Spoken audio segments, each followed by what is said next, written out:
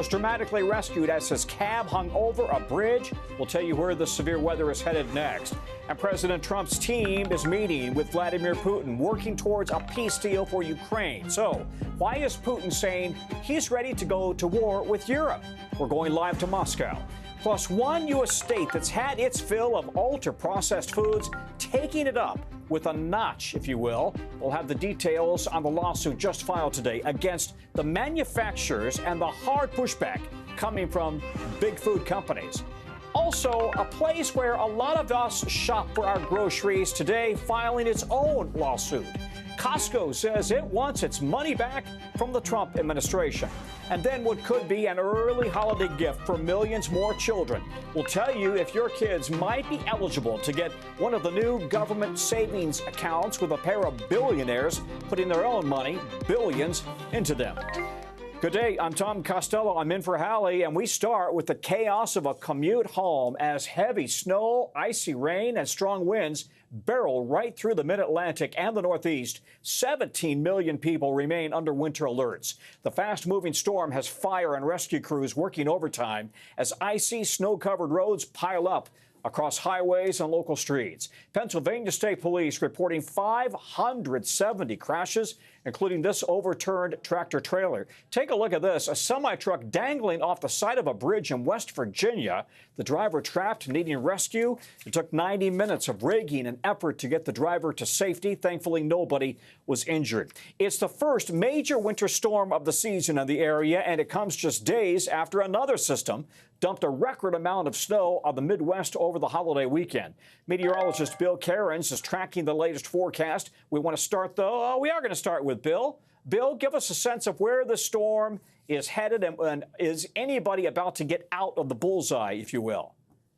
Some areas are finally starting to dig out, but we still got a lot of heavy snow to go as we go throughout this evening. The storm is actually intensifying. It's actually turning into a full-fledged nor'easter now as it passes south of Long Island. All of the blue is very heavy snow now in areas of northern Mass, all the way through southern Vermont, New Hampshire, and into southern Maine. The rain is now cleared. D.C.'s done. Philly's done. New York City, the rain is ending right now. Some of the snowfall totals we had yesterday: Columbus, Ohio, 5 inches. Kansas City, St. Louis, Louisville, all in 4-inch category. Chicago, only 2 this time. Nothing compared to that 8 inches you had over Thanksgiving weekend. Albany, New York just reported it with 6 inches. Scranton about 5. Springfield, Mass 4, about 3 and 3. We will have some areas getting close to 10 inches tonight, though, in areas of New Hampshire and up in Maine. The airports, as you can imagine, are a problem. Newark right now, 70-minute delays on average. LaGuardia 60. Logan's right around 30. And we're still trying to play catch up at Reagan. This rain has been over for a while now, but we're still at 45 minutes. So as this storm system exits, hopefully some of these will start catching back up. Here's the additional snowfall. Notice mostly Maine, Portsmouth, New Hampshire through Portland, all the way through coastal areas. Another 6 to 8 inches, a little less than that when you go a little further towards the interior. And if we're going to have really bad roads in the Boston area, it's if you travel north up 95 or north outside of the 495 loop near Worcester.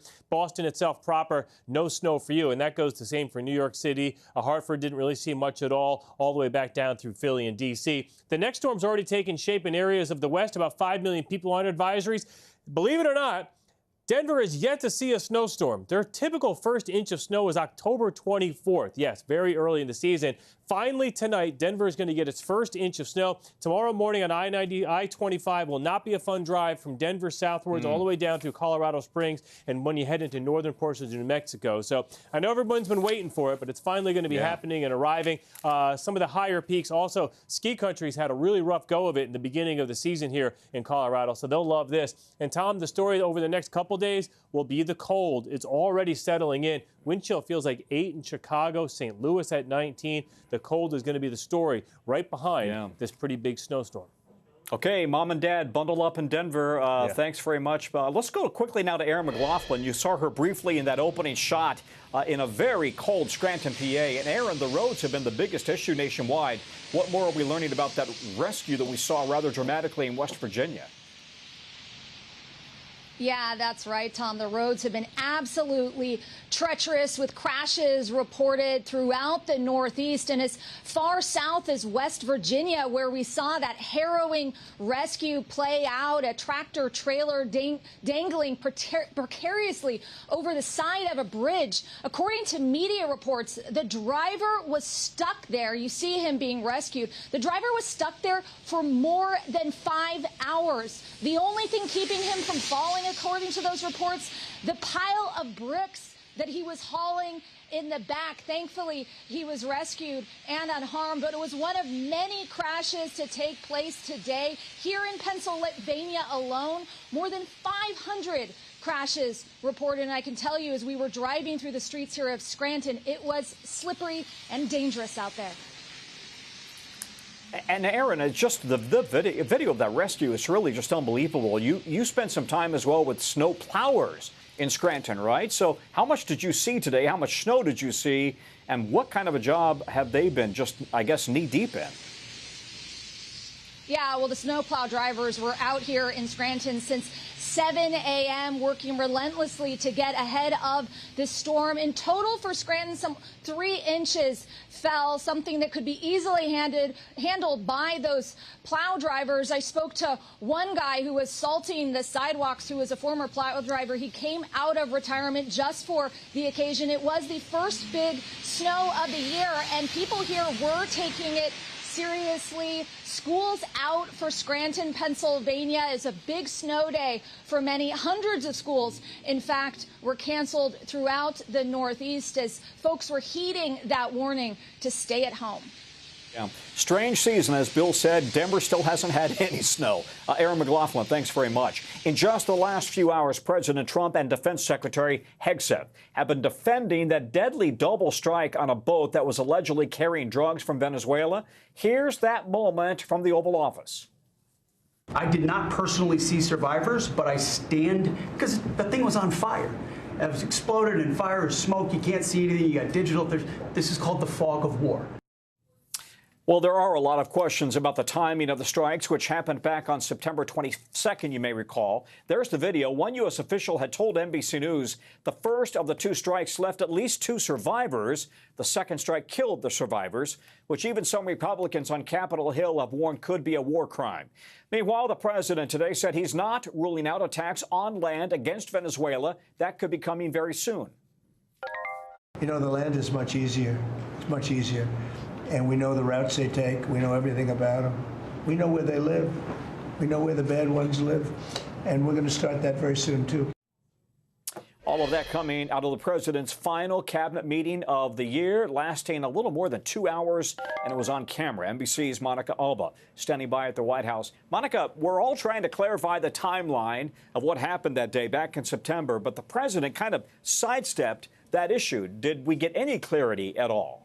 A little bit, Tom, but I think what is really interesting is that the president himself, when he was asked about that second strike a couple of days ago, he said on Air Force One that he maybe wouldn't have done that and said that he really needed more information, but that he did trust what Secretary of Defense Pete Hegseth has been saying, which is that he was not the one who was actually the commander who ordered at least the second strike. They're saying that that is someone named Admiral Bradley. But what's really important to point out here is that Secretary Hegseth did revealed today that he did watch the strike in real time, but that then he left and couldn't see what happened in the subsequent what's called a double tap strike, because he said he had to go to other events and go about his day, and that the second strike maybe didn't take place for an hour or 2 until after that initial one, and that he was, when he saw it, he said, only viewing basically a fireball and didn't know that there were any survivors. So he denied seeing any of those potential survivors, but defended the fact that Admiral Bradley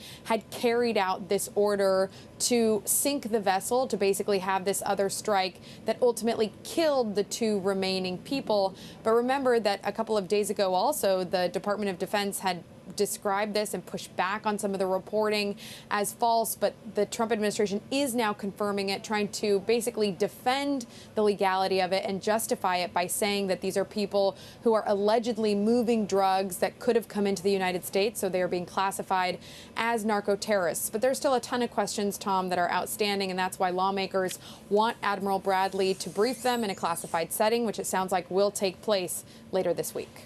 And meanwhile, we're just learning that ICE officers are going to conduct an operation in the Minneapolis-St. Paul area this week. That, according to senior law enforcement sources, I should say. And that's after the president went on kind of a rant about Somali nationals living in Minnesota.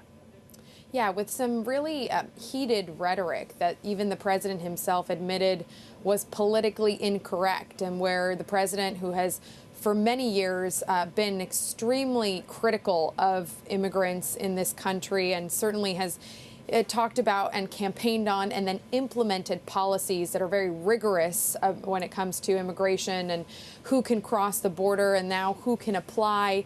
It's coming at a time when essentially there is a travel ban that's being discussed that will widen this crackdown, Tom, and that, of course, is going to apply to something like 30 countries or so in the wake of the shooting of those National Guard members, one of whom tragically died and the other of whom is still in critical condition. The president and the Secretary of Homeland Security have really only ramped up that kind of talk, and now we are learning a little bit more information about what they plan to do. Again, this is part of the broader strategy, and here's what the president had to say specifically about the Somali community and some of these migrants he says that really he doesn't want in this country. That's how he put it. I don't want them in our country, I'll be honest with you, okay? Somebody would say, oh, that's not politically correct. I don't care. I don't want them in our country. Their country's no good for a reason. Their country stinks. And the president had even stronger language than that we aren't playing for you here, Tom, but really underscoring his extremely hard position on this and rhetoric that is pretty offensive to immigrants, of course. Yeah, Monica Alba at the White House. Monica, thank you very much. Russian President Vladimir Putin just wrapped up a meeting with President Trump's special envoy, Steve Witkoff, and the president's son-in-law, Jared Kushner, in Moscow, where they discussed a potential peace deal with Ukraine after Putin issued a stark warning today, saying he's ready for war with Europe if Europe, want it. Here he is in his own words. We're not going to war with Europe. I've said that 100 times. But if Europe suddenly wants to fight us and starts, we're ready right now. There can be no doubt about that. Meanwhile, Ukraine's foreign minister says Putin's comments show that he has no plans to end the war in Ukraine. Putin is making a not-so-subtle threat to Europe. You heard that there, even after sustaining huge losses in the war. Look at this. 750,000 wounded, Russian wounded, 250,000 dead Russian soldiers. And then, that's according to U.S. and British intelligence agencies. Russia has also lost tens of thousands of tanks and other weapons, and they're even using equipment that dates back to both world wars. We want to get straight to NBC's Keir Simmons, who's in Moscow. Keir, a late night there, and the meeting just wrapped up. What have you learned? Yeah, Tom, the meeting wrapped up after 5 hours, a late night meeting, not unfamiliar to President Putin and the Kremlin officials emerging to describe it as productive diplomatic language. But when you read in, what you find is that there was no peace deal. Perhaps that's not surprising, certainly given the uncompromising language that you were describing there from President Putin just minutes before the meeting actually began. Just to run through it for you, Tom, the Yuri Yushakov, President Putin's foreign policy advisor, who was in that meeting, saying that beyond the 28-point plan that initially emerged and began this process, 4 more documents have been presented to the Russians, saying, and I think this language is crucial, that there were things we agreed with and things we did not agree with. That's the Kremlin describing the situation there. Things we did not agree with, saying there were conversations about territory and saying that there needed to be agreement on territory and that there would not be a meeting between President Putin and President Trump anytime soon unless they manage to reach a reach an agreement. Yuri Yushakov saying this was not a meeting where they reached a compromise. Now, Steve Witkoff and we assume, therefore, Jared Kushner, President Trump's son-in-law, who was also in the meeting, made their way late tonight and may still be there to the American embassy here in Moscow. That's, Tom, where they will be able to have a secure call with President Trump to give him the details of exactly how this negotiation played out. But again, clearly they spent hours together. They had a lot to say, but did not come to terms. Meanwhile, Ukraine is just under enormous pressure. It fears it's losing U.S. support. What's the latest you're getting now from the Ukrainians? Yeah, the Ukrainians are inevitably responding to that those comments, as you mentioned, from President Putin just before this meeting, talking about that he would be prepared for a war with Europe, saying, well, okay, so that just shows that the Russians are not interested in peace. President Zelensky was in Ireland today speaking to the Irish Parliament, the Taoiseach, and there he said that Ukraine wants a peace deal, but it has to be a real peace. The same kind of language that you've heard from President Zelensky on a number of occasions. It doesn't look, ultimately as if either side's positions have shifted. And what you had today, and the optics was stunning today, Tom. You had Jared Kushner and Steve Witkoff walking around Moscow, going for lunch with President Putin's envoy, looking at Red Square and at the Christmas market here before this meeting, while the Kremlin was releasing a video of President Putin in military fatigues, somewhat bizarrely getting emotional about the deaths and casualties of Ukrainian soldiers, obviously at the hands of Russian troops, and saying it's a slaughter and that it is unnecessary. So a lot of propaganda from the Kremlin these past days and weeks, but again, not much sign of compromise tonight. Yeah, coming up on the 4-year anniversary of the Russian invasion. Keir Simmons, thank you very much from Moscow. We are also getting a look at new surveillance pictures of the suspect in the shooting of 2 National Guardsmen here in Washington. From documents revealing at his first appearance before a judge since last week's deadly attack. Prosecutors say the photo shows the suspect rounding the corner and firing shots at National Guard troops on patrol. The court docs also allege he yelled Allah Akbar, or God is great, in Arabic. That according to a National Guard witness who was at the scene.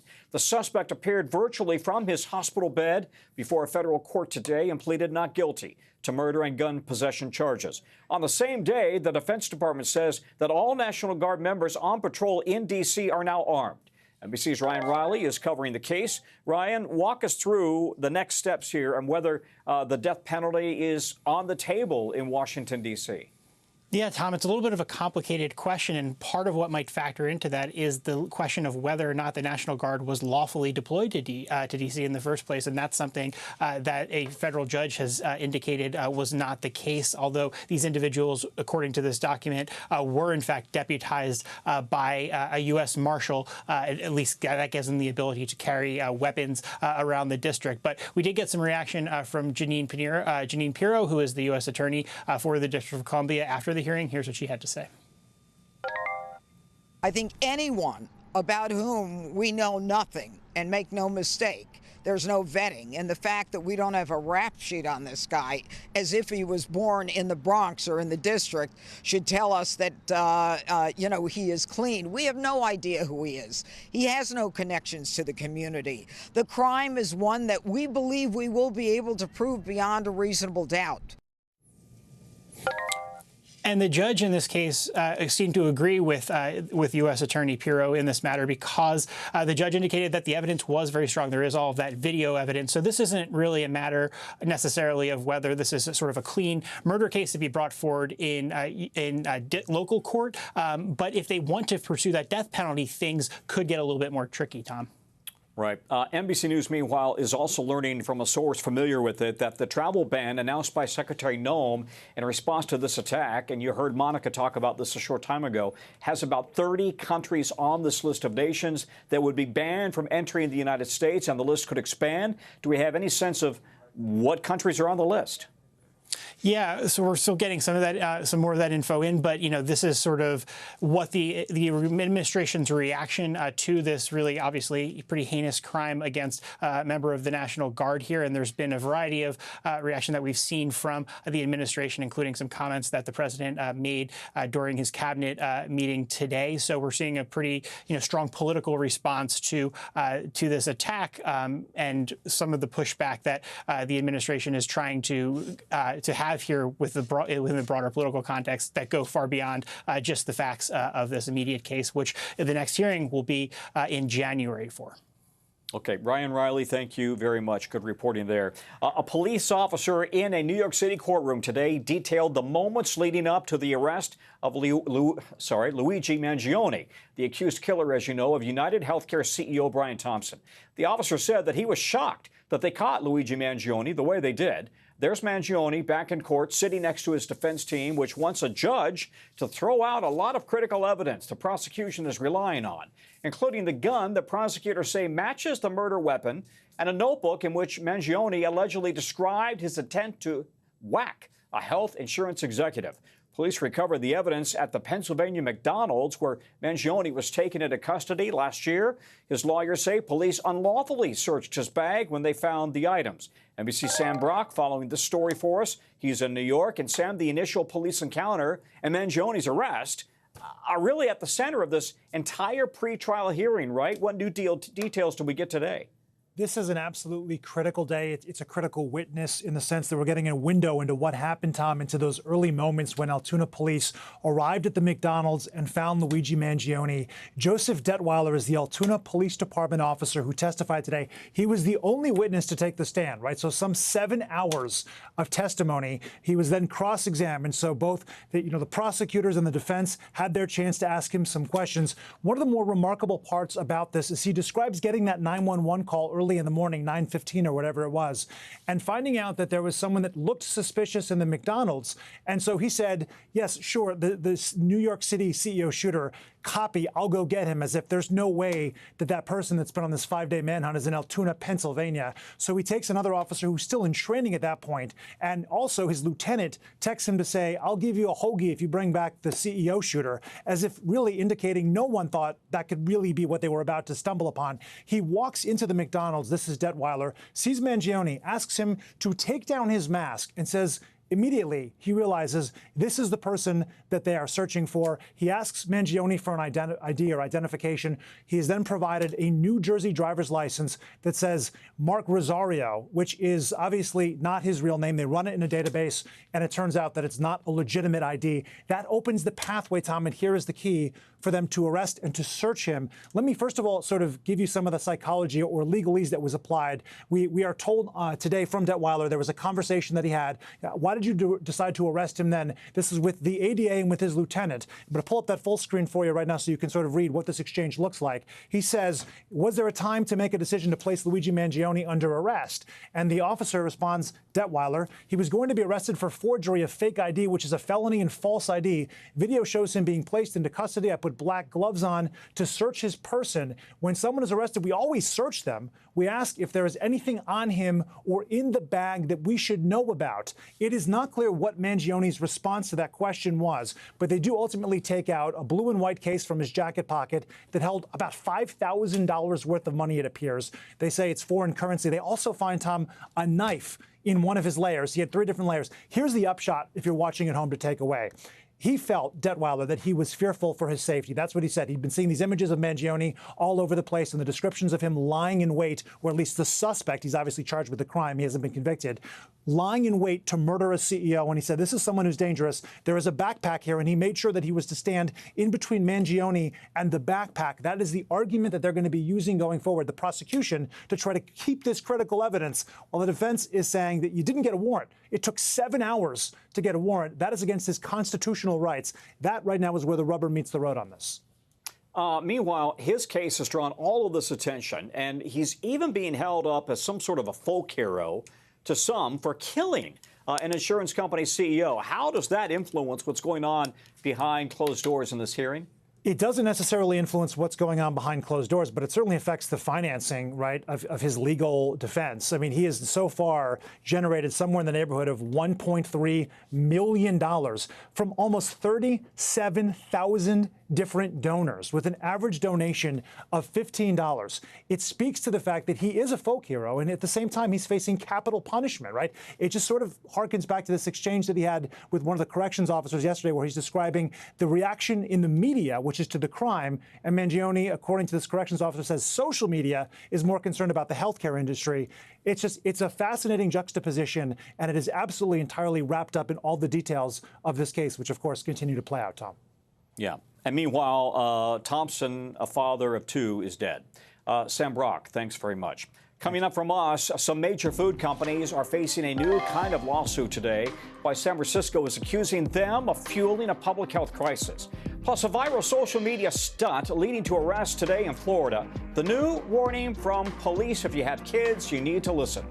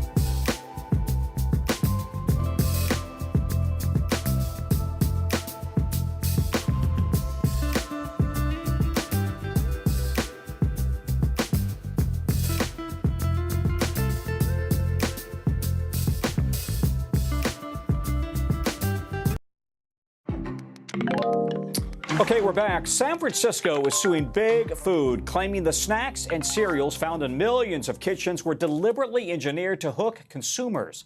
The city is taking on some of the biggest names in the industry, accusing corporations like Kraft Heinz, PepsiCo, General Mills, and Nestle of knowingly formulating ultra-processed foods that were, quote, designed to be cheap, colorful, flavorful, and addictive.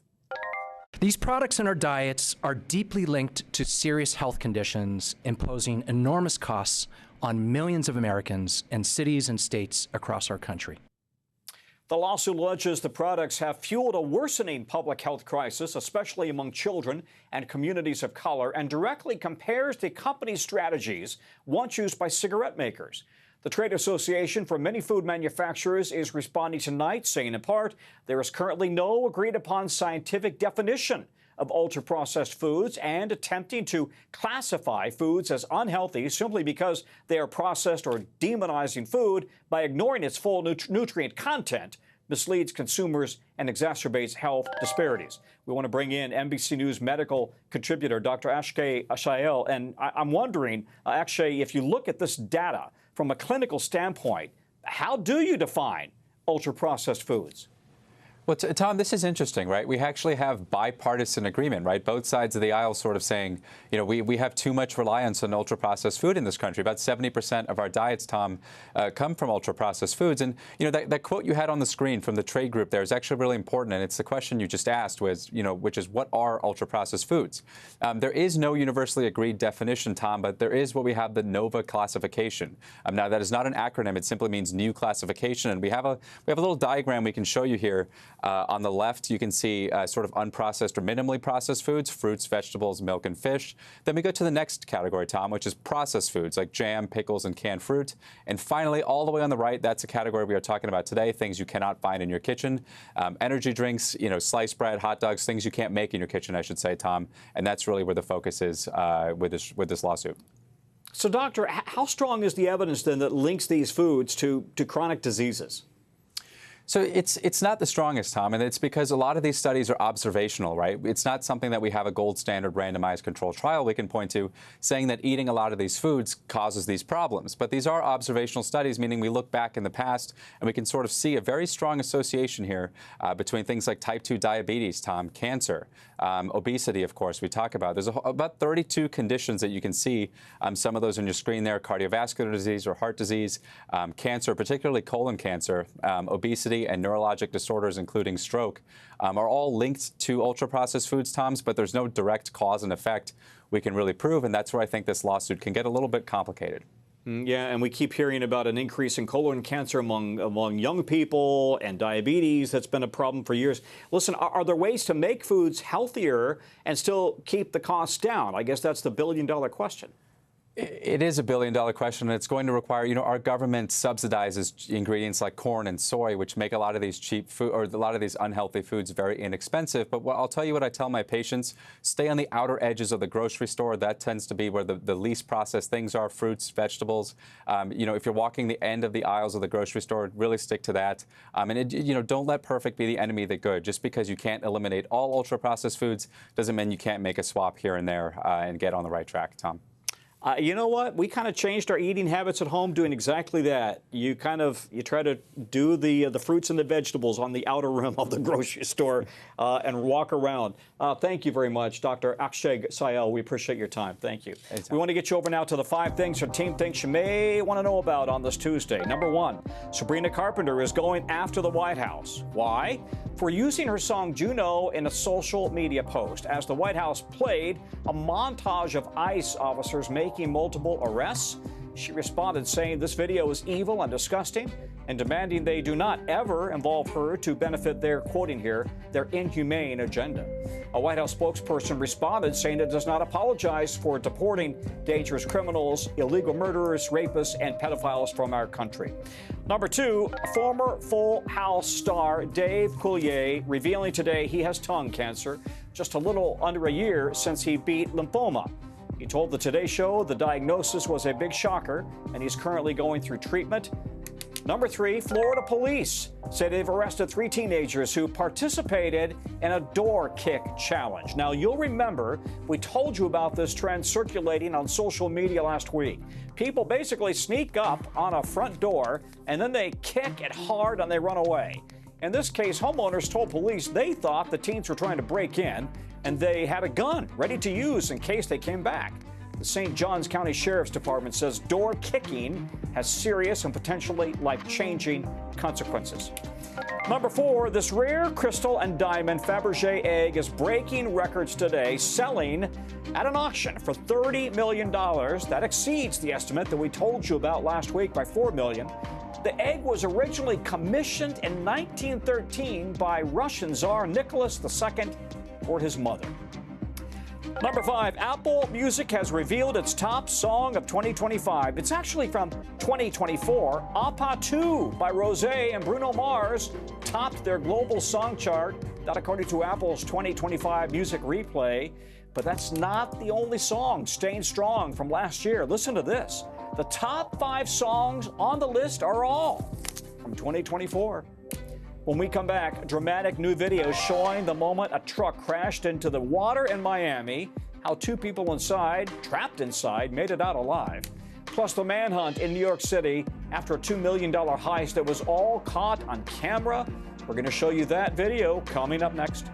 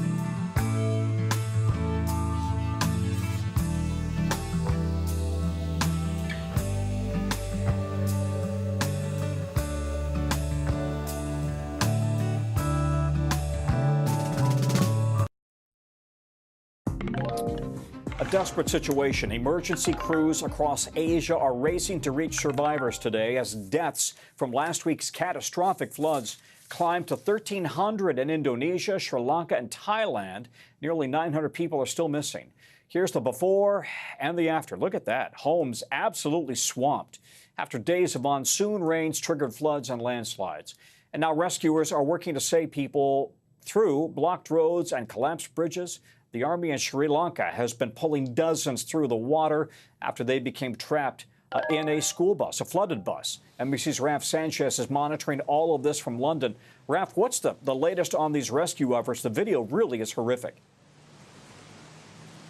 Yeah, it is horrific, Tom. This is a desperate situation across all 3 of those countries impacted by this cyclone, but especially in Indonesia, which really bore the brunt of this extreme weather. You have 700 dead there, 500 still missing, and a lot of the worst damage is on an island called Sumatra.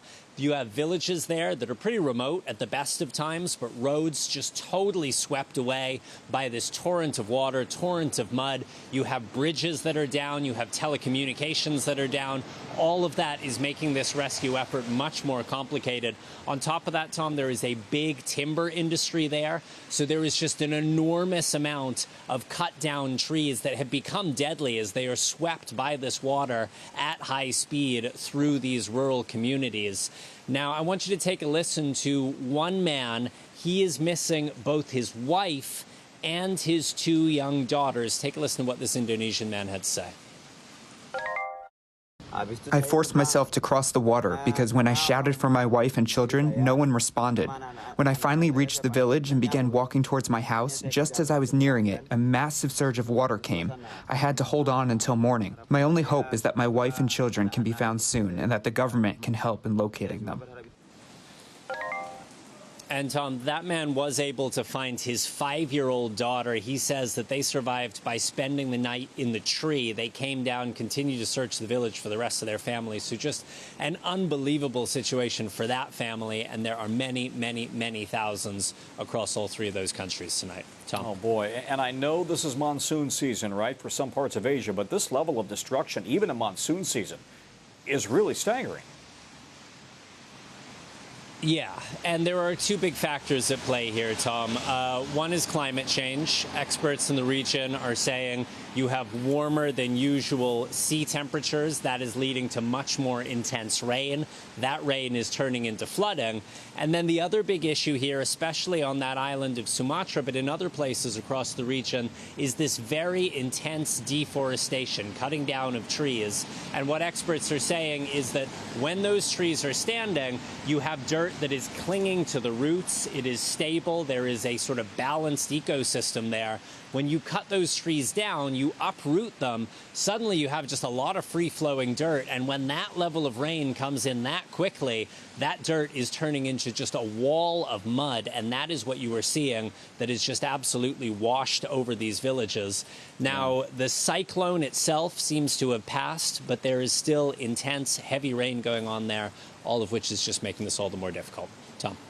Absolutely. Raph Sanchez in London. Raph, thank you for that. Also overseas tonight, the Pope is wrapping up his first foreign trip as pontiff, speaking to thousands in Beirut at the site of that tragic port explosion back in 2020 that killed more than 200 people. Many there are saying his trip is bringing new hope to that area. And it happens as we're now just learning that the Pope was actually thinking of retiring before the conclave elected him earlier this year, saying instead he surrendered to God. And now he has a job for life. NBC covers hundreds of stories each day. You know, it's pretty tough to read, to watch, to listen to everything. So our bureau teams have selected some highlights, and this is what they tell us is going down in their regions. We call this segment The Local. From our Southern Bureau, a Good Samaritan jumped into action after a pickup truck crashed into the water at a marina in Florida. There's the truck barreling through a fence and a tree, then hitting a docked boat. 2 women were trapped inside the truck before the Good Samaritan pulled them out, and we're told everybody is okay this evening. From our Northeast Bureau, an alleged $2 million heist, all caught on camera. It happened at a luxury clothing store in Manhattan that caters to celebs like Cardi B and Kim Kardashian. Police say the thieves broke in around 4 in the morning. There they are, smashing through the window and quickly shoving items into garbage bags. No arrests so far. Police say they're on it. From our Western Bureau, a homeowner in Southern Cal is dealing with a really unusual squatter. That guy. He's 500 pounds. He's a bear, and he refuses to leave the property, literally living in the crawl space underneath the house. Look at that. He's huge. And you can see everything he's destroyed so far trying to get in and out. He's been there for more than a week already, and despite the homeowner's attempts to block the access to the space, he just keeps coming back. But this occurrence is not new for the area. The Eaton fire, you may recall, destroyed some of the wildlife and the food supply, so even after the fire, bears were really taking refuge in nearby homes, just trying to survive. Coming up, the historic new investment in America's kids, how so-called Trump accounts will work thanks to a couple of tech billionaires.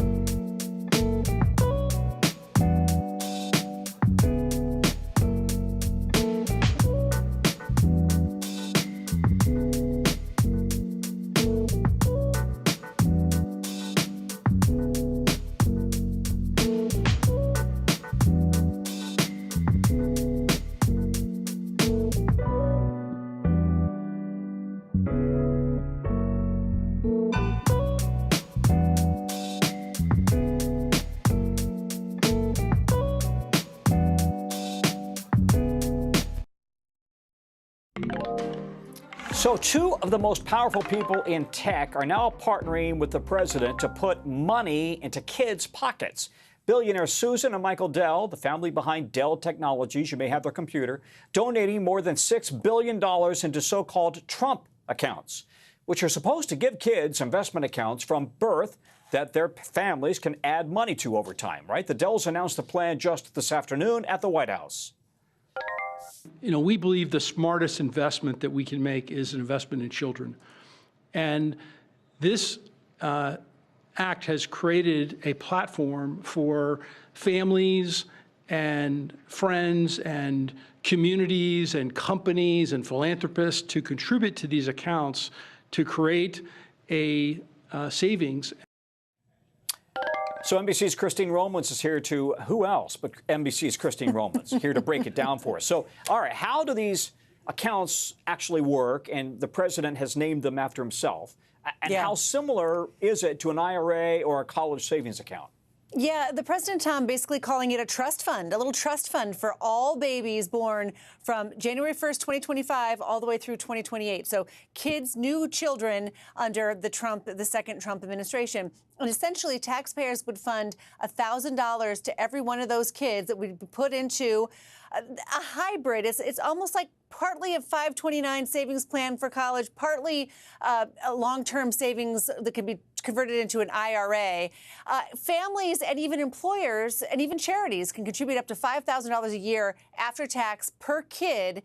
You let all that grow, and this is kind of a way, Charles Schwab ran some numbers and said, like, if you did that, $1,000 per kid for 18 years, somebody's putting in $5,000 a year. That's an account that by the time they're 18 years old could grow to be like almost $200,000. When they're 18, the money can go to college tuition, it can go to buy a new home, or it can be rolled into a traditional retirement account. So it's growing tax-free then, not tax-deferred, is that correct? Yep. So they won't have to pay tax in the future. Okay. They don't have to pay tax on the growth, they have to pay tax when they take it out. Okay. And then it's obviously being invested in the markets, right? So what are the assumptions? In other words, you're assuming that the market's going to be up 6% a year, or is it kind of a mix of bonds and stocks? It's a low cost. They keep talking about it's a low cost stock index fund that this would be invested in. So these would be making, you know, these young kids, these babies, sort of like an owner of the American stock market. This Dell contribution is expanding the reach of these accounts, right? And a lot of families, they simply don't have the disposable income to put any money into the stock market. That's right. And so this is essentially kids who are older than the new babies from this year all the way to 2028, 10 years and under, kids who don't qualify for that taxpayer infusion of $1,000. The Dells are going to put $250 in the account so they can at least get a head start there. They can at least get $250 into this account and let it grow. And it's interesting because the Dells are very, very, they're like evangelists for investing in kids and letting them be part, again, owners in the American economy, not simply just earners in the American economy. And the Dells are saying that they're going to look and they're going to zero in on zip codes where people make less than $150,000 a year, the family does, so they can really target those to people who need it. Okay, so then what are some of the caveats people should be aware of? You can't take the money out until you're 18. You will pay taxes on the back end. And, you know, I talked to some sort of care economy economists today who said, well, this is great. Seeding money for kids is a wonderful thing, but who's helping pay for the expenses right now? Childcare costs that are running twice the pace of inflation, housing costs that mean people can't move for jobs. There are other kind of pain points for young families right now. This is an investment in the future. It's a good thing. It is a good thing, these care economists say, but they're also concerned about how you pay for things now. Real quickly, I don't know if I missed it. Did you say that there's a penalty if they take it out early? Unclear. They want this to stay in there until you're 18. This is meant to stay until you're 18. This is a trust fund. But some families may say, hey, we need that money now, you know? Yeah. And I haven't seen the paperwork. In fact, this won't start until July 4th. So we're still working out and asking for all of those details. All right. Christine, thank you. Great Christine to see Romans. Big news tonight, by the way, from one of the biggest of the big box stores looking for big bucks from the administration. Retail giant Costco filing a federal lawsuit against the administration. Costco wants a full refund of the new tariffs it paid this year and to stop the tariffs from continuing while the Supreme Court decides whether they're lawful or not. NBC News' Gary Grumbach has more in the breakdown this evening. Tonight, another showdown between Costco and President Trump. This time not over politics, but over money. The retail giant suing the Trump administration for a full refund of the tariffs they've paid on imported goods under Trump's tariff plan. My fellow Americans, this is Liberation Day. The administration used the International Emergency Economic Powers Act, IEEPA for short, to put the tariffs in place. But now the Supreme Court will decide whether the use of this nearly 50-year-old law was unlawful. And if the High Court says yes, Costco wants its money back. And we're talking millions. Because IEEPA does not clearly authorize the president to set tariffs, Costco argues, the challenged tariff orders cannot stand, and the defendants are not authorized to implement and collect them. The White House says, quote, "The economic consequences of the failure to uphold President Trump's lawful tariffs are enormous, and this suit highlights that fact. The White House looks forward to the Supreme Court's speedy and proper resolution of the matter." That's because Trump's tariffs have so far brought in nearly $90 billion, according to U.S. Customs and Border Protection data through September. Costco is just the latest, but certainly not the only company looking for a big refund. Global cosmetics giant Revlon, motorcycle manufacturer Kawasaki, and canned food seller Bumblebee are among the companies filing similar suits. Experts say if Costco comes out on top, it could open the door for other businesses to sue the administration, but they may not all be successful. Costco's claim is very particular to its business. The company has claimed that it has not raised prices due to tariffs because it did not want to pass those on to its customer. Not all companies are going to be able to say that or prove that, and that's going to be a very tough proving ground if any other companies want to follow suit. Costco has already taken a stand against the administration as one of the largest U.S. businesses not backing down from their DEI policies, despite mounting pressure from the White House. Big companies like Walmart and Amazon pulled back on DEI efforts after President Trump began targeting American schools, law firms, and businesses. But Costco has yet to do so. Even though Costco is a public company, it is still very privately controlled, and it has a huge customer base, 145 million customers worldwide, about half of them in the United States. It's the biggest wholesale retailer out there, and it wields a lot of power because of the size of its consumer base. Major moves from a major U.S. retailer looking for a different kind of return on its investment. And there's Gary. Gary Grumbach joins us right now. So, Gary, if SCOTUS, if the Supreme Court rules against the administration here, is it game over on the tariffs? Absolutely not. There's at least 6 other ways that we've found that President Trump can impose tariffs on foreign countries, but all of them, almost all of them, involve whether the Congress, the International Trade Commission, or the U.S. Trade Representative to be part of that decision-making process. You'll remember this is simply done by President Trump just making this decision via executive order. Tom. Gary Grumbach on the story. Gary, thank you very much. Still to come from us, how Netflix is responding to accusations it stole footage for a doc on convicted rapper Sean Diddy Combs.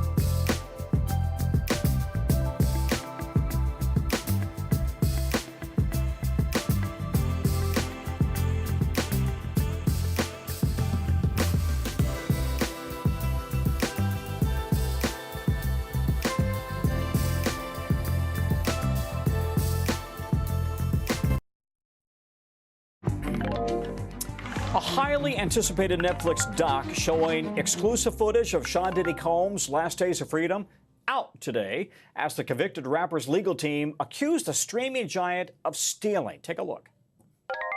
We have to find somebody that'll work with us that has dealt in the dirtiest of dirty business. We're losing. So the doc's director says the footage from September 2024 came to them legally and that they have the necessary rights. But Combs' team says that the video leading up to Diddy's arrest was for an entirely different purpose, one that Netflix apparently doesn't have the rights to. Now remember, Diddy is currently serving time in prison after a jury convicted him of 2 counts of transportation to engage in prostitution. They acquitted him, the jury did, of 2 greater charges, racketeering and sex trafficking in connection to the so-called freak-offs we told you about. NBC's Chloe Malas is joining us now. Chloe, any indication from Netflix that it plans to step back on this, or is it going forward? Tom, if they were going to step back, that's something that they would have done before midnight today, because that's when the documentary dropped. Remember, Combs' legal team sent a cease and desist to Netflix, telling them that this footage was allegedly stolen and that this was unauthorized and was never supposed to see the light of day. This was for a separate project that Combs had been working on for years. And the director, Alexandria Stapleton, said in a statement that Netflix and she lawfully obtained this footage. She also said, in part, we moved heaven and earth to keep the filmmaker's identity confidential. One thing about Sean Combs is that he's always filming himself, and it's been an obsession throughout the decades. And what she means is the filmmaker of not the documentary, but of this unauthorized footage, because again, so many questions as to how Netflix, how 50 Cent, who executive produced this docuseries, how'd they get their hands on this? I saw your interview earlier today, and I think people might find it fascinating. The doc is produced by Diddy's longtime rival, right? Rapper Curtis 50 Cent Jackson, I should say, 50 Cent Jackson, who spoke to you about it. Yeah, I mean, he sat down with myself. He also sat down with GMA's Robin Roberts, and I asked him point blank about this rumored feud that the two have had for years. Listen to what he had to say. You know, if I didn't say anything, you could assume that all of hip-hop culture is comfortable with his actions or what they're depicting him as, the person he is. So he has long denied that they have any sort of a feud. He says that this is just typical hip-hop rivalry, friendly competition. He even had said in another interview that Combs would probably like the documentary if he had a chance to watch it. But as you heard in my interview, in part, he said that he felt he had an obligation to the hip-hop community to put this docuseries out there to say that, you know, look, a lot of people haven't spoken up about Combs within the community, but that he felt like he needed to say that they do not stand behind Combs' actions. But remember, he was acquitted of the more serious crimes of sex trafficking, racketeering, conspiracy. I covered that trial, and he is serving 50 months in federal prison for transportation to engage in prostitution, but a far cry from life in prison. But again, this 4-part series, it's out. You hear from the jurors. You hear from lots of different people who were in Combs' inner circle. It's truly fascinating, Tom. All right, real quickly, I got 30 seconds. Would Combs like the documentary? I don't think so at all. You know, there is a lot of implications about a lot of different things, and you can imagine that his legal team is also not happy. His lead attorney, Mark Agnifilo, is filmed having private conversations with Combs that he obviously never expected to wind up in a Netflix docuseries. You know, he also has other high-profile clients like Luigi Mangione. So all around, it's not great for Combs or his entire team. Chloe Malas, thanks very much. We appreciate it. That is a wrap for us at this hour. The coverage on News Now resumes right now.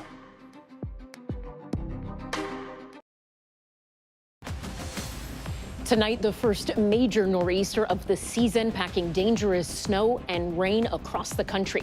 A driver rescued from a semi-truck dangling off an overpass. Icy highways triggering crashes, spinouts, and major delays. State troopers responding to hundreds of accidents, tens of millions still under alert. We're tracking it all out. Also tonight, intensifying scrutiny into those U.S. boat strikes in Venezuela. The president defending the decision to strike the same boat twice. And the new details tonight where the Secretary of War was when the call was made. High-stakes Kremlin meeting. U.S. officials face-to-face with Putin after he said Russia is, quote, ready for war with Europe. So did the hours-long summit bring a peace deal any closer? The new surveillance images of the moments before that deadly National Guard attack as the suspect appears in court. A dramatic rescue caught on camera, a truck crashing through a fence and plummeting into the water. A Good Samaritan jumping in to help pull the driver out. What he told Top Story about those heart-pounding moments. The field goal attempt going viral for all the wrong reasons. The player who flubbed that kick now speaking out. And winner, hot dog dinner. An iconic Chicago hot dog joint dishing out free meals. What this locker room celebration had to do with it. Plus, are your kids eligible for the Trump investment account? We'll break down what you need to know. Top Story starts right now.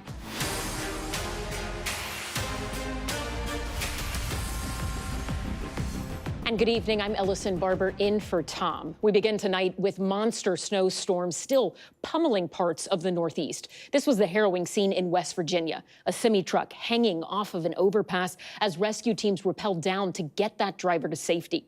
Heavy snow and ice causing dangerous driving conditions up and down the Northeast corridor. Cars and trucks destroyed on Pennsylvania's Route 80. Also in Pennsylvania, this car sliding out of control, crashing into multiple other vehicles. Vehicles backed up as far as the eye can see in the state of Ohio. Cars stalling and spinning out from Missouri to Pittsburgh. This tractor trailer completely flipped over in Connecticut. But we're not in the clear yet. 14 million people under winter weather alerts at this hour with some of the coldest temps on the way. We're tracking it all out, and we're going to begin tonight with Aaron McLaughlin, who leads us off from Pennsylvania. Tonight, a fast-moving storm striking the Northeast, wreaking havoc on the roads as far south as West Virginia. He's advising it is hanging over the ledge. He's advising that the semi is over the ledge. Where for over 5 hours, the cab of this tractor trailer dangled precariously over the side of a bridge. According to reports, the load of bricks the driver was hauling, the only thing that kept him in the air. Video shows the harrowing moments the driver was rescued. Meanwhile, in Pennsylvania, state troopers responded to more than 500 calls reporting crashes and highways shut down. And at the nation's airports, flights delayed as crews work to de-ice planes. Tonight, 14 million Americans under winter alerts, with snow totals up to 10 inches in parts of New England and winter supplies flying off store shelves. We've been super busy. Selling out of ice melter and shovels and everything. In Scranton, Pennsylvania, an alert warning of extreme cold and an all-out effort to stay ahead of the snow. The plows have been working the roads since 7 a.m. You just have to watch for pedestrians. You won't believe how they'll walk right in front of you or behind you. I almost hit a guy on a little moped. So, PSA, you see a snowplow steer clear? I would think so. Today, former professional snowplow driver Clyde Best came out of retirement to salt the streets. What's your advice for folks dealing with all this snow? Stay home. NBC's Aaron McLaughlin joins us now from Scranton, Pennsylvania. So, Aaron, airports in the crosshairs of this storm, those airports still seeing some delays, right? Schools, they've got to be feeling it too. Yeah, that's right, Ellison. More than 6,000 delays today nationwide, with Chicago O'Hare once again being the hardest hit, and school was out for the day here in Scranton, Pennsylvania, as was the case for hundreds of schools across the Northeast. The good news is that storm is set to push out tonight, but it'll be followed by some pretty chilly temps by the end of the week. Ellison. NBC's Aaron McLaughlin in Pennsylvania. Thank you. Let's get over to NBC's meteorologist Bill Cairns for the latest on the forecast. Bill, I mean, how much more does this storm have left in it? Yeah, New Hampshire and Maine, that's about it for the heavy snow, where cleanup time now begins in the Capital District, southern Vermont, Massachusetts, especially in the hills. I did see a report of a foot of snow in the Catskills, so some of the higher elevations did take it on the chin. All of the rain is over in the mid-Atlantic, and you can see where the snow is now, just really New Hampshire and coastal Maine. Now, as far as the winter storm warnings go, they'll be expiring as we go throughout the overnight, but with the cold temperatures moving in, we're going to get some refreezing out there, too. So anywhere that had the heavy snow earlier today, tomorrow morning, we'll probably get some additional school delays, maybe even some cancellations for our friends here to the north. Additional snow, another 3 to 6 inches in general from Portland to Augusta, up I-95 to Bangor, and our friends in Down East Maine could pick up about 6 to 8 inches. The other storm that's now impacting areas of the west, this was not a powerful storm, but it is finally ending our snow drought, and especially areas of Colorado. Denver typically has its first inch of snow by October 24th. It hasn't snowed yet in Denver. That changes tonight into tomorrow morning. We are expecting snow on the I-25 corridor from Colorado Springs to Denver. All of these areas are going to be picking up, Ellison, about 3 to 6 inches of snow. So keep that in mind for your early morning driving plans. And Bill, there's also a brutal blast of cold air on the way. Where is that? I think a lot of people would probably be complaining more about the cold than they will the actual snow and ice that we just dealt with. It already feels like 7 in Chicago. This is just the beginning, though, because the cold air is located up into Canada, and it's going to be moving in behind this next cold front. So we're going to bundle up tomorrow. Only 10 for a high temperature in Bismarck. That's it. Some of these temperatures are about 20 to 30 degrees colder than they should. So this is January-type cold in the beginning of December. All the dots on this map are record lows expected Thursday and Friday. We have a coating of snow on the ground. We have a cold Arctic air mass coming in. That's the recipe for records to be shattered throughout the Great Lakes, Ohio Valley, and into the Northeast. So how cold will it be? By the time we get to Thursday, Green Bay at 4, Chicago 8. This is as warm as it's going to get, and the wind chills will feel in the negative numbers. All of that cold air, Ellison, arrives on Friday for areas of the Northeast. Bundle up and get ready. Yeah. All right, Bill Cairns, thank you. We appreciate it. Next to the other major story we are following tonight, that marathon cabinet meeting at the White House today, where President Trump and his defense secretary defended the decision to strike an alleged drug boat a second time to kill all people on board. The administration also floating an expanded travel ban. NBC's Gabe Gutierrez was in the room. Tonight, President Trump defending striking a boat allegedly carrying drugs to the U.S. twice in early September. I want those boats taken out. And if we have to, we'll attack on land also, just like we attack on sea. And there's very little coming in by sea. I think we've knocked out over 90% of it. 2 people initially survived, and the administration says the decision for a second strike, killing all on board, was made by Admiral Frank Bradley. Today, Defense Secretary Pete Hegseth said even though he watched the first part of the attack live, he'd moved on to his next meeting before the second strike. Admiral Bradley made the correct decision to ultimately sink the boat and eliminate the threat. We have his back, and the American people are safer because narco-terrorists know you can't bring drugs through the water. So you didn't see any survivors, to be clear, after that first strike? I did not personally see survivors, but I stand, because the thing was on fire. It was exploded and fire and smoke. You can't see anything. You got digital. This is called the fog of war. The Trump administration has labeled drug cartels foreign terrorist organizations, but Democrats are calling the targeting of incapacitated survivors a potential war crime. Some Republicans are also skeptical. I think both strikes are actually illegal. I don't think you can just name people and say, well, they've got drugs. Well, where's the proof? It comes as the administration ramps up its crackdown on illegal immigration. A senior law enforcement official tells NBC News ICE is planning an operation this week in the Minneapolis-St. Paul area, where there's a large Somali population. You told me to look into Minnesota and their fraud on visas and their programs. 50% of them are fraudulent. Federal prosecutors have charged dozens of people in Minnesota's Somali community for allegedly stealing hundreds of millions of dollars in taxpayer money meant for social service programs. This beautiful place, and I see these people ripping it off. Their country stinks, and we don't want them in our country. But when they come from hell and they complain and do nothing but bitch, we don't want them in our country. Let them go back to where they came from and fix it. And Gabe joins us now from the White House. Gabe, what more do we know about Navy Admiral Frank Bradley, who by Secretary Hegseth's account had the authority and in his view made the correct decision to sink the boat? Well, Ellison, Admiral Bradley has a long resume, became a U.S. Navy SEAL back in 1992. He was one of the first service members deployed to Afghanistan following the 9/11 attacks, and he has a lot of experience. He was even promoted in October. Now, as you said, Secretary Hegseth and the president say that he had the authority to carry out that second strike. And we're also now learning, according to lawmakers and 3 sources familiar with the planning, that the admiral will now brief leaders of both the House and Senate Armed Services and Intelligence Committees on Thursday. Ellison? Wow. Gabe Gutierrez at the White House with that extraordinary reporting. Thank you. Moving overseas now to Russia and that high-stakes meeting between President Trump's envoy and Russian President Vladimir Putin as the U.S. looks to broker a peace deal with Ukraine. NBC's chief international correspondent Keir Simmons has this report from inside Russia. Tonight, even before his meeting with President Trump's envoys, Steve Witkoff, and son-in-law Jared Kushner, Russian President Putin in an uncompromising mood, accusing NATO countries of sabotaging President Trump's peace efforts in Ukraine. We're not going to have a war with Europe, I've already said. But if Europe suddenly wants to wage a war with us and starts it, we're ready right away, Putin said. Putin describing recent changes to the US peace proposal as absolutely unacceptable. And our people are over in Russia right now to see if we can get it settled. Not an easy situation, let me tell you. What a mess. It's a war that never would have happened if I were president. Not even a chance. Kushner and Witkoff were taken to lunch at a swanky Moscow restaurant, while the Kremlin released footage of Putin in military fatigues, being briefed on the war. Appearing emotional over the, quote, slaughter of Ukrainian soldiers by his own Russian troops, but blaming Ukraine.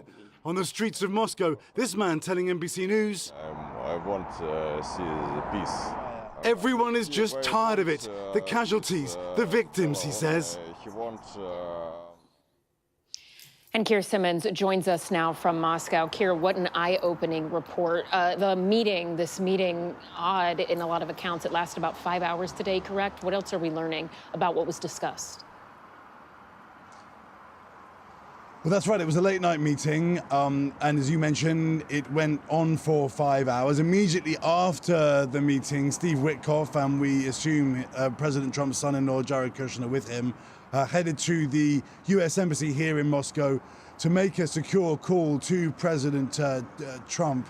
And President Zelensky of Ukraine has said that he was expecting a call too for the briefing on what happened. Now, we don't know from the U.S. what happened in the meeting, but according to President Putin's foreign policy advisor, Yuri Ushakov, who did speak to Russian reporters afterwards, they agreed on some things but disagreed on other things. He said it was constructive, but that some of the disagreements were around issues like dividing territory. He said that President Putin was direct and frank with the U.S. delegation about exactly where he did not agree. He said there are no plans at present for a meeting between President Trump and President Putin. So a constructive meeting according to the Kremlin, but not one that has agreed a peace deal, and certainly one where that US delegation have been sent back with many answers to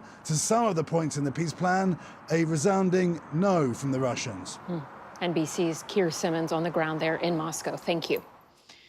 Back here at home to the new surveillance images of the moments before a gunman opened fire on the National Guard, killing Specialist Sarah Beckstrom and leaving Special Sergeant Andrew Wolf in critical condition. The suspect, an Afghan national, appearing virtually in court today from his hospital bed. NBC's chief Capitol Hill correspondent Ryan Nobles with the latest. Tonight, newly released surveillance images showing the suspect outside a Washington, D.C. metro station 1 minute before prosecutors say he unleashed his deadly ambush, running around the corner and opening fire on National Guard soldiers on patrol, continuing to shoot, then bending down and looking at their bodies on the ground. Prosecutors say the suspect yelled "Allahu Akbar" and that he was subdued as he was reloading. In a virtual hearing appearing from a hospital bed, Ramanullah Lakhanwal pleaded not guilty to all charges, including first-degree murder. Lakhanwal is an Afghan national and had worked with the CIA in Afghanistan. He was brought to the U.S. during the Biden administration after the chaotic U.S. withdrawal. The Trump administration says there was no proper vetting. Make no mistake. There's no vetting. We have no idea who he is. He has no connections to the community. President Trump has halted all visa processing for people from Afghanistan. 24-year-old Staff Sergeant Andrew Wolf was critically injured in the attack. 20-year-old Specialist Sarah Beckstrom was killed. She was like a perfect human being. 20 years old, just started. She was like a baby. She told the parents that she was getting a promotion, and they were so proud of her. Then they get a call that this happened. And Ryan Noble joins us now. Ryan, you mentioned Special Sergeant Wolf was critically injured in this attack. What more do we know about his condition? Ellison, he is still in serious condition, but there are signs that he is improving. West Virginia's governor said that he actually gave a thumbs up to the nurses in his hospital room, and he has also wiggled his toes. But even though there are those signs of improving, there is no doubt that he has a long and difficult road to recovery, and everyone in his family is still hoping for the best. Ellison? Ryan Nobles in D.C., thank you. Staying in Washington, the White House announcing the launch date for what it calls Trump accounts, $1,000 investments for every child born in the U.S. from January 1st of this year through 2028. And the announcement came with a multi-billion-dollar boost from one of the country's wealthiest couples. NBC's senior business correspondent Christine Romans has more. At the White House today, a celebration for new investment accounts for every child born in America, what the administration calls Trump accounts, now set to launch on July 4th next year. Trump accounts will be the first, I guess you could say, real trust funds for every American child. Those accounts for babies born between January 1st of this year through 2028 will receive $1,000 of federal funds that will grow tax-free. The money is to be invested in broad stock market index funds and can be used for education, housing, or converted into a retirement account once the child turns 18. We believe this is the greatest investment that we could possibly make is in children. At today's event, what President Trump called one of the most generous acts in the history of the country, tech billionaires Susan and Michael Dell announcing they will donate $6.25 billion to expand the accounts to an additional 25 million children. Our gift will cover most of the children that are 10 and under that are not part of the federal program, the 0 to 2-year-olds, and who also live in zip codes where the median income is $150,000 or less. The gift, $250 per child. Others, like family members and employers, can contribute up to another $5,000 a year into the accounts. I have spoken with a number of other wealthy Americans, philanthropists, and we are confident that others will join us. And Christine Romans joins us now on set. So, Christine, how much money could someone have if they start putting this in their account for their kids by the time they turn 18? So if you look at $1,000 that the government's going to put in, and then up to $5,000 each year until they're 18, that can be an employer match, that can be from parents or grandparents, that can be from philanthropists. It could grow if you assume a 7% return on the S&P 500 to almost $200,000. Wow. NBC's Christine Romans, thank you. Now to Tennessee, which tonight is holding a critical special congressional election. Heading to the polls, voters in Tennessee's 7th district, with a Republican who held that seat in the House, Mark Green, resigned earlier this year. Historically, this part of Middle Tennessee has been deep red. Trump won it by 22 points back in 2024. But Democrat Afton Bain, a state representative, thinks she could pull off an upset here. She's up against the Trump-backed Republican, combat veteran Matt Van Epps, who says he doesn't think it'll be close. Now it's within single digits. It is, once again, a testament to the fact that this administration hasn't delivered. I'm super excited of the momentum that we have to have the endorsement of the president. And we're going to win decisively tomorrow when everyone gets out to vote. NBC's Capitol Hill correspondent Melanie Zanona is on the trail and joins us now from Van Epps headquarters there in Tennessee. So, Melanie, outside groups have spent a lot of money in the last 2 weeks, right? More than $6.5 million on this race. Heavy hitters like former Vice President Kamala Harris and AOC have campaigned in support of the Democrat. House Speaker Mike Johnson is there rallying with the Republican. Why are the stakes in this race so high?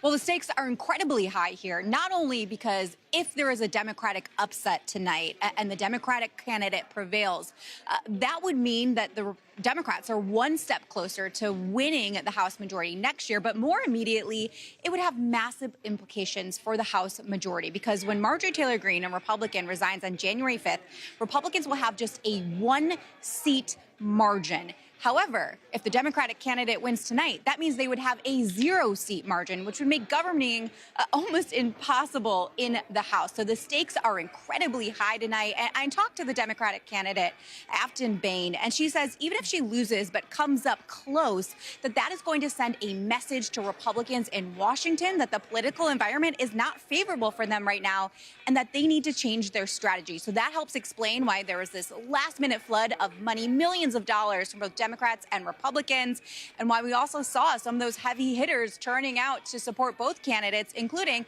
President Trump holding a tele rally last night and Speaker Mike Johnson campaigning in the district all day yesterday. And we mentioned earlier the amount of money that has been poured into this. Special elections like this typically have lower turnout polling. It can also be pretty limited, right? But you look at how Democrats have done in special elections this year. They've overperformed their 2024 margins roughly by about an average of 13%. When you're speaking to people on the ground there, we mentioned this is historically a deep red district. What are voters saying about all of this and also all of the attention and the ads that have really funneled in just the last 2 weeks?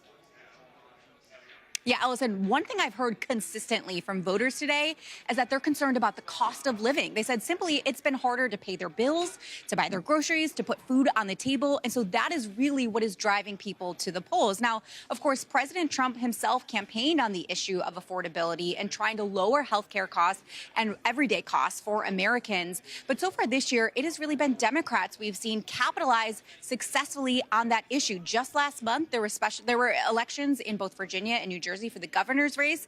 Democrats had huge turnout numbers, and they saw very successful victories in both of those states. Now, those are very blue states. Here in Tennessee, where we are, it is the heart of Trump country. So it's going to be a lot tougher for the Democrat to win here. But the race is close, and it's very competitive, Allison. Really interesting stuff. Melanie Zanona on the campaign trail there in Tennessee. Thank you.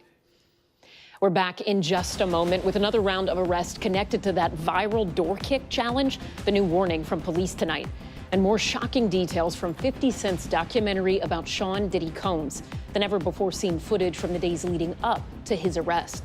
Plus, the terrifying rescue caught on camera, a man in Florida jumping into the water to save two women trapped inside a truck. You'll hear from the hero who pulled them out. That's ahead on Top Story.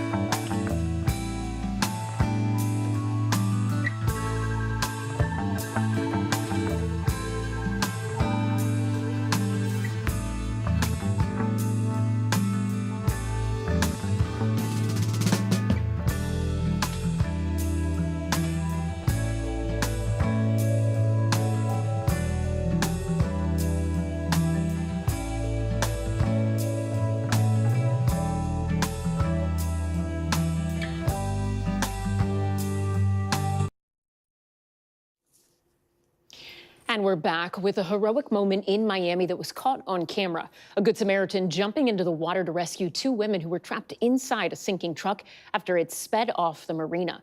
NBC's George Solis spoke to the man of the hour himself. Tonight, chaos at a Miami marina. Take a look. That's Rafael Valdez, who jumped into the Miami River to rescue two women trapped inside a sinking pickup truck. Bystanders watching and throwing life vests towards them. Today, Valdez, who only speaks Spanish at his home, now sitting with 18 stitches in his leg from an injury he got trying to save the women. The city of Miami now says were two city employees. Why risk your life? ¿Por qué arriesgarse su vida? Eso sí no se piensa. You don't think about that when you're going to help, that you're going to risk your life. The people would drown. You don't think about it unless you're asked. This surveillance video obtained by NBC News shows the pickup truck speeding off the dock and straight into the water, hitting a tree and boat on the way down. Valdez not wasting any time. I went like everyone to look. I heard the woman asking for help, and that's when I dove in. Do you regret it? ¿Te arrepientas? No. Local business owner Mauricio Flores was about to set sail when he heard a loud crash. I heard like a big noise, like an explosion. I ran away to see what's going on. He started filming with his phone, realizing the sinking truck wasn't empty. The girls was saying, help, help, help. They was trapped because of the airbags. That's Valdez in the water, pulling the driver out through the window to safety, offering them his cell phone, but The women were in shock. Do you feel like you're a hero? ¿Te sientes como un héroe? No, I think anyone would have done the same, depending on the reaction that person has in that moment. The city of Miami telling NBC News the two employees were driving a waste department pickup truck, adding they're still investigating the matter along with the Miami police. Tonight, Valdez saying he would do it all over again with this message for the two women. I'm happy they are okay. Be careful driving. Ellison, Miami PD told NBC News there's an accident report, but it won't be available to the public for the next 3 to 5 days. George Solis, thank you. Next tonight, the viral TikTok challenge that police are calling dangerous. It involves kicking strangers' doors, sometimes in the middle of the night, and now 3 teens have been arrested. Here's NBC's Emily Aketa. 911, where is your emergency? Sweetbriar Branch Lane. Someone just tried to kick in our front door. Watch as a masked teen forcefully shoves his foot into a front door, part of a social media trend raising alarm across the country known as the Door Kick Challenge. St. Johns County Sheriff's Office says 3 teens did this at multiple homes last week in Florida. They tracked them down from above. We got 3 secure. And arrested the trio for loitering and prowling. You guys want to get shot by a homeowner when you kick in their front door and they think you're breaking in to kill them? Investigators underscoring it's not a harmless prank. Listen to the frightened homeowner's reaction. My husband was going to open the door with our gun, but he did not. He still has his weapon out, though, correct? His weapon is, in his hand, in case they come back. Home security cameras have captured the Door Kick Challenge from Arizona to Minnesota to California. What may be fun or a cool thing to do amongst their friends and post it on social media is very traumatic to those and terrorizing to those on the other side of the door. This year, 2 young people were shot and killed in similar incidents in Virginia and Texas. And last month, outside of Chicago, there were 5 reports of door kicking, leaving neighbors on edge. It would be unnerving, for sure, to have that happen. As police now try to silence the concerning trend. And Emily joins us now on set. So, Emily, most of these door-kicking incidents are actually happening at night, right? Does that make them more risky or dangerous? Yeah, absolutely. So in the recent surge outside of Chicago, Arlington Heights police say that they're seeing most of these people target the homes late at night when the homeowners are home or even sleeping. So that raises concern and especially fear for a possible intruder. And they say that's why they're trying to prevent, quote, unnecessary and potentially grave repercussions. NBC's Emily Aketa, thank you. And still ahead on Top Story, dramatic new testimony today at the pretrial hearing for Luigi Mangione. What police are revealing about the moments before he was arrested. And the New York Giants kicker speaking out about that viral moment last night when he botched a field goal. What he says went wrong. Stay with us.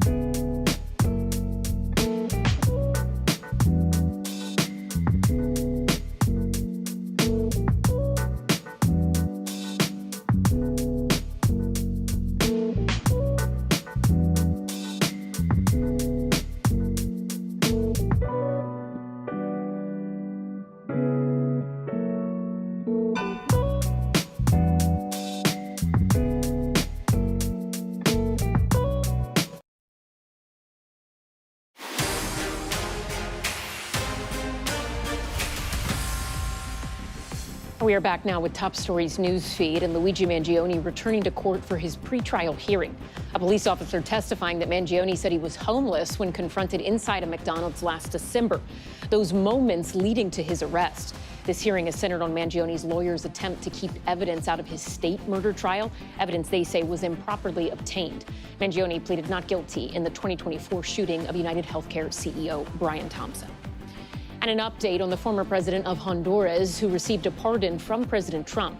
Juan Orlando Hernandez walking free from a prison in West Virginia.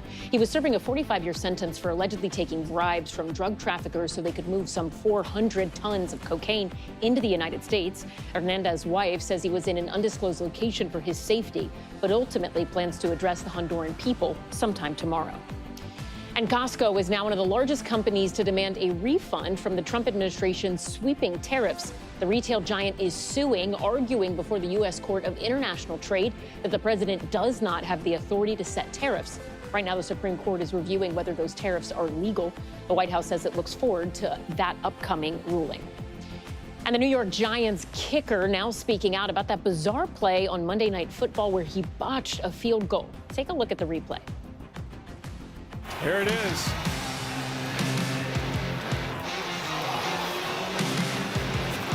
Whoops.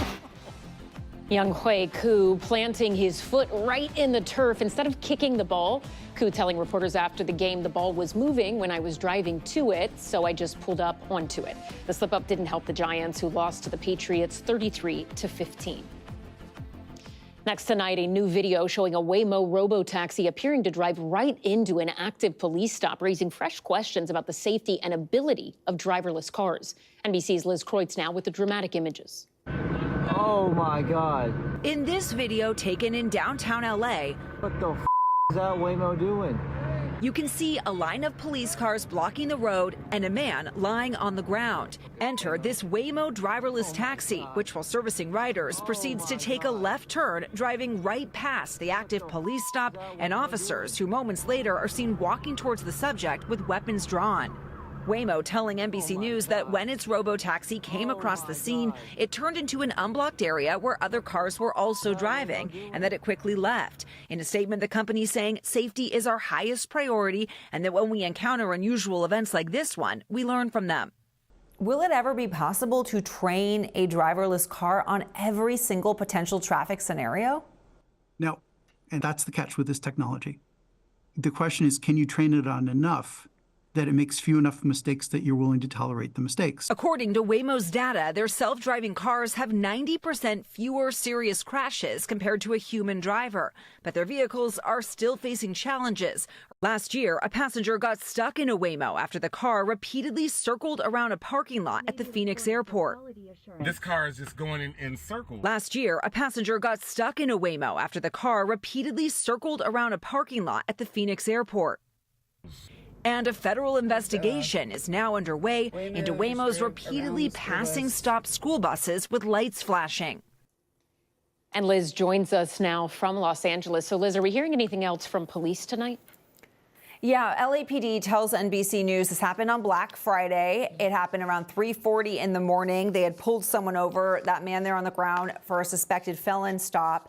And they say that actually the Waymo did not impact or interrupt their operations, but they do say that officers shut down that intersection right after seeing that Waymo make that turn, Allison. All right, Liz Kreutz in our LA bureau there. Thank you. The new docuseries about Sean Diddy Combs we told you about last night is now out, featuring never-before-seen footage of the music mogul in the days before his 2024 arrest. NBC's Chloe Malas sat down with executive producer 50 Cent and has more on the new revelations and what we're hearing from Diddy's legal team. Tonight, the new Netflix docuseries Sean Combs: The Reckoning is out and making headlines. Taking 8 nuclear bombs, you know what I'm saying, straight to the head. And I'm tired of going back and forth with y'all, with the lawyers. That's just not true. Okay, so. With never-before-seen footage of the former hip-hop kingmaker from the days leading up to his 2024 arrest. I'm not a referee. So I'm gonna get off the phone right now. Listen to me. I'm gonna get off the phone right now, and I am gonna let you professionals look at the situation and come back to me with a solution. No matter what nobody said. Let's just here and there, y'all are not working together the right way. We're losing. Combs' legal team says Netflix is relying on stolen footage, even sending a cease and desist to the streamer ahead of its release, calling it a shameful hit piece. something the documentary's director, Alexandria Stapleton, denied in a statement on Monday, saying that they, quote, lawfully obtained the footage. Hey, yo, you think we can hire editors? Behind the series is executive producer Curtis 50 Cent Jackson, who recently sat down with NBC News alongside Stapleton. How did you get that footage of Diddy? I figured most journalists would not disclose their sources. 50 Cent did not appear worried about potential legal action from Combs. Zero concern about that. There's maybe the last 3 documentaries, you would have said the same thing to that. Last 3 that exist, you know. The project, which took over a year to make, includes interviews from Combs' inner circle. I began to see the ugliness and the nature of him as a human being. That came from me seeing the only thing he cared about was himself. We really tried to chronicle the ecosystem that he created and to give people a very well-rounded perspective. I don't think that the time was really given to really look underneath the hood. One of those interviews is with Danity Kane singer Aubrey O'Day, who in an emotional scene reads an affidavit from a woman saying she walked in on O'Day being assaulted by Combs and another man in 2005. You realize the burden that puts on my soul for the past year, the weight of that man and his I will never get up from under it. Stapleton says O'Day wrestled with whether to share this on camera. She didn't take that information and say, and this happened to me. I think that what you see in the film is her struggling to digest, did this happen to me or not? Combs' team declined to comment on specific claims from the docuseries, calling it a one-sided narrative led by a publicly admitted adversary. 50 Cent denied having bad blood with Combs. Well, it didn't start as a feud. It just started with me being uncomfortable. My invitation to come hang out, but it felt like he was trying to figure out if I was heterosexual or into some other things.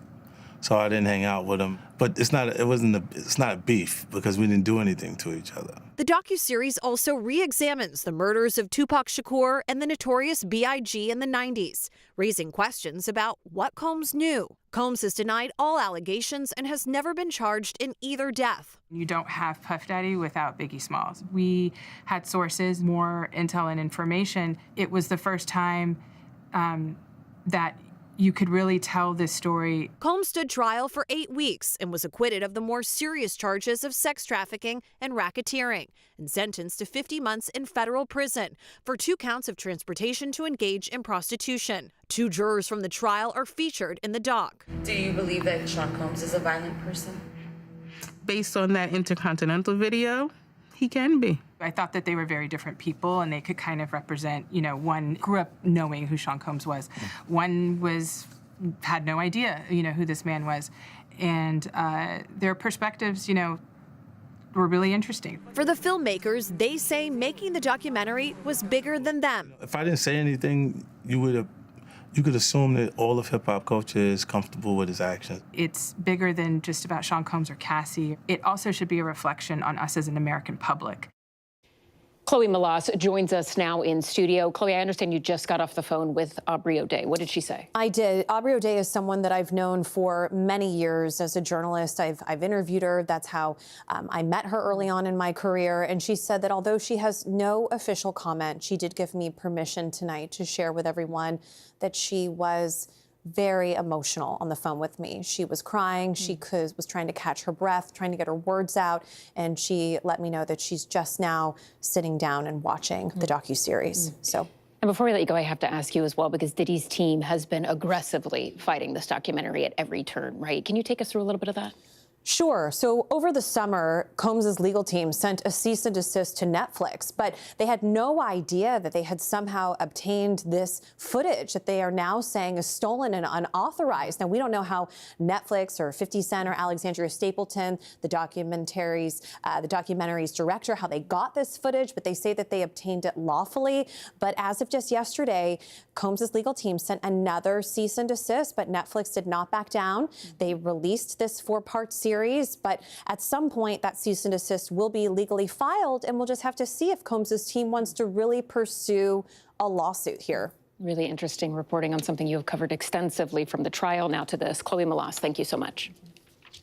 And coming up on Top Story, Pope Leo delivering a message of peace as he wraps up his first international trip.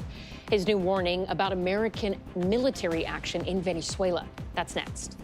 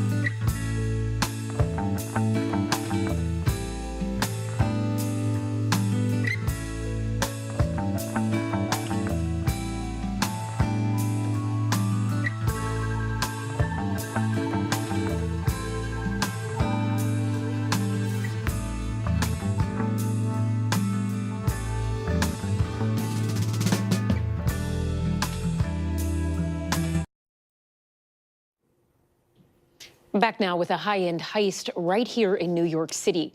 Video capturing the moment a group of thieves broke into a store that caters exclusively to big-name celebrities.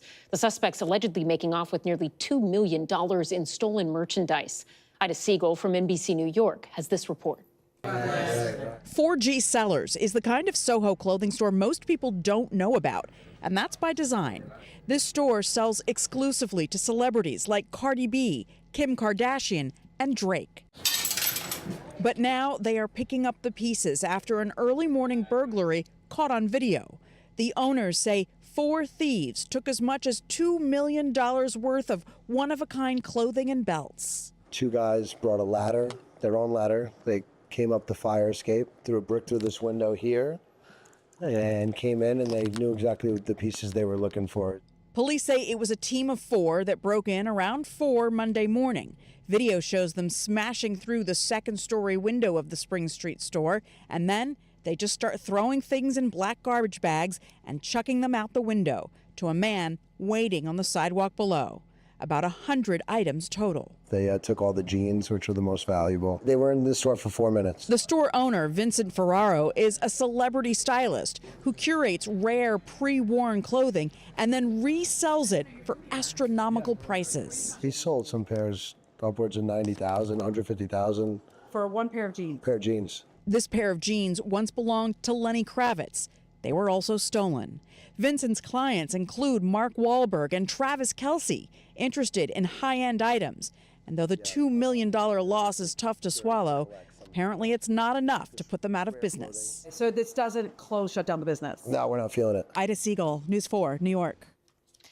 Turning overseas now to top stories, Global Watch. Haiti is now on track to hold its first presidential general election in nearly a decade. The government can finally publish an official electoral calendar after receiving approval from the country's Transitional Presidential Council. It's planning to host the first round of voting in August. Haiti has not held a general election since 2016.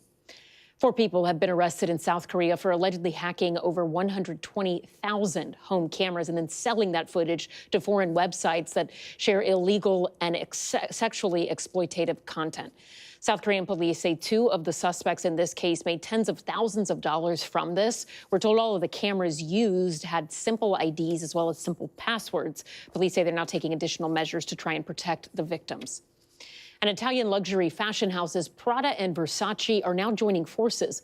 The Prada Group completing the purchase of its rival for nearly $1.4 billion. Versace's current owner says the money will be used to pay down debt. The deal is expected to relaunch Versace's fortunes after years of underperforming. Pope Leo is back at the Vatican tonight after wrapping up his first international trip in the Middle East. The American-born Pope, who served as a missionary in South America, weighing in on rising tensions between the United States and Venezuela, warning the U.S. not to move forward with a military invasion. NBC's Molly Hunter has been traveling with the Pope and filed this report from Lebanon. It was quite the send-off for the American Pope, wrapping up his first international trip. People from all over the Middle East crowded onto Beirut's waterfront for a final papal mass. 150,000 people here. Look at these crowds. Look at the flags. There are Lebanese flags, Vatican flags, everyone here up way before dawn. Mostly in French. Au nom du Père et du Fils et du Saint-Esprit. And English too, speaking to the faithful. To you, Christians of the Levant, have courage.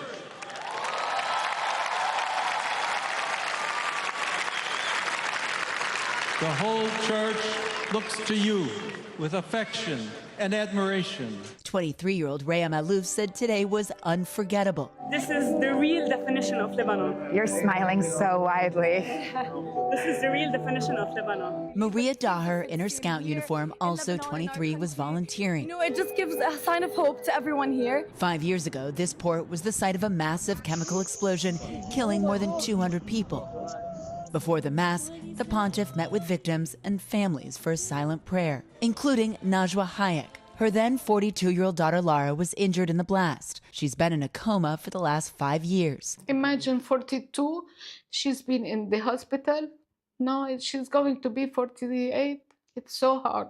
So Najwa leaves her on life support. She can't face the alternative. Let her not wake up, but let her be like this. You know, that I reached a fact that, okay, she will not wake up, but I accept it like her, to be her like this. I accept.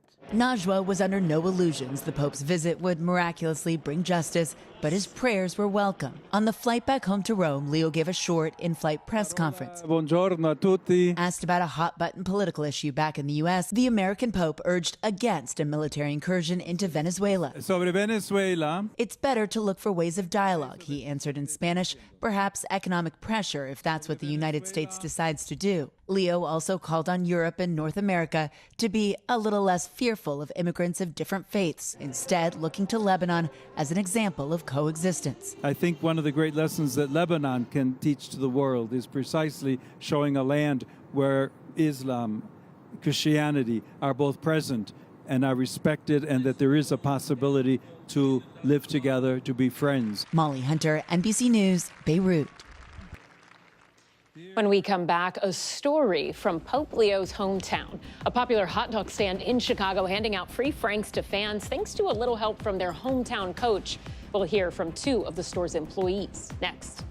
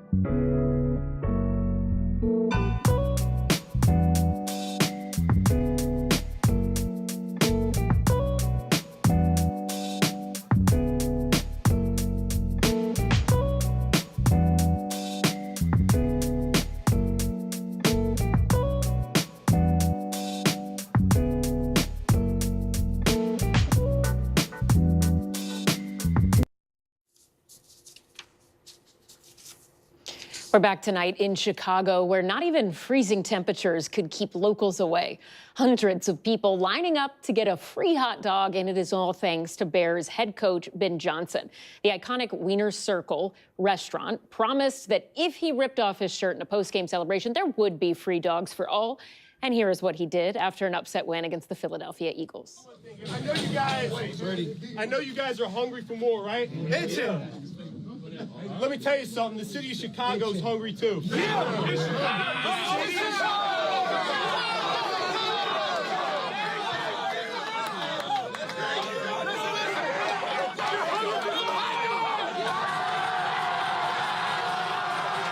And Chicago fans showed up for their free hot dogs afterwards. This is a line of people wrapping around the block.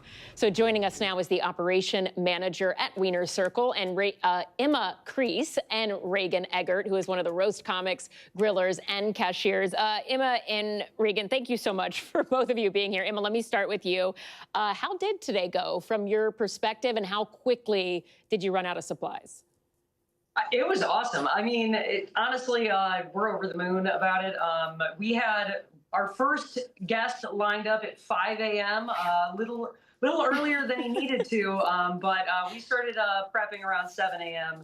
And we had a line forming around the block starting around 9. So right off the bat, really, really awesome start to the honestly awesome day. Reagan, what was it like for you? It's been a little chaotic but fun, you know, nothing that we're not used to, you know. But it is definitely fun to see the whole city come out. They showed up and showed out. So I mean, Reagan mentioning that this isn't something that you guys are not used to. This has happened before in the past. Emma, talk to us about that, because this is not the first time the Wieners Club has given out hot dogs after a bet, basically, with the Bears, right? Can you talk to us a little bit how this back and forth sort of began? Yeah, absolutely. I mean, from my perspective, I was in our office, actually, sitting across from the owner, Ari. He's one of the co-owners, and he just tweeted, if Caleb Williams throws 4 touchdowns in a game, we will give away free hot dogs. And I was sitting on the other side of the desk, and I look at my phone.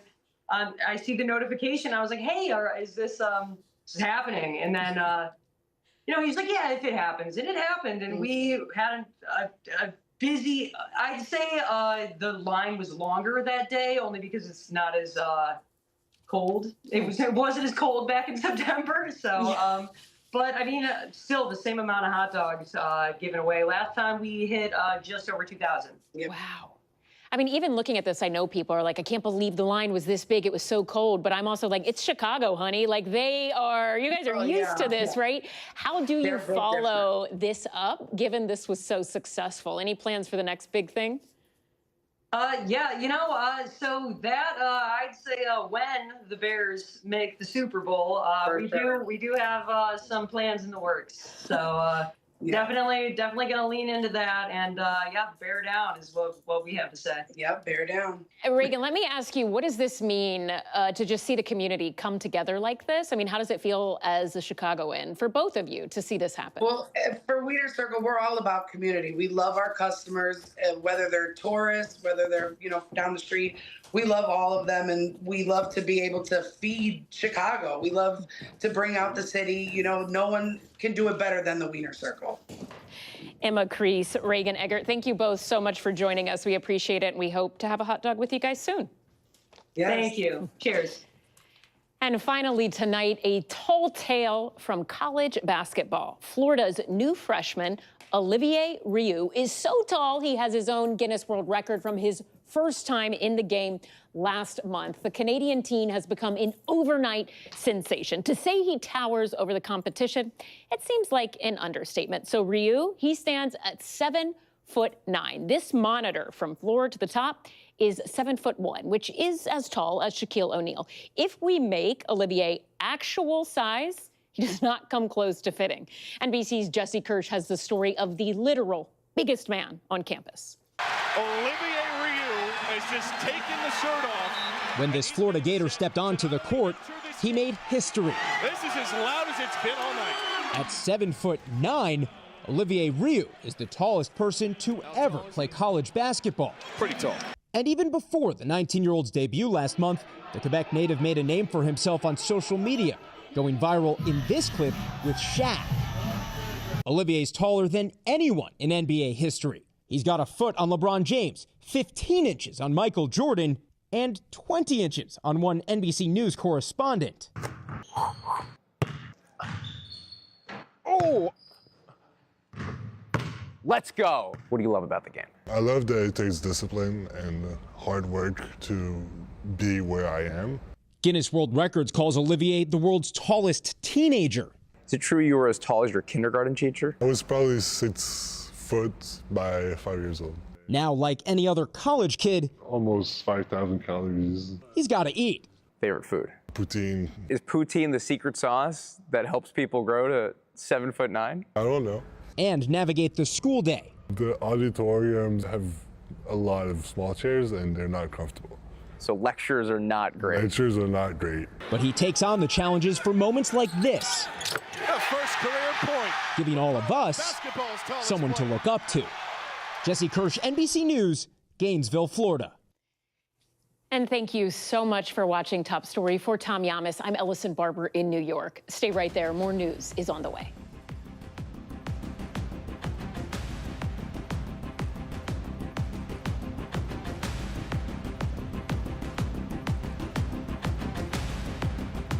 Top Story is coming to you live from Juarez, Mexico. Reporting over the skies of Lahaina.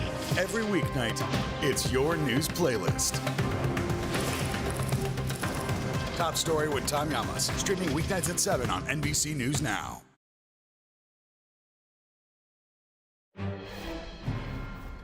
Good evening. We are starting tonight with a special election in Tennessee that could have big national implications. A heated race between Republican and veteran Matt Van Epps and progressive Democrat nominee Afton Bain. This has been a deeply red district for a long time, and whoever wins will be replacing former GOP Representative Mark Green, who resigned back in July to start a business. Now, the 7th district, that includes the major city of Nashville, and if we take a look at the 2024 presidential election, Trump won there by 22 points. And Green won a re-election campaign in the same district by more than 20 points last year. But after last month's victories in New York and states like New Jersey and Virginia, the political world is watching this very, very closely to see whether this could be another test of how much of an impact the president, his agenda, and those who he is backing can have at the polls. Let's bring in NBC News chief data analyst Steve Kornacki, who's at the big board for more. So, Steve, interest in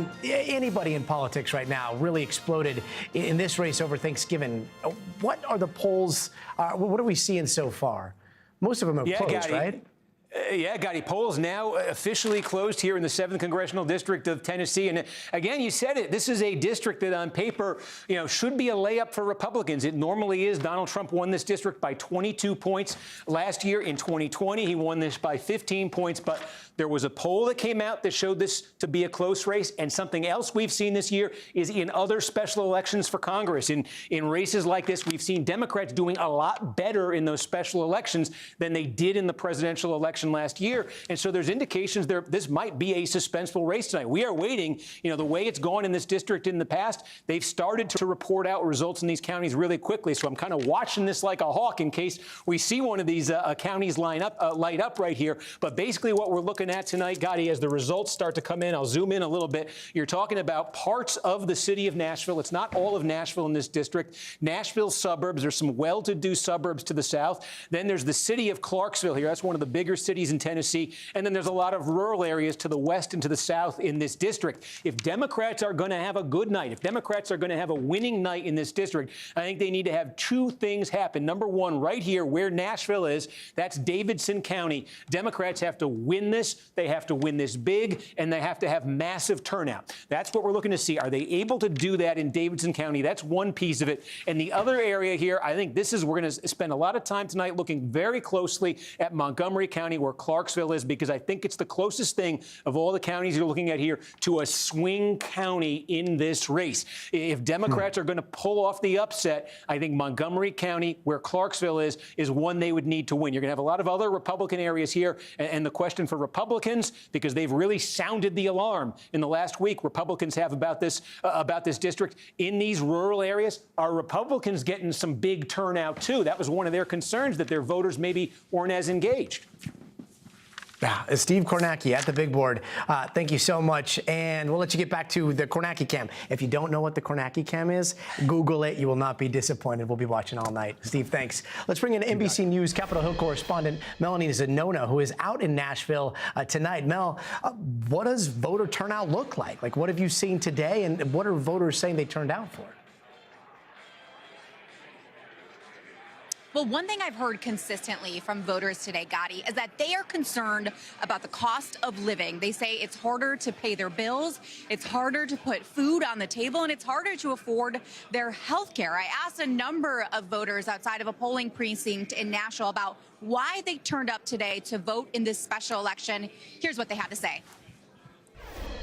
Jobs, mostly jobs, the high cost of food, gas, everything. Mainly jobs. It's not as easy for lower income, middle income people these days. So that's a big part of my concern. Things are getting very expensive. I am still able to make it. However, things are getting really, really expensive. Now, we are in one of the bluer pockets of this very large, very red district. That being said, though, affordability is not a concern that is limited to Democrats. And we've seen in nationwide polling that President Trump is not getting very high marks for his handling of that issue, despite the fact that he ran on that during his 2024 campaign. So it could be an issue here tonight in Nashville. And we saw President Trump call into a Van Epps rally over the phone a day or so ago. Speaker Mike Johnson, he's also been in the fray pushing for Van Epps. Like, how does the GOP see this race? Are they taking this pretty seriously? Oh, yeah, they're absolutely sweating this race, but they weren't initially. They only started taking this race seriously in recent weeks. I mean, it is, after all, as Kornacki pointed out, a district that President Trump won by 22 points. It is not a race that anyone thought, even a month ago, would be as competitive as it is. But as the race has looked closer and closer, Republicans have really started bringing out the heavy hitters. President Trump did a tele-rally last night for the candidate. Speaker Mike Johnson was even in the district all day yesterday doing campaign events. So they are taking this very seriously. And the reason, Gotti, is because the stakes are incredibly high, not only for their immediate House majority, but also for the midterms in 2026. A lot of Dems who won last month were pushing lowering costs. We heard it in some of the people that you were just talking to, like affordability is such a big issue. Is that playing into what you've seen so far outside of Nashville? Well, I've been talking to the Democratic candidate, Afton Bain. I interviewed her earlier today, and she says, based on her conversations with voters, that the reason why her race is competitive, and as competitive as it is because of what she calls an affordability crisis and also dissatisfaction with the current Trump administration. Let's watch a little bit of my interview with her. Our campaign message has resonated across the political spectrum, across the district, and it's one of affordability, that we're facing an affordability crisis in Tennessee that has not been ameliorated by the federal administration, despite his commitment to deliver an economic agenda for working Tennesseans. This is a district that President Trump should have won handedly, considering the 22-point margin, and now it's within single digits. It is, once again, a testament to the fact that this administration hasn't delivered. Now, Republicans have said that Bain is far too extreme for this district. One thing that they've really highlighted is her past calls to defund the police. So I asked her whether she still maintains that position, but she mostly dodged, saying it depends on what the community wants. And Mel, I know that this is the impossible question of the night, but when do you think we might get a conclusive answer here? Well, we are expecting to get some results pretty early. Obviously, the ultimate call will depend on how close the race is. But what I'm really looking for is not just who wins, but by what margin. Because even if Afton Bain loses but is able to keep it close, that is going to send shockwaves through the House Republican conference. They're already concerned about the political environment for themselves. And so if there is a close race or, of course, an upset with the Democrats, that's going to have the Republican leadership not only rethinking their strategy for the midterms, but it's also going to have some Republicans rethinking about whether they even want to run for Congress again in what is likely to be a very tough environment for Republicans next year. Gotti. Melanie Sonona out in Nashville. Mel, thank you. Now to the growing demand for answers as the Secretary of War, Pete Hegseth, reacts to the deadly double strike on a boat allegedly carrying drugs from Venezuela. The secretary side by side with the president at a cabinet meeting today, justifying the second strike during what he calls the, quote, fog of war, while vowing to continue military operations in Latin America. We've only just begun striking narco boats and putting narco terrorists at the bottom of the ocean because they've been poisoning the American people. We've had a bit of a pause because it's hard to find boats to strike right now, which is the entire point, right? Deterrence has to matter, not arrest and hand over and then do it again, the rinse and repeat approach of previous administrations. Now, this administration so far has bombed some 20 alleged drug boats and have threatened the possibility of land strikes inside of Venezuela sometime soon. NBC News senior White House correspondent Gabe Gutierrez reports from Washington. Tonight, President Trump defending striking a boat allegedly carrying drugs to the U.S. twice in early September. I want those boats taken out. And if we have to, we'll attack on land also, just like we attack on sea. And there's very little coming in by sea. I think we've knocked out over 90% of it. 2 people initially survived, and the administration says the decision for a second strike, killing all on board, was made by Admiral Frank Bradley.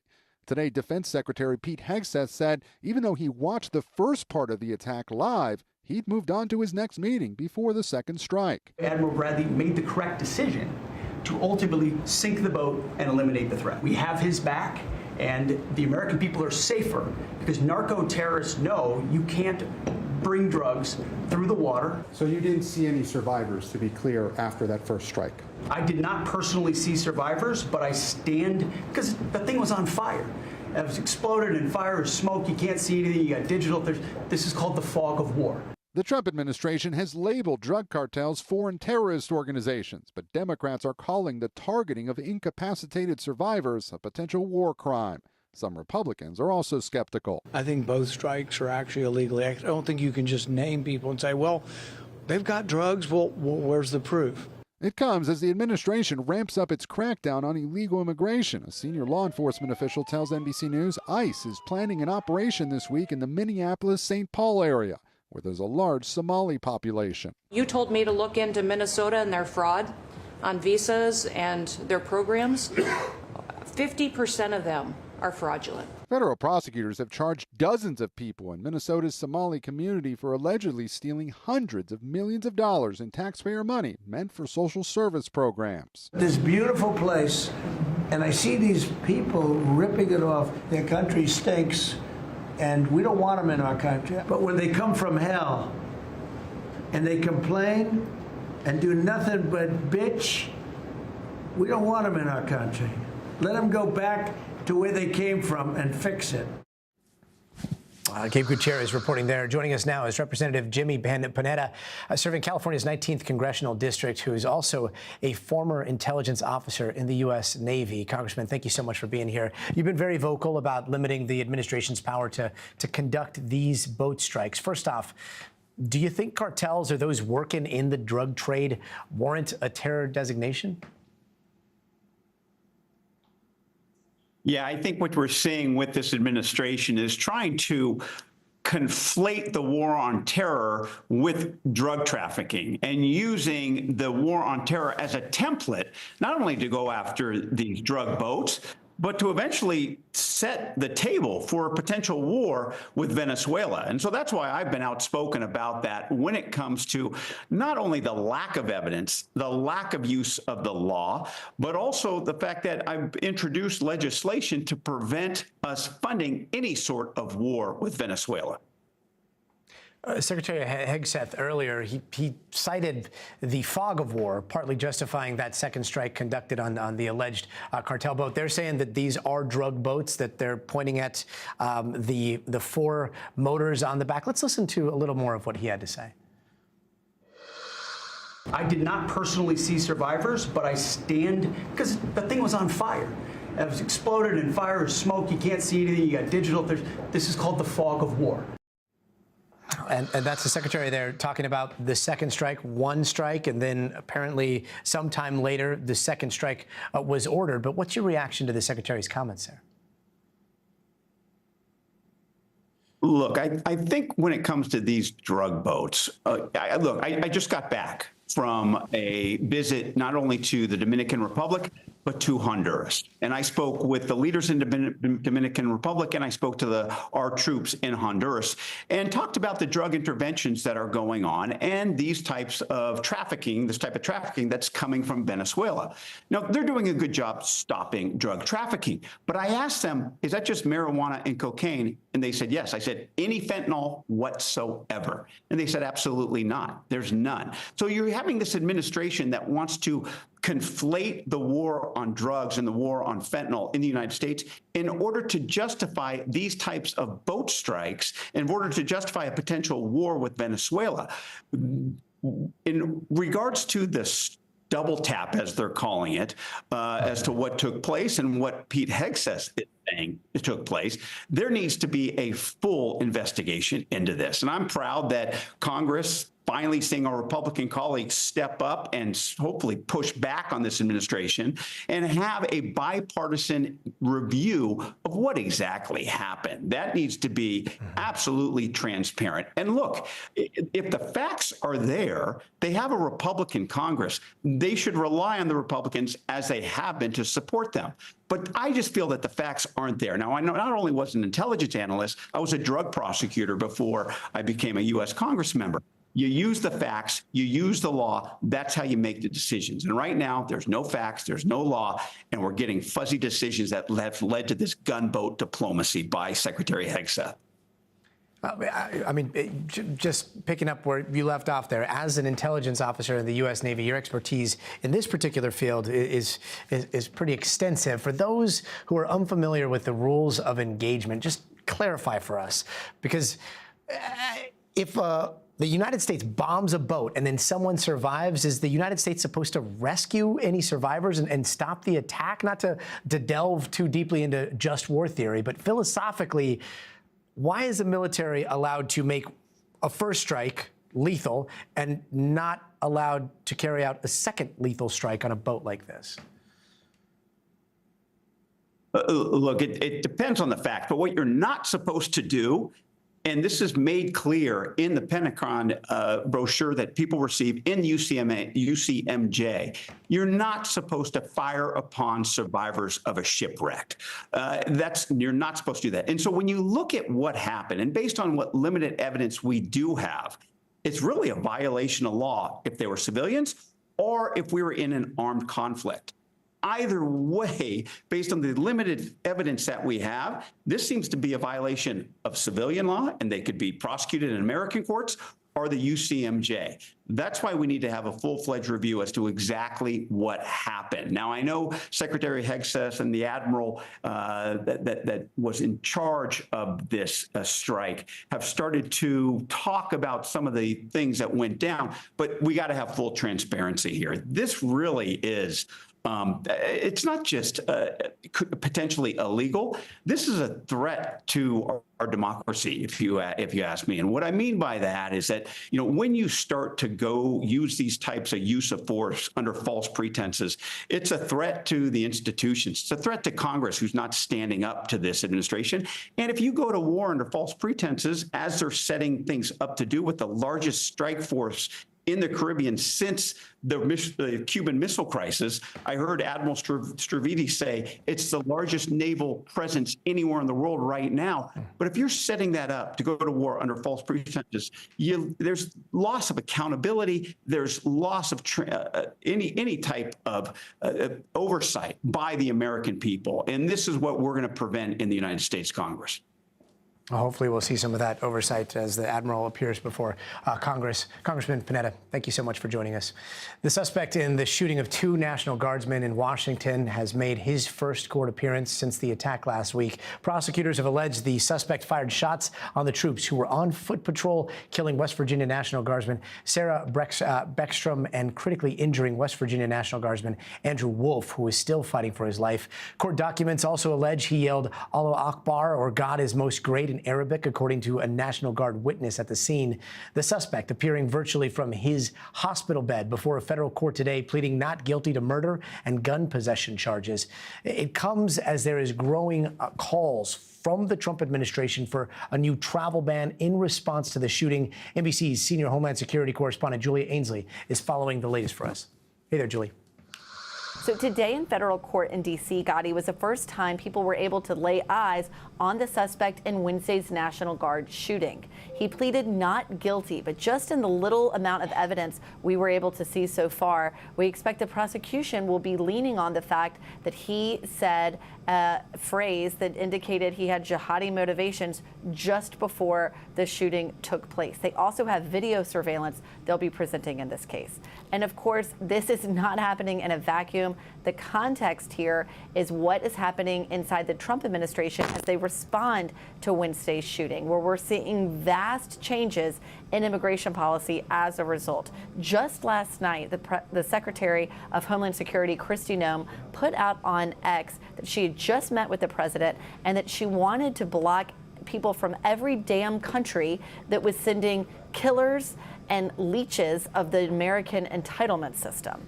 This is something she's now vowed to do, and we know from an official, a person familiar with these plans, that they plan to target over 30 countries, and that list could grow. That would be the biggest group, Gotti, to date in a travel ban from this administration. And the first travel ban in the first Trump administration, there were 7 countries targeted. More recently, under this administration, they said that 19 countries that weren't complying with the vetting standards of the United States, in other words, they couldn't be sure who was coming because they couldn't get the data on them.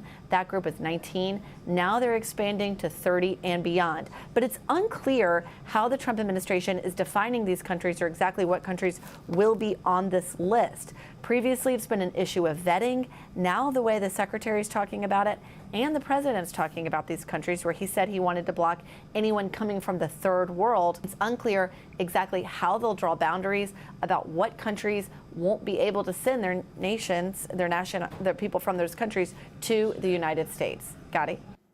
We may see soon. Julia Ainsley, thanks so much. Meanwhile, there is a massive winter storm pummeling millions in the Northeast today, and depending on the zip codes out there, it was either really, really snowy or very rainy. The winter blast adding an extra level of chaos to the traffic out in West Virginia. That truck dangling over the side of a highway because of the icy conditions.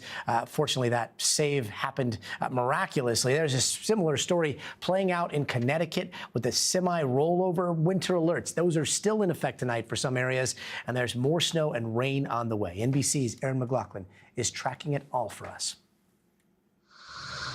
Tonight, a fast-moving storm striking the Northeast, wreaking havoc on the roads as far south as West Virginia. He's advising it is hanging over the ledge. He's advising that the semi is over the ledge. Where for over 5 hours, the cab of this tractor trailer dangled precariously over the side of a bridge. According to reports, the load of bricks the driver was hauling, the only thing that kept him in the air. Video shows the harrowing moments the driver was rescued. Meanwhile, in Pennsylvania, state troopers responded to more than 500 calls reporting crashes and highways shut down. And at the nation's airports, flights delayed as crews work to de-ice planes. Tonight, 14 million Americans under winter alerts, with snow totals up to 10 inches in parts of New England, and winter supplies flying off store shelves. We've been super busy selling out of ice melter and shovels and everything.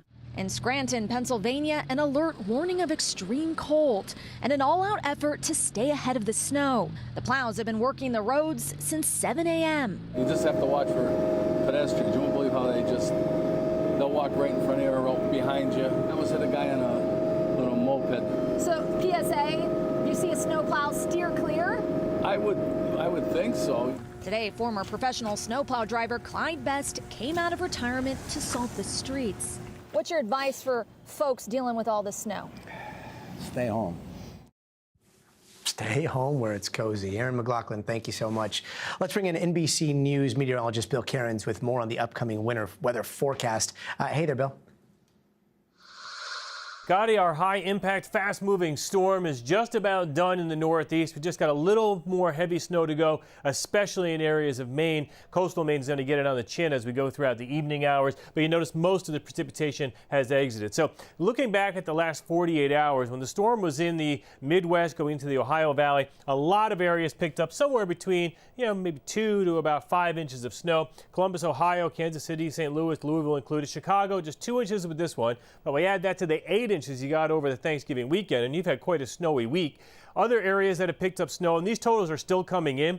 Albany, New York is between 6 to 8 inches. Scranton was about 5. Springfield, Mass 4, but this is going to end up probably closer to 6 to 7. Harrisburg, Pennsylvania 3 inches. Burlington, Vermont 3 inches. But I do know that some of the mountainous areas picked up significant snow. I know the southern Green Mountains right around Stratton Mountain and Mount Snow, anywhere between 6 to 10 inches of snow. Bel Air and the Catskills picked up around 12 inches of snow. So the higher terrain, this has been a very good for that early ski season. Winter storm warnings continue, mostly areas of New Hampshire and Maine. We're winding it down here in Albany. The roads are still snowy and everything's got to get cleaned up from about Rutland southwards. Hartford didn't get much, but with the temperatures going below freezing tonight, it may get a little icy. This is the additional snowfall. Coastal Maine, an additional 4 inches. This is on top of the 3 to 4 inches you've already received, where you see the little pink shading. A few spots could get 6 inches. And as I mentioned, the Mass Pike northwards is where the additional snow will be. The next storm, which is going to be coming into the west tonight, this is actually going to be our first snow of the season in areas of I-25, from Pueblo southwards, Colorado Springs, all the way back up to Denver. That area hasn't seen any snow. It's been like a snow drought in Colorado. So this is going to be the beginning. So this doesn't show a lot here as these storms move through, but you can see near Salt Lake City, some of it here popping up. Tonight and tomorrow, it'll be a full-out snowstorm. Winter weather advisories are up, so it's not a warning, but it's still about 3 to 6 inches of snow. And it's during the daylight hours on I-25, including downtown Denver. So you're going to have to deal with this as we go throughout the middle of the day. Some of the ski areas here throughout Colorado could pick up 6 to about 12 inches, but that I-25 corridor, some of the higher elevation spots, it won't be fun driving. Same with Interstate 70. Then the next story is going to be the cold air. It is going to be frigid tomorrow. High temperatures in the teens. That's it in the northern plains. Look at all the dots on this map. These are possible record lows Thursday morning and Friday morning. Coldest air of the season by far. Not fun in Chicago. 8 with a wind chill of 6 on Thursday, and Friday all of that cold air makes it to the East Coast. So Gotti, this was a good warm-up storm for a lot of people, but it also caused a lot of accidents. We all have to learn how to drive again, I guess, in those slippery roads. We sure do. Bill Cairns, thanks so much. And don't go anywhere. Up next, there's a Waymo car raising some eyebrows after it was seen driving right by a tense police stop in Los Angeles. What we're learning there. Plus, a U.S. delegation meeting with Russian President Putin for hours today. But there's a lot more work to be done to get a peace deal with Ukraine. Keir Simmons has the absolute latest.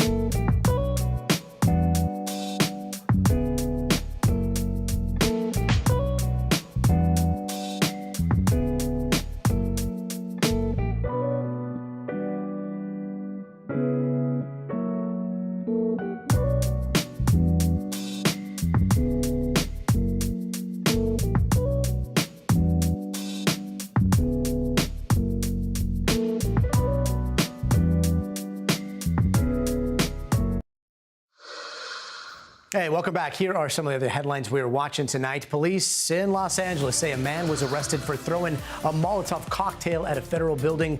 The FBI is investigating the attack, and they say no one was hurt. Now, that man is also under investigation for a suspected arson that took place about 4 hours earlier. And out in Stockton, 2 men who were at the site of that mass shooting at the kid's birthday party that killed 4 people and hurt 11 are in custody, according to police, but they are not considered shooters. Officials say they were arrested on suspicion of violating their parole. So far, the shooters still have not been caught.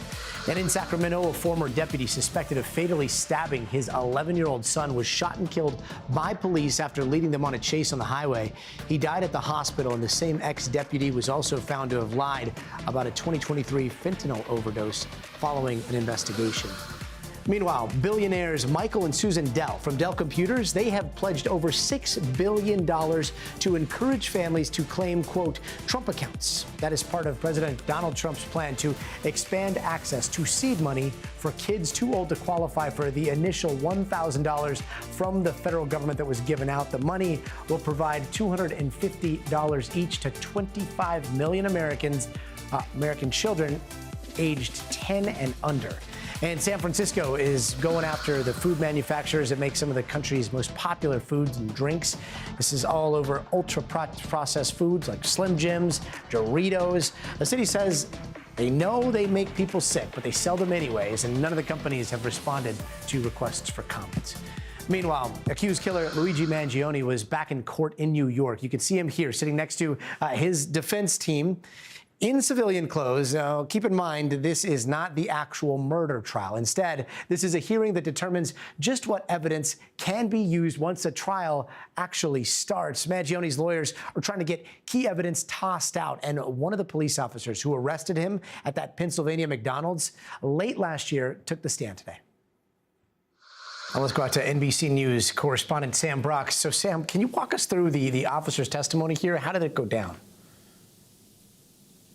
Sure, Gotti. So there was certainly stages here with Officer Joseph Detweiler, who's the officer who took the stand, by the way, the only person to testify all day today. There were 5 witnesses yesterday. Officer Detweiler initially describing the incredulity when he got the call from Dispatch 911 about a possible New York City CEO shooter being identified at a McDonald's in Altoona, Pennsylvania.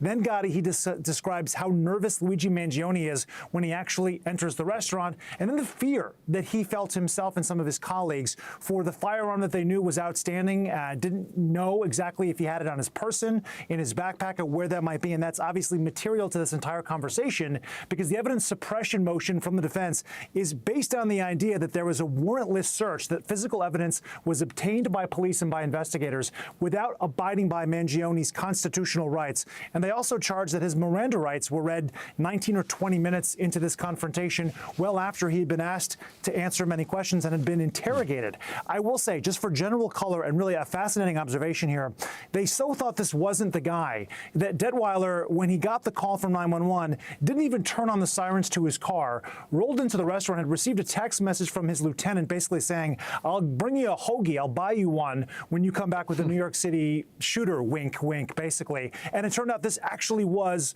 who they were looking for. He said, Detweiler, when he pulled down Mangione's mask, asked him to pull it down, he immediately felt with 100% certainty that this was the guy, that Mangione was exhibiting physical nervousness, was twitching his fingers. He just seemed uncomfortable. They asked him for identification. Mangione produced a fake ID. It was a New Jersey ID with someone's name on it, Mark Rosario, that clearly was not his. They took it back to their database, checked it, and there was no matches, which is to say it's an illegitimate identification. They then come back and ask Mangione, who are you really, and why did you give us a fake ID? Initially, Mangione says, it was the only fake ID that I had, and then goes back and says, okay, maybe I shouldn't have given you that ID.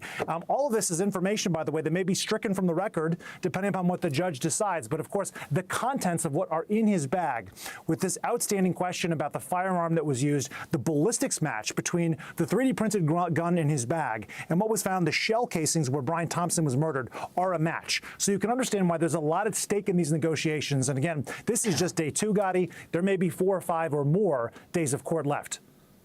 I mean, speaking of that ghost gun and what was found in the backpack, I mean, what is the latest on the evidence that the defense is trying to get tossed out right now? For sure. So you saw the gun there a second ago. Also, the notebook, the journal that was discovered in his backpack. There was a 3-page document as well. You know, we've reported this already, that some of the writings in there indicated his plan for committing a crime, talked about the, quote, parasites of the people that work in the healthcare insurance industry, talked about a plan to whack a CEO. All of this allegedly is contained in the notebook and in other writings of Mangione's. And so if there is a narrative that the prosecution wants to paint, that this was a crime specifically focused on killing someone based on the industry that he represents, you can understand why that would be material, not to mention the gun itself, which matched the shell casings. I will also say this, however, Gotti, there is so much physical evidence in this case. Mangione's fingerprints were on the shell casings. They were found to be on a water bottle and a Kind energy bar that was purchased at the Starbucks by the shooter less than 30 minutes before the assassination happened. Those are all matches. So there's tons of physical evidence that are not necessarily or is not reliant upon what's in that knapsack, but it's still very important. These are still critical pieces of information, and the judge has to decide whether or not that evidence is going to be suppressed, whether he's going to allow it to be admitted in trial. Yeah, it could be a big week if we get those decisions this week. Before I let you go, I got to ask about all the hype that we are seeing about these court pictures online, the Luigi Mangione Defense Fund online. They've raised more than $1 million so far.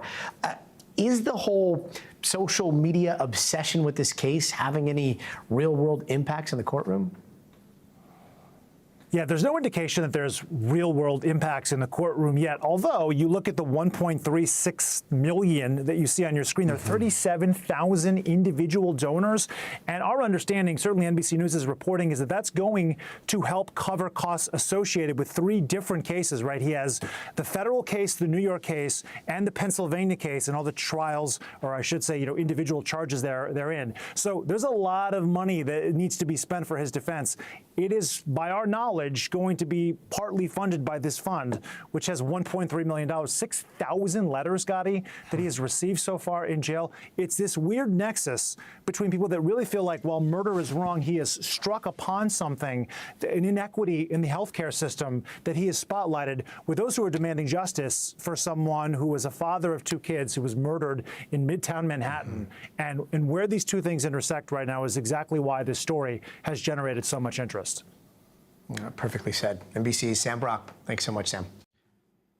And now to a wild story here in Los Angeles. A driverless car from Waymo heading straight into a crime scene right in the middle of an arrest with the LAPD. NBC's correspondent Liz Kreutz has this one. Oh my God. In this video taken in downtown LA, what the f is that Waymo doing? You can see a line of police cars blocking the road and a man lying on the ground. Enter this Waymo driverless taxi, which, while servicing riders, proceeds to take a left turn, driving right past the active police stop and officers who moments later are seen walking towards the subject with weapons drawn. Waymo telling NBC News that when its robo-taxi came across the scene, it turned into an unblocked area where other cars were also driving, and that it quickly left. In a statement, the company saying safety is our highest priority, and that when we encounter unusual events like this one, we learn from them. Will it ever be possible to train a driverless car on every single potential traffic scenario? No, and that's the catch with this technology. The question is, can you train it on enough that it makes few enough mistakes that you're willing to tolerate the mistakes? According to Waymo's data, their self-driving cars have 90% fewer serious crashes compared to a human driver. But their vehicles are still facing challenges. Earlier this year, a passenger got stuck in a Waymo after the car repeatedly circled around a parking lot at the Phoenix airport. This car is just going in circles. And a federal investigation is now underway into Waymo's repeatedly passing stopped school buses with lights flashing. So interesting. Let's bring in NBC's Liz Kreutz. Liz, that professor that you talked to, they said you can't program, obviously, every traffic encounter, but how do they tackle this? I mean, you'd think that they'd program things like police lights, maybe like a police perimeter. How do you go about? Well, I think a lot of experts feel like this is still very preliminary. They're like, jury's still out to how this is going to work. Let's give it 5, 10, 15 years. They're already at this pretty high level, so it's only in theory going to get better. But like that professor said, it's how much is society going to be willing to tolerate? And people who are proponents of self-driving cars will also point out that there's always going to be a certain amount of error that would happen, a human error, right? Like people have different reactions to this video that we're showing from LA. There's some people that are like, I wouldn't have known what to do. I would have maybe driven quickly that way too. Or would you make a U-turn? So it's the question of like, would a driver potentially make that error, or is this something only a robo-taxi? But when you start drilling into it, like, okay, let's say that there were police at something like this and they're directing a human that's driving a car, you're going to be like, oh, that's a police officer. I know to go here. Totally. How do you even do that with an AI when you don't want like anybody just being able to motion a car to go one direction or another? That's wild. It is, yeah. How widespread is Waymo in big cities? Because I know we've got them here in LA. I've taken them in Phoenix and San Francisco. Like, where are they? Well, they're rapidly expanding. So, and we should point out here in California and San Francisco and LA, they are actually just beginning this month or beginning last month, going onto freeways in some parts. So that's a huge expansion just in terms of like actually like, going as fast as you would on a highway. Across the country, though, they're expanding. They've just announced that they're going to be coming to Miami, Dallas, Houston, San Antonio, Orlando, plans to go to Denver, Vegas, San Diego, Detroit. I mean, as I'm reading this list, I'm like basically everywhere. All the big. London, they're going to go to Tokyo. I mean, they're now going international. So they are like really, really expanding fast. Have you taken one of these? I know I reported in San Francisco, lived in the Bay Area for 4 years, live in LA, and I still haven't done it. And I'm like, I don't know why. I feel like you could order one to go down to Santa Monica and I know. I do think that there's something to be said about sometimes like, being able to like work in peace, make phone calls, not feel like you're disrupting the driver. That is the scariest part. The scariest part, like this is obviously very concerning, but to me, the scariest part is how fast we just get used to new technology and then we just take it for granted. Like 2 minutes in, the novelty wears off and then you're just like, oh, where's my phone? And then the next thing you know, you're at your destination because you've just zoned out. Unless you start going in circles. Unless you start going in circles or roll into an LAPD active situation. Right. Liz Kreutz, thanks so much. Yeah. And coming up, rescues are ongoing across Southeast Asia after deadly storms are wreaking havoc. We've got the latest from there. Thank you.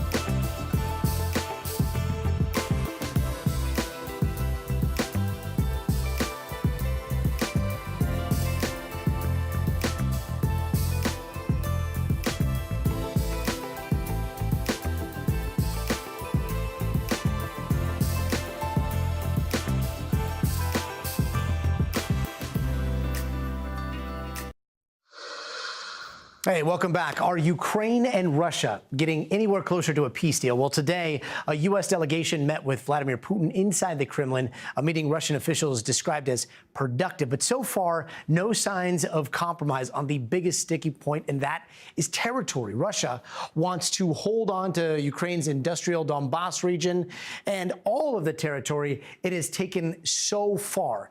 Ukraine wants the current battle lines to stay where they are. NBC News Chief Foreign Correspondent Keir Simmons is in Moscow with the latest. Well, there were smiles and cordial remarks about how fantastic Moscow is, according to their words, as the meeting got going. But once it really did get underway, we're hearing from the Kremlin that while it was constructive, there were also disagreements on crucial points like dividing territory. In fact, President Putin's advisor on foreign affairs, Yuri Ushakov, is saying that President Putin was not reluctant to be very clear about where he disagreed with the US delegation. That delegation was the president's son-in-law, Jared Kushner, and his envoy, Steve Witkoff. After those 5 hours of talks, they made their way to the US embassy here in Moscow.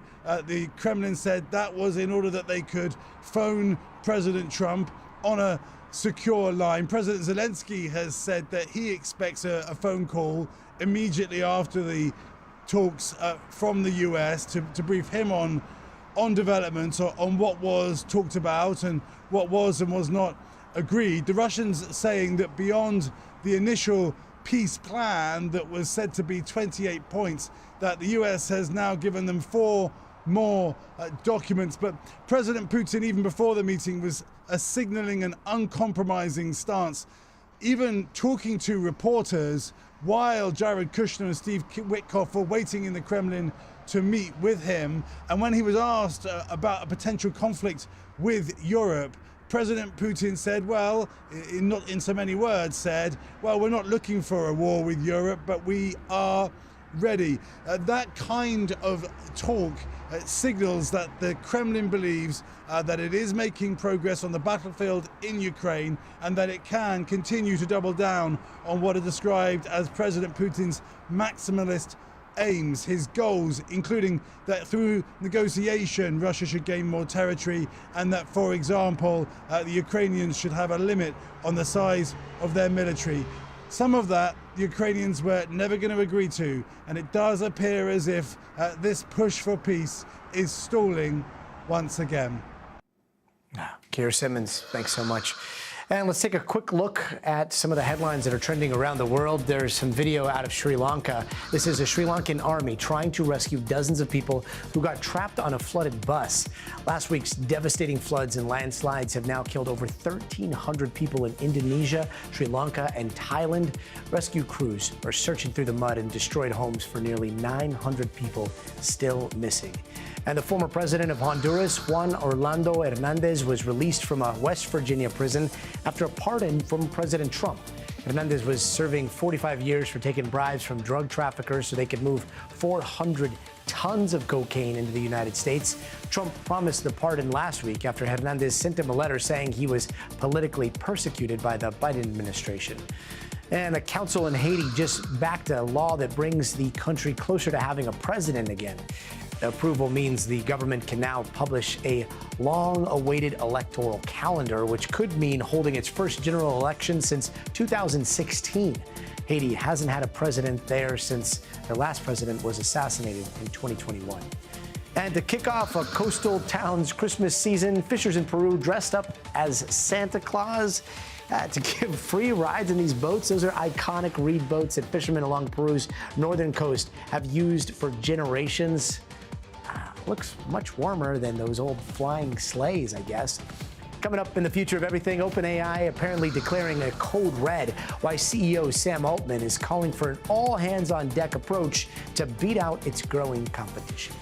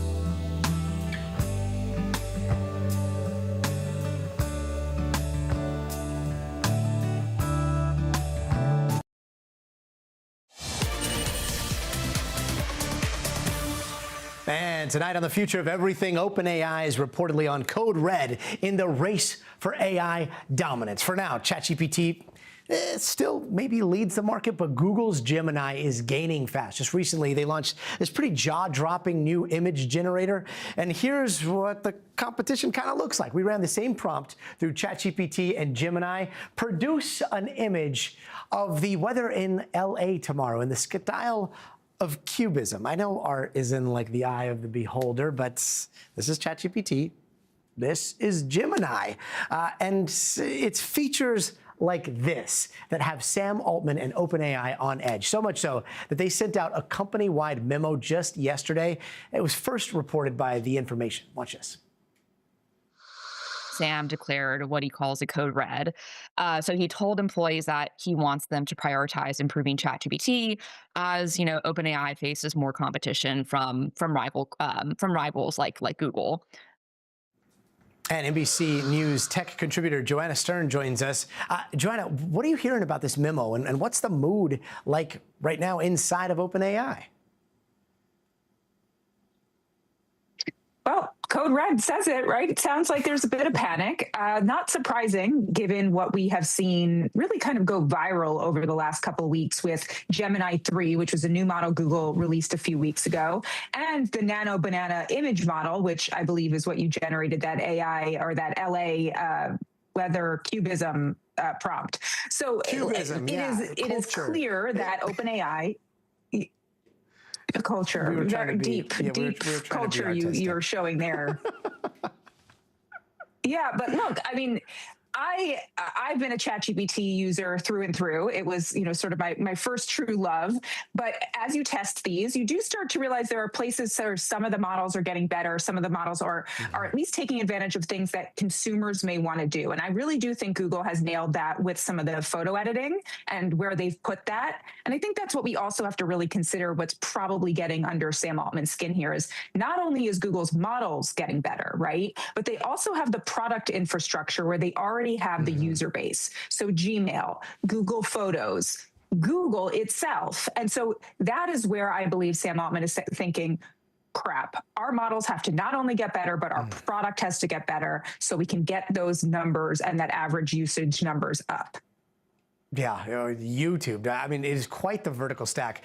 Google also has, and this blew my mind because they've got this $74 billion ad revenue stream that continues to tick up, despite what a lot of people thought was going to be Gemini's cannibalization of its ad dollars. ChatGPT, at this point, like you ask ChatGPT, hey, are you profitable? And it will admit, no, OpenAI is not profitable right now. Like, how long can OpenAI hold on to its disruptor status? Look, those models have to keep getting better. The product needs to keep getting better to maintain that lead. And Sam Altman has made a pretty clear mission here with OpenAI to be a consumer AI company. But they are also aiming at businesses. And I would say that Google's hitting them on both ends, but Anthropic is hitting them on the business end right now. Anthropic has become a very popular company and model with their Claude model for using through APIs and other types of business infrastructure. And that's another place that OpenAI is going to have to look to catch up, because that's where Anthropic has started to really generate revenue and get closer to profitability. But I think just coming back to your question around Google and the advertising, I mean, that was one of the things that's been reported both by The Information and the Wall Street Journal about this memo, is that Sam Altman has guided the troops to stop on some product stuff, including integrating ads, to really focus on model performance and getting the product better. I will say a little bit earlier, I asked Gemini and OpenAI, like, which one is better? And to ChatGPT's credit, it was nice. It was like, well, we're both good at different things, so it's kind of even.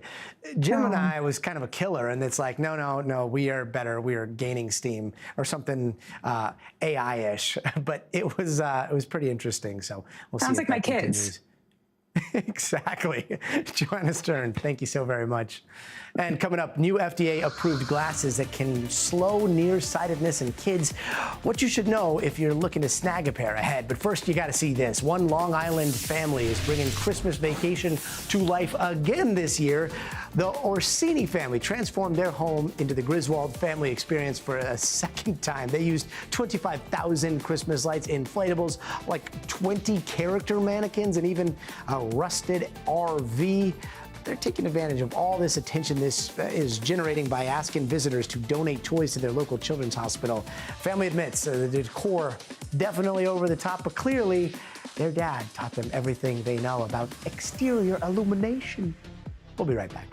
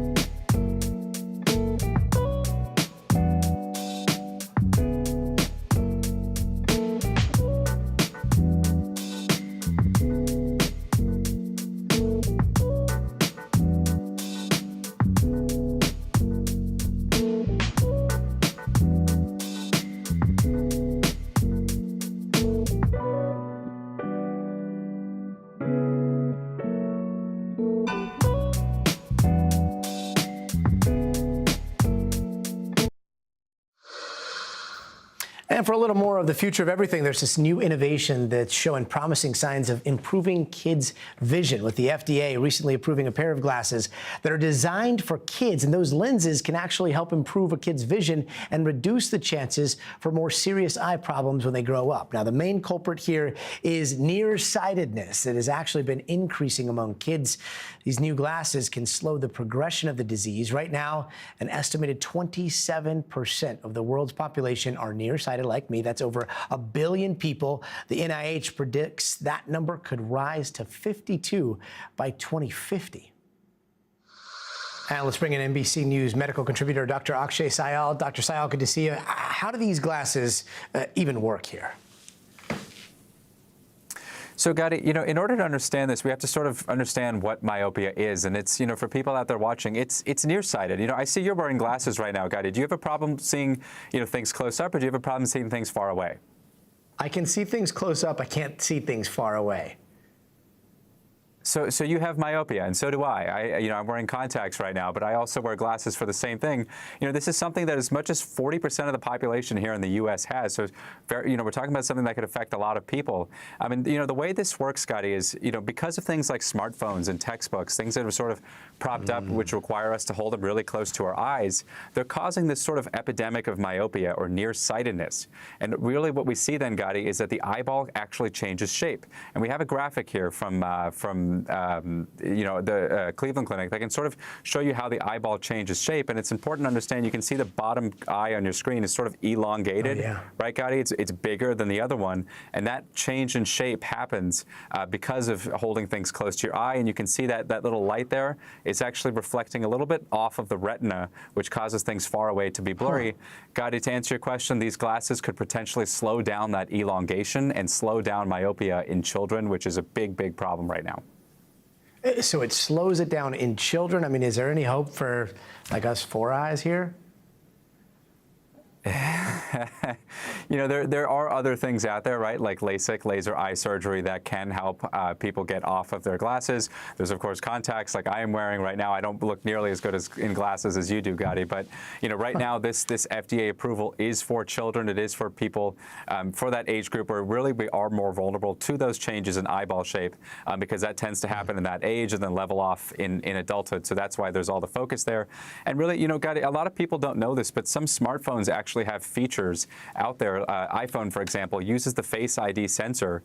If you enable this feature called screen distance, it'll actually tell you, hey, you might want to put the phone a little bit farther away. You are damaging your eyes. So I encourage all parents to talk to their kids about using that. Just another tool out there that's very, very easy to use. Yeah, I think it came default with my phone now that you mention it, and it was crazy how close I would hold the phone to my face, and I battled with my phone for like a month, and then finally I was like, I gotta turn that off. I will turn it back on. Doctor's orders. Dr. Sayal, thanks so much, man. And before we go tonight, here's some of the stories you'll want to stay tuned for tomorrow. One of the doctors who pled guilty in the overdose death of actor Matthew Perry will be sentenced tomorrow. Dr. Salvador Plasencia pled guilty to 4 felony counts of distributing ketamine. And a Senate committee will hear from Jared Isaacman, who has been renominated for NASA chief. He was initially nominated back in April, but withdrew after some political friction, so things could get pretty interesting. And it ain't Christmas time until the tree over at Rockefeller Center is lit, and that is going to happen officially tomorrow night. You can watch all the festivities on NBC right after our show. That's going to do it for us tonight. I'm Gotti Schwartz. We'll see you here tomorrow, but until then, stay tuned to NBC News Now. Tonight, the first major nor'easter of the season, packing dangerous snow and rain across the country. A driver rescued from a semi-truck dangling off an overpass. Icy highways triggering crashes, spinouts, and major delays. State troopers responding to hundreds of accidents, tens of millions still under alert. We're tracking it all out. Also tonight, intensifying scrutiny into those U.S. boat strikes in Venezuela. The president defending the decision to strike the same boat twice. And the new details tonight where the Secretary of War was when the call was made. High-stakes Kremlin meeting. U.S. officials face-to-face with Putin after he said Russia is, quote, ready for war with Europe. So did the hours-long summit bring a peace deal any closer? The new surveillance images of the moments before that deadly National Guard attack as the suspect appears in court. A dramatic rescue caught on camera. A truck crashing through a fence and plummeting into the water. A Good Samaritan jumping in to help pull the driver out. What he told Top Story about those heart-pounding moments. The field goal attempt going viral for all the wrong reasons. The player who flubbed that kick now speaking out. And winner, hot dog dinner. An iconic Chicago hot dog joint dishing out free meals. What this locker room celebration had to do with it. Plus, are your kids eligible for the Trump investment account? We'll break down what you need to know. Top Story starts right now.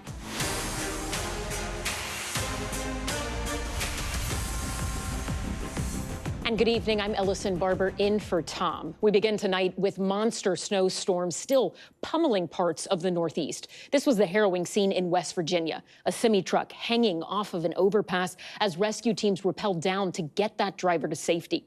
Heavy snow and ice causing dangerous driving conditions up and down the Northeast corridor.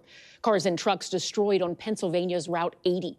Also in Pennsylvania, this car sliding out of control, crashing into multiple other vehicles. Vehicles backed up as far as the eye can see in the state of Ohio. Cars stalling and spinning out from Missouri to Pittsburgh. This tractor trailer completely flipped over in Connecticut. But we're not in the clear yet. 14 million people under winter weather alerts at this hour with some of the coldest temps on the way. We're tracking it all out, and we're going to begin tonight with Aaron McLaughlin, who leads us off from Pennsylvania. Tonight, a fast-moving storm striking the Northeast, wreaking havoc on the roads as far south as West Virginia. He's advising it is hanging over the ledge. He's advising that the semi is over the ledge. Where for over 5 hours, the cab of this tractor trailer dangled precariously over the side of a bridge. According to reports, the load of bricks the driver was hauling, the only thing that kept him in the air. Video shows the harrowing moments the driver was rescued. Meanwhile, in Pennsylvania, state troopers responded to more than 500 calls reporting crashes and highways shut down. And at the nation's airports, flights delayed as crews work to de-ice planes. Tonight, 14 million Americans under winter alerts, with snow totals up to 10 inches in parts of New England and winter supplies flying off store shelves. We've been super busy selling out of ice melter and shovels and everything. In Scranton, Pennsylvania, an alert warning of extreme cold and an all-out effort to stay ahead of the snow. The plows have been working the roads since 7 a.m. You just have to watch for pedestrians. You won't believe how they'll walk right in front of you or behind you. I almost hit a guy on a little moped. So PSA, you see a snowplow, steer clear? I would think so. Today, former professional snowplow driver Clyde Best came out of retirement to salt the streets. What's your advice for folks dealing with all this snow? Stay home. NBC's Aaron McLaughlin joins us now from Scranton, Pennsylvania. So, Aaron, airports in the crosshairs of this storm, those airports still seeing some delays, right? Schools, they've got to be feeling it too. Yeah, that's right, Ellison. More than 6,000 delays today nationwide, with Chicago O'Hare once again being the hardest hit. And school was out for the day here in Scranton, Pennsylvania, as was the case for hundreds of schools across the Northeast. The good news is that storm is set to push out tonight, but it'll be followed by some pretty chilly temps by the end of the week. Ellison. NBC's Aaron McLaughlin in Pennsylvania. Thank you. Let's get over to NBC's meteorologist Bill Cairns for the latest on the forecast. Bill, I mean, how much more does this storm have left in it? Yeah, New Hampshire and Maine, that's about it for the heavy snow, where cleanup time now begins in the Capital District, southern Vermont, Massachusetts, especially in the hills. I did see a report of a foot of snow in the Catskills, so some of the higher elevations did take it on the chin. All of the rain is over in the mid-Atlantic, and you can see where the snow is now, just really New Hampshire and coastal Maine. Now, as far as the winter storm warnings go, they'll be expiring as we go throughout the overnight, but with the cold temperatures moving in, we're going to get some refreezing out there, too. So anywhere that had the heavy snow earlier today, tomorrow morning, we'll probably get some additional school delays, maybe even some cancellations for our friends here to the north. Additional snow, another 3 to 6 inches in general from Portland to Augusta, up I-95 to Bangor, and our friends in down East Maine could pick up about 6 to 8 inches. The other storm that's now impacting areas of the west, this was not a powerful storm, but it is finally ending our snow drought, and especially areas of Colorado. Denver typically has its first inch of snow by October 24th. It hasn't snowed yet in Denver. That changes tonight into tomorrow morning.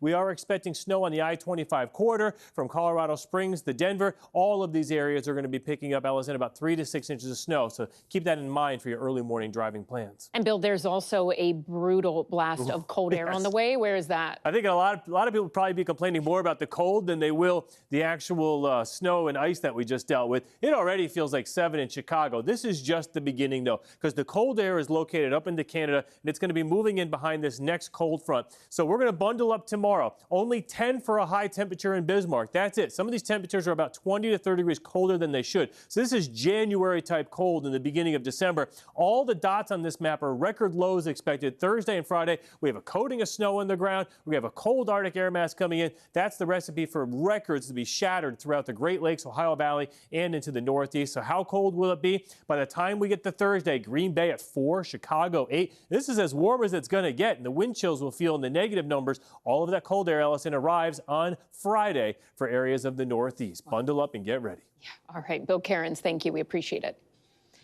Next to the other major story we are following tonight, that marathon cabinet meeting at the White House today, where President Trump and his defense secretary defended the decision to strike an alleged drug boat a second time to kill all people on board. The administration also floating an expanded travel ban. NBC's Gabe Gutierrez was in the room.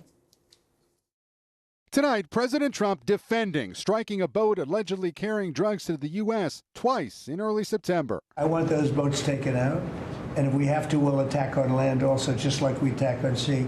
And there's very little coming in by sea. I think we've knocked out over 90% of it. 2 people initially survived, and the administration says the decision for a second strike, killing all on board, was made by Admiral Frank Bradley. Today, Defense Secretary Pete Hegseth said even though he watched the first part of the attack live, he'd moved on to his next meeting before the second strike. Admiral Bradley made the correct decision to ultimately sink the boat and eliminate the threat. We have his back, and the American people are safer because narco-terrorists know you can't bring drugs through the water. So you didn't see any survivors, to be clear, after that first strike? I did not personally see survivors, but I stand, because the thing was on fire.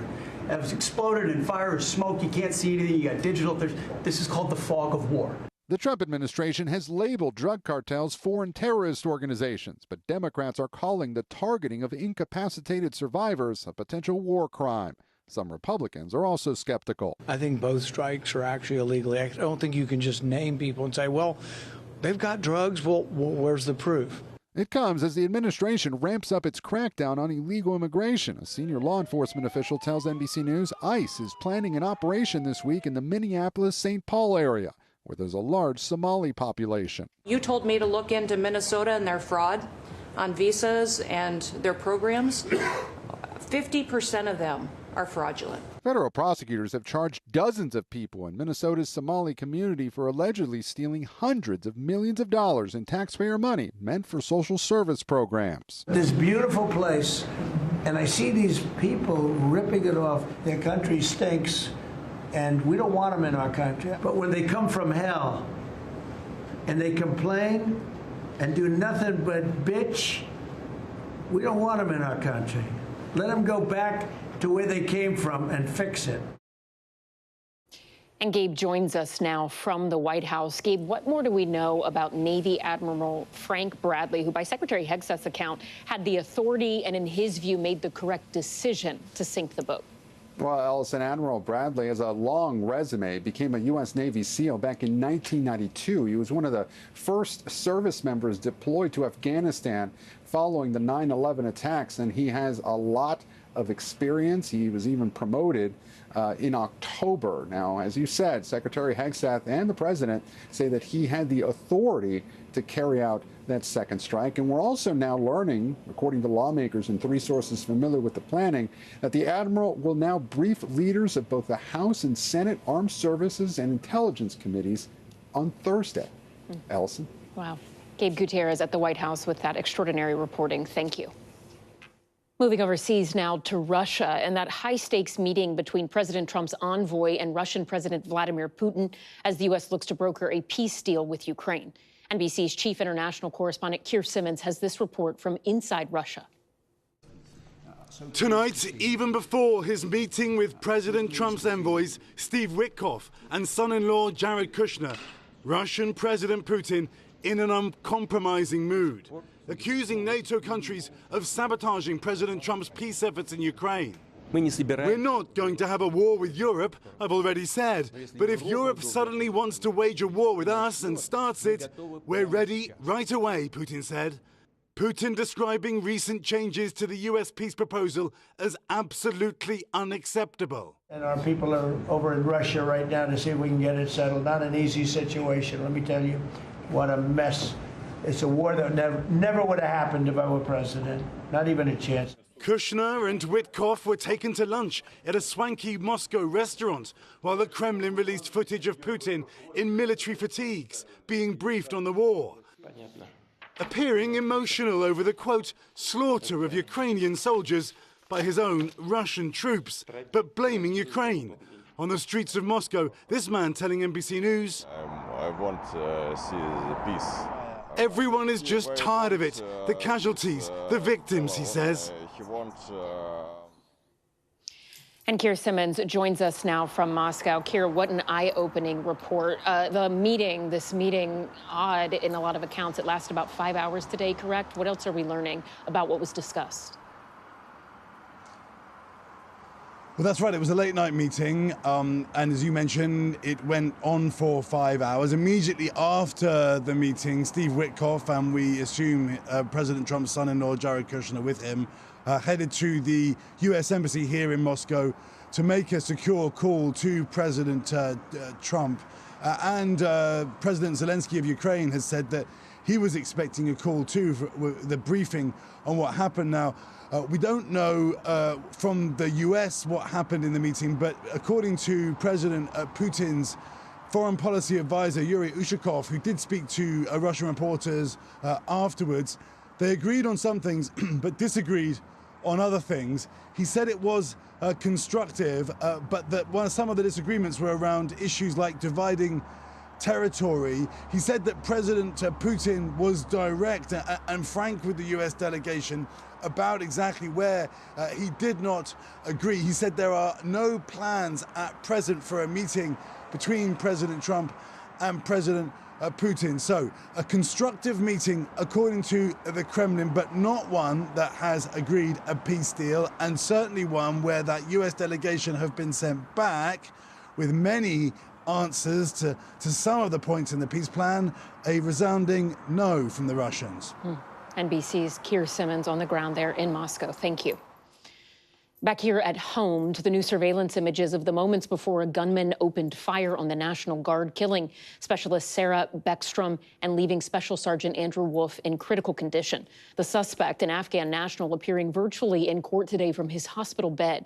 NBC's chief Capitol Hill correspondent Ryan Nobles with the latest. Tonight, newly released surveillance images showing the suspect outside a Washington, D.C. metro station 1 minute before prosecutors say he unleashed his deadly ambush, running around the corner and opening fire on National Guard soldiers on patrol, continuing to shoot, then bending down and looking at their bodies on the ground. Prosecutors say the suspect yelled "Allahu Akbar" and that he was subdued as he was reloading. In a virtual hearing appearing from a hospital bed, Ramanullah Lakhanwal pleaded not guilty to all charges, including first-degree murder. Lakhanwal is an Afghan national and had worked with the CIA in Afghanistan. He was brought to the U.S. during the Biden administration after the chaotic U.S. withdrawal. The Trump administration says there was no proper vetting. Make no mistake. There's no vetting. We have no idea who he is. He has no connections to the community. President Trump has halted all visa processing for people from Afghanistan. 24-year-old Staff Sergeant Andrew Wolf was critically injured in the attack. 20-year-old Specialist Sarah Beckstrom was killed. She was like a perfect human being. 20 years old, just started. She was like a baby. She told the parents that she was getting a promotion, and they were so proud of her. Then they get a call that this happened. And Ryan Noble joins us now. Ryan, you mentioned Special Sergeant Wolf was critically injured in this attack. What more do we know about his condition? Ellison, he is still in serious condition, but there are signs that he is improving. West Virginia's governor said that he actually gave a thumbs up to the nurses in his hospital room, and he has also wiggled his toes. But even though there are those signs of improving, there is no doubt that he has a long and difficult road to recovery, and everyone in his family is still hoping for the best. Ellison? Ryan Nobles in D.C., thank you. Staying in Washington, the White House announcing the launch date for what it calls Trump accounts, $1,000 investments for every child born in the U.S. from January 1st of this year through 2028. And the announcement came with a multi-billion-dollar boost from one of the country's wealthiest couples. NBC's senior business correspondent Christine Romans has more. At the White House today, a celebration for new investment accounts for every child born in America, what the administration calls Trump accounts, now set to launch on July 4th next year. Trump accounts will be the first, I guess you could say, real trust funds for every American child. Those accounts for babies born between January 1st of this year through 2028 will receive $1,000 of federal funds that will grow tax-free.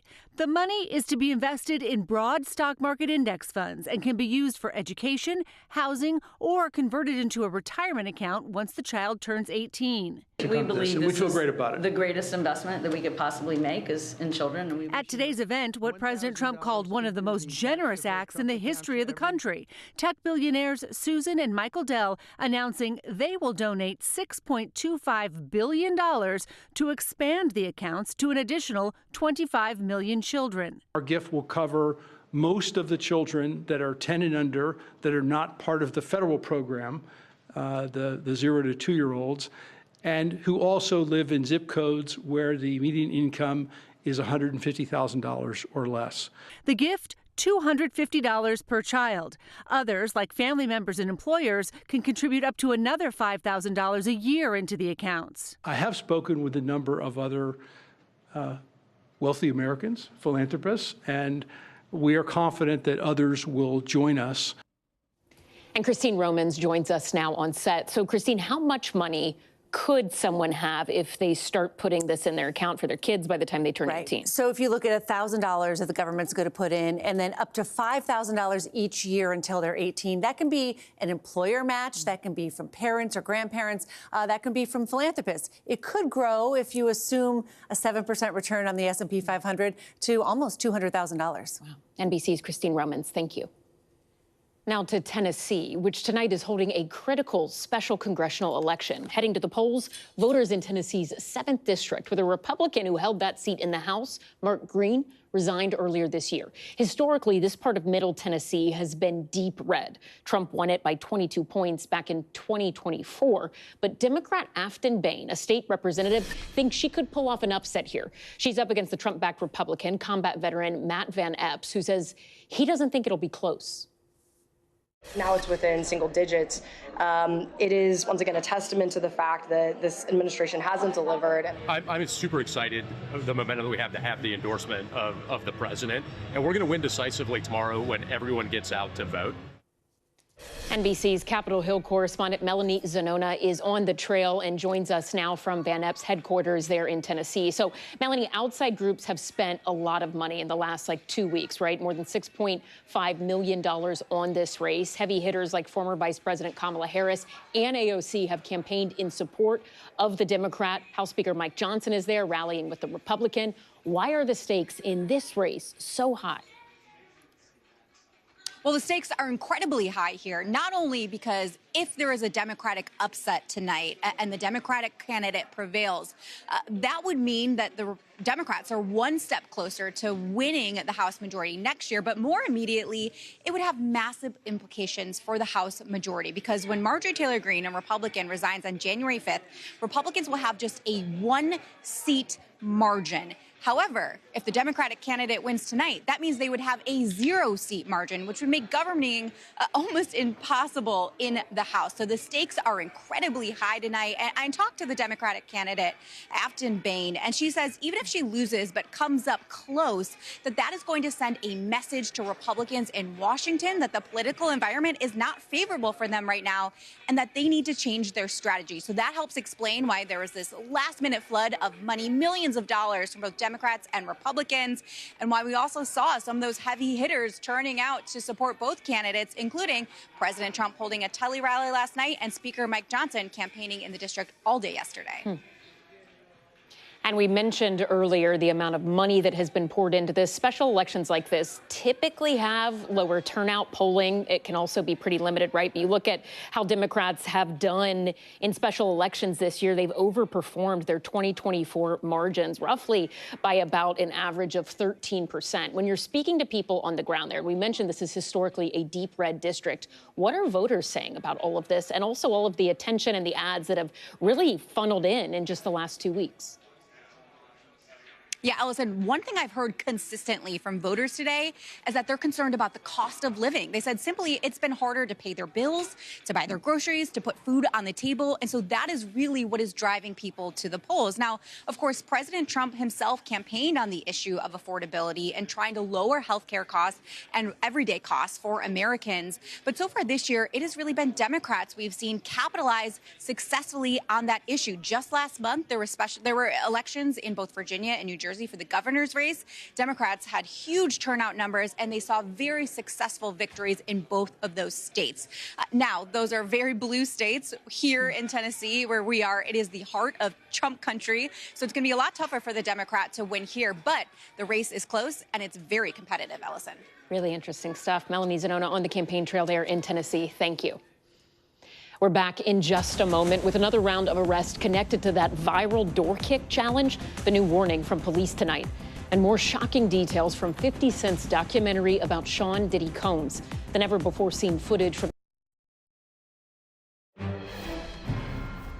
And breaking news right now is a winner has been selected in Tennessee's 7th Congressional District. Republican nominee Matt Van Epps has won and will take over the seat that former Representative Mike Green resigned from back in July. Let's bring in NBC News Chief Data Analyst Steve Kornacki, who's been at the big board all night. So, Steve, break down how Van Epps pulled off this victory here.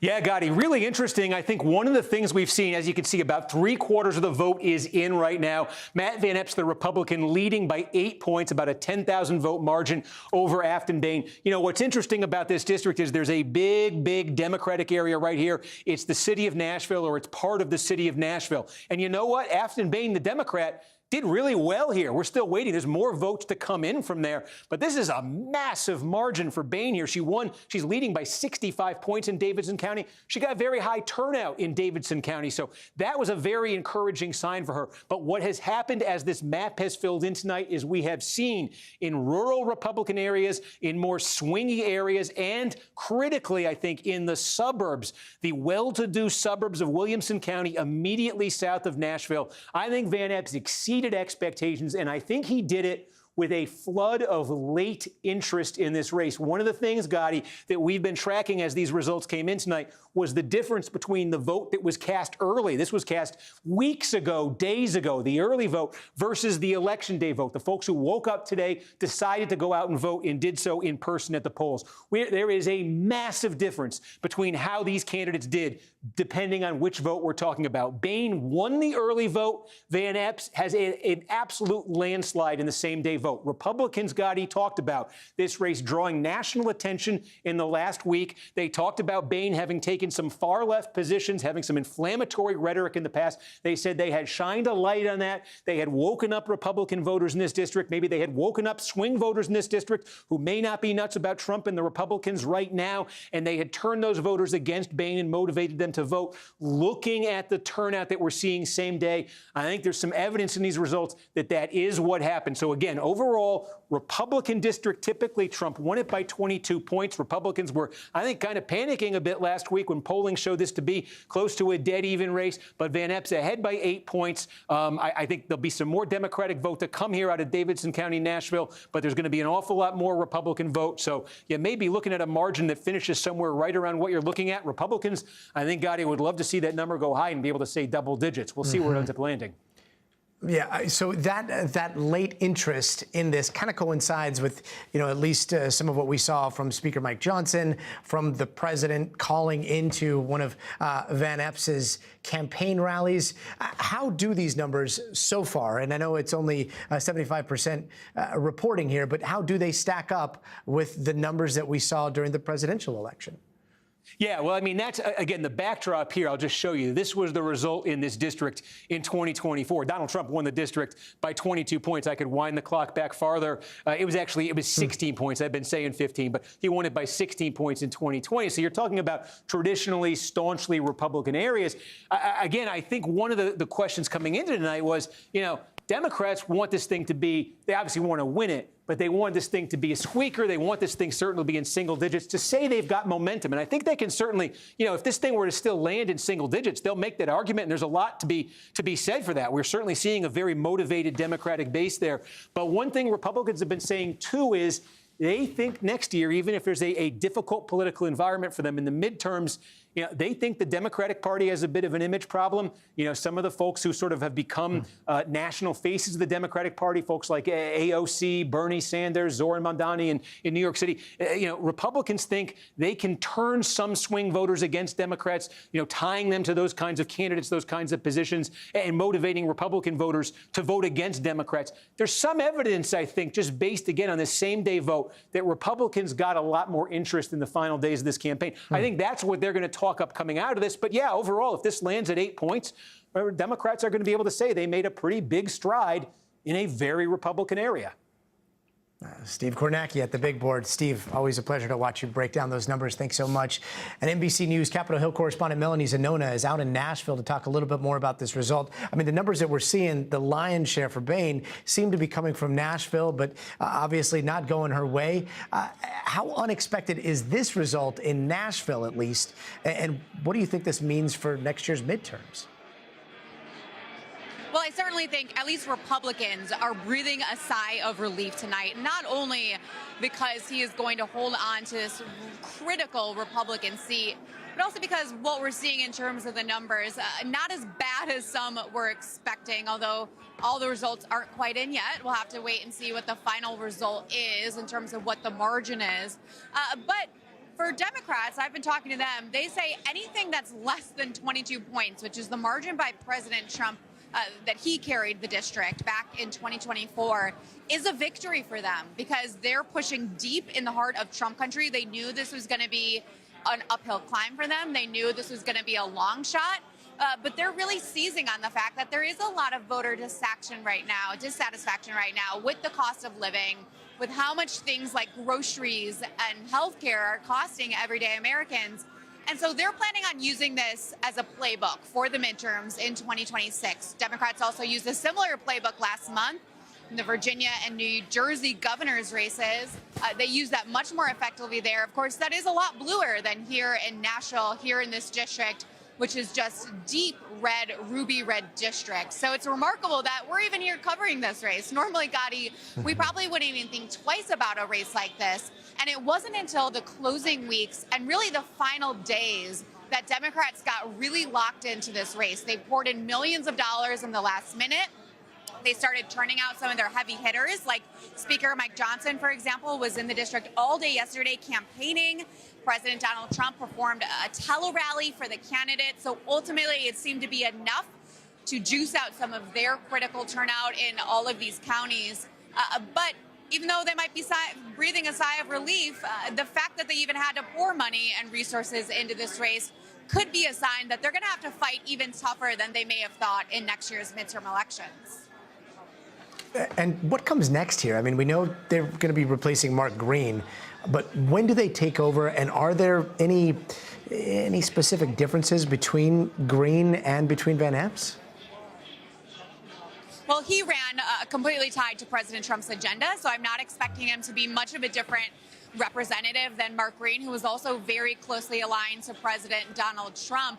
In terms of what comes next, though, that is up to Speaker Mike Johnson about when he wants to swear in the candidate. I'm assuming Speaker Mike Johnson is going to want to do that as quickly as possible, given that House Republicans have such a razor-thin majority in the House. And that majority, by the way, Gotti, only going to get smaller come January 5th when Marjorie Taylor Greene, another Republican, is also resigning early. So that's going to cut away at the margin, too. That is why the stakes were so incredibly high in this race tonight and why you saw both parties pouring so much energy into this race. And Melanie, we've been watching your reporting all day, and it seemed like affordability was definitely front and center for a lot of the people that showed up, at least in Nashville. But what does this one mean for both Republicans and Democrats going forward here? Do you think that we're going to see any sort of scramble or change of tone in messaging from Democrats or Republicans going into next year? I absolutely think Democrats are going to continue to double down on this affordability playbook, even though they came up short today. It's clearly something that has been working for them from everywhere in liberal New York City. We saw with the mayor's race where affordability was a key issue in more blue pockets, including in New Jersey, including in Virginia, and here in Nashville. I've heard from voters over and over again that affordability is a top concern. Now, with Republicans, they've been a little bit slower to address this issue. President Trump specifically has been a little reluctant to admit there is even an affordability problem. But it seems that they are starting to get more in tune with this issue and that they are vowing to now pass a various number of bills in Congress to address healthcare costs, to address everyday costs for Americans. And even President Trump himself, when he was meeting with Mamdani, the New York City mayor, said this is an issue that they're going to have to talk about and get locked in on if they want to have a successful midterm election in 2026. Melanie Zanona out there in Nashville for us tonight. Melanie, thanks so much. And that's going to do it for us tonight. We'll return you to your top story already in progress. Oh my God. In this video taken in downtown LA, what the f is that Waymo doing? You can see a line of police cars blocking the road and a man lying on the ground. Enter this Waymo driverless taxi, which while servicing riders proceeds to take a left turn, driving right past the active police stop and officers who moments later are seen walking towards the subject with weapons drawn. Waymo telling NBC News that when its robo-taxi came across the scene, it turned into an unblocked area where other cars were also driving, and that it quickly left. In a statement, the company saying safety is our highest priority and that when we encounter unusual events like this one, we learn from them. Will it ever be possible to train a driverless car on every single potential traffic scenario? No, and that's the catch with this technology. The question is, can you train it on enough that it makes few enough mistakes that you're willing to tolerate the mistakes. According to Waymo's data, their self-driving cars have 90% fewer serious crashes compared to a human driver, but their vehicles are still facing challenges. Last year, a passenger got stuck in a Waymo after the car repeatedly circled around a parking lot at the Phoenix airport. This car is just going in circles. And a federal investigation is now underway into Waymo's repeatedly passing stopped school buses with lights flashing. And Liz joins us now from Los Angeles. So, Liz, are we hearing anything else from police tonight? Yeah, LAPD tells NBC News this happened on Black Friday. It happened around 3:40 in the morning. They had pulled someone over, that man there on the ground, for a suspected felon stop. And they say that actually the Waymo did not impact or interrupt their operations, but they do say that officers shut down that intersection right after seeing that Waymo make that turn, Allison. All right, Liz Kreutz in our LA bureau there. Thank you. The new docuseries about Sean Diddy Combs we told you about last night is now out, featuring never-before-seen footage of the music mogul in the days before his 2024 arrest. NBC's Chloe Malas sat down with executive producer 50 Cent and has more on the new revelations and what we're hearing from Diddy's legal team. Tonight, the new Netflix docuseries Sean Combs: The Reckoning is out and making headlines. Taking 8 nuclear bombs, you know what I'm saying, straight to the head. And I'm tired of going back and forth with y'all, with the lawyers. That's just not true. Okay, so. With never-before-seen footage of the former hip-hop kingmaker from the days leading up to his 2024 arrest. I'm not a referee. So I'm gonna get off the phone right now. Listen to me. I'm gonna get off the phone right now, and I am going to let you professionals look at the situation and come back to me with a solution. No matter what nobody said. Let's just here and there, y'all are not working together the right way. We're losing. Combs' legal team says Netflix is relying on stolen footage, even sending a cease and desist to the streamer ahead of its release, calling it a shameful hit piece. Something the documentary's director, Alexandria Stapleton, denied in a statement on Monday, saying that they, quote, lawfully obtained the footage. Hey, yo, you think we can hire an editor? Behind the series is executive producer Curtis 50 Cent Jackson, who recently sat down with NBC News alongside Stapleton. How did you get that footage of Diddy? I figured most journalists would not disclose their sources. 50 Cent did not appear worried about potential legal action from Combs. Zero concern about that. There's maybe the last 3 documentaries, you would have said the same thing to that. Last 3 that exist, you know. The project, which took over a year to make, includes interviews from Combs' inner circle. I began to see the ugliness and the nature of him as a human being. That came from me seeing the only thing he cared about was himself. We really tried to chronicle the ecosystem that he created and to give people a very well-rounded perspective. I don't think that the time was really given to really look underneath the hood. One of those interviews is with Danity Kane singer Aubrey O'Day, who in an emotional scene reads an affidavit from a woman saying she walked in on O'Day being assaulted by Combs and another man in 2005. You realize the burden that puts on my soul for the past year, the weight of that man and his I will never get up from under it. Stapleton says O'Day wrestled with whether to share this on camera. She didn't take that information and say, and this happened to me. I think that what you see in the film is her struggling to digest, did this happen to me or not? Combs' team declined to comment on specific claims from the docuseries, calling it a one-sided narrative led by a publicly admitted adversary.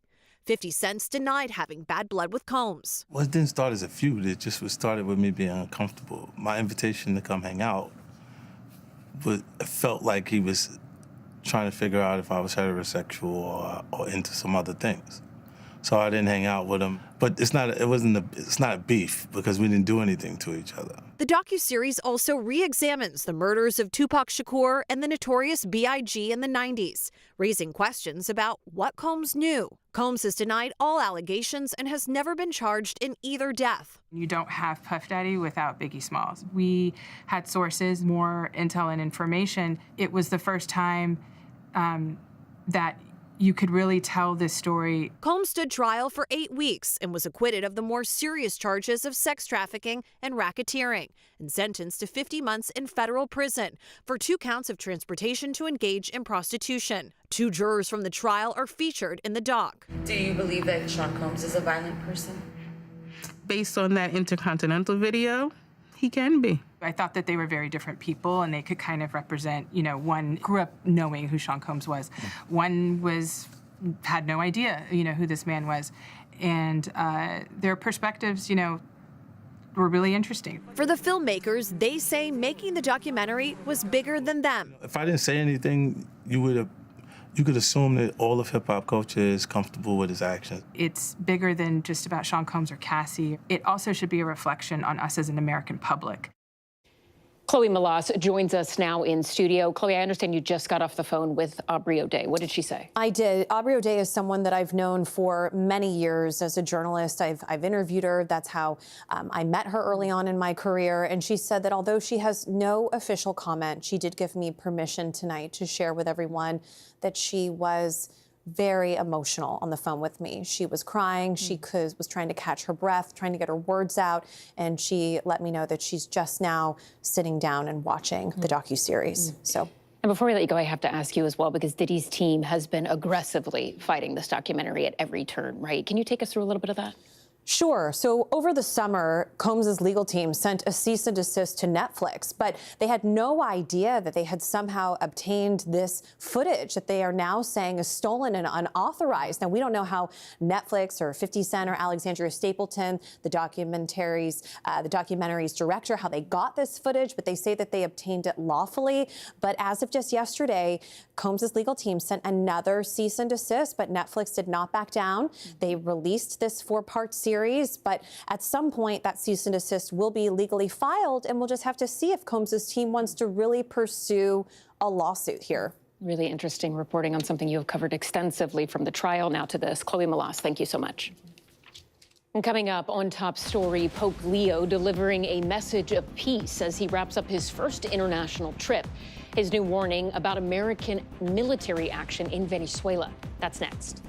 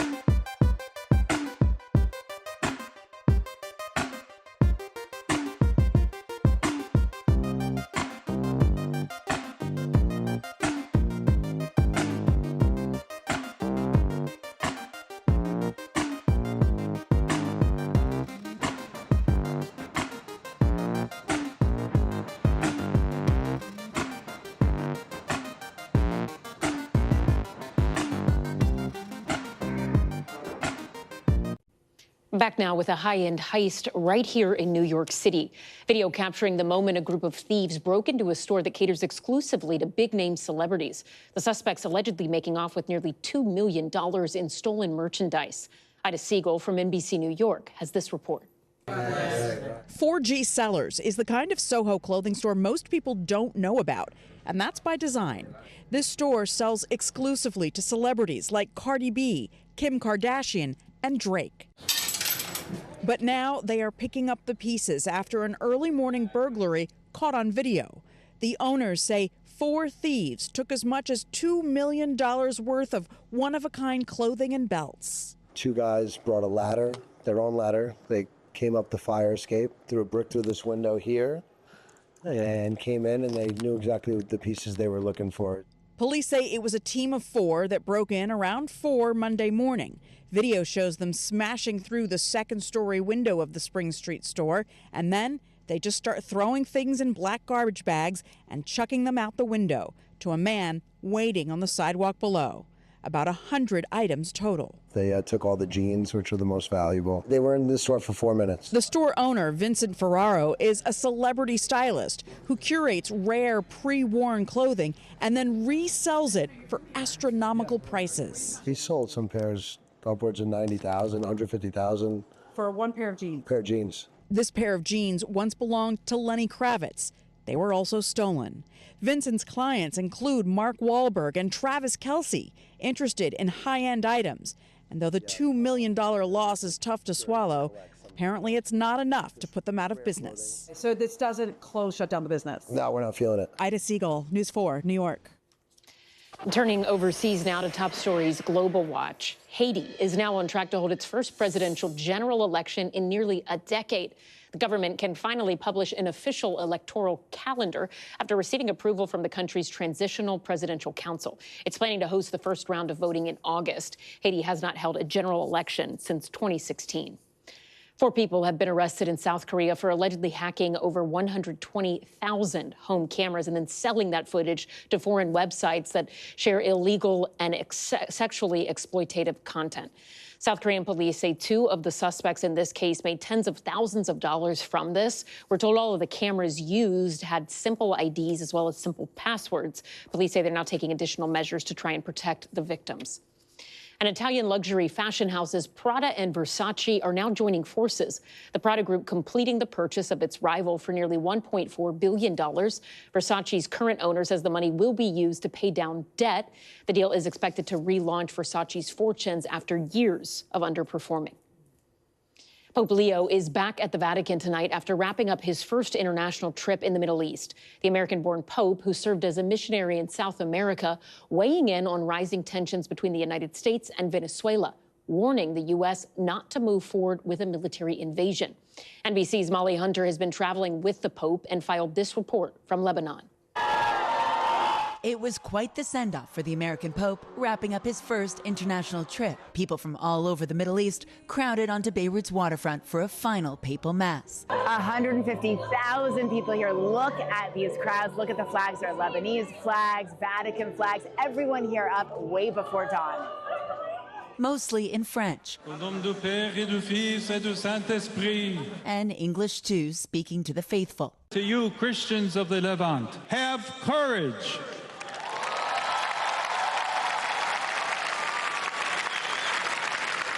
The whole church looks to you with affection and admiration. 23-year-old Rhea Malouf said today was unforgettable. This is the real definition of Lebanon. You're smiling so widely.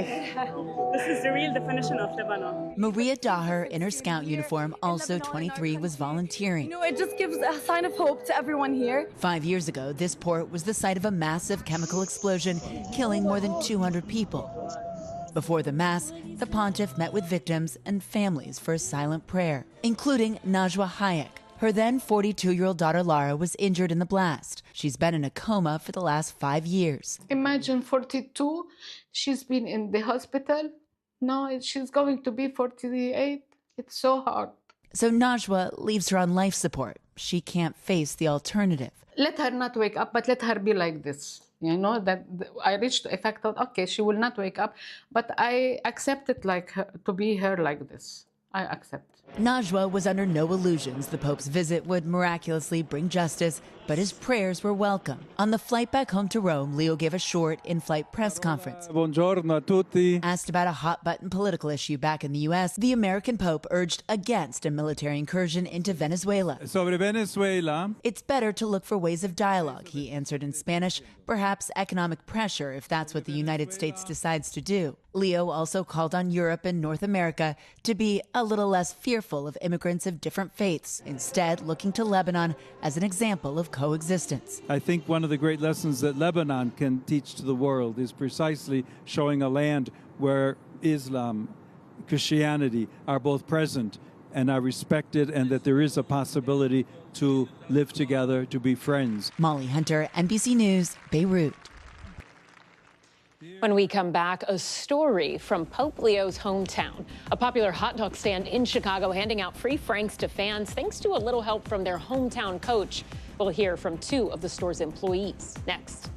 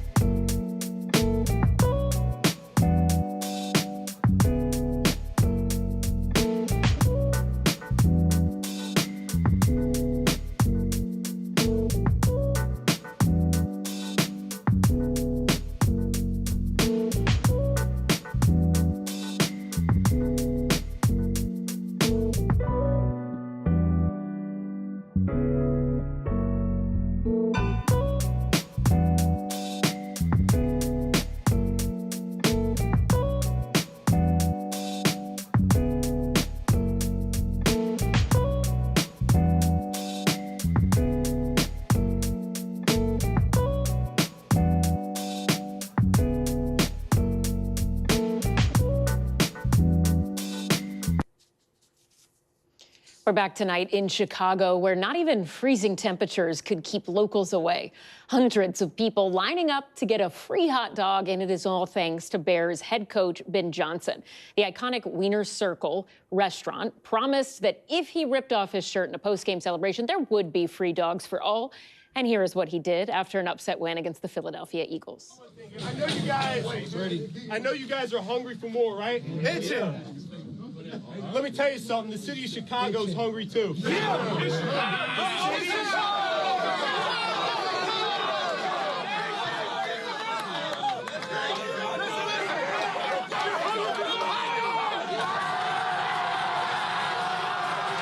And Chicago fans showed up for their free hot dogs afterwards. This is a line of people wrapping around the block. So joining us now is the operation manager at Wiener Circle, and Emma Kreese and Reagan Eggert, who is one of the roast comics, grillers, and cashiers. Emma and Reagan, thank you so much for both of you being here. Emma, let me start with you. How did today go from your perspective, and how quickly did you run out of supplies? It was awesome. I mean, honestly, we're over the moon about it. We had our first guest lined up at 5 a.m., a little earlier than he needed to, but we started prepping around 7 a.m. And we had a line forming around the block starting around 9. So right off the bat, really, really awesome start to the honestly awesome day. Reagan, what was it like for you? It's been a little chaotic but fun, you know, nothing that we're not used to, you know. But it is definitely fun to see the whole city come out. They showed up and showed out. So I mean, Reagan mentioning that this isn't something that you guys are not used to. This has happened before in the past. Emma, talk to us about that, because this is not the first time the Wieners Club has given out hot dogs after a bet, basically, with the Bears, right? Can you talk to us a little bit how this back and forth sort of began? Yeah, absolutely. I mean, from my perspective, I was in our office, actually, sitting across from the owner, Ari. He's one of the co-owners, and he just tweeted, if Caleb Williams throws 4 touchdowns in a game, we will give away free hot dogs. And I was sitting on the other side of the desk, and I look at my phone. I see the notification. I was like, hey, is this happening? And then you know, he's like, yeah, if it happens. And it happened. And we had a busy, I'd say the line was longer that day, only because it's not as cold. It wasn't as cold back in September. So, but I mean, still the same amount of hot dogs given away. Last time we hit just over 2,000. Yep. Wow. I mean, even looking at this, I know people are like, I can't believe the line was this big. It was so cold. But I'm also like, it's Chicago, honey. Like, you guys are used to this, right? How do you follow this up, given this was so successful? Any plans for the next big thing? Yeah, you know, so that I'd say when the Bears make the Super Bowl, we do have some plans in the works. So definitely going to lean into that, and yeah, bear down is what we have to say. Yep, bear down. Reagan, let me ask you, what does this mean to just see the community come together like this? I mean, how does it feel as a Chicagoan for both of you to see this happen? Well, for Wiener Circle, we're all about community. We love our customers, whether they're tourists, whether they're, you know, down the street. We love all of them, and we love to be able to feed Chicago. We love to bring out the city. You know, no one can do it better than the Wiener Circle. Emma Kreese, Reagan Eggert, thank you both so much for joining us. We appreciate it, and we hope to have a hot dog with you guys soon. Yes. Thank you. Cheers. And finally tonight, a tall tale from college basketball. Florida's new freshman, Olivier Rioux, is so tall he has his own Guinness World Record from his first time in the game last month. The Canadian teen has become an overnight sensation. To say he towers over the competition, it seems like an understatement. So Rioux, he stands at 7'9". This monitor from floor to the top is 7'1", which is as tall as Shaquille O'Neal. If we make Olivier actual size, he does not come close to fitting. NBC's Jesse Kirsch has the story of the literal biggest man on campus. Olivier Rioux has just taken the shirt off. When this Florida Gator stepped onto the court, he made history. This is as loud as it's been all night. At 7'9", Olivier Rioux is the tallest person to ever play college basketball. Pretty tall. And even before the 19-year-old's debut last month, the Quebec native made a name for himself on social media, going viral in this clip with Shaq. Olivier's taller than anyone in NBA history. He's got a foot on LeBron James, 15 inches on Michael Jordan, and 20 inches on one NBC News correspondent. Oh! Let's go. What do you love about the game? I love that it takes discipline and hard work to be where I am.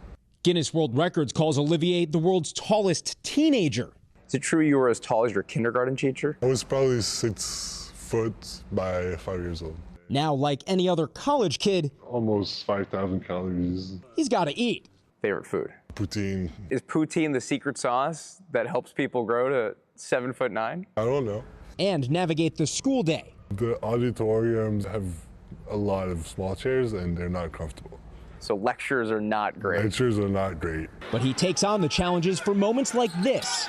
A first career point. Giving all of us someone to look up to.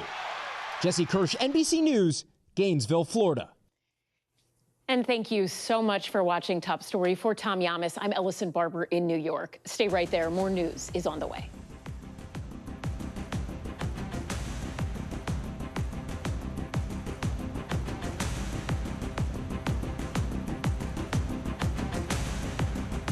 Top Story is coming to you live from Juarez, Mexico. Reporting over the skies of Lahaina. Every weeknight, it's your news playlist.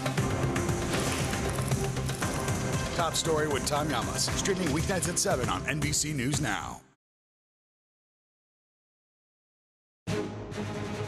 Tonight, the massive winter blast pummeling millions right now. The storm sweeping from Kentucky to New England, bringing brutal cold and treacherous snow. Dangerous conditions sending this truck skidding off an overpass. How rescuers rappelled down to save the driver. The snow and ice triggering hundreds of crashes across the storm zone. Some spots getting nearly a foot of snow. Also tonight, the new revelations on those boat strikes in the Caribbean. What Pete Hegseth revealed about where he was when that controversial second strike was ordered. Our reporters pressing the defense secretary today. Plus the president's fiery rhetoric on Somalians in America, seeming to say he doesn't want them here. New images just in: the suspected National Guard shooter spotted near a subway stop moments before prosecutors say he opened fire. What he allegedly yelled before his deadly ambush. $1,000 for every baby born in America. How you can get that money for your child. A self-driving car appearing to drive uncomfortably close to an active police scene with passengers on board as officers draw their weapons. Urgent new warnings about the TikTok door kick challenge, the teens arrested for the viral trend, and the warning from police to them: it could get them shot. A truck plunging into the ocean, the moment caught on camera when a Good Samaritan jumps in to help. The NFL moment going viral for all the wrong reasons. What the Giants kicker is saying after this botched play. And our correspondent goes one-on-one with the tallest basketball player ever. Even Shaq looks up to this college freshman. Nightly News starts right now. This is NBC Nightly News with Tom Yamas. And good evening. A dangerous storm system barreled east today, bringing a blast of snow and ice to much of the Northeast for the first time this season. Millions were pounded by snow and ice and freezing rain and brutally cold temperatures. And in many places, the weather took a dangerous turn. Take a look at this. In West Virginia, a truck dangled over the side of an icy highway. You can see how fast that snow is falling. Emergency crews working for over an hour to rescue the driver from the precarious position. In Connecticut, one tractor trailer completely overturned. Whiteout conditions causing crash scenes like this one to play out on roadways up and down the Northeast corridor. At this hour, 14 million people remain under winter alerts, and the official start of winter is still weeks away. Aaron McLaughlin is in snowy Pennsylvania for us tonight and leads us off. Tonight, a fast-moving storm striking the Northeast, wreaking havoc on the roads as far south as West Virginia. He's advising it is hanging over the ledge. He's advising that the semi is over the ledge. Where for over 5 hours, the cab of this tractor trailer dangled precariously over the side of a bridge. According to reports, the load of bricks the driver was hauling, the only thing that kept him in the air. Video shows the harrowing moments the driver was rescued. Meanwhile, in Pennsylvania, state troopers responded to more than 500 calls reporting crashes and highways shut down. And at the nation's airports, flights delayed as crews work to de-ice planes. Tonight, 14 million Americans under winter alerts, with snow totals up to 10 inches in parts of New England, and winter supplies flying off store shelves. We've been super busy selling out of ice melter and shovels and everything. In Scranton, Pennsylvania, an alert warning of extreme cold and an all-out effort to stay ahead of the snow. The plows have been working the roads since 7 a.m. You just have to watch for pedestrians. You won't believe how they'll walk right in front of you or behind you. I almost hit a guy on a little moped. So, PSA, you see a snowplow steer clear? I would think so. Today, former professional snowplow driver Clyde Best came out of retirement to salt the streets. What's your advice for folks dealing with all this snow? Stay home. Good advice right there. Aaron joins us now live from Scranton. And Aaron, there are school closures up and down the East Coast tonight. That's right, Tom. Here in Scranton, school was out for the day, as was the case for hundreds of schools throughout the Northeast. The good news is that storm is set to push out tonight, but it'll be followed by some pretty chilly temps. Tom. Aaron McLaughlin leading us off tonight. Aaron, thank you. And in Washington today, our reporter pressing Defense Secretary Pete Hegseth on that controversial strike on a boat in the Caribbean that some are saying was a war crime. Gabe Gutierrez now on what Hegseth revealed about his own involvement. Tonight, President Trump defending striking a boat allegedly carrying drugs to the U.S. twice in early September. I want those boats taken out. And if we have to, we'll attack on land also, just like we attack on sea. And there's very little coming in by sea. I think we've knocked out over 90% of it. 2 people initially survived, and the administration says the decision for a second strike, killing all on board, was made by Admiral Frank Bradley. Today, Defense Secretary Pete Hegseth said even though he watched the first part of the attack live, he'd moved on to his next meeting before the second strike. Admiral Bradley made the correct decision to ultimately sink the boat and eliminate the threat. We have his back, and the American people are safer because narco-terrorists know you can't bring drugs through the water. So you didn't see any survivors, to be clear, after that first strike? I did not personally see survivors, but I stand, because the thing was on fire. It was exploded and fire is smoke. You can't see anything. You got digital. This is called the fog of war. The Trump administration has labeled drug cartels foreign terrorist organizations, but Democrats are calling the targeting of incapacitated survivors a potential war crime. Some Republicans are also skeptical. I think both strikes are actually illegal. I don't think you can just name people and say, well, they've got drugs. Well, where's the proof? It comes as the administration ramps up its crackdown on illegal immigration. A senior law enforcement official tells NBC News ICE is planning an operation this week in the Minneapolis-St. Paul area, where there's a large Somali population. You told me to look into Minnesota and their fraud on visas and their programs. 50% of them are fraudulent. Federal prosecutors have charged dozens of people in Minnesota's Somali community for allegedly stealing hundreds of millions of dollars in taxpayer money meant for social service programs. This beautiful place, and I see these people ripping it off. Their country stinks, and we don't want them in our country. But when they come from hell and they complain and do nothing but bitch, we don't want them in our country. Let them go back to where they came from and fix it. Gabe joins us now live from the White House. And Gabe, back to that boat strike. You have new reporting tonight on the timeline here, and also when Admiral Bradley will appear before Congress. Yes, Tom. Secretary Hegseth told me he did not learn about the second strike until hours after it happened. Also, according to lawmakers and 3 sources familiar with the planning, Admiral Bradley will now brief leaders of both the House and Senate Armed Services and Intelligence Committees on Thursday. Tom. All right, Gabe, we thank you for that. Now to the suspect in that deadly ambush of National Guard soldiers charged with murder today in court, as we're seeing newly released images of that horrific attack. Here's Ryan Nobles. Tonight, newly released surveillance images showing the suspect outside a Washington, D.C. metro station 1 minute before prosecutors say he unleashed his deadly ambush, running around the corner and opening fire on National Guard soldiers on patrol, continuing to shoot, then bending down and looking at their bodies on the ground. Prosecutors say the suspect yelled "Allahu Akbar" and that he was subdued as he was reloading. In a virtual hearing appearing from a hospital bed, Ramanullah Lakhanwal pleaded not guilty to all charges, including first-degree murder. Lakhanwal is an Afghan national and had worked with the CIA in Afghanistan. He was brought to the U.S. during the Biden administration after the chaotic U.S. withdrawal. The Trump administration says there was no proper vetting. Make no mistake, there's no vetting. We have no idea who he is. He has no connections to the community. President Trump has halted all visa processing for people from Afghanistan. 24-year-old Staff Sergeant Andrew Wolf was critically injured in the attack. 20-year-old specialist Sarah Beckstrom was killed. She was like a perfect human being. 20 years old, just started. She was like a baby. She told the parents that she was getting a promotion, and they were so proud of her. Then they get a call that this happened.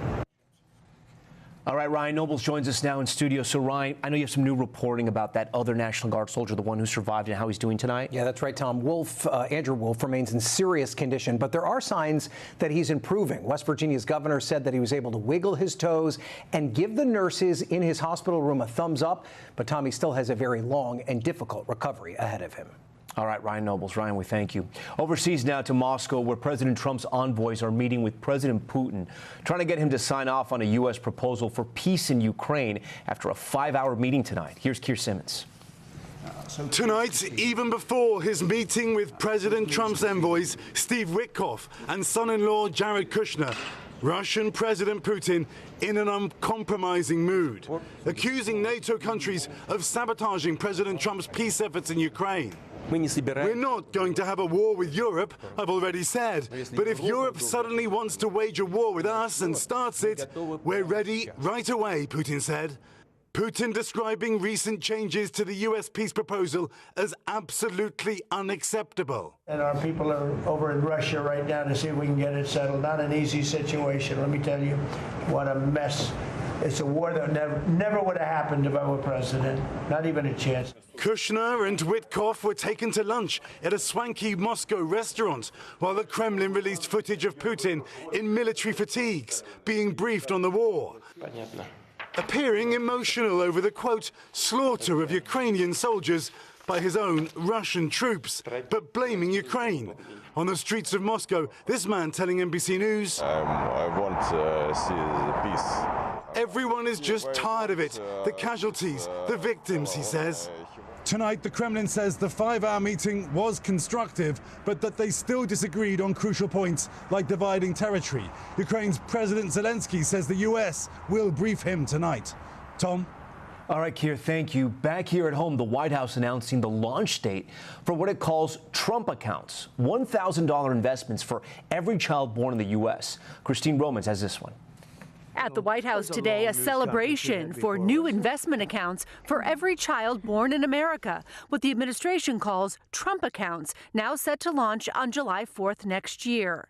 Trump accounts will be the first, I guess you could say, real trust funds for every American child. Those accounts for babies born between January 1st of this year through 2028 will receive $1,000 of federal funds that will grow tax-free. The money is to be invested in broad stock market index funds and can be used for education, housing, or converted into a retirement account once the child turns 18. We believe this is the greatest investment that we could possibly make is in children. At today's event, what President Trump called one of the most generous acts in the history of the country, tech billionaires Susan and Michael Dell announcing they will donate $6.25 billion to expand the accounts to an additional 25 million children. Our gift will cover most of the children that are 10 and under that are not part of the federal program, the 0 to 2-year-olds, and who also live in zip codes where the median income is $150,000 or less. The gift, $250 per child. Others, like family members and employers, can contribute up to another $5,000 a year into the accounts. I have spoken with a number of other wealthy Americans, philanthropists, and we are confident that others will join us. Christine joins us now live. And Christine, how do parents open these types of accounts? Tom, the White House says once this program is launched next summer, you'll be able to fill out an IRS form to get that account set up. And contributions can come from relatives, from employers, and from philanthropists. If accounts max out with $5,000 a year every year, they could be worth almost $200,000 once that child turns 18. Tom? 200,000. All right, Christine, we thank you. We want to show you some new video tonight showing a Waymo robotaxi driving right into an active police scene. Officers with weapons drawn and everything. It's raising fresh questions tonight about the safety of driverless cars. Liz Kreutz now with the dramatic images. Oh my God. In this video taken in downtown LA, what the is that Waymo doing?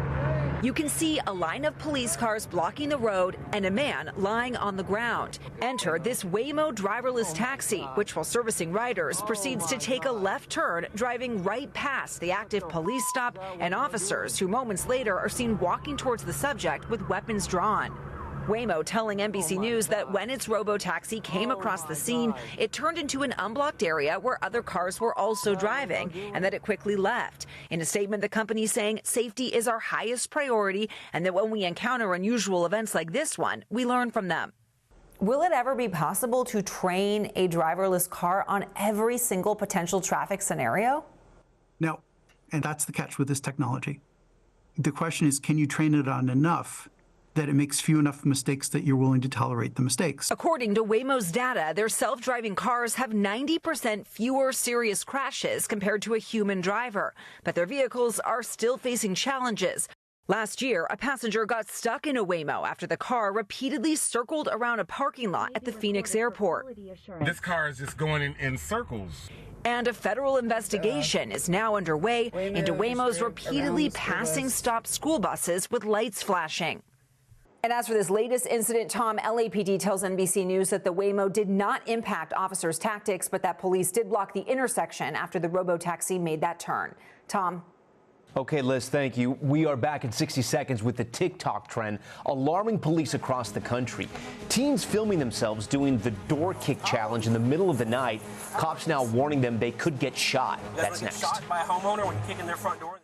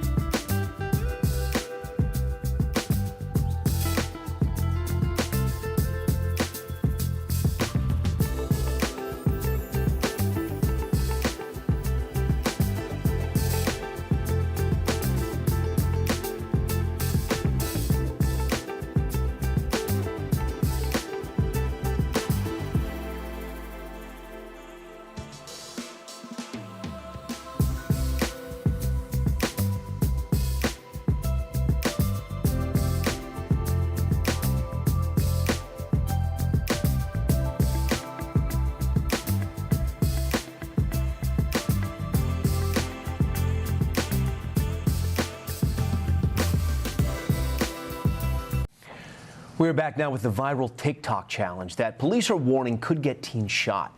The dare, kicking strangers' doors in the middle of the night. Emily Aketa reports. 911, where is your emergency? Sweetbriar Branch Lane. Someone just tried to kick in our front door. Watch as a masked teen forcefully shoves his foot into a front door, part of a social media trend raising alarm across the country known as the Door Kick Challenge. St. Johns County Sheriff's Office says 3 teens did this at multiple homes last week in Florida. They tracked them down from above. Yeah, we got 3 secure. And arrested the trio for loitering and prowling. You guys want to get shot by a homeowner when you kick in their front door and they think you're breaking in to kill them? Investigators underscoring it's not a harmless prank. Listen to the frightened homeowner's reaction. My husband was going to open the door with our gun, but he did not. He still has his weapon out, though, correct? His weapon is, in his hand, in case they come back. Home security cameras have captured the door kick challenge from Arizona to Minnesota to California. What may be fun or a cool thing to do amongst their friends and post it on social media is very traumatic to those and terrorizing to those on the other side of the door. This year, 2 young people were shot and killed in similar incidents in Virginia and Texas. And last month, outside of Chicago, there were 5 reports of door kicking, leaving neighbors on edge. It would be unnerving, for sure, to have that happen. As police now try to silence the concerning trend. Emily Ikeda, NBC News. All right, and we are back in a moment with what the police officer who arrested Luigi Mangione revealed in court today. Plus, the truck driver that drove right into the water in Miami and the Good Samaritan who jumped in to save the passengers inside. That's next.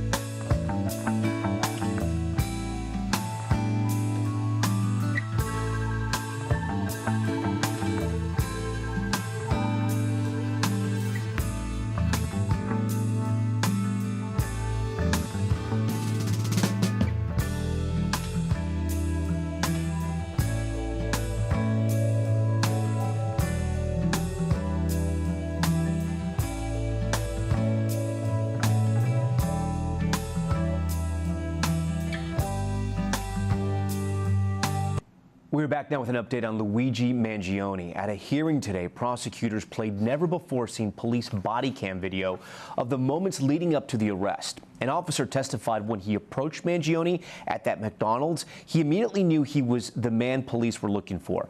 Mangione's lawyers are trying to get evidence thrown out ahead of his murder trial. And take a look at this video. A truck barrels through a fence into the waters of a Miami marina. An eyewitness told our Miami station the 2 women inside were trapped by the airbags that deployed. A Good Samaritan jumped in and helped pry the driver and passengers out to safety. And if you saw Monday Night Football, you saw this all-time botched field goal attempt. Younghoe Koo of the Giants kicks the turf, setting up this disastrous scramble to save the play. Today, Koo is explaining what happened, saying, quote, "The ball was moving when I was driving to it, so I just pulled up on it." The Giants lost and fall to 2-11. When we come back, a truly giant gator. Our Jesse Kirsch goes one-on-one with the tallest college basketball player to ever play the game, and he's only a freshman. And you won't believe how tall he was in kindergarten. That's next.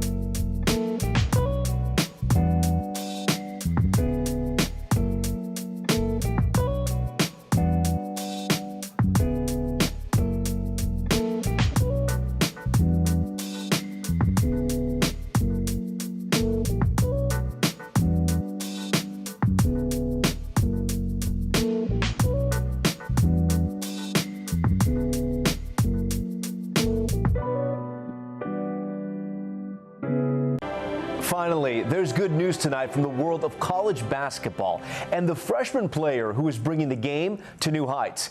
Jesse Kirsch goes one-on-one with the tallest basketball player ever. Olivier Ryu has just taken the shirt off. When this Florida Gator stepped onto the court, he made history. This is as loud as it's been all night.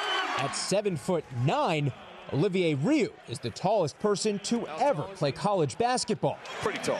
And even before the 19-year-old's debut last month, the Quebec native made a name for himself on social media, going viral in this clip with Shaq. Olivier's taller than anyone in NBA history. He's got a foot on LeBron James, 15 inches on Michael Jordan, and 20 inches on one NBC News correspondent. Oh! Let's go. What do you love about the game? I love that it takes discipline and hard work to be where I am. Guinness World Records calls Olivier the world's tallest teenager. Is it true you were as tall as your kindergarten teacher? I was probably 6 foot by 5 years old. Now, like any other college kid, almost 5,000 calories. He's got to eat. Favorite food? Poutine. Is poutine the secret sauce that helps people grow to 7'9"? I don't know. And navigate the school day. The auditoriums have a lot of small chairs and they're not comfortable. So lectures are not great. Lectures are not great. But he takes on the challenges for moments like this. First career point. Giving all of us someone to look up to.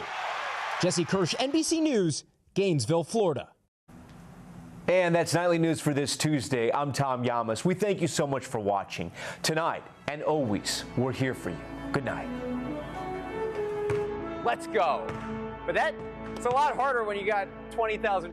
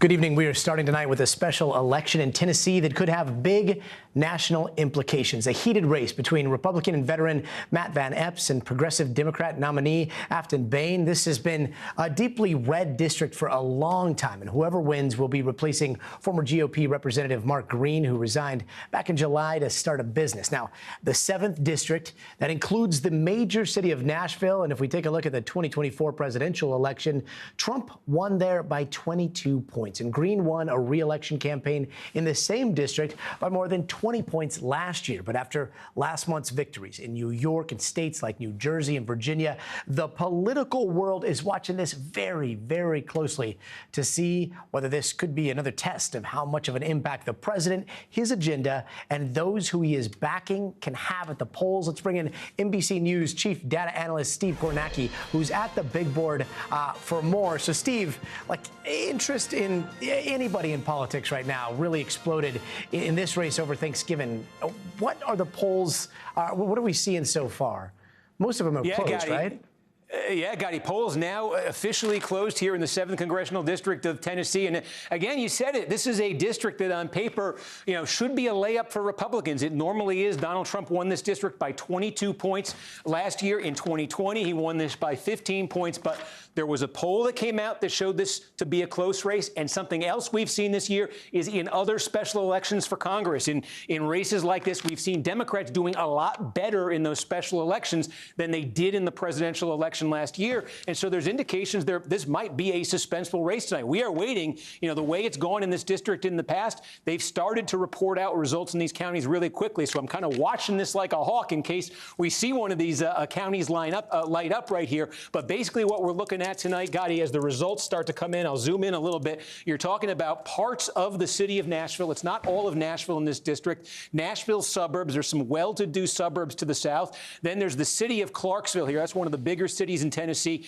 And then there's a lot of rural areas to the west and to the south in this district. If Democrats are going to have a good night, if Democrats are going to have a winning night in this district, I think they need to have two things happen. Number one, right here where Nashville is, that's Davidson County. Democrats have to win this. They have to win this big, and they have to have massive turnout. That's what we're looking to see. Are they able to do that in Davidson County? That's one piece of it. And the other area here, I think we're going to spend a lot of time tonight looking very closely at Montgomery County, where where Clarksville is, because I think it's the closest thing of all the counties you're looking at here to a swing county in this race. If Democrats are going to pull off the upset, I think Montgomery County, where Clarksville is one they would need to win. You're going to have a lot of other Republican areas here. And the question for Republicans, because they've really sounded the alarm in the last week, Republicans have about this district in these rural areas. Are Republicans getting some big turnout, too? That was one of their concerns, that their voters maybe weren't as engaged. Steve Kornacki at the big board. Thank you so much. And we'll let you get back to the Kornacki cam. If you don't know what the Kornacki cam is, Google it. You will not be disappointed. We'll be watching all night. Steve, thanks. Let's bring in NBC News Capitol Hill correspondent Melanie Zanona, who is out in Nashville tonight. Mel, what does voter turnout look like? Like, what have you seen today, and what are voters saying they turned out for? Well, one thing I've heard consistently from voters today, Gotti, is that they are concerned about the cost of living. They say it's harder to pay their bills, it's harder to put food on the table, and it's harder to afford their health care. I asked a number of voters outside of a polling precinct in Nashville about why they turned up today to vote in this special election. Here's what they had to say. Jobs, mostly jobs, the high cost of food, gas, everything.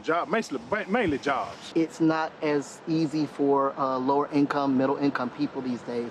So that's a big part of my concern. Things are getting very expensive. I am still able to make it. However, things are getting really, really expensive. Now, we are in one of the bluer pockets of this very large, very red district. That being said, though, affordability is not a concern that is limited to Democrats. And we've seen in nationwide polling that President Trump is not getting very high marks for his handling of that issue, despite the fact that he ran on that during his 2024 campaign. So it could be an issue here tonight in Nashville. And we saw President Trump call into a Van Epps rally over the phone a day or so ago. Speaker Mike Johnson, he's also been in the fray pushing for Van Epps. Like, how does the GOP see this race? Are they taking this pretty seriously?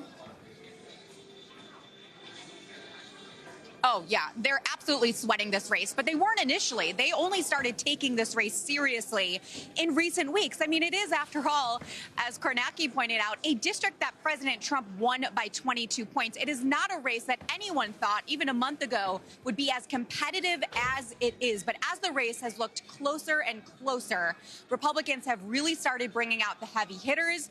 President Trump did a tele-rally last night for the candidate. Speaker Mike Johnson was even in the district all day yesterday doing campaign events. So they are taking this very seriously. And the reason, Gotti, is because the stakes are incredibly high, not only for their immediate House majority, but also for the midterms in 2026.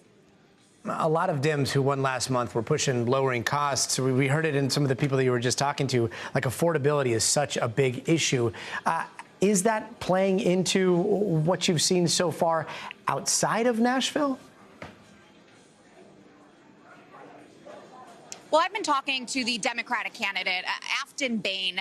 I interviewed her earlier today, and she says, based on her conversations with voters, that the reason why her race is competitive, and as competitive as it is because of what she calls an affordability crisis and also dissatisfaction with the current Trump administration. Let's watch a little bit of my interview with her. Our campaign message has resonated across the political spectrum, across the district, and it's one of affordability, that we're facing an affordability crisis in Tennessee that has not been ameliorated by the federal administration, despite his commitment to deliver an economic agenda for working Tennesseans. This is a district that President Trump should have won handedly, considering the 22-point margin, and now it's within single digits. It is, once again, a testament to the fact that this administration hasn't delivered. Now, Republicans have said that Bain is far too extreme for this district. One thing that they've really highlighted is her past calls to defund the police. So I asked her whether she still maintains that position, but she mostly dodged, saying it depends on what the community wants. And Mel, I know that this is the impossible question of the night, but when do you think we might get a conclusive answer here? Well, we are expecting to get some results pretty early. Obviously, the ultimate call will depend on how close the race is. But what I'm really looking for is not just who wins, but by what margin. Because even if Afton Bain loses but is able to keep it close, that is going to send shockwaves through the House Republican conference. They're already concerned about the political environment for themselves.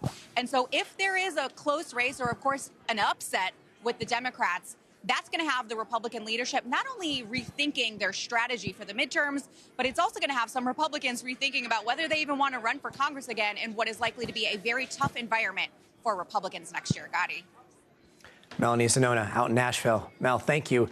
Now to the growing demand for answers as the Secretary of War, Pete Hegseth, reacts to the deadly double strike on a boat allegedly carrying drugs from Venezuela. The secretary side by side with the president at a cabinet meeting today, justifying the second strike during what he calls the, quote, fog of war, while vowing to continue military operations in Latin America.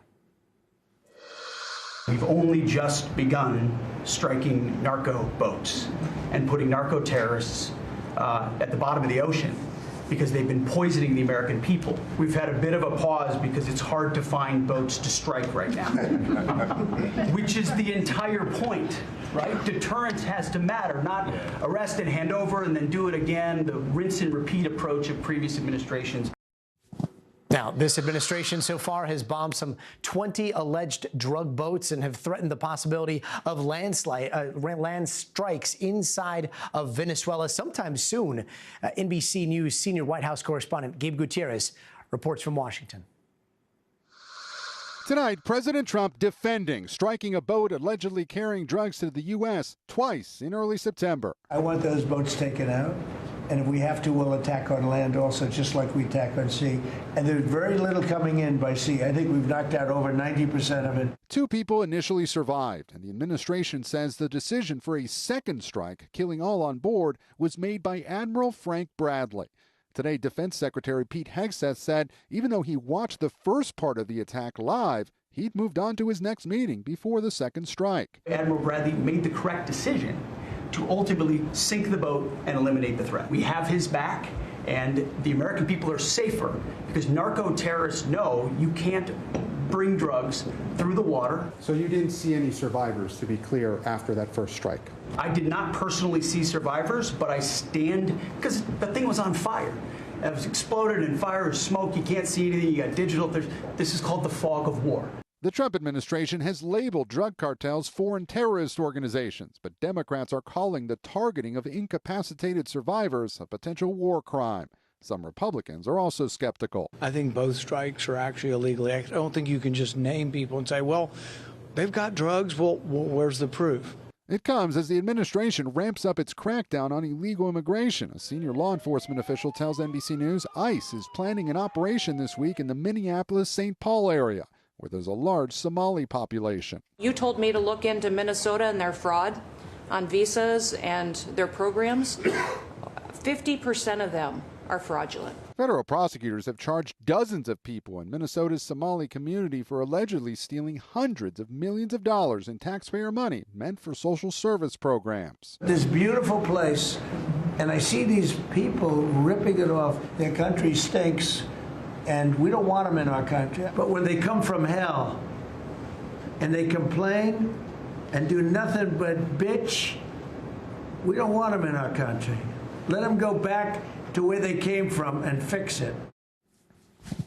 Gabe Gutierrez reporting there. Joining us now is Representative Jimmy Panetta, serving California's 19th congressional district, who is also a former intelligence officer in the U.S. Navy. Congressman, thank you so much for being here. You've been very vocal about limiting the administration's power to conduct these boat strikes. First off, do you think cartels or those working in the drug trade warrant a terror designation?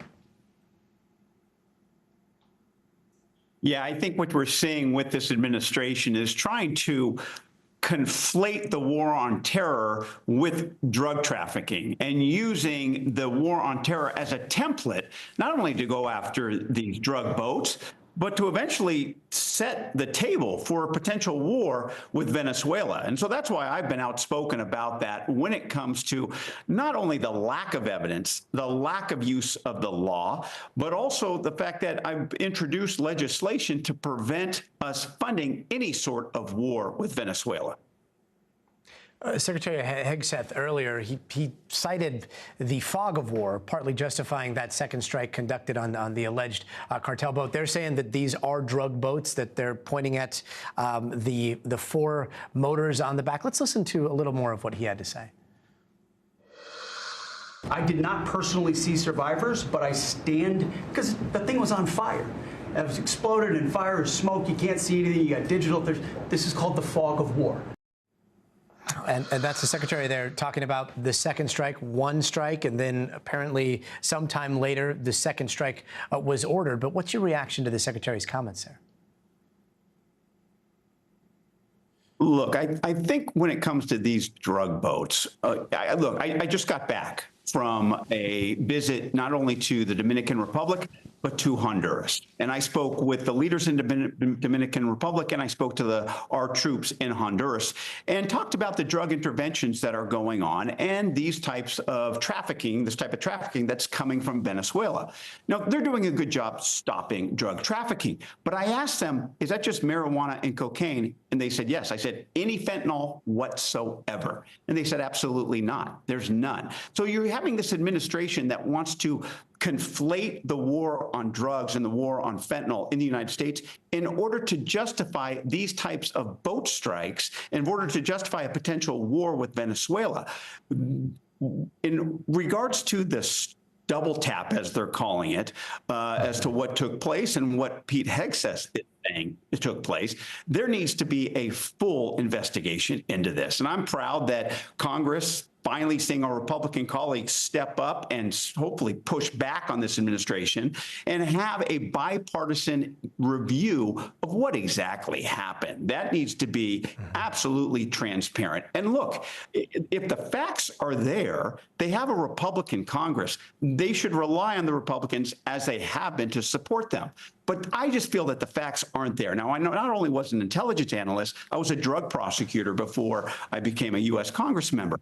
You use the facts, you use the law, that's how you make the decisions. And right now, there's no facts, there's no law, and we're getting fuzzy decisions that have led to this gunboat diplomacy by Secretary Hegseth. I mean, just picking up where you left off there, as an intelligence officer in the U.S. Navy, your expertise in this particular field is pretty extensive. For those who are unfamiliar with the rules of engagement, just clarify for us, because if the United States bombs a boat and then someone survives, is the United States supposed to rescue any survivors and stop the attack? Not to delve too deeply into just war theory, but philosophically, why is the military allowed to make a first strike lethal and not allowed to carry out a second lethal strike on a boat like this? Look, it depends on the fact, but what you're not supposed to do, and this is made clear in the Pentagon brochure that people receive in UCMJ, you're not supposed to fire upon survivors of a shipwreck. You're not supposed to do that. And so when you look at what happened, and based on what limited evidence we do have, it's really a violation of law if they were civilians or if we were in an armed conflict. Either way, based on the limited evidence that we have, this seems to be a violation of civilian law, and they could be prosecuted in American courts or the UCMJ. That's why we need to have a full-fledged review as to exactly what happened. Now, I know Secretary Hegseth and the admiral that was in charge of this strike have started to talk about some of the things that went down, but we got to have full transparency here. This really is it's not just potentially illegal. This is a threat to our democracy, if you ask me. And what I mean by that is that, when you start to go use these types of use of force under false pretenses, it's a threat to the institutions. It's a threat to Congress, who's not standing up to this administration. And if you go to war under false pretenses, as they're setting things up to do with the largest strike force in the Caribbean since the Cuban Missile Crisis. I heard Admiral Stavridis say it's the largest naval presence anywhere in the world right now. But if you're setting that up to go to war under false pretenses, there's loss of accountability. There's loss of any type of oversight by the American people. And this is what we're going to prevent in the United States Congress. Well, hopefully we'll see some of that oversight as the Admiral appears before Congress. Congressman Panetta, thank you so much for joining us. The suspect in the shooting of 2 National Guardsmen in Washington has made his first court appearance since the attack last week. Prosecutors have alleged the suspect fired shots on the troops who were on foot patrol, killing West Virginia National Guardsman Sarah Beckstrom and critically injuring West Virginia National Guardsman Andrew Wolf, who is still fighting for his life. Court documents also allege he yelled "Allah Akbar," or "God is most great," in Arabic, according to a National Guard witness at the scene. The suspect appearing virtually from his hospital bed before a federal court today, pleading not guilty to murder and gun possession charges. It comes as there is growing calls from the Trump administration for a new travel ban in response to the shooting. NBC's senior Homeland Security correspondent Julia Ainsley is following the latest for us. Hey there, Julie. So today in federal court in D.C., Gotti, was the first time people were able to lay eyes on the suspect in Wednesday's National Guard shooting. He pleaded not guilty, but just in the little amount of evidence we were able to see so far, we expect the prosecution will be leaning on the fact that he said a phrase that indicated he had jihadi motivations just before the shooting took place. They also have video surveillance they'll be presenting in this case. And of course, this is not happening in a vacuum. The context here is what is happening inside the Trump administration as they respond to Wednesday's shooting, where we're seeing vast changes in immigration policy as a result. Just last night, the Secretary of Homeland Security, Kristi Noem, put out on X that she had just met with the president and that she wanted to block people from every damn country that was sending killers and leeches of the American entitlement system. This is something she's now vowed to do, and we know from an official, a person familiar with these plans, that they plan to target over 30 countries, and that list could grow. That would be the biggest group, Gotti, to date in a travel ban from this administration. And the first travel ban in the first Trump administration, there were 7 countries targeted. More recently, under this administration, they said that 19 countries that weren't complying with the vetting standards of the United States. In other words, they couldn't be sure who was coming because they couldn't get the data on them. That group is 19. Now they're expanding to 30 and beyond. But it's unclear how the Trump administration is defining these countries or exactly what countries will be on this list. Previously, it's been an issue of vetting. Now the way the secretary is talking about it and the president's talking about these countries where he said he wanted to block anyone coming from the third world. It's unclear exactly how they'll draw boundaries about what countries won't be able to send their nations, their people from those countries to the United States. Gotti? We may see soon. Julia Ainsley, thanks so much. Meanwhile, there is a massive winter storm pummeling millions in the Northeast today, and depending on the zip codes out there, it was either really, really snowy or very rainy. The winter blast adding an extra level of chaos to the traffic out in West Virginia. That truck dangling over the side of a highway because of the icy conditions. Fortunately, that save happened miraculously. There's a similar story playing out in Connecticut with the semi-rollover winter alerts. Those are still in effect tonight for some areas, and there's more snow and rain on the way. NBC's Erin McLaughlin is tracking it all for us. Tonight, a fast-moving storm striking the Northeast, wreaking havoc on the roads as far south as West Virginia. He's advising it is hanging over the ledge. He's advising that the semi is over the ledge. Where for over 5 hours, the cab of this tractor trailer dangled precariously over the side of a bridge. According to reports, the load of bricks the driver was hauling, the only thing that kept him in the air. Video shows the harrowing moments the driver was rescued. Meanwhile, in Pennsylvania, state troopers responded to more than 500 calls reporting crashes and highways shut down. And at the nation's airports, flights delayed as crews work to de-ice planes. Tonight, 14 million Americans under winter alerts, with snow totals up to 10 inches in parts of New England, and winter supplies flying off store shelves. We've been super busy selling out of ice melter and shovels and everything.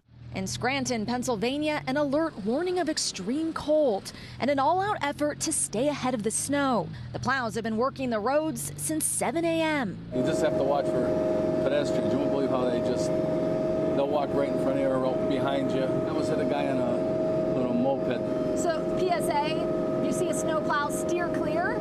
I would think so. Today, former professional snowplow driver Clyde Best came out of retirement to salt the streets. What's your advice for folks dealing with all this snow? Stay home. Stay home where it's cozy. Aaron McLaughlin, thank you so much. Let's bring in NBC News meteorologist Bill Cairns with more on the upcoming winter weather forecast. Hey there, Bill.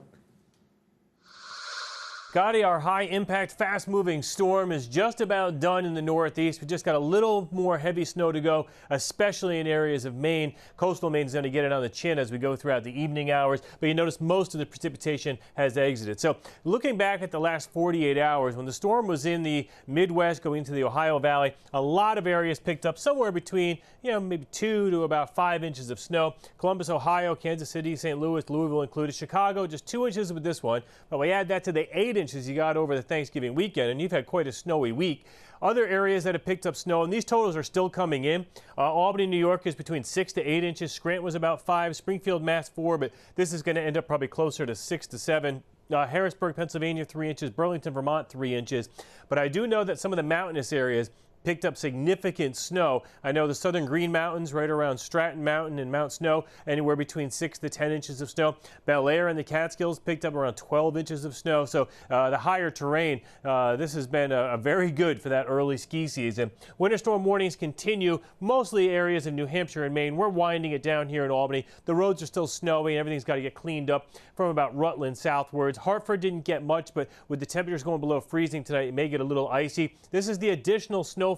Coastal Maine, an additional 4 inches. This is on top of the 3 to 4 inches you've already received, where you see the little pink shading. A few spots could get 6 inches. And as I mentioned, the Mass Pike northwards is where the additional snow will be. The next storm, which is going to be coming into the west tonight, this is actually going to be our first snow of the season in areas of I-25, from Pueblo southwards, Colorado Springs, all the way back up to Denver. That area hasn't seen any snow. It's been like a snow drought in Colorado. So this is going to be the beginning. So this doesn't show a lot here as these storms move through, but you can see near Salt Lake City, some of it here popping up. Tonight and tomorrow, it'll be a full-out snowstorm. Winter weather advisories are up, so it's not a warning, but it's still about 3 to 6 inches of snow, and it's during the daylight hours on I-25, including downtown Denver. So you're going to have to deal with this as we go throughout the middle of the day. Some of the ski areas here throughout Colorado could pick up 6 to about 12 inches, but that I-25 corridor, some of the higher elevation spots, it won't be fun driving. Same with Interstate 70. Then the next story is going to be the cold air. It is going to be frigid tomorrow. High temperatures in the teens. That's it in the northern plains. Look at all the dots on this map. These are possible record lows Thursday morning and Friday morning. Coldest air of the season by far. Not fun in Chicago. 8 with a wind chill of 6 on Thursday, and Friday all of that cold air makes it to the East Coast. So Gotti, this was a good warm-up storm for a lot of people, but it also caused a lot of accidents. We all have to learn how to drive again, I guess, in those slippery roads. We sure do. Bill Cairns, thanks so much. And don't go anywhere. Up next, there's a Waymo car raising some eyebrows after it was seen driving right by a tense police stop in Los Angeles. What we're learning there. Plus, a U.S. delegation meeting with Russian President Putin for hours today. But there's a lot more work to be done to get a peace deal with Ukraine. Keir Simmons has the absolute latest.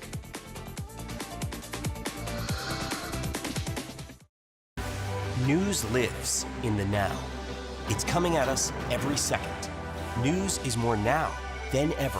You can see why this search and recovery is so complicated. Now is raw. This fight, it is personal. It could be my house, it could be my family. Now is real. Reality check. What is and is not legit here? Now is constant. News for the generation of now is NBC News Now. Live news, streaming free everywhere. When news breaks, it happens here. But the story happens here. Being here is what matters. Tonight and always, we're here for you. NBC Nightly News with Tom Llamas. News lives in the now. It's coming at us every second. News is more now than ever. You can see why this search and recovery is so complicated. Now is raw. This fight, it is personal. It could be my house, it could be my family. Now is real. Reality check. What is and is not legit here? Now is constant. News for the generation of now is NBC News Now. Live news, streaming free everywhere. Breaking news as we come on the air. Live from the White House, top story. Live from the Vatican. Live in Israel as history is made. An incredible moment right now here in Hostage Square. Did you tell him anything? Just that I love him so much and he's safe now. You can still see some of the cleanup effort going on right now. Do you have any update tonight on the search and rescue mission? It sounds like something the greatest player in the world would not want to miss. Are you going to play in the World Cup? Every night, it's your news playlist. Top Story with Tom Llamas. Streaming weeknights at 7 on NBC News Now. News lives in the now. There's no more smoke, no more fire, but there's still a danger. We are buckled in. The latest here on the ground. News for the generation of now is NBC News Now. Live news, streaming free everywhere. Hey, welcome back. Here are some of the other headlines we're watching tonight. Police in Los Angeles say a man was arrested for throwing a Molotov cocktail at a federal building. The FBI is investigating the attack, and they say no one was hurt. Now, that man is also under investigation for a suspected arson that took place about 4 hours earlier. And out in Stockton, 2 men who were at the site of that mass shooting at the kid's birthday party that killed 4 people and hurt 11 are in custody, according to police, but they are not considered shooters. Officials say they were arrested on suspicion of violating their parole. So far, the shooters still have not been caught. And in Sacramento, a former deputy suspected of fatally stabbing his 11-year-old son was shot and killed by police after leading them on a chase on the highway. He died at the hospital, and the same ex-deputy was also found to have lied about a 2023 fentanyl overdose following an investigation. Meanwhile, billionaires Michael and Susan Dell from Dell Computers, they have pledged over $6 billion to encourage families to claim, quote, Trump accounts. That is part of President Donald Trump's plan to expand access to seed money for kids too old to qualify for the initial $1,000 from the federal government that was given out. The money will provide $250 each to 25 million American children aged 10 and under. And San Francisco is going after the food manufacturers that make some of the country's most popular foods and drinks. This is all over ultra-processed foods like Slim Jims, Doritos. The city says they know they make people sick, but they sell them anyways, and none of the companies have responded to requests for comment. Meanwhile, accused killer Luigi Mangione was back in court in New York. You can see him here sitting next to his defense team in civilian clothes. Keep in mind, this is not the actual murder trial. Instead, this is a hearing that determines just what evidence can be used once a trial actually starts. Mangione's lawyers are trying to get key evidence tossed out, and one of the police officers who arrested him at that Pennsylvania McDonald's late last year took the stand today. Well, let's go out to NBC News correspondent Sam Brock. So, Sam, can you walk us through the officer's testimony here? How did it go down? Sure, Gotti. So there was certainly stages here with Officer Joseph Detweiler, who was the officer who took the stand, by the way, the only person to testify all day today. There were 5 witnesses yesterday. Officer Detweiler initially describing the incredulity when he got the call from Dispatch 911 about a possible New York City CEO shooter being identified at a McDonald's in Altoona, Pennsylvania. Then, Gotti, he describes how nervous Luigi Mangione is when he actually enters the restaurant, and then the fear that he felt himself and some of his colleagues for the firearm that they knew was outstanding. Didn't know exactly if he had it on his person, in his backpack, or where that might be. And that's obviously material to this entire conversation, because the evidence suppression motion from the defense is based on the idea that there was a warrantless search, that physical evidence was obtained by police and by investigators without abiding by Mangione's constitutional rights. And they also charged that his Miranda rights were read 19 or 20 minutes into this confrontation, well after he had been asked to answer many questions and had been interrogated. I will say, just for general color and really a fascinating observation here, they so thought this wasn't the guy that Detweiler, when he got the call from 911, didn't even turn on the sirens to his car, rolled into the restaurant, had received a text message from his lieutenant basically saying, I'll bring you a hoagie, I'll buy you one when you come back with a New York City shooter, wink, wink, basically. And it turned out this actually was who they were looking for. He said, Detweiler, when he pulled down Mangione's mask, asked him to pull it down, he immediately felt with 100% certainty that this was the guy, that Mangione was exhibiting physical nervousness,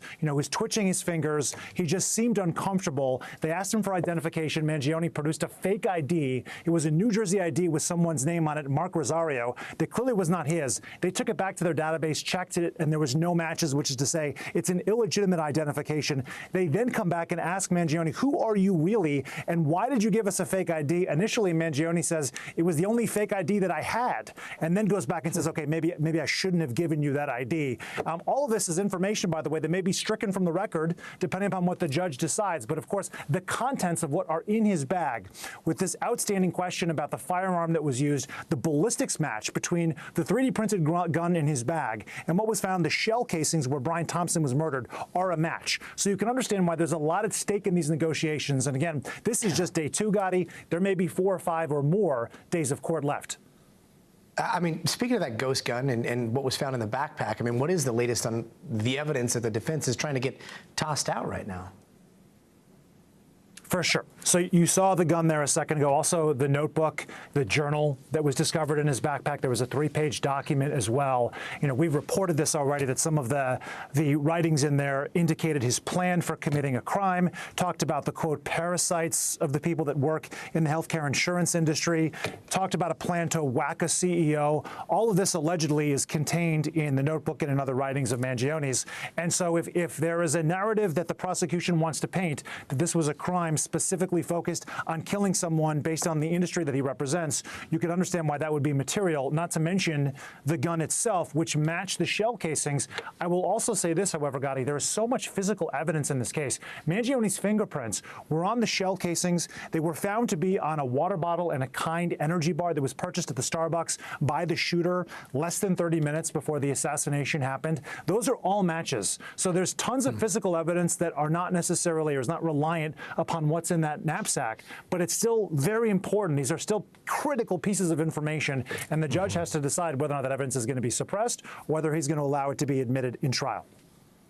Yeah, it could be a big week if we get those decisions this week. Before I let you go, I got to ask about all the hype that we are seeing about these court pictures online, the Luigi Mangione Defense Fund online. They've raised more than $1 million so far.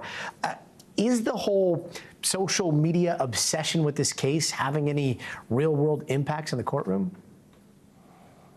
Yeah, there's no indication that there's real-world impacts in the courtroom yet, although you look at the 1.36 million that you see on your screen, there are 37,000 individual donors, and our understanding, certainly NBC News is reporting, is that that's going to help cover costs associated with 3 different cases, right? He has the federal case, the New York case, and the Pennsylvania case, and all the trials, or I should say, individual charges they're in. So there's a lot of money that needs to be spent for his defense. It is, by our knowledge, going to be partly funded by this fund, which has $1.3 million, 6,000 letters, Gotti, that he has received so far in jail. It's this weird nexus between people that really feel like, while murder is wrong, he has struck upon something, an inequity in the healthcare system that he has spotlighted, with those who are demanding justice for someone who was a father of 2 kids who was murdered in Midtown Manhattan. And where these two things intersect right now is exactly why this story has generated so much interest. Perfectly said. NBC's Sam Brock. Thanks so much, Sam. And now to a wild story here in Los Angeles. A driverless car from Waymo heading straight into a crime scene right in the middle of an arrest with the LAPD. NBC's correspondent Liz Kreutz has this one. Oh, my God. In this video taken in downtown LA, what the is that Waymo doing? You can see a line of police cars blocking the road and a man lying on the ground. Enter this Waymo driverless taxi, which, while servicing riders, proceeds to take a left turn, driving right past the active police stop and officers who moments later are seen walking towards the subject with weapons drawn. Waymo telling NBC News that when its robo-taxi came across the scene, it turned into an unblocked area where other cars were also driving, and that it quickly left. In a statement, the company saying safety is our highest priority, and that when we encounter unusual events like this one, we learn from them. Will it ever be possible to train a driverless car on every single potential traffic scenario? No, and that's the catch with this technology. The question is, can you train it on enough that it makes few enough mistakes that you're willing to tolerate the mistakes. According to Waymo's data, their self-driving cars have 90% fewer serious crashes compared to a human driver. But their vehicles are still facing challenges. Earlier this year, a passenger got stuck in a Waymo after the car repeatedly circled around a parking lot at the Phoenix airport. This car is just going in circles. And a federal investigation is now underway into Waymo's repeatedly passing stopped school buses with lights flashing. So interesting. Let's bring in NBC's Liz Kreutz. Liz, that professor that you talked to, they said you can't program, obviously, every traffic encounter, but how do they tackle this? I mean, you'd think that they'd program things like police lights, maybe like a police perimeter. How do you go about? Well, I think a lot of experts feel like this is still very preliminary. They're like, jury's still out to how this is going to work. Let's give it 5, 10, 15 years. They're already at this pretty high level, so it's only in theory going to get better. But like that professor said, it's how much is society going to be willing to tolerate? And people who are proponents of self-driving cars will also point out that there's always going to be a certain amount of error that would happen, a human error, right? Like people have different reactions to this video that we're showing from LA. There's some people that are like, I wouldn't have known what to do. I would have maybe driven quickly that way too. Or would you make a U-turn? So it's the question of like, would a driver potentially make that error, or is this something only a robo-taxi? But when you start drilling into it, like, okay, let's say that there were police at something like this and they're directing a human that's driving a car, you're going to be like, oh, that's a police officer. I know to go here. Totally. How do you even do that with an AI when you don't want like anybody just being able to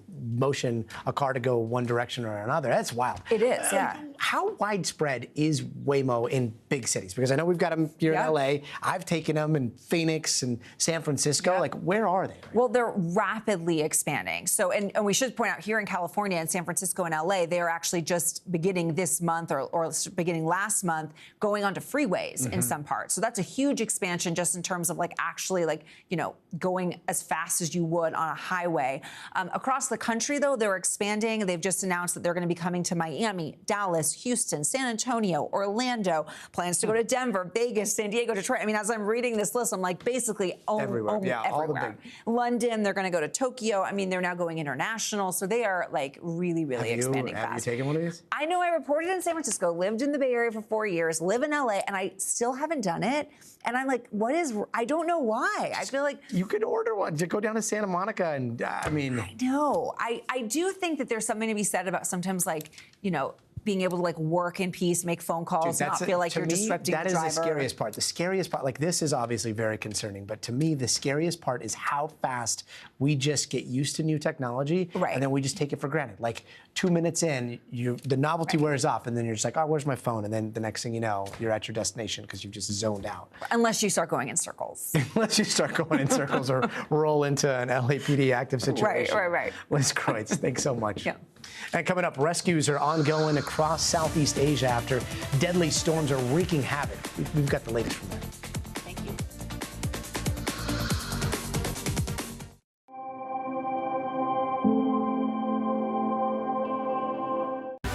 News lives in the now. It's coming at us every second. News is more now than ever. You can see why this search and recovery is so complicated. Now is raw. This fight, it is personal. It could be my house, it could be my family. Now is real. Reality check. What is and is not legit here? Now is constant. News for the generation of now is NBC News Now. Live news, streaming free everywhere.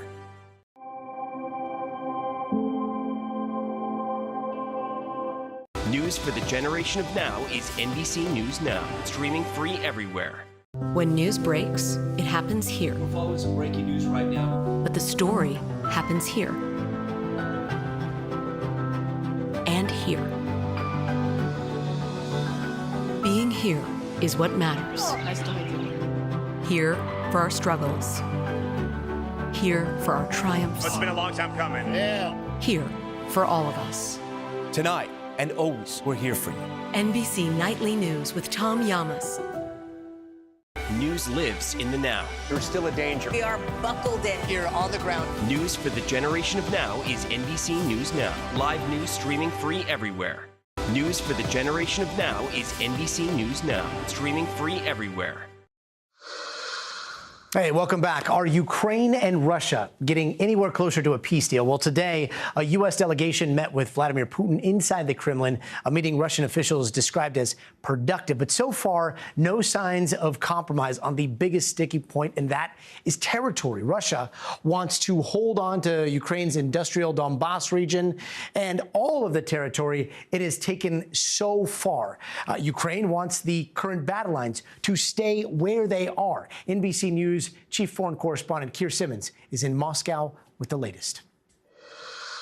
Well, there were smiles and cordial remarks about how fantastic Moscow is, according to their words, as the meeting got going. But once it really did get underway, we're hearing from the Kremlin that while it was constructive, there were also disagreements on crucial points like dividing territory. In fact, President Putin's advisor on foreign affairs, Yuri Ushakov, saying that President Putin was not reluctant to be very clear about where he disagreed with the US delegation. That delegation was the president's son-in-law, Jared Kushner, and his envoy, Steve Witkoff.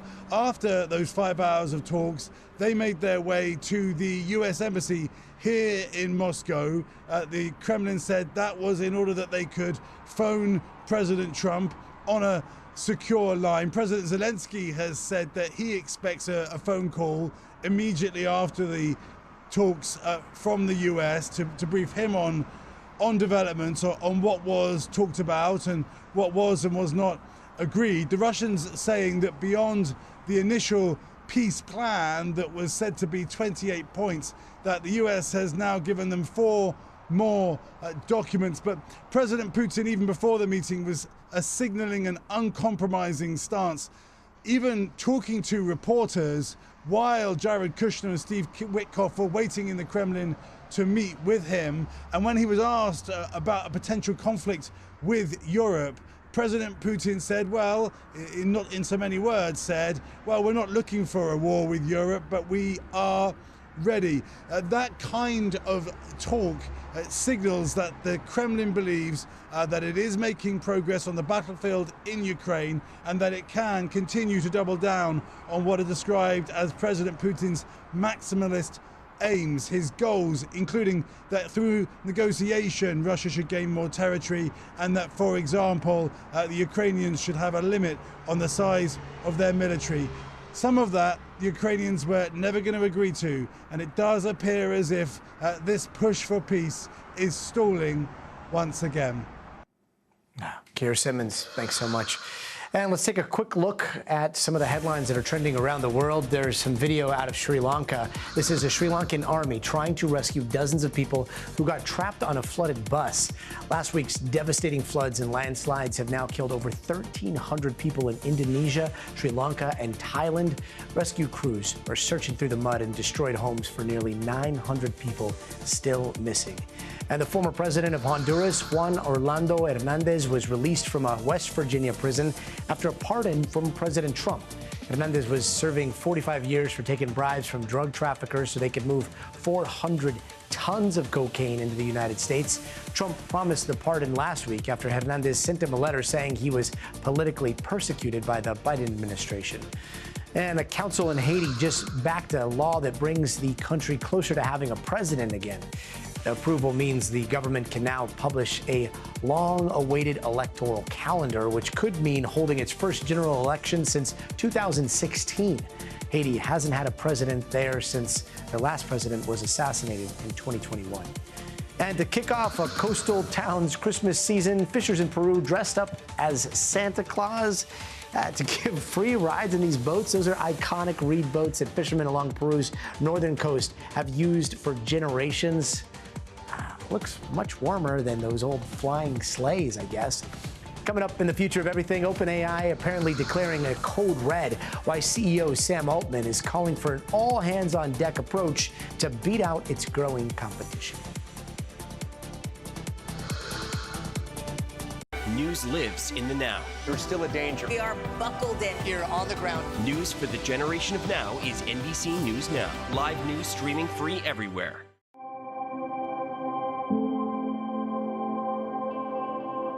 News lives in the now. There's still a danger. We are buckled in. Here on the ground. News for the generation of now is NBC News Now. Live news streaming free everywhere.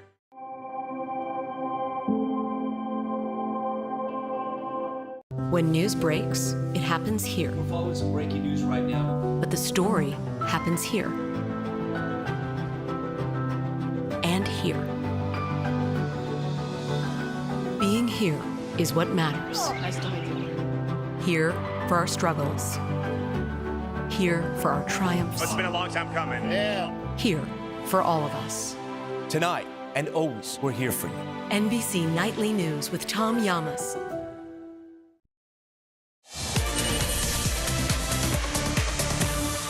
And tonight on the future of everything, OpenAI is reportedly on code red in the race for AI dominance. For now, ChatGPT still maybe leads the market, but Google's Gemini is gaining fast. Just recently, they launched this pretty jaw-dropping new image generator. And here's what the competition kind of looks like. We ran the same prompt through ChatGPT and Gemini. Produce an image of the weather in LA tomorrow in the style of cubism. I know art is in like the eye of the beholder, but this is ChatGPT. This is Gemini. And it's features like this that have Sam Altman and OpenAI on edge. So much so that they sent out a company-wide memo just yesterday. It was first reported by The Information. Watch this. Sam declared what he calls a code red. So he told employees that he wants them to prioritize improving ChatGPT as, OpenAI faces more competition from rivals like Google. And NBC News tech contributor Joanna Stern joins us. Joanna, what are you hearing about this memo, and what's the mood like right now inside of OpenAI? Well, Code Red says it, right? It sounds like there's a bit of panic. Not surprising, given what we have seen really kind of go viral over the last couple of weeks with Gemini 3, which was a new model Google released a few weeks ago, and the Nano Banana image model, which I believe is what you generated that AI or that LA weather cubism prompt. So Cubism, it is clear that OpenAI... The culture, very deep culture you're showing there. Yeah, but look, I mean, I've been a ChatGPT user through and through. It was, sort of my first true love. But as you test these, you do start to realize there are places where some of the models are getting better. Some of the models are at least taking advantage of things that consumers may want to do. And I really do think Google has nailed that with some of the photo editing and where they've put that. And I think that's what we also have to really consider. What's probably getting under Sam Altman's skin here is not only is Google's models getting better, right? But they also have the product infrastructure where they already have the user base. So Gmail, Google Photos, Google itself. And so that is where I believe Sam Altman is thinking, crap, our models have to not only get better, but our product has to get better so we can get those numbers and that average usage numbers up. Yeah, YouTube. I mean, it is quite the vertical stack. Google also has, and this blew my mind because they've got this $74 billion ad revenue stream that continues to tick up, despite what a lot of people thought was going to be Gemini's cannibalization of its ad dollars. ChatGPT, at this point, like you ask ChatGPT, hey, are you profitable? And it will admit, no, OpenAI is not profitable right now. Like, how long can OpenAI hold on to its disruptor status? Look, those models have to keep getting better. The product needs to keep getting better to maintain that lead. And Sam Altman has made a pretty clear mission here with OpenAI to be a consumer AI company. But they are also aiming at businesses. And I would say that Google's hitting them on both ends, but Anthropic is hitting them on the business end right now. Anthropic has become a very popular company and model with their Claude model for using through APIs and other types of business infrastructure. And that's another place that OpenAI is going to have to look to catch up, because that's where Anthropic has started to really generate revenue and get closer to profitability. But I think just coming back to your question around Google and the advertising, I mean, that was one of the things that's been reported both by The Information and the Wall Street Journal about this memo, is that Sam Altman has guided the troops to stop on some product stuff, including integrating ads, to really focus on model performance and getting the product better. I will say a little bit earlier, I asked Gemini and OpenAI, like, which one is better? And to ChatGPT's credit, it was nice. It was like, well, we're both good at different things, so it's kind of even. Gemini was kind of a killer, and it's like, no, we are better. We are gaining steam or something AI-ish. But it was pretty interesting. So we'll see. Sounds like my kids. Exactly. Joanna Stern, thank you so very much. And coming up, new FDA-approved glasses that can slow nearsightedness in kids. What you should know if you're looking to snag a pair ahead. But first, you got to see this. One Long Island family is bringing Christmas vacation to life again this year. The Orsini family transformed their home into the Griswold family experience for a second time. They used 25,000 Christmas lights, inflatables, like 20 character mannequins, and even a rusted RV. They're taking advantage of all this attention this is generating by asking visitors to donate toys to their local children's hospital.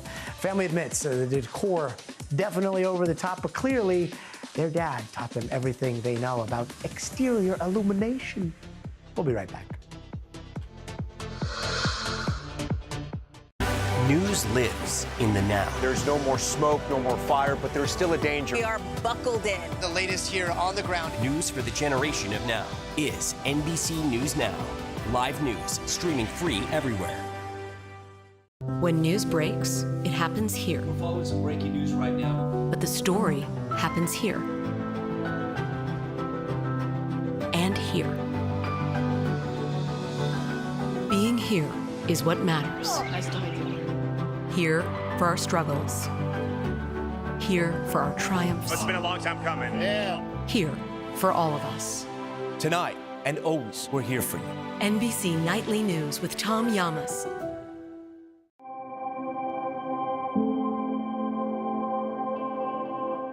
When news breaks, it happens here. But the story happens here. Being here is what matters. Nice to meet you. Tonight and always, we're here for you.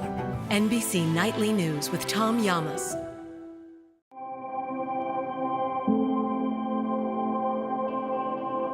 News for the generation of now is NBC News Now, streaming free everywhere. When news breaks, it happens here. But the story happens here. Being here is what matters. Nice to meet you. Tonight and always, we're here for you. NBC Nightly News with Tom Llamas.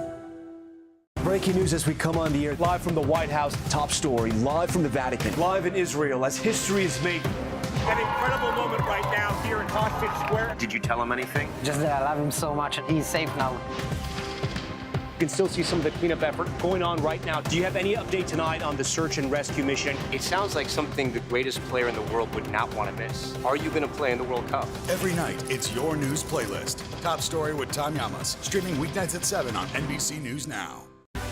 News lives in the now. It's coming at us every second. News is more now than ever. You can see why this search and recovery is so complicated. Now is raw. This fight, it is personal. It could be my house. It could be my family. Now is real. Reality check. What is and is not legit here? Now is constant. News for the generation of now is NBC News Now. Live news streaming free everywhere.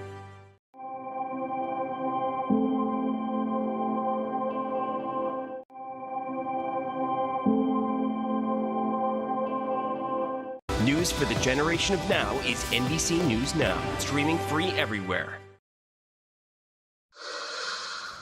And for a little more of the future of everything, there's this new innovation that's showing promising signs of improving kids' vision, with the FDA recently approving a pair of glasses that are designed for kids. And those lenses can actually help improve a kid's vision and reduce the chances for more serious eye problems when they grow up. Now, the main culprit here is nearsightedness that has actually been increasing among kids.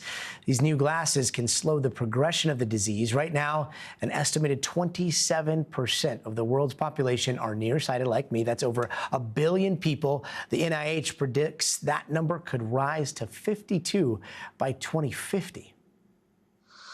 And let's bring in NBC News medical contributor Dr. Akshay Syal. Dr. Syal, good to see you. How do these glasses even work here?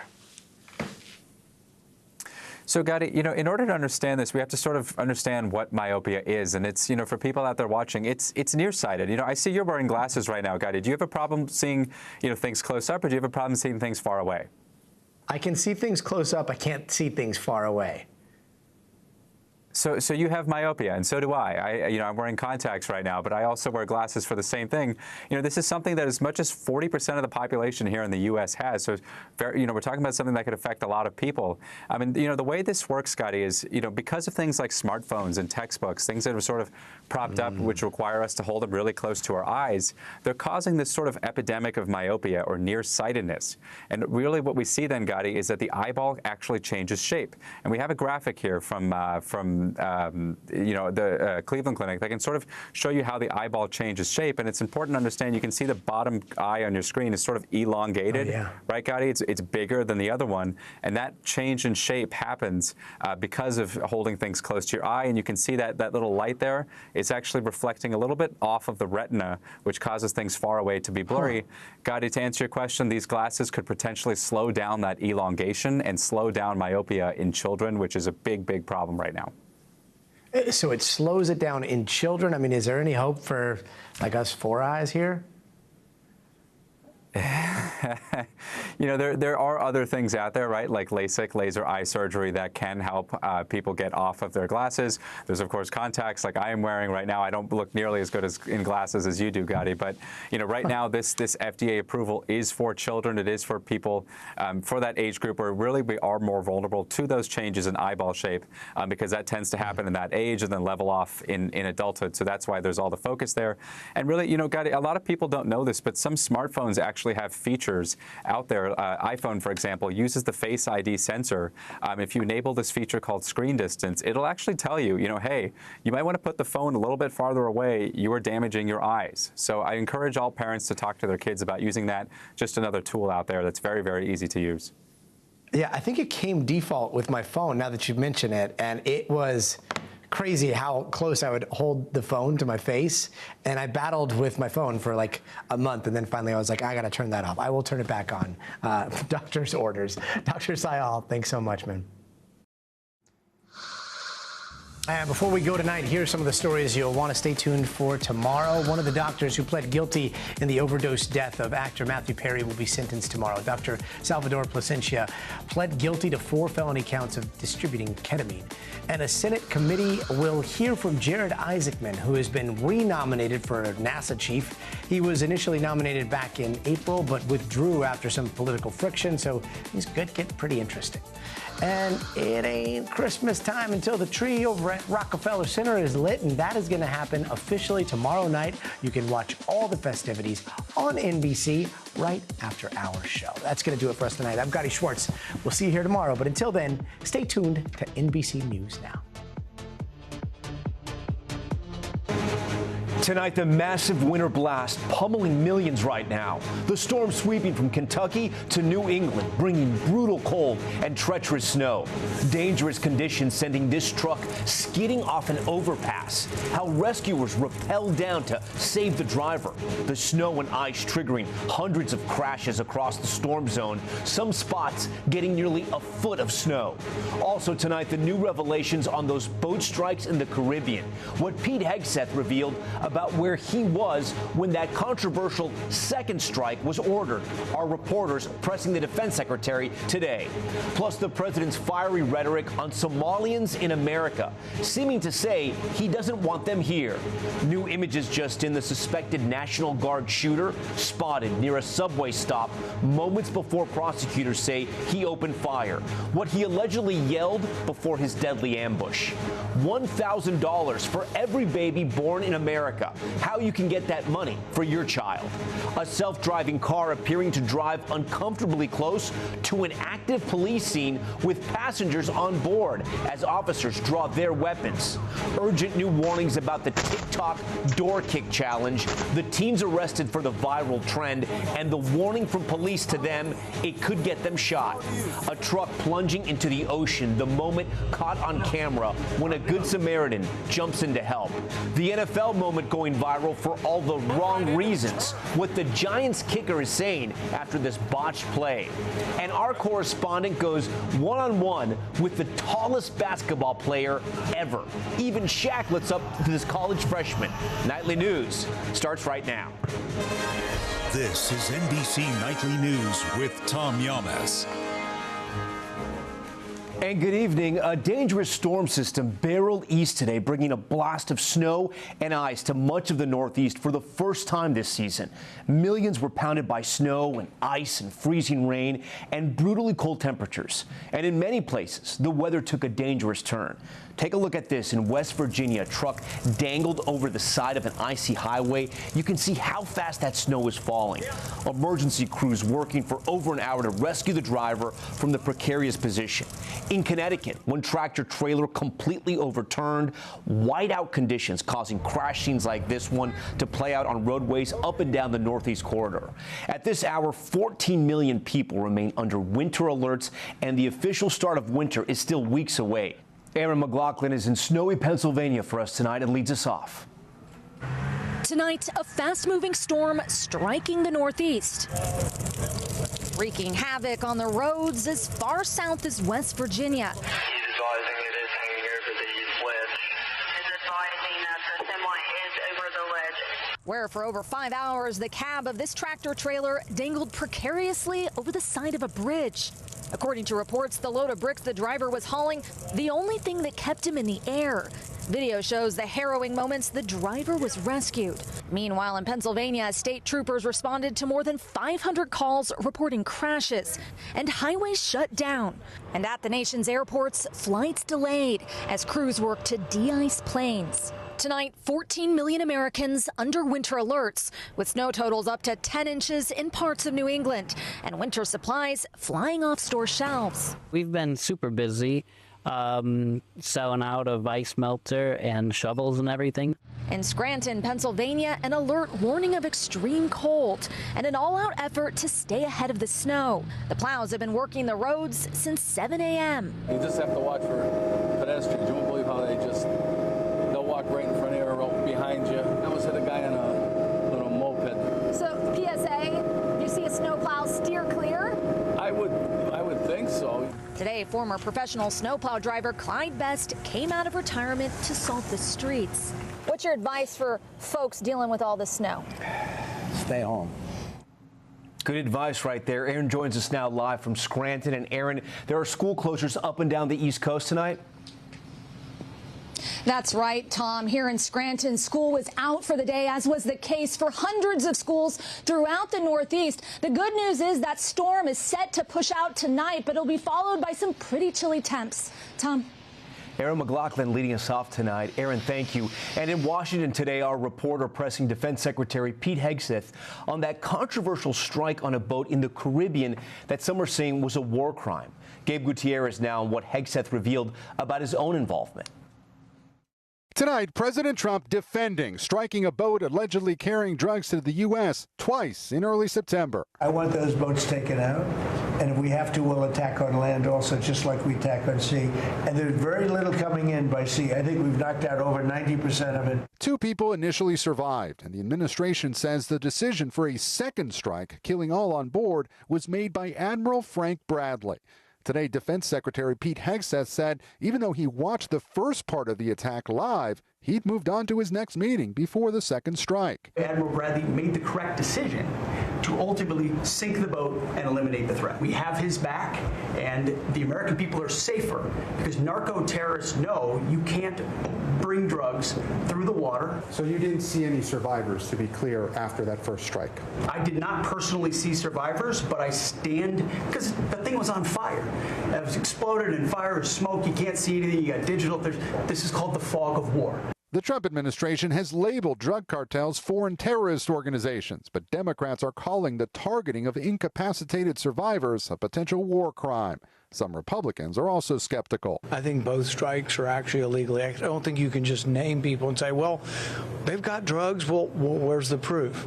It comes as the administration ramps up its crackdown on illegal immigration. A senior law enforcement official tells NBC News ICE is planning an operation this week in the Minneapolis-St. Paul area. where there's a large Somali population. You told me to look into Minnesota and their fraud on visas and their programs. 50% of them are fraudulent. Federal prosecutors have charged dozens of people in Minnesota's Somali community for allegedly stealing hundreds of millions of dollars in taxpayer money meant for social service programs. This beautiful place, and I see these people ripping it off. Their country stinks, and we don't want them in our country. But when they come from hell and they complain and do nothing but bitch, we don't want them in our country. Let them go back to where they came from and fix it. Gabe joins us now live from the White House. And Gabe, back to that boat strike. You have new reporting tonight on the timeline here, and also when Admiral Bradley will appear before Congress. Yes, Tom. Secretary Hegseth told me he did not learn about the second strike until hours after it happened. Also, according to lawmakers and 3 sources familiar with the planning, Admiral Bradley will now brief leaders of both the House and Senate Armed Services and Intelligence Committees on Thursday. Tom. All right, Gabe, we thank you for that. Now to the suspect in that deadly ambush of National Guard soldiers charged with murder today in court, as we're seeing newly released images of that horrific attack. Here's Ryan Nobles. Tonight, newly released surveillance images showing the suspect outside a Washington, D.C. metro station 1 minute before prosecutors say he unleashed his deadly ambush, running around the corner and opening fire on National Guard soldiers on patrol, continuing to shoot, then bending down and looking at their bodies on the ground. Prosecutors say the suspect yelled Allahu Akbar and that he was subdued as he was reloading. In a virtual hearing appearing from a hospital bed, Ramanullah Lochinwal pleaded not guilty to all charges, including first-degree murder. Lochinwal is an Afghan national and had worked with the CIA in Afghanistan. He was brought to the U.S. during the Biden administration after the chaotic U.S. withdrawal. The Trump administration says there was no proper vetting. Make no mistake, there's no vetting. We have no idea who he is. He has no connections to the community. President Trump has halted all visa processing for people from Afghanistan. 24-year-old Staff Sergeant Andrew Wolf was critically injured in the attack. 20-year-old specialist Sarah Beckstrom was killed. She was like a perfect human being. 20 years old, just started. She was like a baby. She told the parents that she was getting a promotion, and they were so proud of her. Then they get a call that this happened. All right, Ryan Nobles joins us now in studio. So, Ryan, I know you have some new reporting about that other National Guard soldier, the one who survived, and how he's doing tonight. Yeah, that's right, Tom. Andrew Wolf remains in serious condition, but there are signs that he's improving. West Virginia's governor said that he was able to wiggle his toes and give the nurses in his hospital room a thumbs up, but Tommy still has a very long and difficult recovery ahead of him. All right, Ryan Nobles. Ryan, we thank you. Overseas now to Moscow, where President Trump's envoys are meeting with President Putin, trying to get him to sign off on a U.S. proposal for peace in Ukraine after a 5-hour meeting tonight. Here's Keir Simmons. Tonight, even before his meeting with President Trump's envoys, Steve Witkoff and son-in-law Jared Kushner, Russian President Putin in an uncompromising mood, accusing NATO countries of sabotaging President Trump's peace efforts in Ukraine. We're not going to have a war with Europe, I've already said, but if Europe suddenly wants to wage a war with us and starts it, we're ready right away, Putin said. Putin describing recent changes to the U.S. peace proposal as absolutely unacceptable. And our people are over in Russia right now to see if we can get it settled. Not an easy situation, let me tell you. What a mess. It's a war that never would have happened if I were president. Not even a chance. Kushner and Witkoff were taken to lunch at a swanky Moscow restaurant, while the Kremlin released footage of Putin in military fatigues, being briefed on the war. Appearing emotional over the, quote, slaughter of Ukrainian soldiers by his own Russian troops, but blaming Ukraine. On the streets of Moscow, this man telling NBC News, I want to see the peace. Everyone is just tired of it. The casualties, the victims, he says. Tonight, the Kremlin says the 5-hour meeting was constructive, but that they still disagreed on crucial points like dividing territory. Ukraine's President Zelensky says the U.S. will brief him tonight. Tom? All right, Keir, thank you. Back here at home, the White House announcing the launch date for what it calls Trump accounts, $1,000 investments for every child born in the U.S. Christine Romans has this one. At the White House today, a celebration for new investment accounts for every child born in America, what the administration calls Trump accounts, now set to launch on July 4th next year.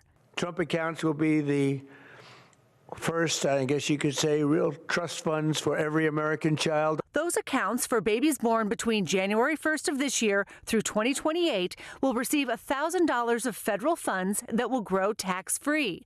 The money is to be invested in broad stock market index funds and can be used for education, housing, or converted into a retirement account once the child turns 18. We believe we this feel is great about it. The greatest investment that we could possibly make is in children. And At today's event, what President Trump called one of the most generous acts in the history of the country, tech billionaires Susan and Michael Dell announcing they will donate $6.25 billion to expand the accounts to an additional 25 million children. Our gift will cover most of the children that are 10 and under that are not part of the federal program, the 0 to 2-year-olds, and who also live in zip codes where the median income is $150,000 or less. The gift, $250 per child. Others, like family members and employers, can contribute up to another $5,000 a year into the accounts. I have spoken with a number of other wealthy Americans, philanthropists, and we are confident that others will join us. Christine joins us now live. And Christine, how do parents open these types of accounts? Tom, the White House says once this program is launched next summer, you'll be able to fill out an IRS form to get that account set up. And contributions can come from relatives, from employers, and from philanthropists. If accounts max out with $5,000 a year every year, they could be worth almost $200,000 once that child turns 18. Tom? 200,000. All right, Christine, we thank you. We want to show you some new video tonight showing a Waymo robo-taxi driving right into an active police scene. Officers with weapons drawn and everything. It's raising fresh questions tonight about the safety of driverless cars. Liz Kreutz now with the dramatic images. Oh my God. In this video taken in downtown LA, what the f is that Waymo doing?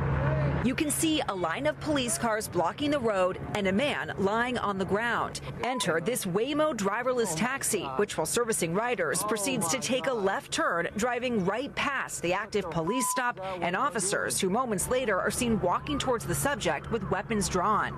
Waymo telling NBC News that when its robo-taxi came across the scene, it turned into an unblocked area where other cars were also driving, and that it quickly left. In a statement, the company saying safety is our highest priority, and that when we encounter unusual events like this one, we learn from them. Will it ever be possible to train a driverless car on every single potential traffic scenario? No, and that's the catch with this technology. The question is, can you train it on enough that it makes few enough mistakes that you're willing to tolerate the mistakes? According to Waymo's data, their self-driving cars have 90% fewer serious crashes compared to a human driver, but their vehicles are still facing challenges. Last year, a passenger got stuck in a Waymo after the car repeatedly circled around a parking lot at the Phoenix airport. This car is just going in circles. And a federal investigation is now underway into Waymo's repeatedly passing stopped school buses with lights flashing. And as for this latest incident, Tom, LAPD tells NBC News that the Waymo did not impact officers' tactics, but that police did block the intersection after the robo-taxi made that turn. Tom? Okay, Liz, thank you. We are back in 60 seconds with the TikTok trend alarming police across the country. Teens filming themselves doing the door kick challenge in the middle of the night. Cops now warning them they could get shot. That's next. Shot by a homeowner when kicking their front door.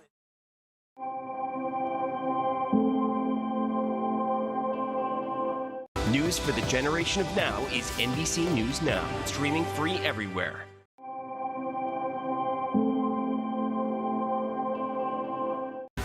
News lives in the now. It's coming at us every second. News is more now than ever. You can see why this search and recovery is so complicated. Now is raw. This fight, it is personal. It could be my house, it could be my family. Now is real. Reality check. What is and is not legit here? Now is constant. News for the generation of now is NBC News Now. Live news, streaming free everywhere.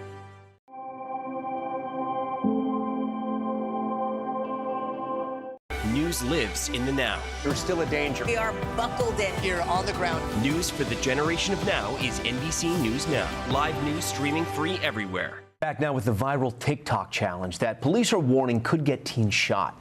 The dare, kicking strangers' doors in the middle of the night. Emily Aketa reports. 911, where is your emergency? Sweet Briar Branch saying someone just tried to kick in our front door. Watch as a masked teen forcefully shoves his foot into a front door, part of a social media trend raising alarm across the country known as the Door Kick Challenge. St. Johns County Sheriff's Office says 3 teens did this at multiple homes last week in Florida. They tracked them down from above. We got 3 secure. And arrested the trio for loitering and prowling. You guys want to get shot by a homeowner when you kick in their front door and they think you're breaking in to kill them? Investigators underscoring it's not a harmless prank. Listen to the frightened homeowner's reaction. My husband was going to open the door with our gun, but he did not. He still has his weapon out, though, correct? His weapon is, in his hand, in case they come back. Home security cameras have captured the Door Kick Challenge from Arizona to Minnesota to California. What may be fun or a cool thing to do amongst their friends and post it on social media is very traumatic to those and terrorizing to those on the other side of the door. This year, 2 young people were shot and killed in similar incidents in Virginia and Texas. And last month, outside of Chicago, there were 5 reports of door kicking, leaving neighbors on edge. It would be unnerving, for sure, to have that happen. As police now try to silence the concerning trend. Emily Ikeda, NBC News. All right, and we are back in a moment with what the police officer who arrested Luigi Mangione revealed in court today. Plus, the truck driver that drove right into the water in Miami and the Good Samaritan who jumped in to save the passengers inside. That's next.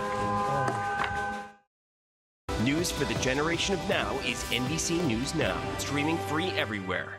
When news breaks, it happens here. But the story happens here. Being here is what matters. Tonight and always, we're here for you. NBC Nightly News with Tom Llamas. Breaking news as we come on the air. Live from the White House, top story. Live from the Vatican. Live in Israel as history is made. An incredible moment right now here in Hostage Square. Did you tell him anything? Just that I love him so much and he's safe now. You can still see some of the cleanup effort going on right now. Do you have any update tonight on the search and rescue mission? It sounds like something the greatest player in the world would not want to miss. Are you going to play in the World Cup? Every night, it's your news playlist. Top Story with Tom Llamas, streaming weeknights at 7 on NBC News Now. When news breaks, it happens here. But the story happens here. Being here is what matters. Tonight and always, we're here for you. NBC Nightly News with Tom Llamas. News for the generation of now is NBC News Now, streaming free everywhere. When news breaks, it happens here. We're following some breaking news right now. But the story happens here. And here. Being here is what matters. Here for our struggles. Here for our triumphs. It's been a long time coming. Yeah. Here for all of us. Tonight and always, we're here for you. NBC Nightly News with Tom Llamas. News lives in the now. There's no more smoke, no more fire, but there's still a danger. We are buckled in. The latest here on the ground. News for the generation of now is NBC News Now. Live news, streaming free everywhere. Breaking news as we come on the air. Live from the White House, top story. Live from the Vatican. Live in Israel as history is made. An incredible moment right now here in Hostage Square. Did you tell him anything? Just that I love him so much and he's safe now. You can still see some of the cleanup effort going on right now. Do you have any update tonight on the search and rescue mission? It sounds like something the greatest player in the world would not want to miss. Are you going to play in the World Cup? Every night, it's your news playlist. Top Story with Tom Llamas, streaming weeknights at 7 on NBC News Now.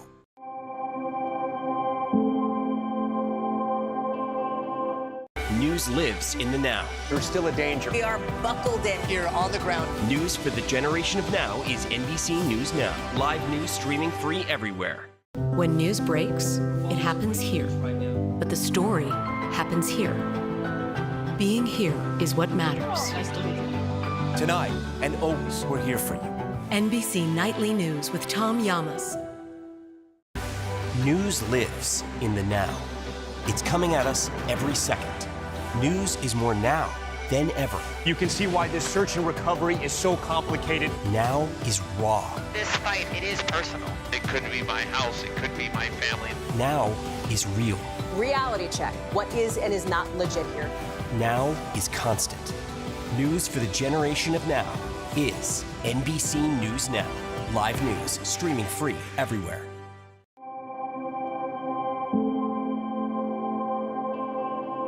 Now with an update on Luigi Mangione. At a hearing today, prosecutors played never-before-seen police body cam video of the moments leading up to the arrest. An officer testified when he approached Mangione at that McDonald's, he immediately knew he was the man police were looking for. Mangione's lawyers are trying to get evidence thrown out ahead of his murder trial.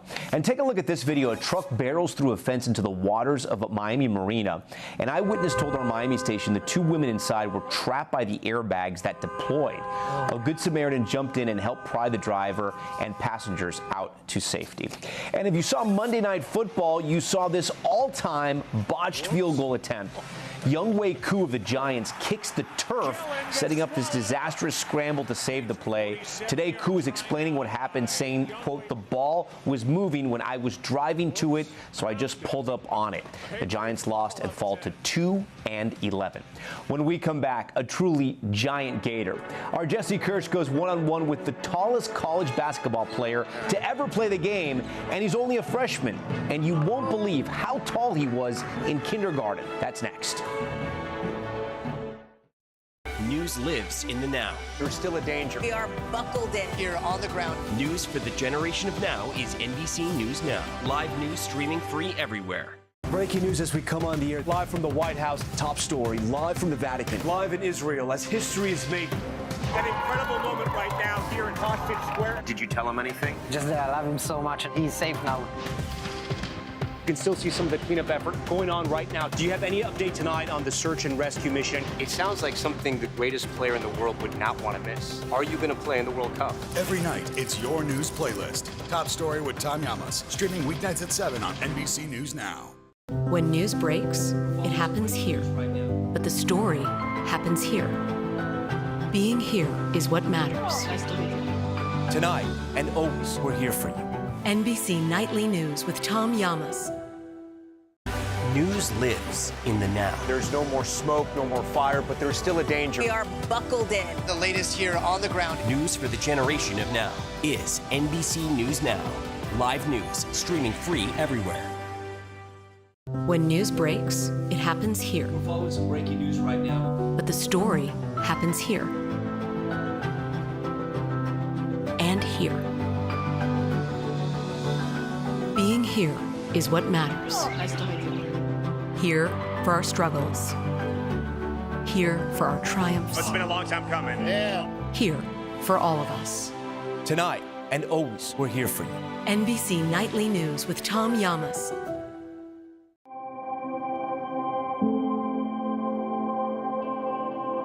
News for the generation of now is NBC News Now, streaming free everywhere. When news breaks, it happens here. But the story happens here. Being here is what matters. Tonight and always, we're here for you. NBC Nightly News with Tom Llamas. News for the generation of now is NBC News Now, streaming free everywhere. When news breaks, it happens here. But the story happens here. Being here is what matters. Tonight and always, we're here for you. NBC Nightly News with Tom Llamas. News lives in the now. There's still a danger. We are buckled in here on the ground. News for the generation of now is NBC News Now. Live news streaming free everywhere. When news breaks, it happens here. But the story happens here. Being here is what matters. Tonight and always, we're here for you. NBC Nightly News with Tom Llamas.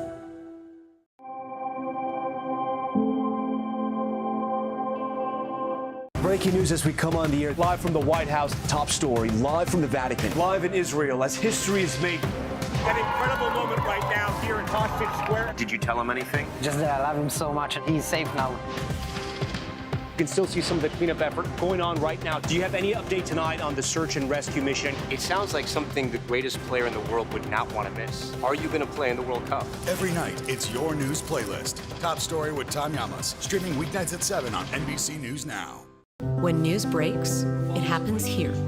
But the story happens here. Being here is what matters. Tonight and always, we're here for you. NBC Nightly News with Tom Llamas.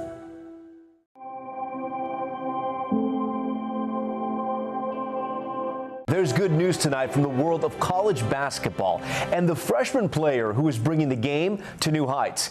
Jesse Kirsch goes one-on-one with the tallest basketball player ever. Olivier Ryu has just taken the shirt off. When this Florida Gator stepped onto the court, he made history. This is as loud as it's been all night.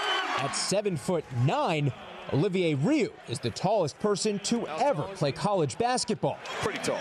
And even before the 19-year-old's debut last month, the Quebec native made a name for himself on social media, going viral in this clip with Shaq.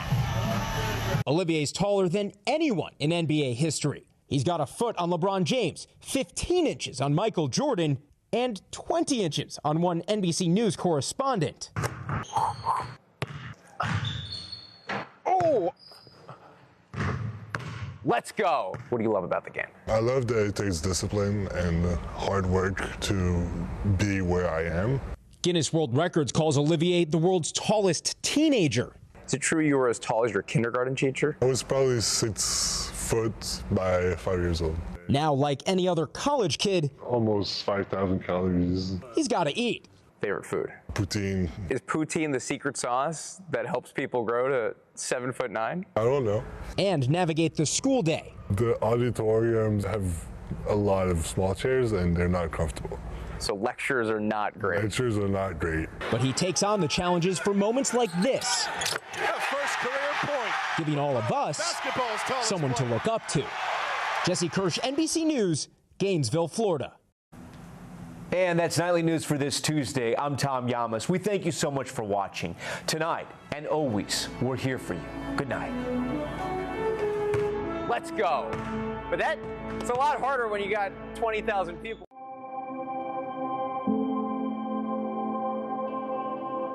When news breaks, it happens here. We're following some breaking news right now. But the story happens here. And here. Being here is what matters. Here for our struggles. Here for our triumphs. It's been a long time coming. Yeah. Here for all of us. Tonight and always, we're here for you. NBC Nightly News with Tom Llamas. Breaking news as we come on the air. Live from the White House. Top story, live from the Vatican. Live in Israel as history is made. An incredible moment right now here in Hostage Square. Did you tell him anything? Just that I love him so much and he's safe now. You can still see some of the cleanup effort going on right now. Do you have any update tonight on the search and rescue mission? It sounds like something the greatest player in the world would not want to miss. Are you going to play in the World Cup? Every night, it's your news playlist. Top Story with Tom Llamas, streaming weeknights at 7 on NBC News Now.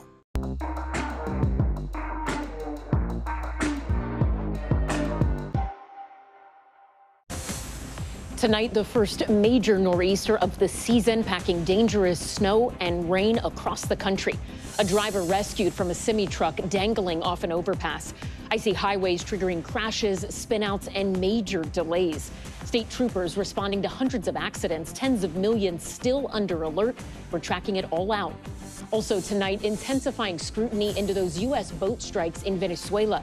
The president defending the decision to strike the same boat twice. And the new details tonight where the Secretary of War was when the call was made. High-stakes Kremlin meeting. U.S. officials face-to-face with Putin after he said Russia is, quote, ready for war with Europe. So did the hours-long summit bring a peace deal any closer? The new surveillance images of the moments before that deadly National Guard attack as the suspect appears in court. A dramatic rescue caught on camera, a truck crashing through a fence and plummeting into the water. A Good Samaritan jumping in to help pull the driver out. What he told Top Story about those heart-pounding moments. The field goal attempt going viral for all the wrong reasons. The player who flubbed that kick now speaking out. And winner, winner, hot dog dinner. An iconic Chicago hot dog joint dishing out free meals. What this locker room celebration had to do with it. Plus, are your kids eligible for the Trump investment account? We'll break down what you need to know. Top Story starts right now.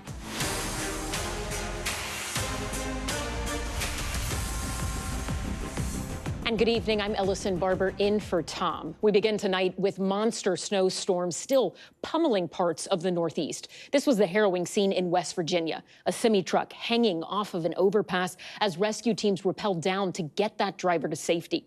Heavy snow and ice causing dangerous driving conditions up and down the Northeast corridor. Cars and trucks destroyed on Pennsylvania's Route 80. Also in Pennsylvania, this car sliding out of control, crashing into multiple other vehicles. Vehicles backed up as far as the eye can see in the state of Ohio. Cars stalling and spinning out from Missouri to Pittsburgh. This tractor trailer completely flipped over in Connecticut. But we're not in the clear yet.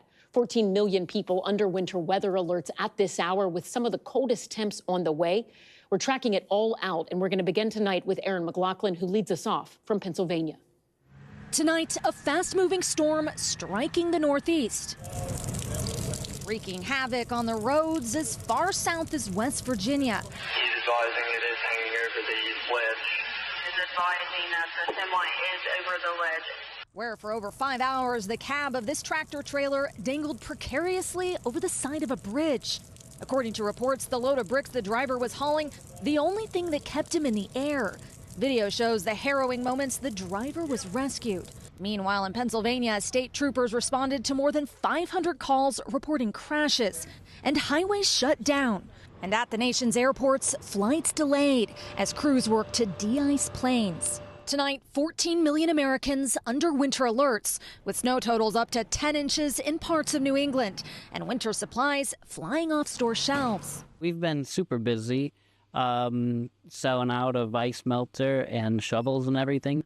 In Scranton, Pennsylvania, an alert warning of extreme cold and an all-out effort to stay ahead of the snow. The plows have been working the roads since 7 a.m. You just have to watch for pedestrians. You won't believe how they'll walk right in front of you or behind you. I almost hit a guy on a little moped. So, PSA, you see a snowplow steer clear? I would think so. Today, former professional snowplow driver Clyde Best came out of retirement to salt the streets. What's your advice for folks dealing with all this snow? Stay home. NBC's Aaron McLaughlin joins us now from Scranton, Pennsylvania. So, Aaron, airports in the crosshairs of this storm, those airports still seeing some delays, right? Schools, they've got to be feeling it too. Yeah, that's right, Ellison. More than 6,000 delays today nationwide, with Chicago O'Hare once again being the hardest hit. And school was out for the day here in Scranton, Pennsylvania, as was the case for hundreds of schools across the Northeast. The good news is that storm is set to push out tonight, but it'll be followed by some pretty chilly temps by the end of the week. Ellison. NBC's Aaron McLaughlin in Pennsylvania. Thank you. Let's get over to NBC's meteorologist Bill Cairns for the latest on the forecast. Bill, I mean, how much more does this storm have left in it? Yeah, New Hampshire and Maine, that's about it for the heavy snow, where cleanup time now begins in the Capital District, southern Vermont, Massachusetts, especially in the hills. I did see a report of a foot of snow in the Catskills, so some of the higher elevations did take it on the chin. All of the rain is over in the mid-Atlantic, and you can see where the snow is now, just really New Hampshire and coastal Maine. Now, as far as the winter storm warnings go, they'll be expiring as we go throughout the overnight, but with the cold temperatures moving in, we're going to get some refreezing out there, too. So anywhere that had the heavy snow earlier today, tomorrow morning, we'll probably get some additional school delays, maybe even some cancellations for our friends here to the north. Additional snow, another 3 to 6 inches in general from Portland to Augusta, up I-95 to Bangor, and our friends in down East Maine could pick up about 6 to 8 inches. The other storm that's now impacting areas of the west, this was not a powerful storm, but it is finally ending our snow drought, and especially areas of Colorado. Denver typically has its first inch of snow by October 24th. It hasn't snowed yet in Denver. That changes tonight into tomorrow morning.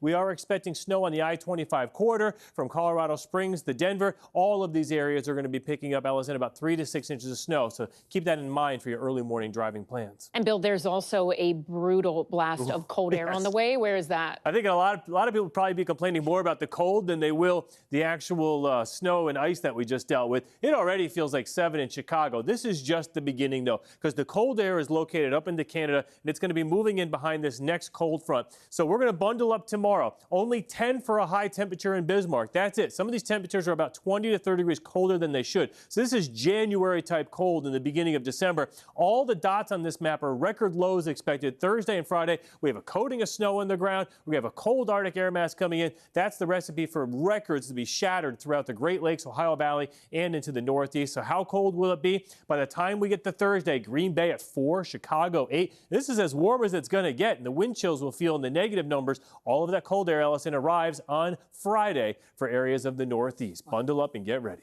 Yeah. All right, Bill Cairns, thank you. We appreciate it.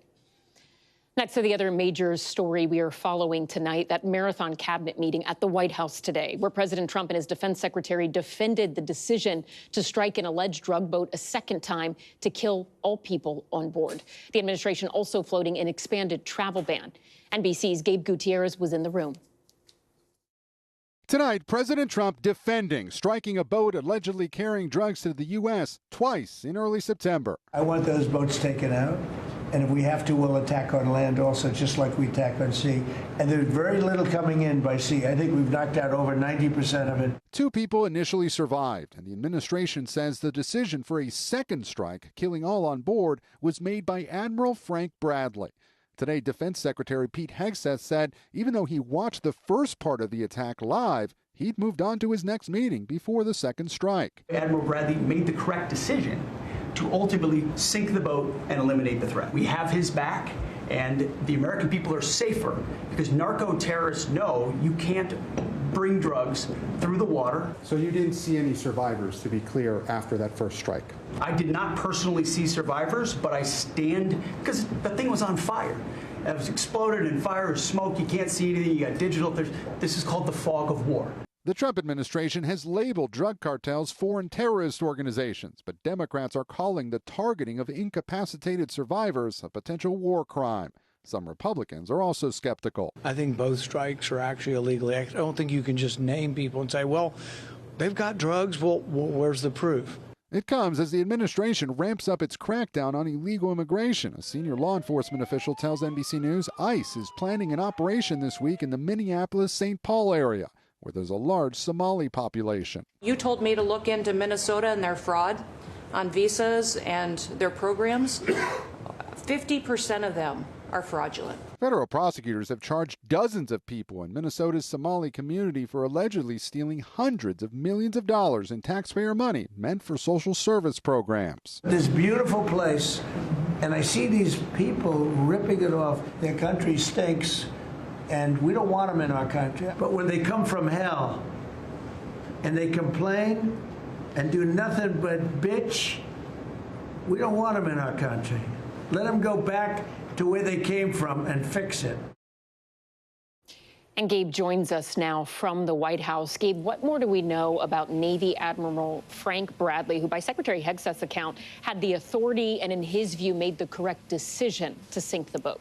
Well, Ellison, Admiral Bradley has a long resume, became a U.S. Navy SEAL back in 1992. He was one of the first service members deployed to Afghanistan following the 9/11 attacks, and he has a lot of experience. He was even promoted in October. Now, as you said, Secretary Hegseth and the president say that he had the authority to carry out that second strike. And we're also now learning, according to lawmakers and 3 sources familiar with the planning, that the admiral will now brief leaders of both the House and Senate Armed Services and Intelligence Committees on Thursday. Ellison? Wow. Gabe Gutierrez at the White House with that extraordinary reporting. Thank you. Moving overseas now to Russia and that high-stakes meeting between President Trump's envoy and Russian President Vladimir Putin as the U.S. looks to broker a peace deal with Ukraine. NBC's chief international correspondent Keir Simmons has this report from inside Russia. Tonight, even before his meeting with President Trump's envoys Steve Witkoff and son-in-law Jared Kushner, Russian President Putin in an uncompromising mood, accusing NATO countries of sabotaging President Trump's peace efforts in Ukraine. We're not going to have a war with Europe, I've already said, but if Europe suddenly wants to wage a war with us and starts it, we're ready right away, Putin said. Putin describing recent changes to the U.S. peace proposal as absolutely unacceptable. And our people are over in Russia right now to see if we can get it settled. Not an easy situation, let me tell you. What a mess. It's a war that never would have happened if I were president. Not even a chance. Kushner and Witkoff were taken to lunch at a swanky Moscow restaurant, while the Kremlin released footage of Putin in military fatigues, being briefed on the war. Appearing emotional over the, quote, slaughter of Ukrainian soldiers by his own Russian troops, but blaming Ukraine. On the streets of Moscow, this man telling NBC News, I want to see the peace. Everyone is just tired of it. The casualties, the victims, he says.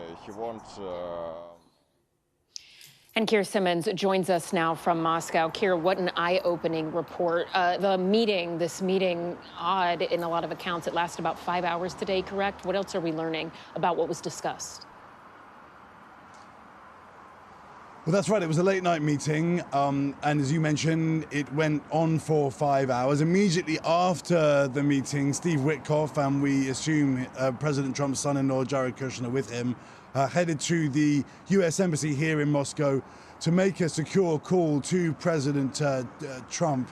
And President Zelensky of Ukraine has said that he was expecting a call too for the briefing on what happened. Now, we don't know from the U.S. what happened in the meeting, but according to President Putin's foreign policy advisor, Yuri Ushakov, who did speak to Russian reporters afterwards, they agreed on some things but disagreed on other things. He said it was constructive, but that some of the disagreements were around issues like dividing territory. He said that President Putin was direct and frank with the U.S. delegation about exactly where he did not agree. He said there are no plans at present for a meeting between President Trump and President Putin. So a constructive meeting according to the Kremlin, but not one that has agreed a peace deal, and certainly one where that U.S. delegation have been sent back with many answers to some of the points in the peace plan, a resounding no from the Russians. NBC's Keir Simmons on the ground there in Moscow. Thank you. Back here at home to the new surveillance images of the moments before a gunman opened fire on the National Guard, killing Specialist Sarah Beckstrom and leaving Special Sergeant Andrew Wolf in critical condition. The suspect, an Afghan national, appearing virtually in court today from his hospital bed. NBC's chief Capitol Hill correspondent Ryan Nobles with the latest. Tonight, newly released surveillance images showing the suspect outside a Washington, D.C. metro station 1 minute before prosecutors say he unleashed his deadly ambush, running around the corner and opening fire on National Guard soldiers on patrol, continuing to shoot, then bending down and looking at their bodies on the ground. Prosecutors say the suspect yelled "Allahu Akbar" and that he was subdued as he was reloading. In a virtual hearing appearing from a hospital bed, Ramanullah Lakhanwal pleaded not guilty to all charges, including first-degree murder. Lakhanwal is an Afghan national and had worked with the CIA in Afghanistan. He was brought to the U.S. during the Biden administration after the chaotic U.S. withdrawal. The Trump administration says there was no proper vetting. Make no mistake. There's no vetting. We have no idea who he is. He has no connections to the community. President Trump has halted all visa processing for people from Afghanistan. 24-year-old Staff Sergeant Andrew Wolf was critically injured in the attack. 20-year-old Specialist Sarah Beckstrom was killed. She was like a perfect human being. 20 years old, just started. She was like a baby. She told the parents that she was getting a promotion, and they were so proud of her. Then they get a call that this happened. And Ryan Noble joins us now. Ryan, you mentioned Special Sergeant Wolf was critically injured in this attack. What more do we know about his condition? Allison, he is still in serious condition, but there are signs that he is improving. West Virginia's governor said that he actually gave a thumbs up to the nurses in his hospital room, and he has also wiggled his toes. But even though there are those signs of improving, there is no doubt that he has a long and difficult road to recovery, and everyone in his family is still hoping for the best. Allison? Ryan Nobles in D.C., thank you. Staying in Washington, the White House announcing the launch date for what it calls Trump accounts, $1,000 investments for every child born in the U.S. from January 1st of this year through 2028. And the announcement came with a multi-billion-dollar boost from one of the country's wealthiest couples. NBC's senior business correspondent Christine Romans has more. At the White House today, a celebration for new investment accounts for every child born in America, what the administration calls Trump accounts, now set to launch on July 4th next year. Trump accounts will be the first, I guess you could say, real trust funds for every American child. Those accounts for babies born between January 1st of this year through 2028 will receive $1,000 of federal funds that will grow tax-free.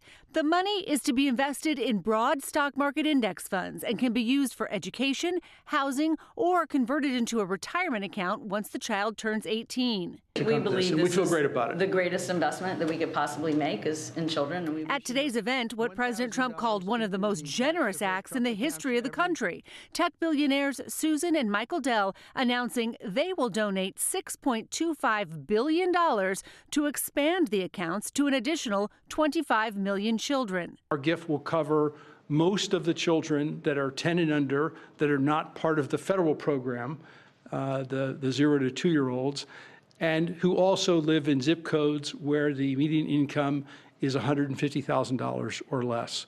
The gift, $250 per child. Others, like family members and employers, can contribute up to another $5,000 a year into the accounts. I have spoken with a number of other wealthy Americans, philanthropists, and we are confident that others will join us. And Christine Romans joins us now on set. So, Christine, how much money could someone have if they start putting this in their account for their kids by the time they turn 18? So if you look at $1,000 that the government's going to put in, and then up to $5,000 each year until they're 18, that can be an employer match, that can be from parents or grandparents, that can be from philanthropists. It could grow if you assume a 7% return on the S&P 500 to almost $200,000. Wow. NBC's Christine Romans, thank you. Now to Tennessee, which tonight is holding a critical special congressional election. Heading to the polls, voters in Tennessee's 7th district, with a Republican who held that seat in the House, Mark Green, resigned earlier this year. Historically, this part of Middle Tennessee has been deep red. Trump won it by 22 points back in 2024. But Democrat Afton Bain, a state representative, thinks she could pull off an upset here. She's up against the Trump-backed Republican, combat veteran Matt Van Epps, who says he doesn't think it'll be close. Now it's within single digits.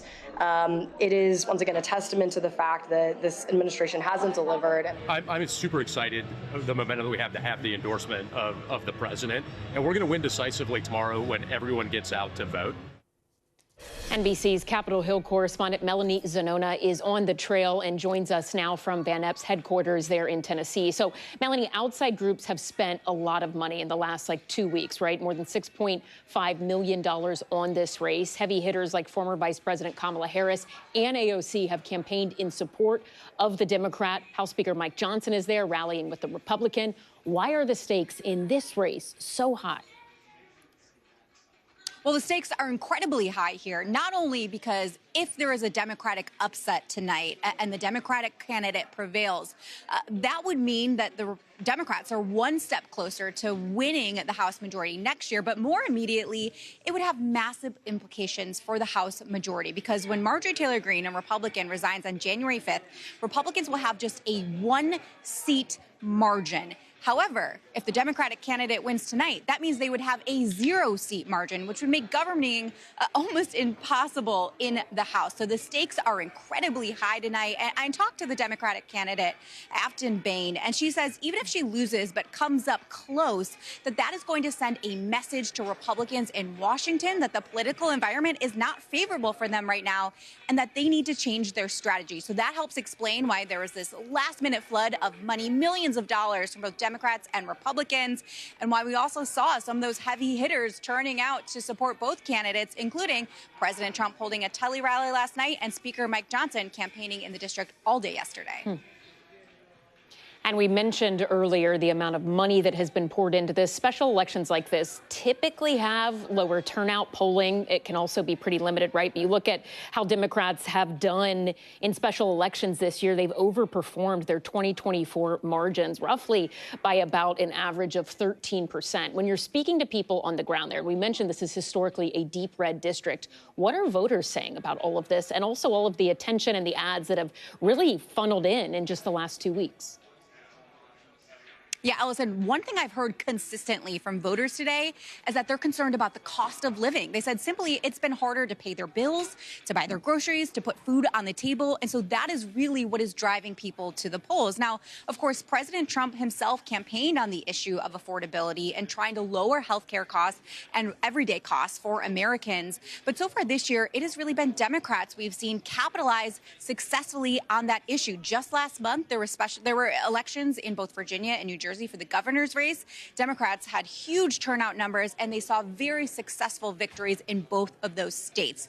Now, those are very blue states. Here in Tennessee, where we are, it is the heart of Trump country. So it's going to be a lot tougher for the Democrat to win here. But the race is close, and it's very competitive, Allison. Really interesting stuff. Melanie Zanona on the campaign trail there in Tennessee. Thank you. We're back in just a moment with another round of arrests connected to that viral door kick challenge, the new warning from police tonight, and more shocking details from 50 Cent's documentary about Sean Diddy Combs, the never-before-seen footage from the days leading up to his arrest.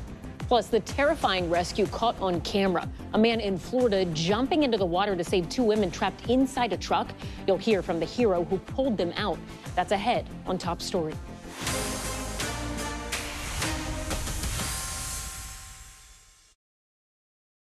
News lives in the now. There's still a danger. We are buckled in here on the ground. News for the generation of now is NBC News Now. Live news streaming free everywhere. Breaking news as we come on the air. Live from the White House. Top Story. Live from the Vatican. Live in Israel as history is made. An incredible moment right now here in Hostage Square. Did you tell him anything? Just that I love him so much and he's safe now. You can still see some of the cleanup effort going on right now. Do you have any update tonight on the search and rescue mission? It sounds like something the greatest player in the world would not want to miss. Are you going to play in the World Cup? Every night, it's your news playlist. Top Story with Tom Llamas. Streaming weeknights at 7 on NBC News Now. News lives in the now. There's still a danger. We are buckled in here on the ground. News for the generation of now is NBC News Now. Live news streaming free everywhere.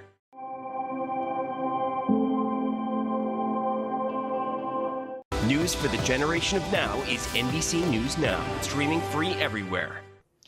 And we're back with a heroic moment in Miami that was caught on camera. A Good Samaritan jumping into the water to rescue two women who were trapped inside a sinking truck after it sped off the marina. NBC's George Solis spoke to the man of the hour himself.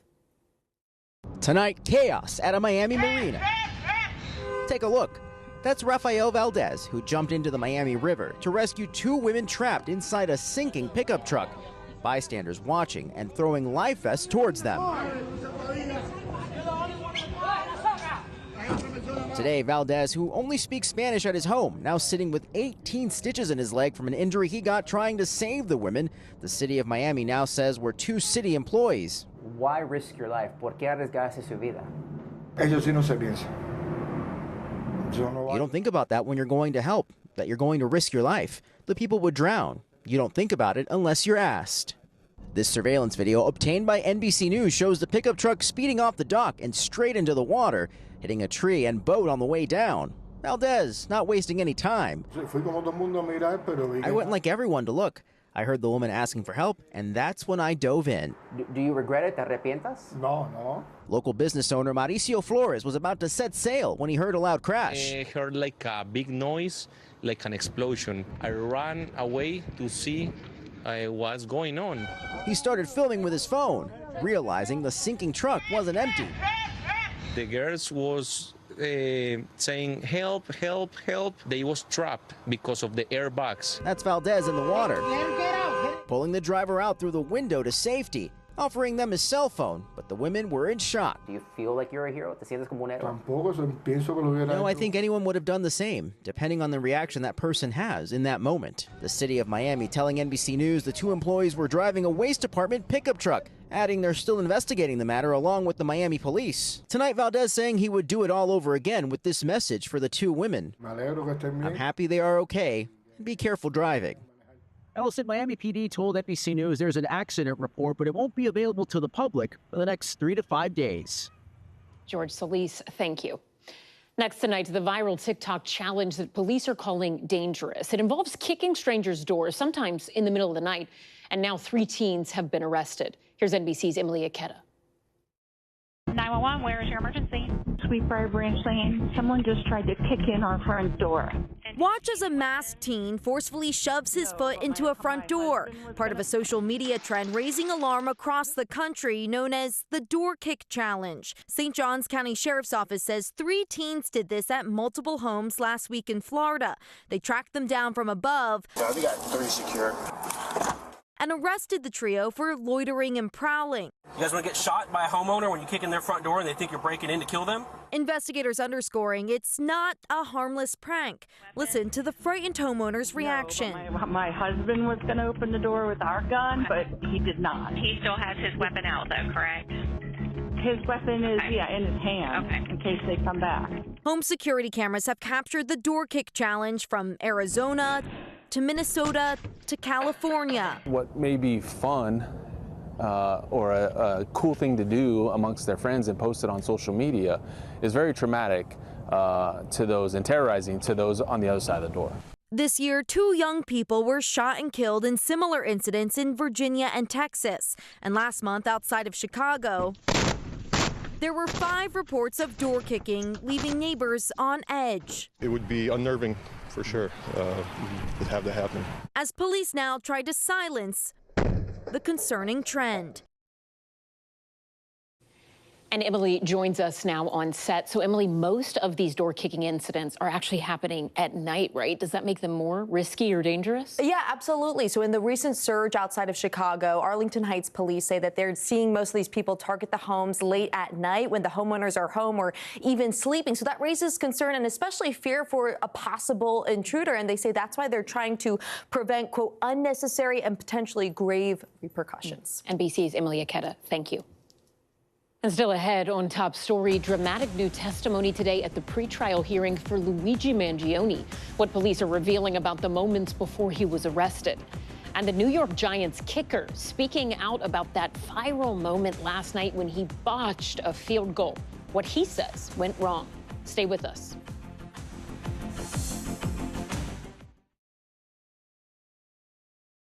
When news breaks, it happens here. We're following some breaking news right now. But the story happens here. And here. Being here is what matters. Here for our struggles. Here for our triumphs. It's been a long time coming. Yeah. Here for all of us. Tonight and always, we're here for you.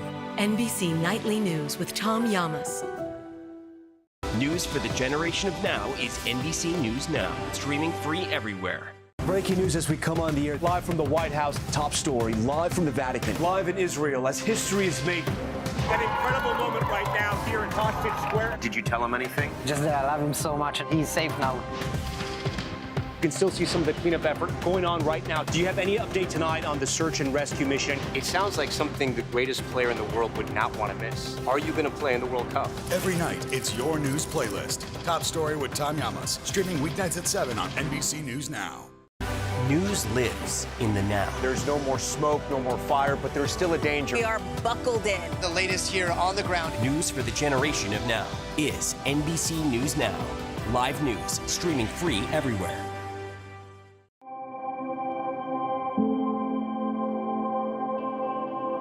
When news breaks, it happens here. We're following some breaking news right now. But the story happens here.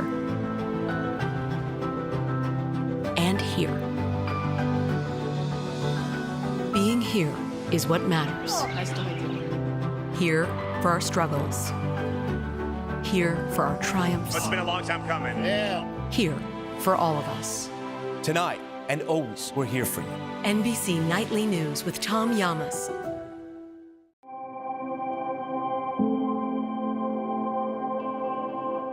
News lives in the now. There's still a danger. We are buckled in. Here on the ground. News for the generation of now is NBC News Now. Live news streaming free everywhere. When news breaks, it happens here. But the story happens here. Being here is what matters. Tonight and always, we're here for you. NBC Nightly News with Tom Llamas.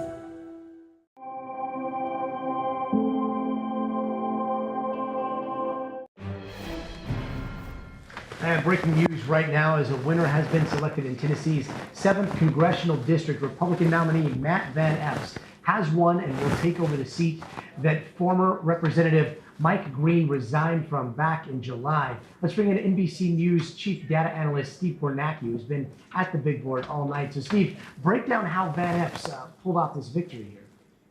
Yeah, Gotti, really interesting. I think one of the things we've seen, as you can see, about 3/4 of the vote is in right now. Matt Van Epps, the Republican, leading by 8 points, about a 10,000 vote margin over Afton Bain. You know, what's interesting about this district is there's a big Democratic area right here. It's the city of Nashville, or it's part of the city of Nashville. And you know what? Afton Bain, the Democrat, did really well here. We're still waiting. There's more votes to come in from there. But this is a massive margin for Bain here. She won. She's leading by 65 points in Davidson County. She got a very high turnout in Davidson County. So that was a very encouraging sign for her. But what has happened as this map has filled in tonight is we have seen in rural Republican areas, in more swingy areas, and critically, I think, in the suburbs, the well-to-do suburbs of Williamson County, immediately south of Nashville, I think Van Epps exceeded expectations, and I think he did it with a flood of late interest in this race. One of the things, Gotti, that we've been tracking as these results came in tonight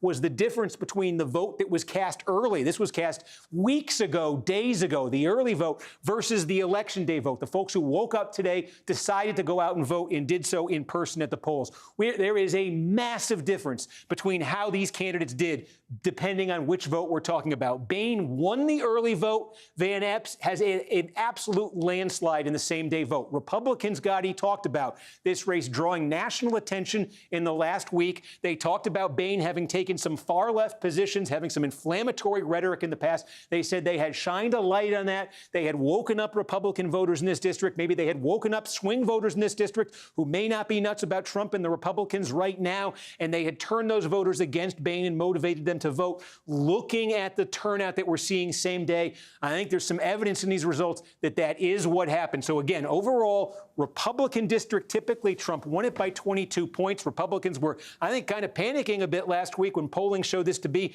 close to a dead even race. But Van Epps ahead by 8 points. I think there'll be some more Democratic vote to come here out of Davidson County, Nashville, but there's going to be an awful lot more Republican vote. So you may be looking at a margin that finishes somewhere right around what you're looking at. Republicans, I think, Gotti, would love to see that number go high and be able to say double digits. We'll see where it ends up landing. Yeah, so that late interest in this kind of coincides with, at least some of what we saw from Speaker Mike Johnson, from the president calling into one of Van Epps's campaign rallies. How do these numbers so far, and I know it's only 75% reporting here, but how do they stack up with the numbers that we saw during the presidential election? Yeah, well, I mean, that's, again, the backdrop here. I'll just show you. This was the result in this district in 2024. Donald Trump won the district by 22 points. I could wind the clock back farther. It was 16 points. I've been saying 15, but he won it by 16 points in 2020. So you're talking about traditionally, staunchly Republican areas. Again, I think one of the questions coming into tonight was, Democrats want this thing to be, they obviously want to win it, but they want this thing to be a squeaker. They want this thing certainly to be in single digits to say they've got momentum. And I think they can certainly, if this thing were to still land in single digits, they'll make that argument. And there's a lot to be said for that. We're certainly seeing a very motivated Democratic base there. But one thing Republicans have been saying, too, is they think next year, even if there's a difficult political environment for them in the midterms, they think the Democratic Party has a bit of an image problem. Some of the folks who sort of have become national faces of the Democratic Party, folks like AOC, Bernie Sanders, Zoran Mamdani in New York City, Republicans think they can turn some swing voters against Democrats, tying them to those kinds of candidates, those kinds of positions, and motivating Republican voters to vote against Democrats. There's some evidence, I think, just based, again, on this same-day vote, that Republicans got a lot more interest in the final days of this campaign. I think that's what they're going to talk up coming out of this. But yeah, overall, if this lands at 8 points, Democrats are going to be able to say they made a pretty big stride in a very Republican area. Steve Kornacki at the big board. Steve, always a pleasure to watch you break down those numbers. Thanks so much. And NBC News Capitol Hill correspondent Melanie Zanona is out in Nashville to talk a little bit more about this result. I mean, the numbers that we're seeing, the lion's share for Boehner, seem to be coming from Nashville, but obviously not going her way. How unexpected is this result in Nashville, at least? And what do you think this means for next year's midterms? Well, I certainly think at least Republicans are breathing a sigh of relief tonight, not only because he is going to hold on to this critical Republican seat, but also because what we're seeing in terms of the numbers, not as bad as some were expecting, although all the results aren't quite in yet. We'll have to wait and see what the final result is in terms of what the margin is. But for Democrats, I've been talking to them, they say anything that's less than 22 points, which is the margin by President Trump, that he carried the district back in 2024, is a victory for them because they're pushing deep in the heart of Trump country. They knew this was going to be an uphill climb for them. They knew this was going to be a long shot. But they're really seizing on the fact that there is a lot of voter dissatisfaction right now with the cost of living, with how much things like groceries and healthcare are costing everyday Americans. And so they're planning on using this as a playbook for the midterms in 2026. Democrats also used a similar playbook last month in the Virginia and New Jersey governor's races. They used that much more effectively there. Of course, that is a lot bluer than here in Nashville, here in this district, which is just deep red, ruby red district. So it's remarkable that we're even here covering this race. Normally, Gotti, we probably wouldn't even think twice about a race like this. And it wasn't until the closing weeks and really the final days that Democrats got really locked into this race. They poured in millions of dollars in the last minute. They started turning out some of their heavy hitters, like Speaker Mike Johnson, for example, was in the district all day yesterday campaigning. President Donald Trump performed a tele-rally for the candidates. So ultimately, it seemed to be enough to juice out some of their critical turnout in all of these counties. But even though they might be breathing a sigh of relief, the fact that they even had to pour money and resources into this race could be a sign that they're going to have to fight even tougher than they may have thought in next year's midterm elections. And what comes next here? I mean, we know they're going to be replacing Mark Green, but when do they take over? And are there any specific differences between Green and between Van Epps? Well, he ran completely tied to President Trump's agenda, so I'm not expecting him to be much of a different representative than Mark Green, who was also very closely aligned to President Donald Trump. In terms of what comes next, though, that is up to Speaker Mike Johnson about when he wants to swear in the candidate. I'm assuming Speaker Mike Johnson is going to want to do that as quickly as possible, given that House Republicans have such a razor-thin majority in the House. And that majority, by the way, Gotti, only going to get smaller come January 5th when Marjorie Taylor Greene, another Republican, is also resigning early. So that's going to cut away at the margin, too. That is why the stakes were so incredibly high in this race tonight and why you saw both parties pouring so much energy into this race. And Melanie, we've been watching your reporting all day, and it seemed like affordability was definitely front and center for a lot of the people that showed up, at least in Nashville. But what does this one mean for both Republicans and Democrats going forward here? Do you think that we're going to see any sort of scramble or change of tone in messaging from Democrats or Republicans going into next year? I absolutely think Democrats are going to continue to double down on this affordability playbook, even though they came up short today. It's clearly something that has been working for them from everywhere in liberal New York City. We saw with the mayor's race where affordability was a key issue in more blue pockets, including in New Jersey, including in Virginia, and here in Nashville. I've heard from voters over and over again that affordability is a top concern. Now, with Republicans, They've been a little bit slower to address this issue. President Trump specifically has been a little reluctant to admit there is even an affordability problem. But it seems that they are starting to get more in tune with this issue and that they are vowing to now pass a various number of bills in Congress to address healthcare costs, to address everyday costs for Americans. And even President Trump himself, when he was meeting with Mamdani, the New York City mayor, said this is an issue that they're going to have to talk about and get locked in on if they want to have a successful midterm election in 2026. Melanie Zanona out there in Nashville for us tonight. Melanie, thanks so much. And that's going to do it for us tonight. We'll return you to your top story already in progress. Alexandria Stapleton, the documentary's director, how they got this footage, but they say that they obtained it lawfully. But as of just yesterday, Combs' legal team sent another cease and desist, but Netflix did not back down. They released this 4-part series, but at some point that cease and desist will be legally filed, and we'll just have to see if Combs' team wants to really pursue a lawsuit here. Really interesting reporting on something you have covered extensively, from the trial now to this. Chloe Malas, thank you so much.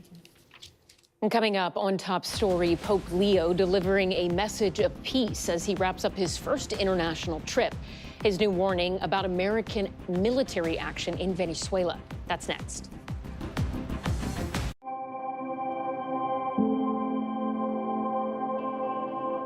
When news breaks, it happens here. We're following some breaking news right now. But the story happens here. And here. Being here is what matters. Here for our struggles. Here for our triumphs. It's been a long time coming. Yeah. Here for all of us. Tonight and always, we're here for you. NBC Nightly News with Tom Llamas. Breaking news as we come on the air. Live from the White House, Top Story. Live from the Vatican. Live in Israel as history is made. An incredible moment right now here in Hostage Square. Did you tell him anything? Just that I love him so much and he's safe now. You can still see some of the cleanup effort going on right now. Do you have any update tonight on the search and rescue mission? It sounds like something the greatest player in the world would not want to miss. Are you going to play in the World Cup? Every night, it's your news playlist. Top Story with Tom Llamas. Streaming weeknights at 7 on NBC News Now. News lives in the now. It's coming at us every second. News is more now than ever. You can see why this search and recovery is so complicated. Now is raw. This fight, it is personal. It could be my house, it could be my family. Now is real. Reality check. What is and is not legit here? Now is constant. News for the generation of now is NBC News Now. Live news, streaming free everywhere.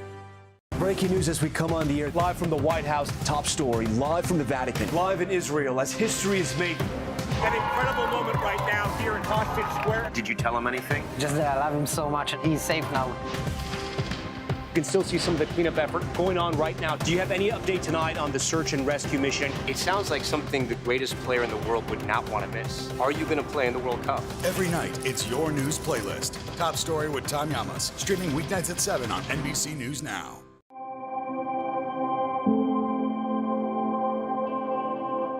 When news breaks, it happens here. But the story happens here.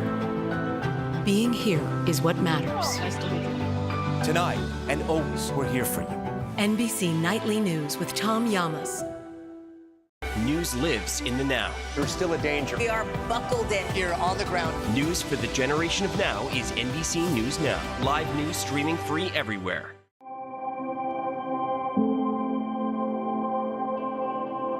News for the generation of now is NBC News Now. Streaming free everywhere.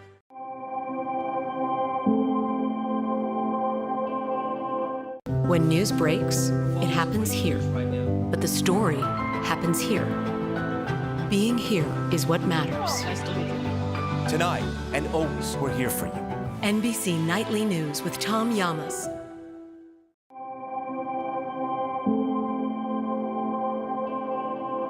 News for the generation of now is NBC News Now. Streaming free everywhere. Back now with a high-end heist right here in New York City. Video capturing the moment a group of thieves broke into a store that caters exclusively to big-name celebrities. The suspects allegedly making off with nearly $2 million in stolen merchandise. Ida Siegel from NBC New York has this report. 4G Sellers is the kind of Soho clothing store most people don't know about, and that's by design. This store sells exclusively to celebrities like Cardi B, Kim Kardashian, and Drake. But now they are picking up the pieces after an early morning burglary caught on video. The owners say 4 thieves took as much as $2 million worth of one-of-a-kind clothing and belts. 2 guys brought a ladder, their own ladder. They came up the fire escape, threw a brick through this window here, and came in, and they knew exactly the pieces they were looking for. Police say it was a team of 4 that broke in around 4 Monday morning. Video shows them smashing through the second-story window of the Spring Street store, and then they just start throwing things in black garbage bags and chucking them out the window to a man waiting on the sidewalk below. About 100 items total. They took all the jeans, which were the most valuable. They were in the store for 4 minutes. The store owner, Vincent Ferraro, is a celebrity stylist who curates rare pre-worn clothing and then resells it for astronomical prices. He sold some pairs upwards of $90,000, $150,000. For one pair of jeans? Pair of jeans. This pair of jeans once belonged to Lenny Kravitz. They were also stolen. Vincent's clients include Mark Wahlberg and Travis Kelce, interested in high-end items. And though the $2 million loss is tough to swallow, apparently it's not enough to put them out of business. So this doesn't shut down the business? No, we're not feeling it. Ida Siegel, News 4, New York. Turning overseas now to top stories, Global Watch. Haiti is now on track to hold its first presidential general election in nearly a decade. The government can finally publish an official electoral calendar after receiving approval from the country's Transitional Presidential Council. It's planning to host the first round of voting in August. Haiti has not held a general election since 2016. 4 people have been arrested in South Korea for allegedly hacking over 120,000 home cameras and then selling that footage to foreign websites that share illegal and sexually exploitative content.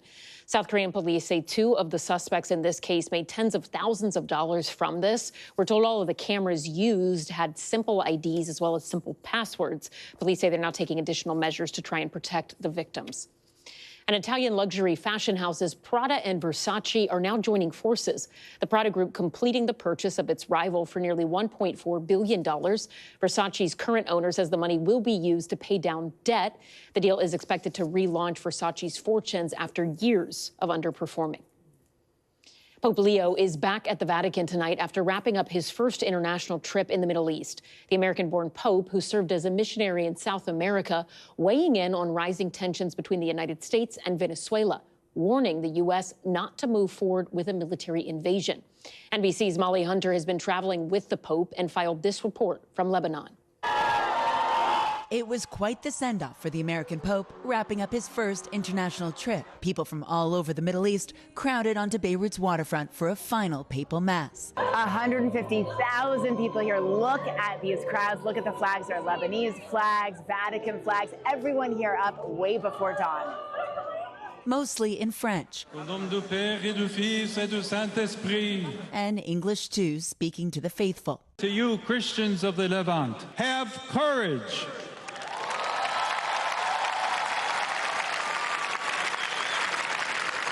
The whole church looks to you with affection and admiration. 23-year-old Rhea Malouf said today was unforgettable. This is the real definition of Lebanon. You're smiling so widely. This is the real definition of Lebanon. Maria Daher, in her scout uniform, also 23, was volunteering. You know, it just gives a sign of hope to everyone here. 5 years ago, this port was the site of a massive chemical explosion, killing more than 200 people. Before the Mass, the pontiff met with victims and families for a silent prayer, including Najwa Hayek. Her then 42-year-old daughter Lara was injured in the blast. She's been in a coma for the last 5 years. Imagine 42, she's been in the hospital. Now she's going to be 48. It's so hard. So Najwa leaves her on life support. She can't face the alternative. Let her not wake up, but let her be like this. You know, that I reached a fact that, okay, she will not wake up, but I accept it like her, to be her like this. I accept.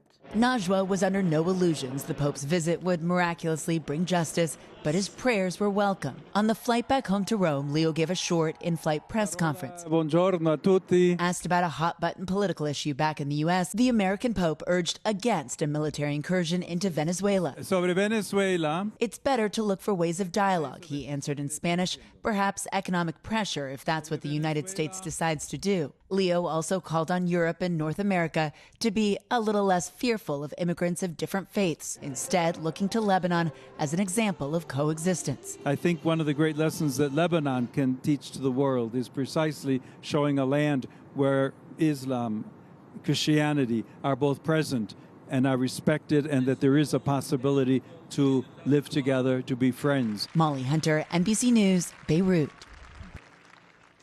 When we come back, a story from Pope Leo's hometown. A popular hot dog stand in Chicago handing out free franks to fans thanks to a little help from their hometown coach. We'll hear from two of the store's employees next.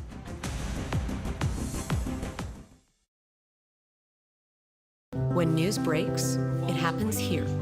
But the story happens here. Being here is what matters.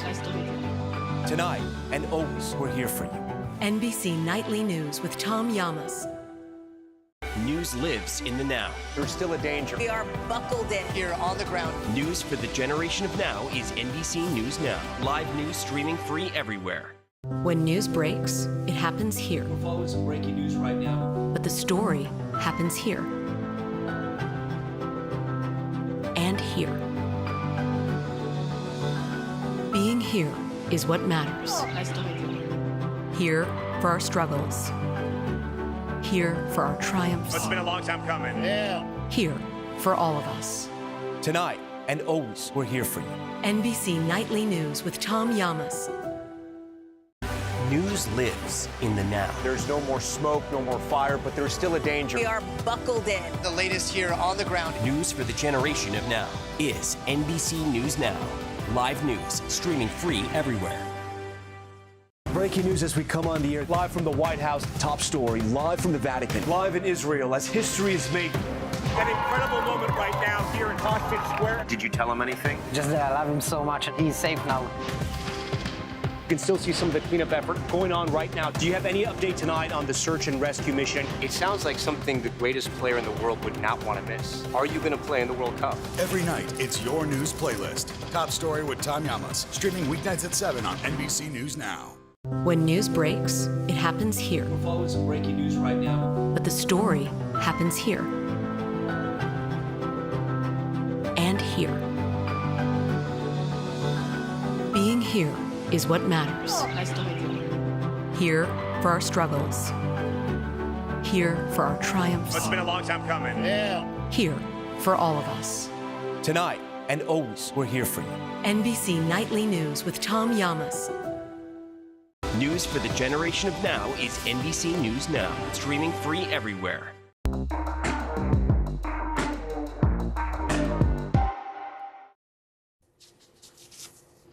We're back tonight in Chicago, where not even freezing temperatures could keep locals away. Hundreds of people lining up to get a free hot dog, and it is all thanks to Bears head coach Ben Johnson. The iconic Wiener Circle restaurant promised that if he ripped off his shirt in a post-game celebration, there would be free dogs for all. And here is what he did after an upset win against the Philadelphia Eagles. I know you guys are hungry for more, right? It's it. Let me tell you something. The city of Chicago is hungry too.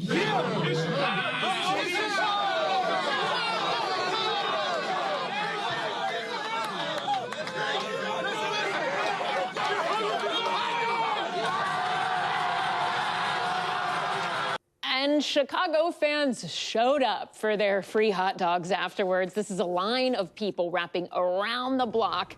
So joining us now is the operation manager at Wiener Circle, and Emma Kreese and Reagan Eggert, who is one of the roast comics, grillers, and cashiers. Emma and Reagan, thank you so much for both of you being here. Emma, let me start with you. How did today go from your perspective, and how quickly did you run out of supplies? It was awesome. I mean, honestly, we're over the moon about it. We had our first guest lined up at 5 a.m., a little little earlier than he needed to, but we started prepping around 7 a.m. And we had a line forming around the block starting around 9. So right off the bat, really, really awesome start to the honestly awesome day. Reagan, what was it like for you? It's been a little chaotic but fun, you know, nothing that we're not used to, you know. But it is definitely fun to see the whole city come out. They showed up and showed out. So I mean, Reagan mentioning that this isn't something that you guys are not used to. This has happened before in the past. Emma, talk to us about that, because this is not the first time the Wieners Club has given out hot dogs after a bet, basically, with the Bears, right? Can you talk to us a little bit how this back and forth sort of began? Yeah, absolutely. I mean, from my perspective, I was in our office, actually, sitting across from the owner, Ari. He's one of the co-owners, and he just tweeted, if Caleb Williams throws 4 touchdowns in a game, we will give away free hot dogs. And I was sitting on the other side of the desk, and I look at my phone. I see the notification. I was like, hey, is this happening? And then, you know, he's like, yeah, if it happens. And it happened. And we had a busy, I'd say the line was longer that day, only because it's not as cold. It wasn't as cold back in September. So, but I mean, still the same amount of hot dogs given away. Last time we hit just over 2,000. Yep. Wow. I mean, even looking at this, I know people are like, I can't believe the line was this big. It was so cold. But I'm also like, it's Chicago, honey. Like, you guys are used to this, right? How do you follow this up, given this was so successful? Any plans for the next big thing? Yeah, you know, so that I'd say when the Bears make the Super Bowl, we do have some plans in the works. So definitely going to lean into that, and yeah, bear down is what we have to say. Yeah, bear down. Reagan, let me ask you, what does this mean to just see the community come together like this? I mean, how does it feel as a Chicagoan for both of you to see this happen? Well, for Wiener Circle, we're all about community. We love our customers, whether they're tourists, whether they're, you know, down the street. We love all of them, and we love to be able to feed Chicago. We love to bring out the city. You know, no one can do it better than the Wiener Circle. Emma Crease, Reagan Eggert, thank you both so much for joining us. We appreciate it, and we hope to have a hot dog with you guys soon. Yes. Thank you. Cheers. And finally tonight, a tall tale from college basketball. Florida's new freshman, Olivier Rioux, is so tall he has his own Guinness World Record from his first time in the game last month. The Canadian teen has become an overnight sensation. To say he towers over the competition, it seems like an understatement. So Rioux, he stands at 7'9". This monitor from floor to the top is 7'1", which is as tall as Shaquille O'Neal. If we make Olivier actual size, he does not come close to fitting. NBC's Jesse Kirsch has the story of the literal biggest man on campus. Olivier Rioux has just taken the shirt off. When this Florida Gator stepped onto the court, he made history. This is as loud as it's been all night. At 7'9", Olivier Rioux is the tallest person to ever play college basketball. Pretty tall.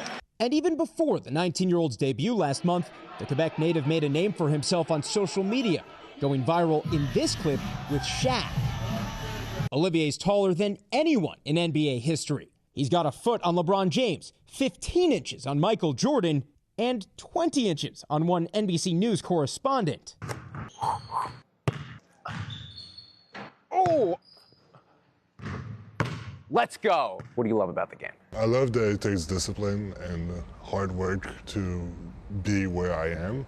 Guinness World Records calls Olivier the world's tallest teenager. Is it true you were as tall as your kindergarten teacher? I was probably 6 foot by 5 years old. Now, like any other college kid, almost 5,000 calories. He's got to eat. Favorite food? Poutine. Is poutine the secret sauce that helps people grow to 7'9"? I don't know. And navigate the school day. The auditoriums have a lot of small chairs and they're not comfortable. So lectures are not great. Lectures are not great. But he takes on the challenges for moments like this. A first career point. Giving all of us someone to look up to. Jesse Kirsch, NBC News, Gainesville, Florida.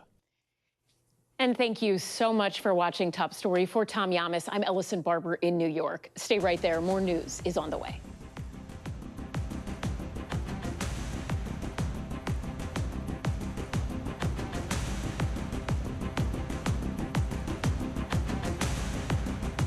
Top Story is coming to you live from Juarez, Mexico. Reporting over the skies of Lahaina. Every weeknight, it's your news playlist. Top Story with Tom Yamas, streaming weeknights at 7 on NBC News Now.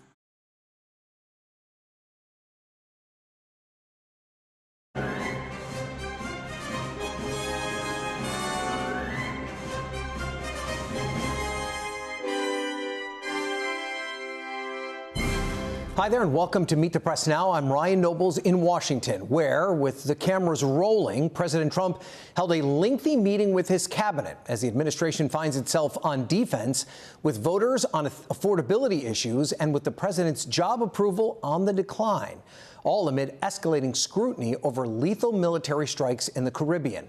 At today's cabinet meeting, which lasted more than 2 hours, both President Trump and Defense Secretary Hegseth were pressed by NBC's Gabe Gutierrez about a second strike on a suspected drug cartel vessel after an initial strike failed to kill everyone on board.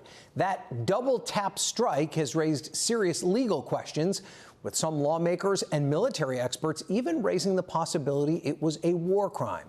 The president and his defense secretary today defended the military's actions while also appearing to downplay their own roles in the decision-making. As far as the attack is concerned, I still haven't gotten a lot of information because I rely on Pete. But to me, it was an attack. It wasn't one strike, two strikes, three strikes.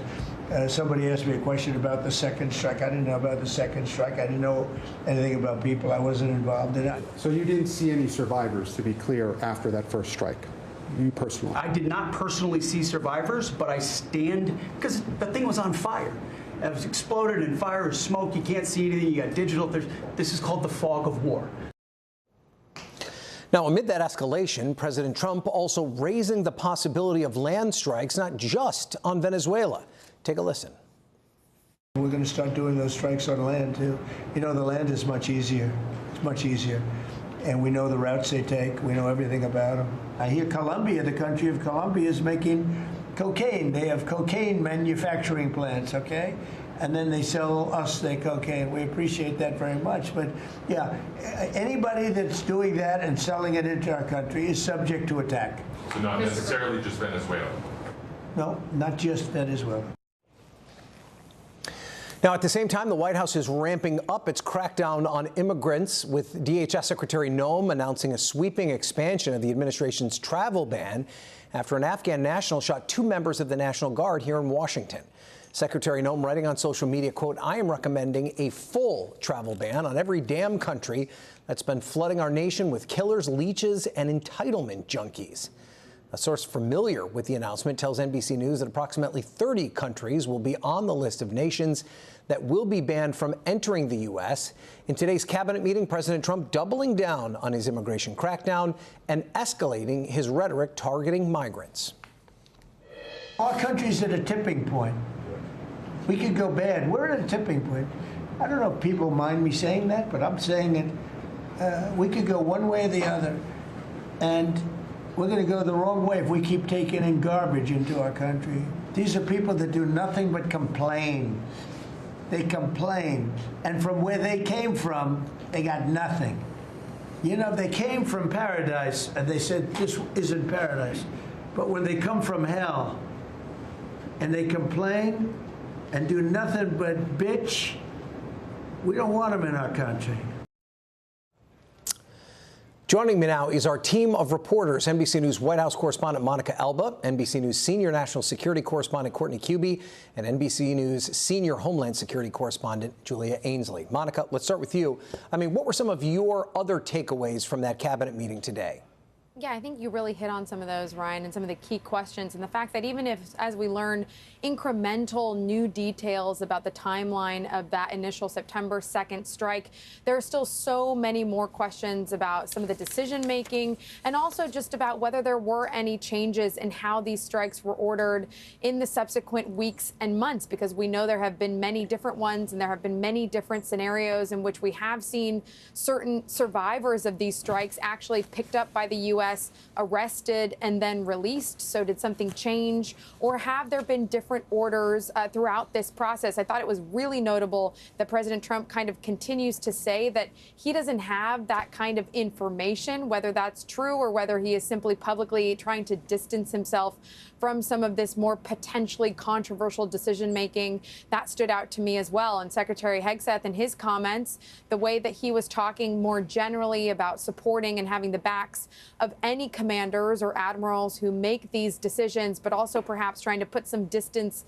between himself and this decision making, I thought was really, really notable. And then overall, Ryan, just the length of these meetings is something that we are always talking about. The longest one was 3 hours and 17 minutes back in August, but this really defaults to a pretty much flattery session from every cabinet official in the room, going around and praising the president's leadership and what they perceive as their top accomplishments. But the president opened today's with a pretty lengthy list of grievances, of reporting that he feels has been unfair to him, while making these other major headlines on the foreign policy front. And something that we didn't learn too much about, but that I think is really important today, is the meeting between Special Envoy Steve Witkoff and the president's son-in-law, Jared Kushner, with President Putin in Moscow. That is still, or was ongoing at the time of this meeting. So the president didn't have many additional details to share on that. But of course, that's something we're really interested in as well.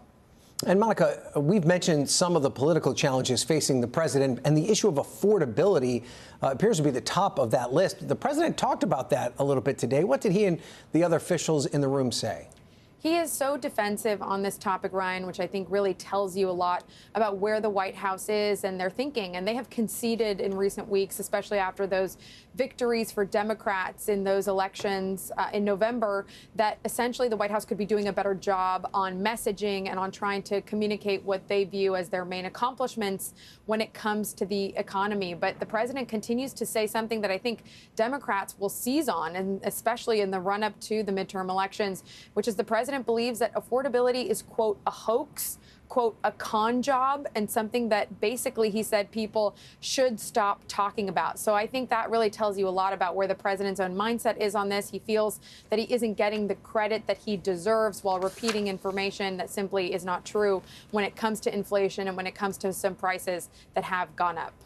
And also using some of the same language that he's used to describe the Epstein controversy as well, which could also be very telling. Monica, thank you for that. Let's turn now to Courtney. And Courtney, Secretary Hegseth acknowledged today that he didn't stick around, is how he called it, for the entire operation. Let's listen to his remarks in the cabinet room today. I watched that first strike live. As you can imagine, at the Department of War, we got a lot of things to do. So I didn't stick around for the hour and 2 hours, whatever, where all the sensitive site exploitation digitally occurs. So I moved on to my next meeting. A couple of hours later, I learned that that commander had made which he had the complete authority to do. And by the way, Admiral Bradley made the correct decision to ultimately sink the boat and eliminate the threat.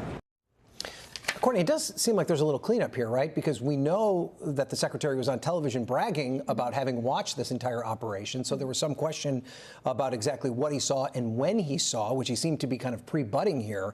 But is it unusual for a Secretary of Defense to be tuned in and paying attention to an operation like this and then just leave before the mission is complete? Yeah, I think it depends on the operation. So this one may have taken upwards of an hour to complete. So there was the initial strike that we've heard a lot about. There was a second and then third strike. It wouldn't surprise me if he hadn't stuck around for the entire one, but that really gets to the crux of this entire controversy here, which is not just what was the secretary's initial orders. He was the targeting engagement authority in this. He admitted that today in the cabinet room, that because this is the first strike, he wanted to watch it. He wanted to be the one to give the orders. So we know that. But the question is, after he gave those first orders to Admiral Mitch Bradley, who was the head of JSOC at the time, was there any follow-on order? Did he continue to give commands to the admiral who was in charge of this. That's what we don't really know. Now, what he said today and what the president said today cast doubt on that, whether that's actually what occurred here. So then the next question becomes, would his original orders, whatever they were, because we still don't have a complete fidelity on that, would those have been able to continue throughout the entire operation? Would Admiral Bradley have taken those orders and just continued them through the operation, no matter what it was that was seen on that videotape? Because I guess the question here is there's kind of an overarching order, right? There's a, which could allude to what the Washington Post is reporting, is that he said kill everybody. Right. And then the admiral then takes a look at the situation and decides to make a subsequent strike based on the orders that he was given by the Secretary of Defense, right? It's not enough for him just to say, well, I left the room, depending on what his original instructions were. Right. So the admiral would have been, the authorities would have been delegated to him to make the decisions going forward, whether Hegseth was watching or not, right? So then the question becomes, Secretary Hegseth said he wasn't sure. He didn't really see any survivors there. He claimed it was fog of war.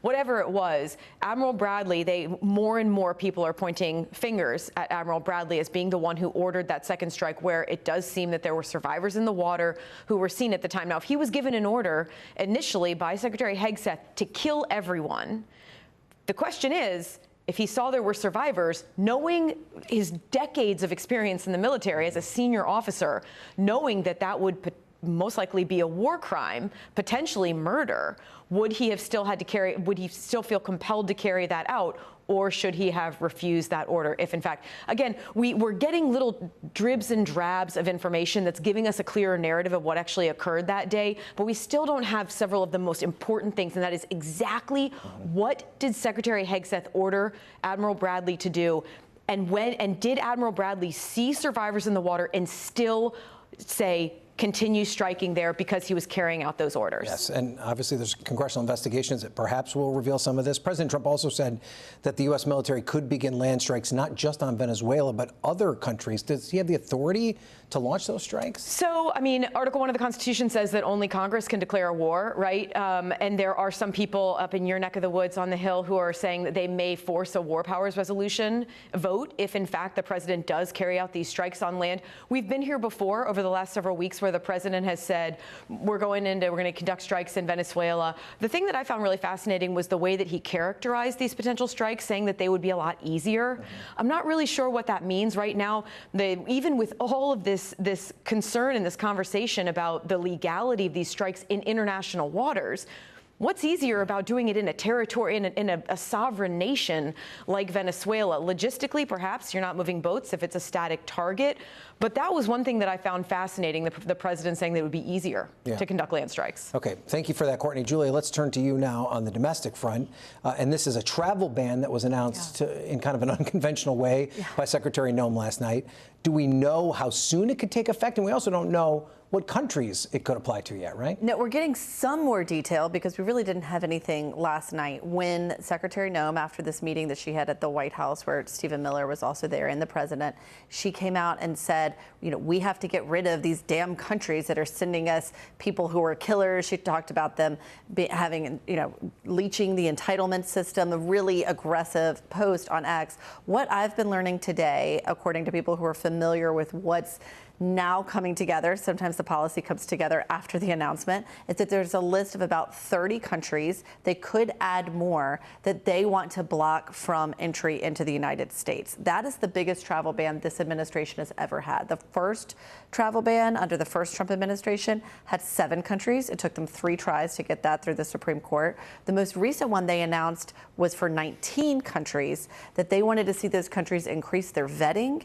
It's not exactly clear what the criteria will be for these 30 countries, except that recently the president said that he didn't want anyone from third world countries to come. And you saw him today talk about how he thinks if people are coming from hell, they should be excited to be here. And what we've heard recently from DHS when they were pressed, is this the issue of the country or is it the issue of the vetting? They said that they wanted to just go back to what they called base camp, basically in part these incredibly draconian blocks on entry into the United States. They say until the apparatus can be working again according to their liking. Okay. Well, then I'm sure there'll be a court challenge after that as well. So we're going to have to leave it there, though. Julia, Courtney, Monica, I appreciate you all. I'm going to be joined now by the Tennessee Republican Congressman Tim Burchett, who is joining me from Capitol Hill. Congressman, always a pleasure to talk to you. I want to begin where we left off, and that's on that news that Secretary Noem is moving to ban travel from approximately 30 countries. Do you think that's an effective immigration policy? Yes, sir, I do, considering the circumstances we're in. You remember everybody was mad at Trump when he banned Chinese folks during COVID, and that could have eliminated a lot of pain and death in this country. So, yeah, I think it is. We've got some bad actors. They put 30 on the list. I suspect there could be a whole lot more. We can't continue to be the dumping ground of these countries. Yeah, they send a lot of great people over, but we know, in fact, that they, in the past, have emptied out a lot of bad areas, and they drop them into our country and expect them to assimilate. And as we've seen in Minnesota and other areas, they do not assimilate. Well, the president also said that immigrants are, quote, incapable of loving our country, and they should be removed. What does that mean in your mind? And how do you even quantify something like that? Well, I think if they immediately take on an anti-American attitude, you know, we have members of Congress that have come from other countries, and yet they continue to dump on our country and tell us how bad we are, yet the countries that they came from are literally war zones, and people are clamoring to get out. So I think there's a lot of discretion in what he said, and I think that when it comes down to it and they vet these folks in these countries, that will have a better answer to that. There does seem to be some inconsistency here, though, because the president said that he's still in favor of legal immigration, saying this afternoon that people have to come into this country legally. But at the same time, the administration is going to review the status of green card holders from nearly 20 countries. I mean, the green card holders go through some of the most rigorous vetting process, and that is also a legal process. How can you be in favor of a legal immigration process, but then go after the people that have gone and done it the right way? Let's just be honest about our immigration system. President Trump is doing an excellent job of reviewing that, and I think that's what he should. But our immigration system, originally, you have a green card, you come in and work, seasonal work, then you'd go home. Again, another great government program that's been abused, and we've allowed it to be abused. Washington has allowed it just out of pure greed. You know, the Republicans want the workers in the factories, and the Democrats want the voters, and we can't afford, and working folks end up paying the tab on both of it. So there's plenty of blame to go around, but I think President Trump is going, as usual, I think he's going about it in the right way. If I can ask you now, sir, about this situation with the National Guard shooting here in Washington, D.C. You have said that the evacuees that the suspect was a part of weren't properly vetted. But our reporting suggests that he was part of a CIA-backed group. The suspect was given extensive vetting at multiple different stages before he came into the country, was also vetted for his asylum claim, which happened under the Trump administration.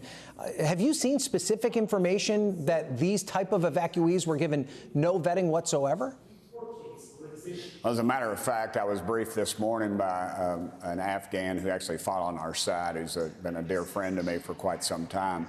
And as the CIA does, and a lot of times they go into these areas, and some of these areas that went in Afghanistan were areas that we didn't want to send our troops in, that were vicious on both sides. And the CIA, of course, goes in there and hires the thugs. And of course, there are thugs. They're loyal to us, but it's kind of hard to turn that switch off. And we guaranteed them asylum and, in fact, some folks citizenship, and they've come into our country. And now we're finding that some of them are going back in overseas, joining the Taliban or rejoining the Taliban, and then coming back to America. So we've got a real problem. We've got close to, by some estimates, over 1,000 members of the Taliban in our dadgum country that we don't know where they're at. And thank goodness for President Trump, because he's the first one in a long time that just called it out. And, you know, and I'm not worried about all this. Everybody says, oh, he's doing executive orders. He's overstepping Congress. Well, brother, Congress doesn't have the guts to do a dadgum thing. You know it, and I know it. Both parties. We'll have hearings, and we'll blame the other side, and they'll blame us. We'll write a strong letter, and then we'll all go home claiming victory, and nothing will happen, and Americans will continue to die. We finally got administration. Yeah, it's offending people, and people are ticked off about it, but I don't like seeing Americans die, especially innocent Americans. All right, let me change topics now and talk about this second strike on survivors of an alleged drug trafficking boat in the Caribbean. Both armed services committees are calling for increased oversight. Would you like to see the Foreign Affairs Committee launch its own probe into the incident? Oh, I'm sure we will, brother. Again, and 6 weeks later, we're going to issue a strong letter and slap somebody on the wrist. Again, Congress is pretty ineffective. It's that way. I've been here 8 years under Pelosi and under others, and it's always been the same dadgum thing. We'll stomp up a little bit, create a little dust, and we won't do anything. I would like to see, as the lady said that was on your host panel there, just a few minutes ago, right before me, I'd like to see all the details first before I cast any judgment. But, you know, you've got these foreign affairs committees that they have stock portfolios, members that are invested in our missile defense system. They come back and tell you how good it is for the economy, for war and killing. It ain't good for anybody, brother. My dad fought in the Second World War. I know the cost of that. My mama lost her brother. And nobody, all it wins is the fat cats on K Street and some legislators and a few lobbyists, and it stinks. Okay. All right. I want to talk to you now about what's happening in your home state today, that special election in Tennessee, which people thought is going to be much more competitive than many thought. Do you think this could be a warning bell for your fellow Republicans? It's always a warning bell, brother, and there's only two ways to run: scared and unopposed. And I've won with 14 or 15 points. I actually won by 1 point better than President Trump. So if you're watching this, President, I misspoke. But all kidding aside, yeah, it's going to be tight. It's going to be too tight. It's an off-election year. Republicans tend to vote on Election Day traditionally, and the Democrats and liberals will vote early voting and on Election Day. So the turnout is going to be lighter than expected. But honestly, 12% of the population votes, and that's what you get. 45% of evangelical Christians, which I associate myself with, vote. 30% don't vote. 30% of gun owners don't vote. She's a homegrown Marxist. She was educated in Knoxville, Tennessee, where I come from. You know, I always hear everybody talk about the folks moving out all the blue states and bringing their values down here. That's not the case. They're refugees, man. They're trying to escape that craziness of New York and Los Angeles. And they're warning us about what's going on. She is a homegrown Marxist. She's motivated. She's got a good ground game, and I'm very worried. I think Matt's the best candidate I've seen. He should win by 5 or 6 points, though. Okay. To be clear, she does not define herself as a Marxist. That's a tag that you're putting on her. But, Congressman, we'll have to see how this election goes here tonight, and I appreciate you being on as always. Thank you, sir. Thank you, brother. All right, coming up, we'll dive deeper into the administration's push to ban travel from approximately 30 countries and its controversial use of lethal military power in the Caribbean. A former Homeland Security chief who also served as the top lawyer for the Pentagon joins us next.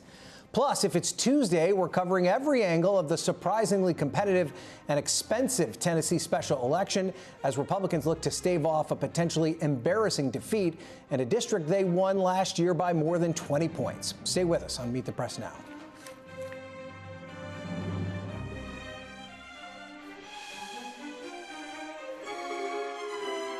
When news breaks, it happens here. We're following some breaking news right now. But the story happens here. And here. Being here is what matters. Oh, nice to meet you. Here for our struggles. Here for our triumphs. It's been a long time coming. Yeah. Here for all of us. Tonight and always, we're here for you. NBC Nightly News with Tom Llamas. Breaking news as we come on the air. Live from the White House, top story. Live from the Vatican. Live in Israel as history is made. An incredible moment right now here in Hostage Square. Did you tell him anything? Just that I love him so much and he's safe now. You can still see some of the cleanup effort going on right now. Do you have any update tonight on the search and rescue mission? It sounds like something the greatest player in the world would not want to miss. Are you going to play in the World Cup? Every night, it's your news playlist. Top Story with Tom Llamas. Streaming weeknights at 7 on NBC News Now. News lives in the now. It's coming at us every second. News is more now than ever. You can see why this search and recovery is so complicated. Now is raw. This fight, it is personal. It could be my house, it could be my family. Now is real. Reality check. What is and is not legit here? Now is constant. News for the generation of now is NBC News Now. Live news, streaming free everywhere. When news breaks, it happens here. But the story happens here. Being here is what matters. Tonight, and always, we're here for you. NBC Nightly News with Tom Llamas.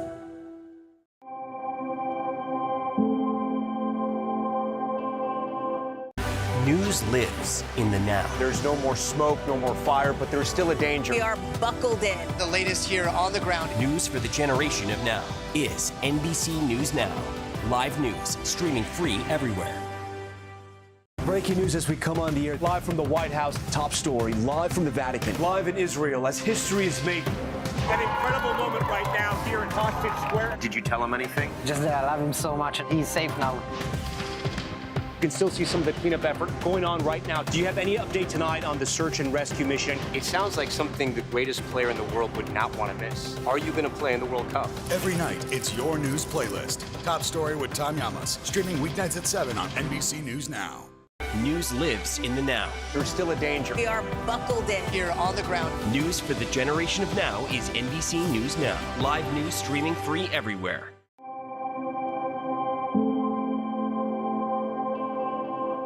News lives in the now. There's still a danger. We are buckled in. Here on the ground. News for the generation of now is NBC News Now. Live news streaming free everywhere.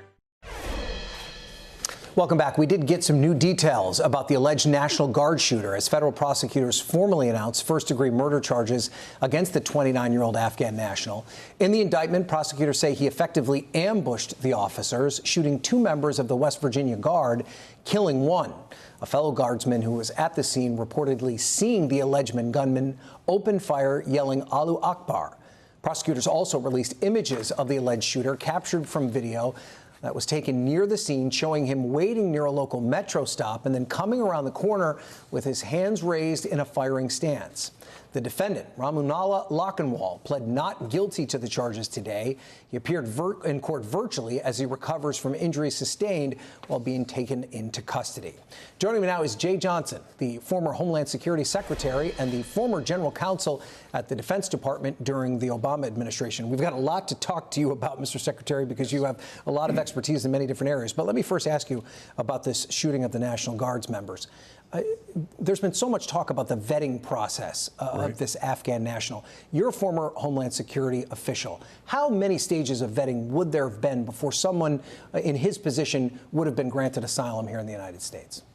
Vetting is extensive and has been becoming more extensive as time goes by. He was paroled into this country in 2021. Parole is a separate status of lawful presence in the United States versus asylum. So first he was paroled in, and presumably there was extensive vetting leading up to the grant of asylum. I have to believe that the process didn't stop during the Biden administration, and that he was apparently granted asylum in April of this year. There was probably, almost certainly, some sort of additional supplemental vetting that occurred in the months leading up to the grant of asylum in April. So to simply say that this has all happened on the Biden administration's watch and nothing occurred between January, when Trump took office, in April, seems frankly not plausible to me. But even if this extensive vetting took place, given everything that this person may have gone through, working through the CIA, living through more than a decade of war, is it possible that even an extensive vetting process, that a mental health issue or something along those lines would slip through the cracks? Well, we really don't know. What we do know is that this individual is a dangerously disturbed and complex mental health picture. And I suspect we'll learn a lot more in the days to come. The remedy, the answer, let's ban everybody from Afghanistan, does not correlate with the problem. It's like, you know, a mentally disturbed person leaves the state of Montana 5 years ago and tragically shoots and kills somebody here in Washington, D.C. The answer is not, well, let's just ban everybody from the state of Montana from going to Washington, D.C. They don't correlate. All right, let's turn now and talk about this situation with the double tap or the attack on this boat in the Caribbean. Help us understand the distinction, if you can, between what would be considered a survivor versus a terrorist who still poses a threat? I mean, there's a legal distinction here, correct? So, first of all, I am dubious, as the former lawyer for the Department of Defense, I'm dubious about the legality of the whole thing without congressional authorization. Even before the double tap, you're saying? Even before the double tap was apparently one of the first strikes. Yeah. But I'm dubious about the whole operation, the whole effort, the whole campaign. It's without congressional authorization, and it exceeds even the most aggressive interpretation of the president's war powers without congressional authorization. It's like trying to put a round peg in a square hole. Cartels, they're international criminal organizations for which we have law enforcement, Coast Guard, U.S. Navy that interdicts drug couriers on the high seas. You can't treat criminals as combatants in a war. And that's what this administration is doing now. Now, in terms of the double tap, it's legally problematic on a number of different levels. One is we cannot have, as an official government policy, a take no prisoners rule of engagement. If someone surrenders, if someone's wounded, if someone's been disarmed, disabled, you have to give them quarter. The second related concept is a French term called hors de combat, which means basically you're out of the fight. You've been disabled. If someone's out of the fight, disabled, you can't come along and then shoot them later. These are international legal principles, and there are also principles embedded in our Uniform Code of Military Justice. So if what we're hearing is true, then at a minimum, Congress should be conducting public hearings about what happened. The video of this strike, which I'm sure exists, should be made public.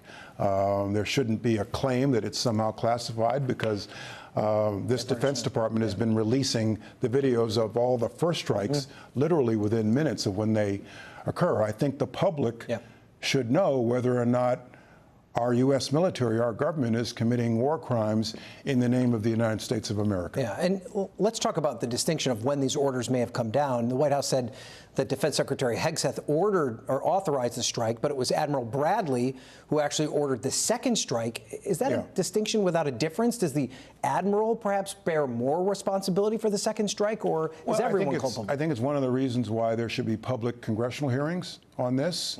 There are all these anonymous sources coming to light that the Secretary of Defense did not give a specific order for that second strike. But, I suspect a lot of that is spin.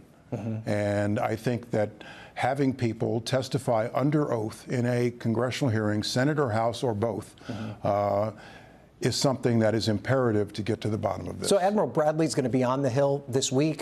Secretary Hegseth is expected to as well. But to your point, all of these briefings right now are going to be held behind closed doors in classified settings. You're saying they need to come out into the light of day. Public hearings. What would the difference there? Why would the public hearings be more important? People are under oath. There's the glare of, the cameras.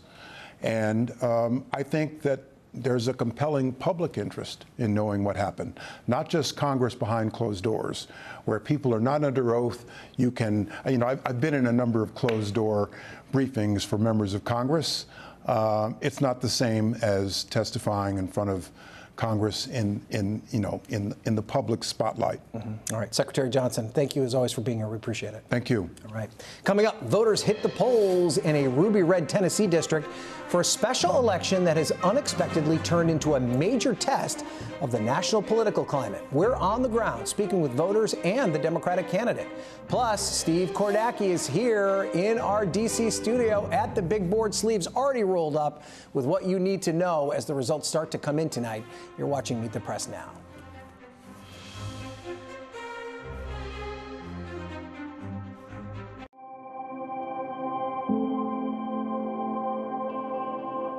When news breaks, it happens here. We're following some breaking news right now. But the story happens here. And here. Being here is what matters. Nice to meet you. Here for our struggles.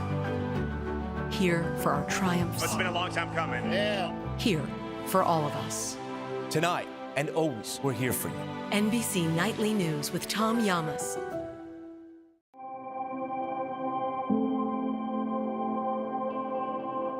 When news breaks, it happens here. But the story happens here. Being here is what matters. Tonight and always, we're here for you. NBC Nightly News with Tom Llamas.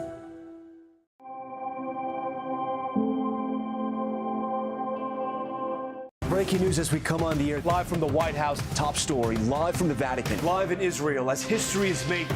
An incredible moment right now here in Hostage Square. Did you tell him anything? Just that I love him so much and he's safe now.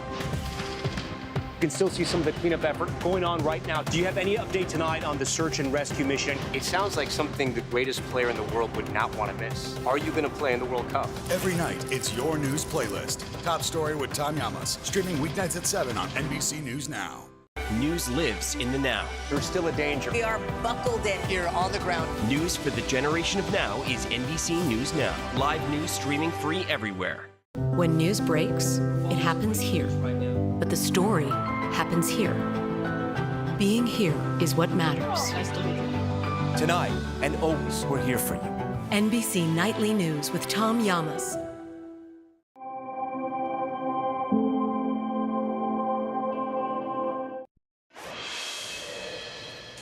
Welcome back. If it's Tuesday, voters are voting somewhere, and today that somewhere is Tennessee's 7th congressional district.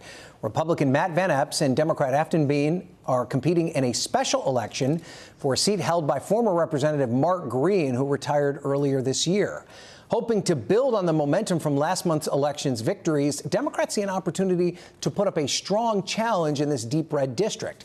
Republicans appear to be feeling the heat. Speaker of the House Mike Johnson traveled to Tennessee yesterday to campaign with Van Epps, and President Trump appeared at a tele-rally last night. Joining me now from Nashville, Tennessee is NBC's Mel Zanona, and of course Steve Kornacki is where else? At the big board. Mel, you're on the ground there in Tennessee. You spoke to the Democratic candidate in this race who's forced Republicans to step in and help defend this seat. What did she tell you? Well, she knows this would be an upset and a long shot for her to win here in the heart of Trump country. But she believes the fact that it's even close and competitive shows how dissatisfied voters are with the cost of living and how dissatisfied they are with the current Trump administration. She has been running a campaign focused relentlessly on the cost of living as well as health care. And she thinks that even if she loses but is able to keep the race close, that should be a massive warning sign for Republicans ahead of the midterms, given this is a district that Trump carried by 22 points. Just watch what she told me. And now it's within single digits. It is, once again, a testament to the fact that this administration hasn't delivered. Do you think the electorate is ready to embrace someone who is not only Democratic, but perhaps more progressive than they've been used to in the past? Yeah, I think so. I think voters in this district have given me a lot of grace, and I've definitely matured. I was, an organizer, activist, a public-private citizen before I was a lawmaker. And as a state legislator, I represent 60,000 voters. As a next congresswoman for this district, I'll represent 700,000, of which, there's a lot of different varying political opinions. Now, Republicans have tried to say that she is far too extreme for this district, and they have highlighted her past calls to defund the police. So I asked her whether she still maintains that position, but she largely dodged, saying it depends on what the community wants. Interesting. So what is driving this momentum for the Democrats, Mel? Is it a continuation of the affordability message that we saw dominate last month's elections? Ryan, one thing I've heard consistently from voters today is that they are concerned about the cost of living and that it is simply harder to pay their bills, to buy their groceries, and to put food on the table. That was a similar dynamic we did see in both Virginia and New Jersey during those governor races where Democrats did have big victories last month. And it is no different here in Nashville. Just watch. Jobs, mostly jobs, the high cost of food, gas, everything. Mainly jobs. It's not as easy for lower income, middle income people these days. So that's a big part of my concern. Things are getting very expensive. I am still able to make it. However, things are getting really, really expensive. And Trump, of course, is the one who ran on lowering costs for Americans, making life more affordable. But so far this year, at least, it's been Democrats who have successfully campaigned and capitalized on that very issue. Okay, Melanie Zanona live in Nashville. Mel, thanks for that. Let's now go to the big board. And Steve, give us a reality check here. How are Democrats' chances looking in Tennessee? I mean, this would still be a massive upset, wouldn't it? It would be a massive upset if they do win. But yes, there has been some polling here showing a close race. And again, the backdrop you heard there, Donald Trump, last year he won this district by 22 points. Now, 4 years earlier, in 2020, when Trump lost the presidential election to Joe Biden, he still won this district, but it was only 15 points then. So, you know, already that you hear that 22, but it's been closer than that before. And there have been some local contests in this area, a couple of them where Democrats have done even a little bit better than that. So where's the action going to be tonight as the results start to come in? I think one way to look at this is where we're talking about Middle Tennessee right here. About a quarter of the city of Nashville, that's Davidson County, is in this district. This is going to be one of the only, maybe the only blue spots you see on the map tonight, but it's going to be very blue. The question here is going to be, can Boehne run up the score massively in the Democratic part of this district in Nashville and in Davidson County? A lot of rural areas here, ex-urban areas where it's going to be very, very Republican red tonight. And I think sort of the swing area of this district that I'm going to be looking at is right here. This is Montgomery County. This is where Clarksville is. This is the other major population center in the district. And I think, look, if Boehne is going to have any chance of actually pulling off the upset and winning tonight, she probably needs to be winning in this county. There probably need to be 2 blue counties by the end of the night. That would be Davidson County, and then that would be Montgomery County if she's actually going to win this. So we'll see as the story unfolds tonight. But again, the backdrop for this, why this is even close, one thing we have been seeing in special elections this year, special congressional elections, Democrats have been overperforming relative to last year's presidential election. Take a look at this. In April, there was a pair of special congressional elections in Florida. Now, Republicans won both of them. They won both of them solidly, 15-point margin in one of them, 14 in the other. But this is what it had been in the 2024 presidential election. So from a 37-point Republican win in Florida's first district in 2024 down to 15 in the special election. That was a gain for the Democrats of 22 points. They didn't win it, but they made up a lot of ground. Look, from 30 to 14, Democrats made up 16 points in Florida's 6th district. We've seen this even where Democrats have won this year. They've won bigger than they did in 2024. Look at this district in Arizona. Kamala Harris had won it by 22. Democrats won it by 40 this year. They gained 18 points from a 34-point Democratic win in this Virginia district to 50 this year. That's a 16-point Democratic gain. So 22, 16, 18, 16. You see a pattern here. And again, this district where it was 22 points for Donald Trump, if Democrats are getting anywhere around that kind of gain that they've gotten elsewhere this year, then this does become a competitive single-digit race. Now, again, to erase all of 22 points, that might be a bit more of a stretch here, but it does speak to a political climate that we've seen in these special elections, that we saw in the New Jersey and Virginia results where Democrats, won unexpected landslides, and it does call to mind, this is back to Trump's first term here. We're going back to 2018 here. March 2018, there was a special election in Trump's first term, okay, where Donald Trump had a 41% approval rating. He had won the district by 20 points. And remember this name, Connor Lamb. Connor Lamb won the special election in that district that had voted for Trump by 20 points in March of 2018.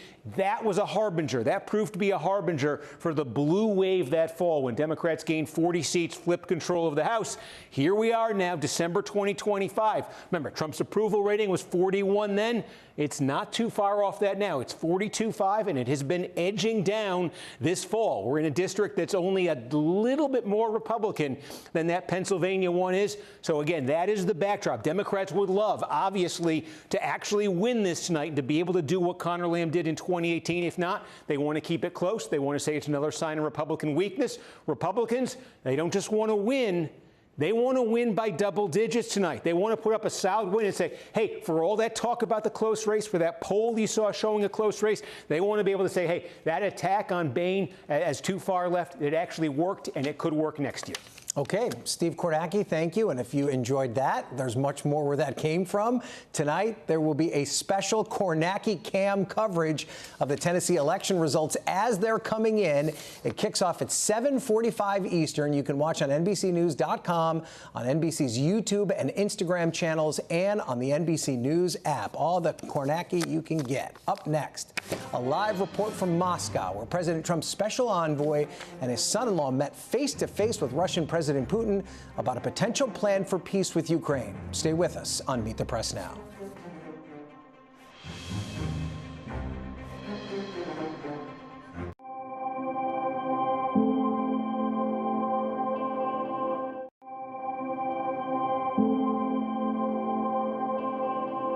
News for the generation of now is NBC News Now, streaming free everywhere. When news breaks, it happens here. But the story happens here. Being here is what matters. Tonight and always, we're here for you. NBC Nightly News with Tom Llamas. Breaking news as we come on the air, live from the White House, top story, live from the Vatican, live in Israel as history is made. An incredible moment right now here in Hostage Square. Did you tell him anything? Just that I love him so much and he's safe now. You can still see some of the cleanup effort going on right now. Do you have any update tonight on the search and rescue mission? It sounds like something the greatest player in the world would not want to miss. Are you going to play in the World Cup? Every night, it's your news playlist. Top Story with Tom Llamas. Streaming weeknights at 7 on NBC News Now.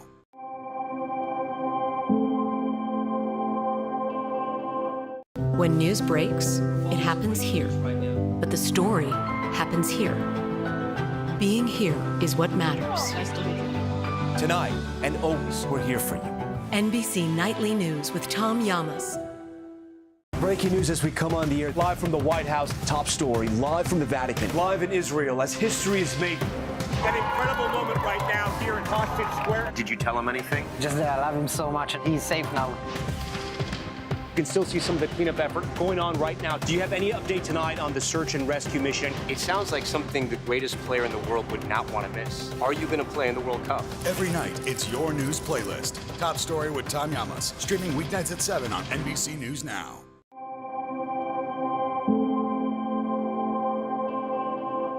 When news breaks, it happens here. But the story happens here. Being here is what matters. Tonight and always, we're here for you. NBC Nightly News with Tom Llamas. News lives in the now. There's still a danger. We are buckled in. Here on the ground. News for the generation of now is NBC News Now. Live news streaming free everywhere.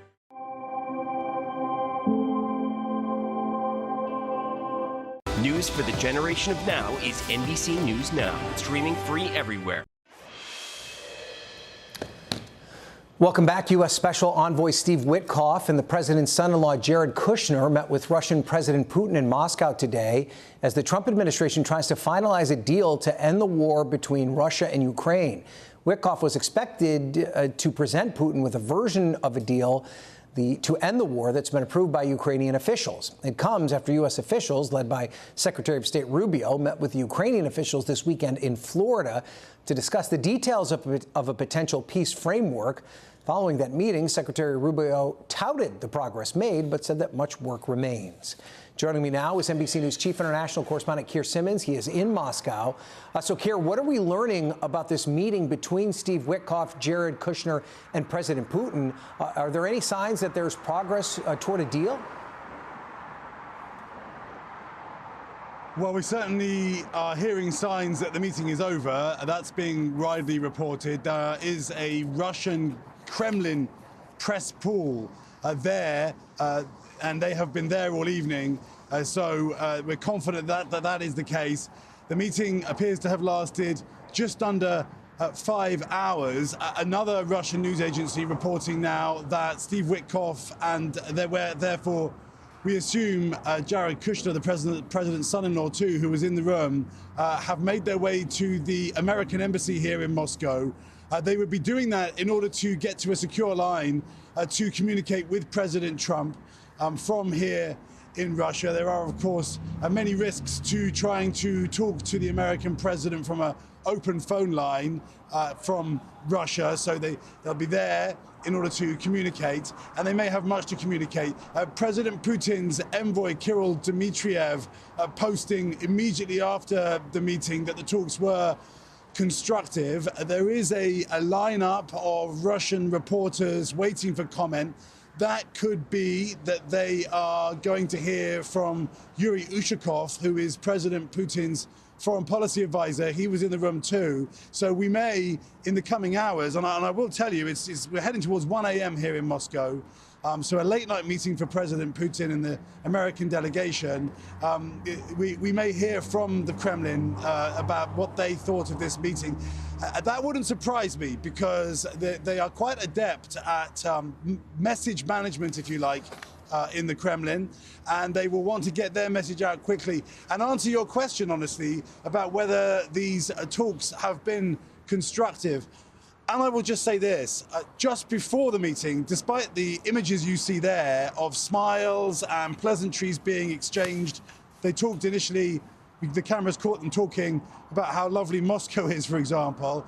But just before President Putin walked into that meeting with that smile, he answered questions from Russian reporters, and he was asked whether there might be a conflict with Europe. And he said something to the effect of, we don't want a conflict with Europe, but if Europe starts a fight with us, then we are ready. That's the kind of uncompromising talk that we've heard from President Putin in recent days and weeks. Didn't seem to change at all in the minutes before this meeting. And so we wait to hear how the actual summit went. Okay. All right. Keir Simmons with the very latest on the ground in Moscow. Keir, thank you for that. After the break, finding common ground in the age of AI and polarizing politics. A pair of bipartisan lawmakers joins me in studio on their push to help small businesses adapt to the AI revolution. That interview is next on Meet the Press Now.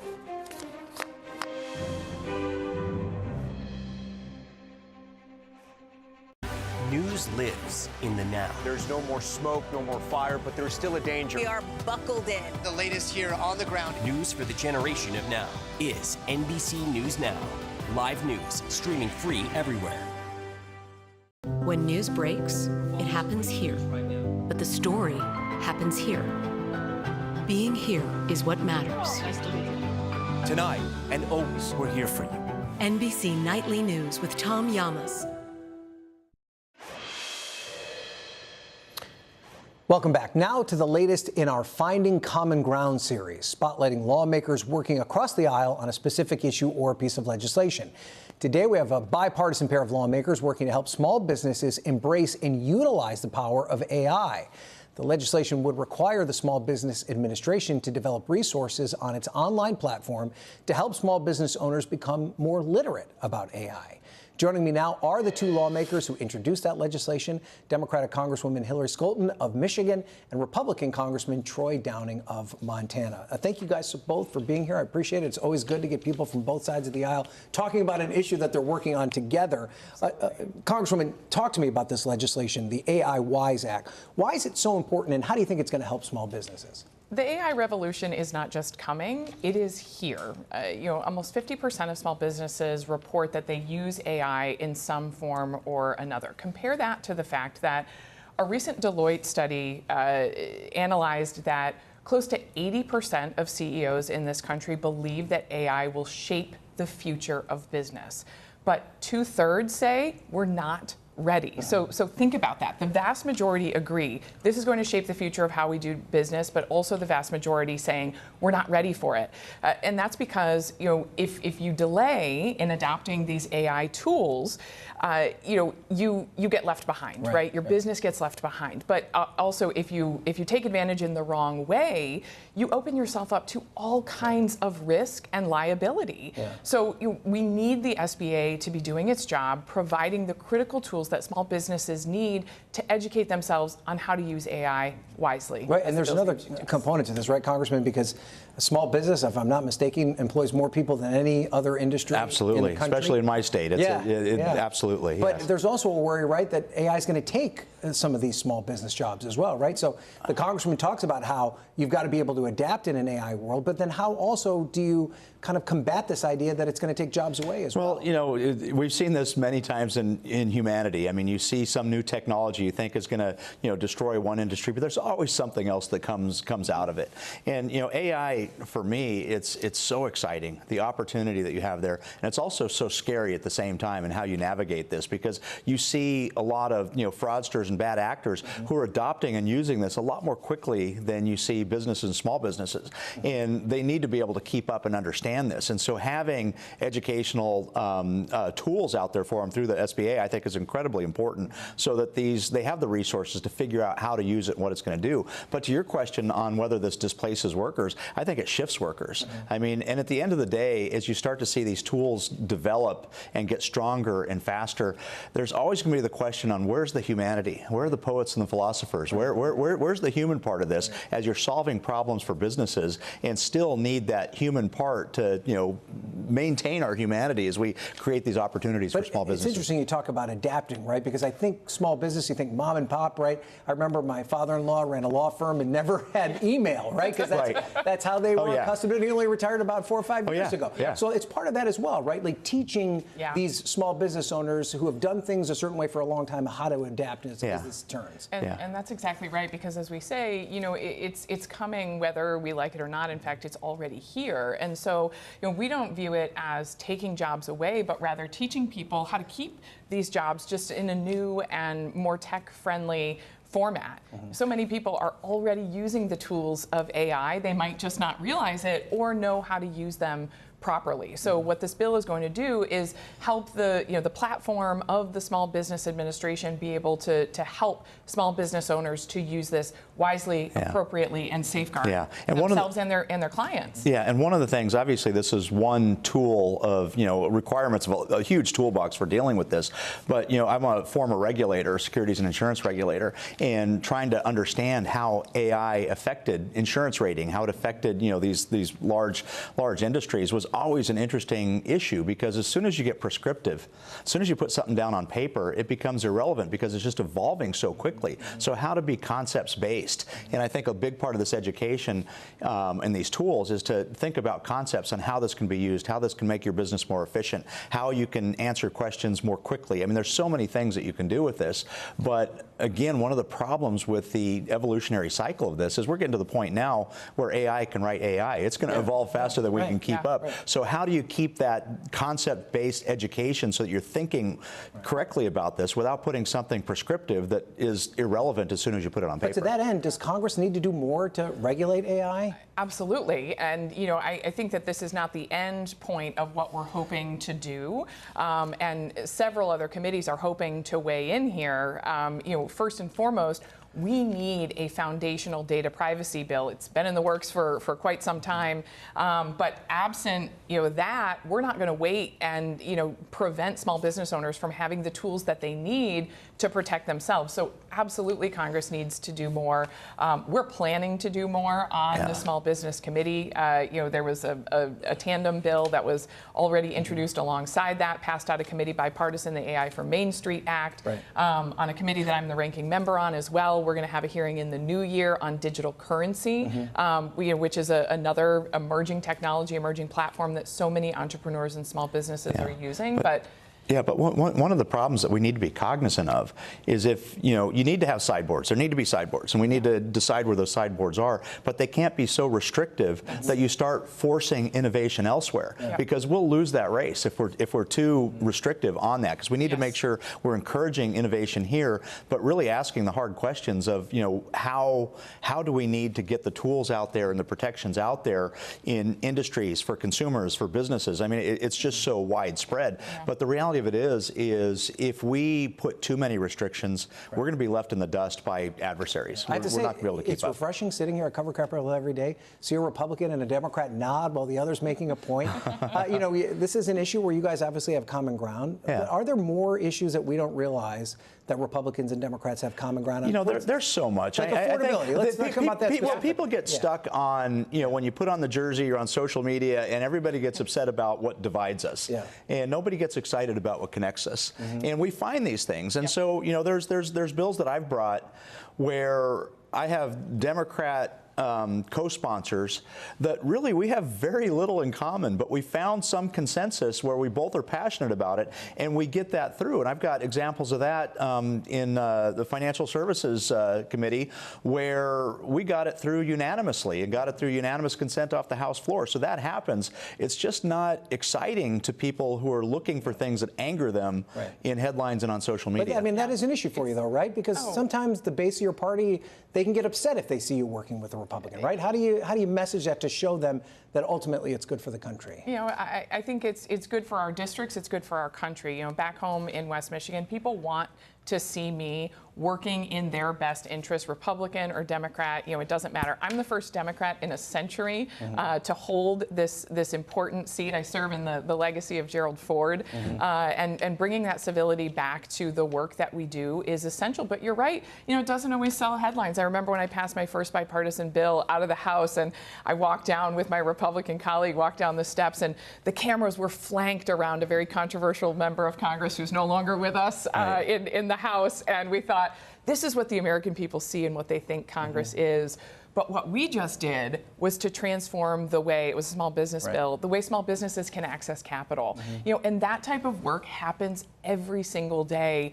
You know, if people are there to look for it and see it, and we're going to keep delivering on those things because it matters now more than ever. Okay, we're going to have to leave it there. I appreciate you guys both being here. Let's see more examples of this as we go forward. Well, thanks for having us. Thank you. Thank you for being here. All right, thanks. All right. Congresswoman Skolton and Congressman Downing, thank you both for your time. We're going to be back tomorrow with more Meet the Press Now, but as always, there's more news ahead on NBC News Now. Thanks so much for watching.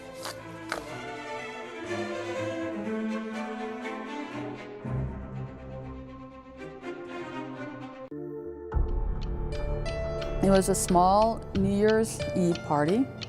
We took off, and then shortly thereafter, we saw the police car. My gut was telling my feet to run back to that house. This can't be happening. When the party ended, the mystery began. It was just crazy. I didn't understand what was happening and why. His wife, the hostess, had seemed fine all night. Then,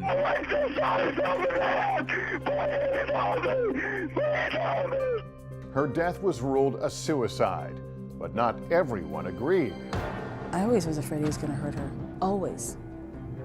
Always. Did a fight that night lead to something much worse? I knew that Ashley wouldn't take her own life. A troubled woman or a troubled marriage? That wound on the back of her head isn't where she could do it herself, Tom. It is not. Oh.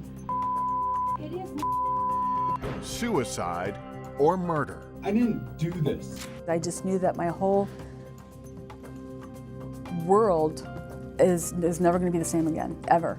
I'm Lester Holt, and this is Dateline. Here's Keith Morrison with After the Party.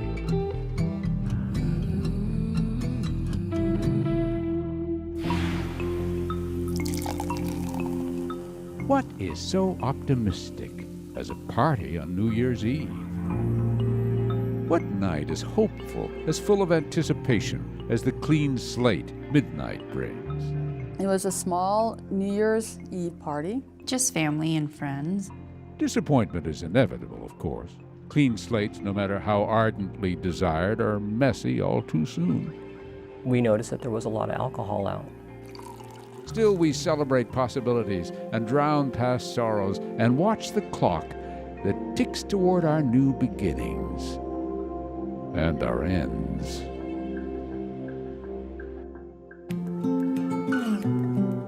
On December 31st, 2011, an hour north of Denver in West Evans, Colorado, Ashley and Tom Fallis, surrounded by friends and family, danced to the music that brought them together, their wedding song.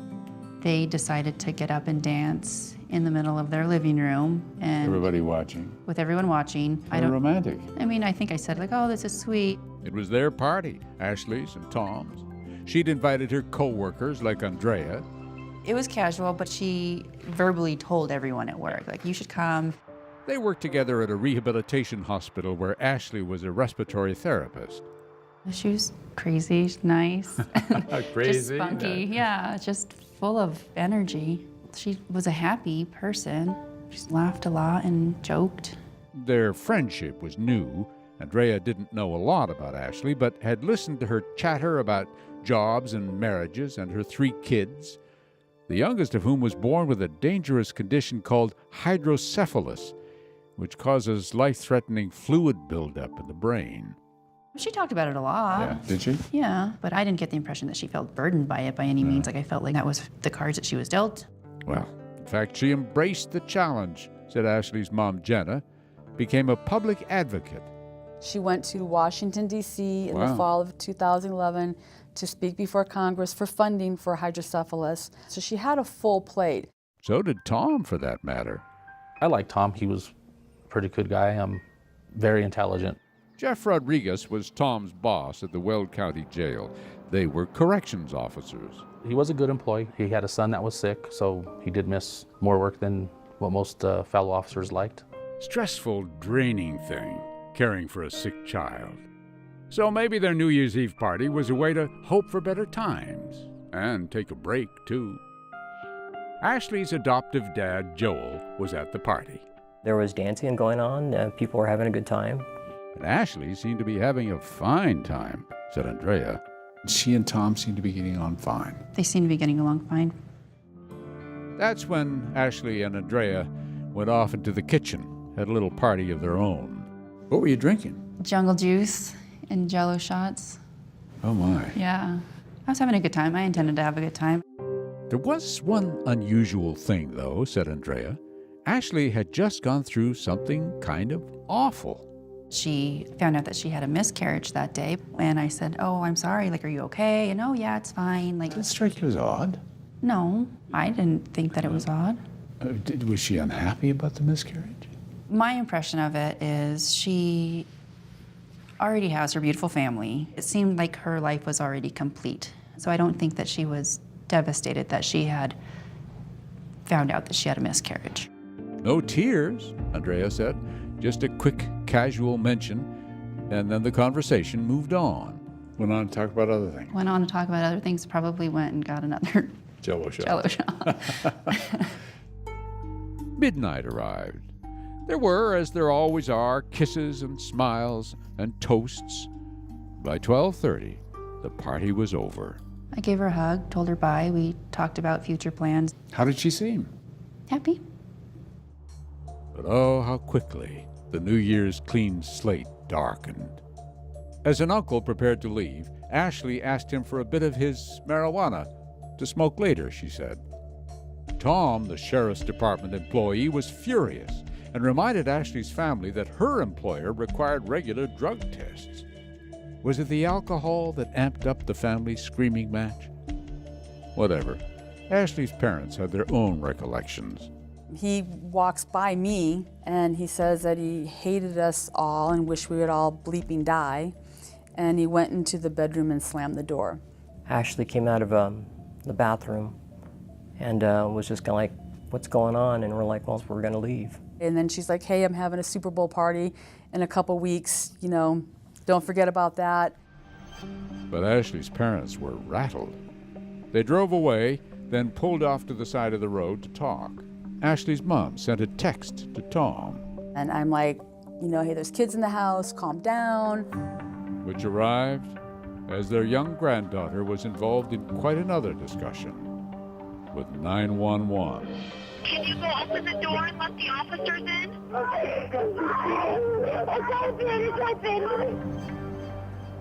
The new year was less than an hour old and off to a very bad start. When we return, Chaos. It was shocking. a frantic race to save a life. What happened in that house? I just knew that my whole world is never going to be the same again, ever. When Dateline continues. Breaking news as we come on the air. Live from the White House, top story. Live from the Vatican. Live in Israel as history is made. An incredible moment right now here in Hostage Square. Did you tell him anything? Just that I love him so much and he's safe now. You can still see some of the cleanup effort going on right now. Do you have any update tonight on the search and rescue mission? It sounds like something the greatest player in the world would not want to miss. Are you going to play in the World Cup? Every night, it's your news playlist. Top Story with Tom Llamas, streaming weeknights at 7 on NBC News Now. News lives in the now. There's no more smoke, no more fire, but there's still a danger. We are buckled in. The latest here on the ground. News for the generation of now is NBC News Now. Live news, streaming free everywhere.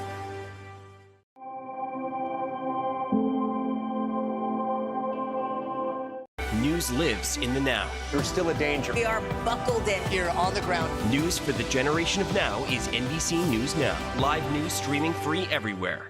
Breaking news as we come on the air. Live from the White House, top story. Live from the Vatican. Live in Israel as history is made. An incredible moment right now here in Hostage Square. Did you tell him anything? Just that I love him so much and he's safe now.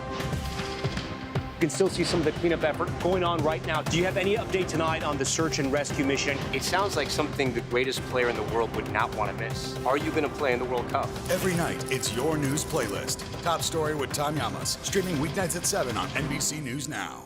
News for the generation of now is NBC News Now. Streaming free everywhere. When news breaks, it happens here. We're following some breaking news right now. But the story happens here. And here.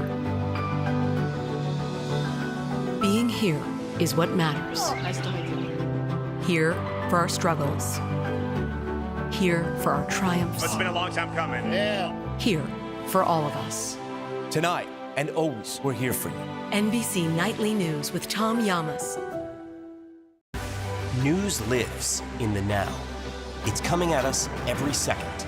News is more now than ever. You can see why this search and recovery is so complicated. Now is raw. This fight, it is personal. It could be my house, it could be my family. Now is real. Reality check. What is and is not legit here? Now is constant. News for the generation of now is NBC News Now. Live news, streaming free everywhere.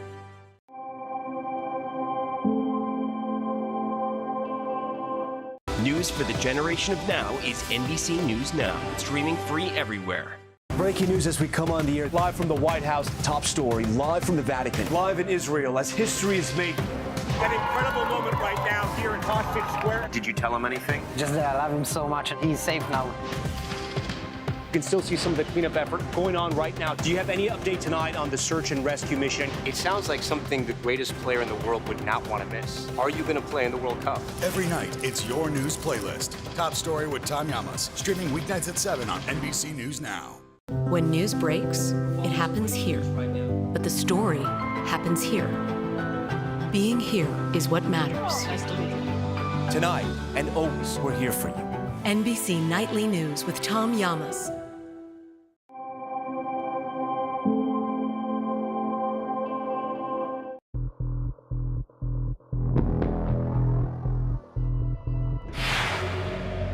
"2012 was not even an hour old. New Year's celebrants had only just poured themselves into their cars to head home.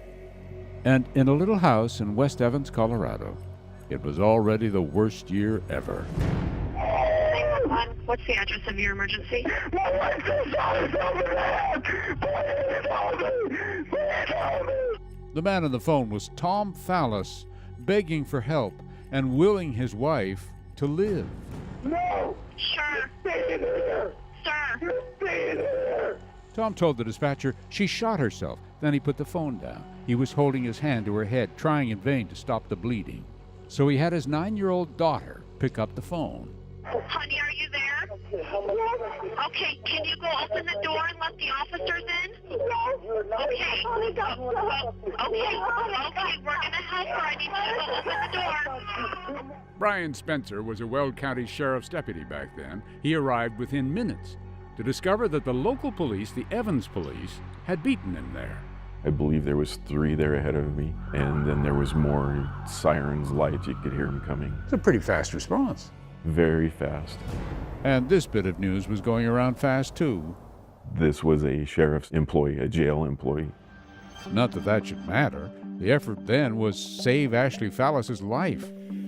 This was recorded by a police body camera, shows the paramedics arriving. Chaotic? The scene, very frantic. The officers located Ashley Fallis somewhere in the home.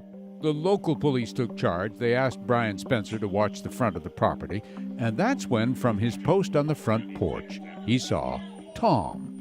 That's him in the background in the white T-shirt. He was pacing around in the front yard and front sidewalk area, frantic, screaming. Screaming what? Do you remember? I heard him say she's dead. A lot of mumbled stuff. He would put his hands up over his face and screaming and crying. By this time, Ashley's parents had pulled off the road home to talk and worry about the fight that ended the party.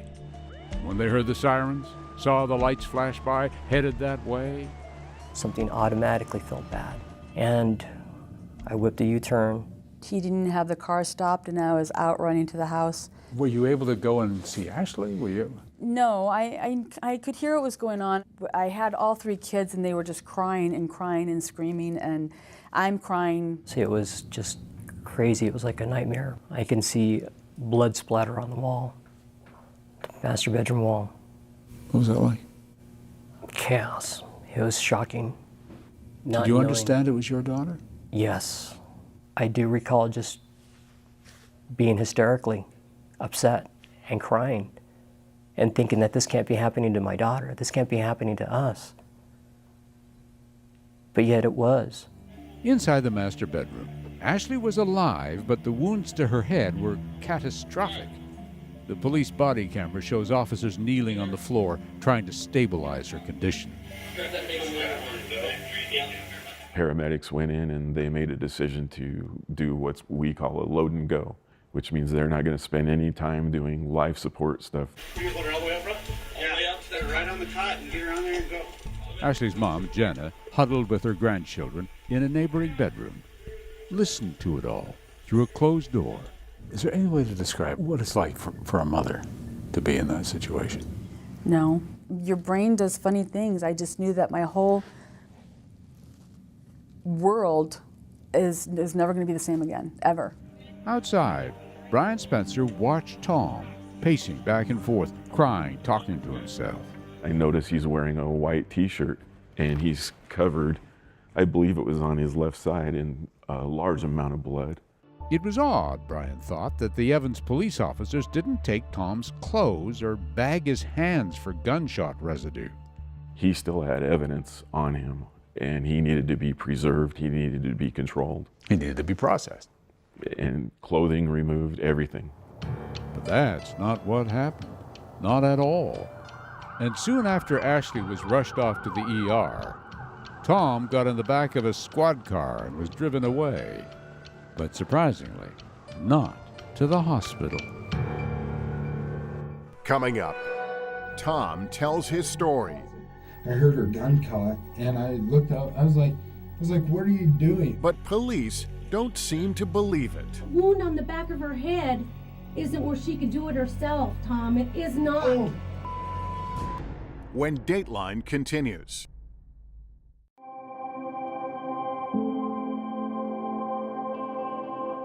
News lives in the now. There's still a danger. We are buckled in here on the ground. News for the generation of now is NBC News Now. Live news streaming free everywhere. Breaking news as we come on the air, live from the White House, top story, live from the Vatican, live in Israel as history is made. An incredible moment right now here in Hostage Square. Did you tell him anything? Just that I love him so much and he's safe now. You can still see some of the cleanup effort going on right now. Do you have any update tonight on the search and rescue mission? It sounds like something the greatest player in the world would not want to miss. Are you going to play in the World Cup? Every night, it's your news playlist. Top Story with Tom Llamas, streaming weeknights at 7 on NBC News Now. When news breaks, it happens here. But the story happens here. Being here is what matters. Tonight, and always, we're here for you. NBC Nightly News with Tom Llamas. News lives in the now. It's coming at us every second. News is more now than ever. You can see why this search and recovery is so complicated. Now is raw. This fight, it is personal. It could be my house, it could be my family. Now is real. Reality check. What is and is not legit here? Now is constant. News for the generation of now is NBC News Now. Live news streaming free everywhere.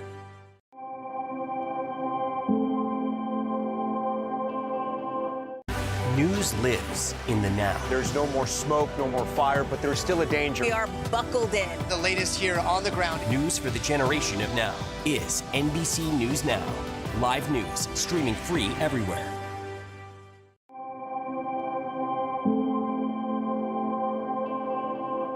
When news breaks, it happens here. We're following some breaking news right now. But the story happens here. And here. Being here is what matters. Nice to meet you. Here for our struggles. Here for our triumphs. It's been a long time coming. Yeah. Here for all of us. Tonight and always, we're here for you.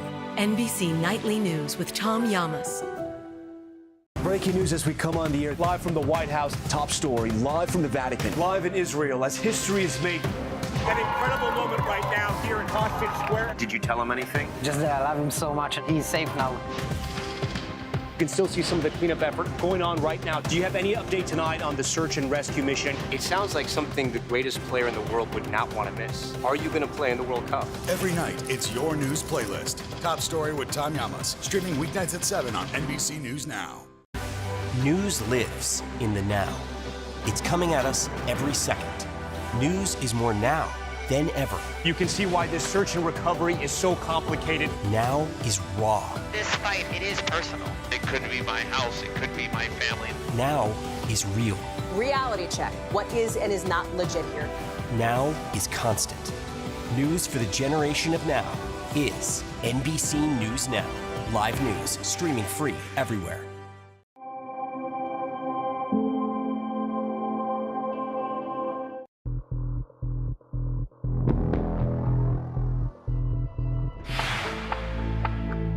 In the first cold, dark hours of 2012, Ashley Fallis's parents followed an ambulance to the hospital and caught up to her in the ICU.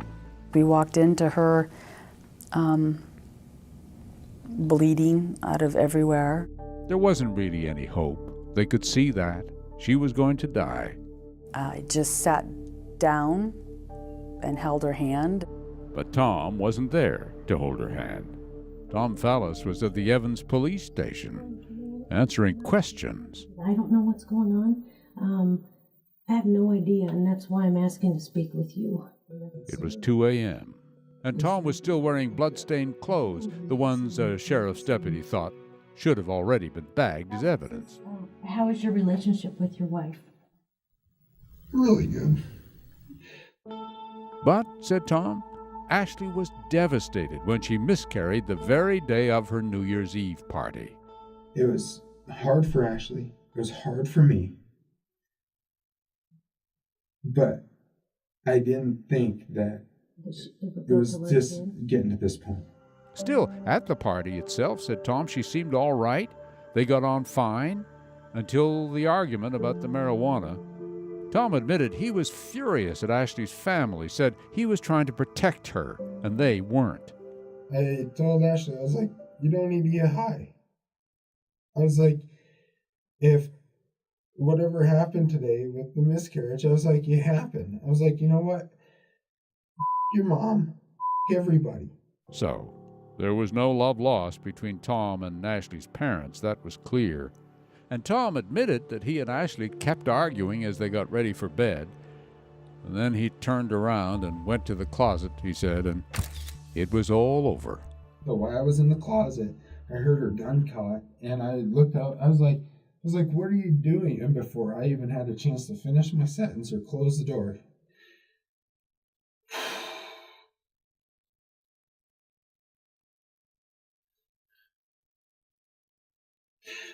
there was smoke.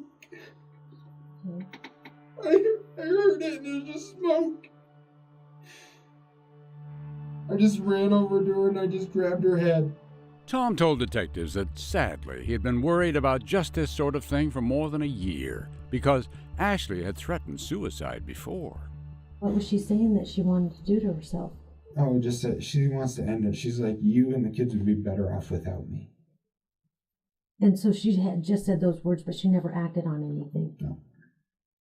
And so, how long? Never once has she ever grabbed her gun. Has she ever loaded it? Has she ever made this type of gesture whatsoever? By this time, while the doctors tried to save Ashley, Tom had been answering questions for hours. I have to ask these questions. That I have to understand what your relationship is. But the problem is that I've been here since frickin' 2 o'clock, and now it's already 5 o'clock, and I don't know what's going on with my wife. About then, the detective noticed something else about Tom. The scratch mark that's on your chest, what is that? Where? You have like a long red. Oh, probably because I've been doing this all freaking night. Okay, this one just goes straight across here. Oh, I don't know. It's just me. It's not. Okay, so it isn't. And I just had to ask. The detective left the room and spoke with Ashley's parents, who'd arrived with the purpose of telling officers just one thing. Their daughter did not shoot herself. We had just seen her 7 minutes before this. She was completely fine. You know, she wouldn't do anything like this. She was in good spirits when they left, they said. She was already planning her next party. But Tom, he'd always had an awful temper, they said. I always was afraid he was going to hurt her. Always. Always. Why? What about him? His temper. You can't go from 0 to 100 and think clearly. I think that he was just in a fit of rage, and he shot her. Armed with that new information, the detective went back to talk to Tom and zeroed in on those scratches. Officers had given him something clean to wear so they could collect his bloody clothing. And you have scratches on your body. Okay. See this? This is a shaved chest. Do you know how bad this hurt and itches? So when I'm sitting there, I do this all freaking day. This is actually her blood. It comes off. See? Oh my gosh, it's coming off. It's her freaking blood. That's actually a scratch. Okay? That's a scratch. Still, the detective pressed him. He had motive and opportunity, she said. So when you went upstairs, you were arguing with her. And you know you were arguing with her. She was also reluctant to believe the shooting happened so quickly. No threats or warnings or hesitation. She went from saying, I'm going to do what I want, to just pulling. Yeah, she did. I'm not lying to you. And when the detective gave a description about the gunshot wound, a description that turned out to be inaccurate, that really set Tom off. That wound on the back of her head isn't where she could do it herself, Tom. It is not. Oh. It is not. And then, quite suddenly, in the middle of it all, completely out of nowhere, the detective made an abrupt declaration. And I have to let you know, your wife did not make it. Your wife did not make it.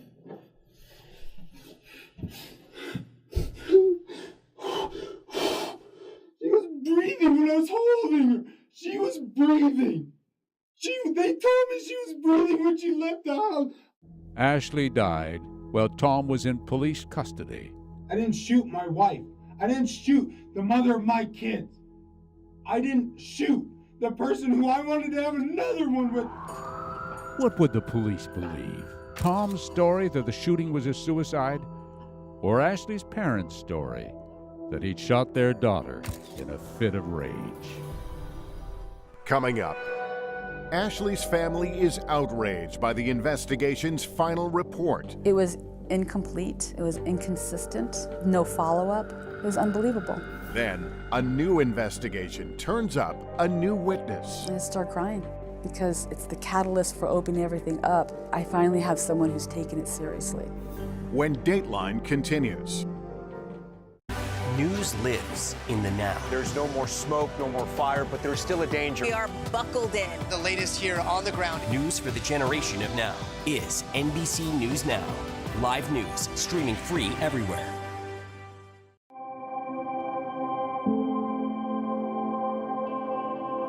When news breaks, it happens here. We're following some breaking news right now. But the story happens here. And here. Being here is what matters. Nice to meet you. Here for our struggles. Here for our triumphs. It's been a long time coming. Yeah. Here for all of us. Tonight and always, we're here for you. NBC Nightly News with Tom Llamas.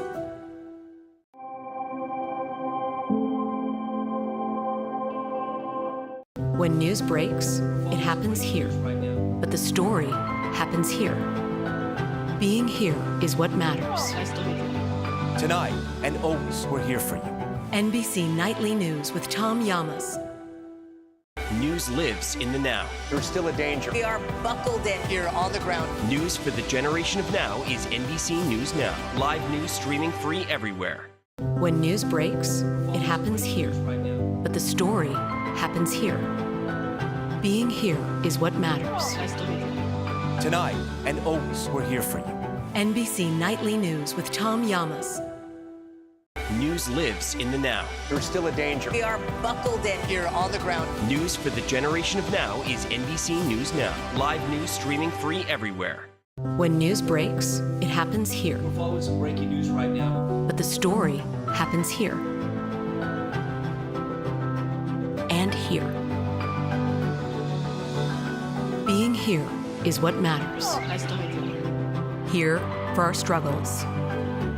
Here for our triumphs. It's been a long time coming. Yeah. Here for all of us. Tonight and always, we're here for you.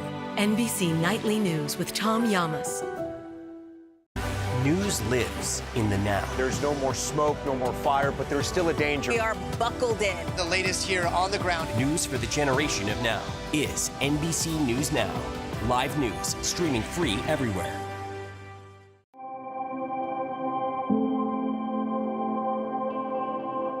When news breaks, it happens here. But the story happens here. Being here is what matters. Tonight and always, we're here for you. NBC Nightly News with Tom Llamas. News for the generation of now is NBC News Now. Streaming free everywhere. When news breaks, it happens here. But the story happens here. Being here is what matters. Tonight and always, we're here for you. NBC Nightly News with Tom Llamas. Breaking news as we come on the air, live from the White House, top story, live from the Vatican, live in Israel as history is made. An incredible moment right now here in Hostage Square. Did you tell him anything? Just that I love him so much and he's safe now. You can still see some of the cleanup effort going on right now. Do you have any update tonight on the search and rescue mission? It sounds like something the greatest player in the world would not want to miss. Are you going to play in the World Cup? Every night, it's your news playlist. Top Story with Tom Llamas. Streaming weeknights at 7 on NBC News Now. News for the generation of now is NBC News Now. Streaming free everywhere.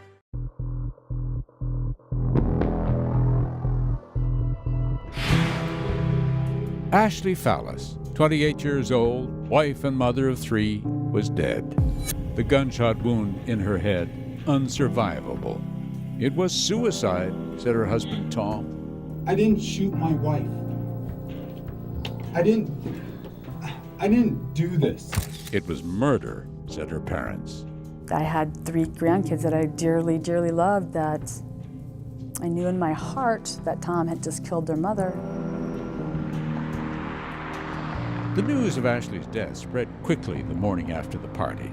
I didn't understand what was happening and why, because everything was fine at that night. As much confusing as anything. Very confusing. She was happy. She didn't seem suicidal. Andrea, new friend, co-worker, drinking buddy at the party, couldn't shake a feeling. I don't feel like she would have taken her life. Tom was the only other person that was there. So if it wasn't her, it had to be him. Right. But for all their middle-of-the-night questions, the police did not arrest Tom, nor charge him with anything. What were they telling you along the way? Oh, that they were investigating it. At Ashley's funeral, Tom was one of the speakers. Ashley didn't have much patience. And what he said wasn't the sort of thing people expected to hear. And she goes, I don't care when you do it, where you do it. I want it now. It was an unusual and, frankly, not very emotional eulogy for reasons only Tom might understand. But her parents were furious. When he had that opportunity to speak and share about the woman he so-called loved and called his eternal wife, All he did was degrade her. What was it like to hear that? It was shocking. It was unbelievable. As the days turned into weeks and Tom remained free, Ashley's parents became convinced that something about the investigation was not right. Joel and I sat down and said, look, if for some crazy reason she walked in the house and shot herself and they can show that, we will accept it and support Tom. We didn't feel like that was, the case. They weren't alone.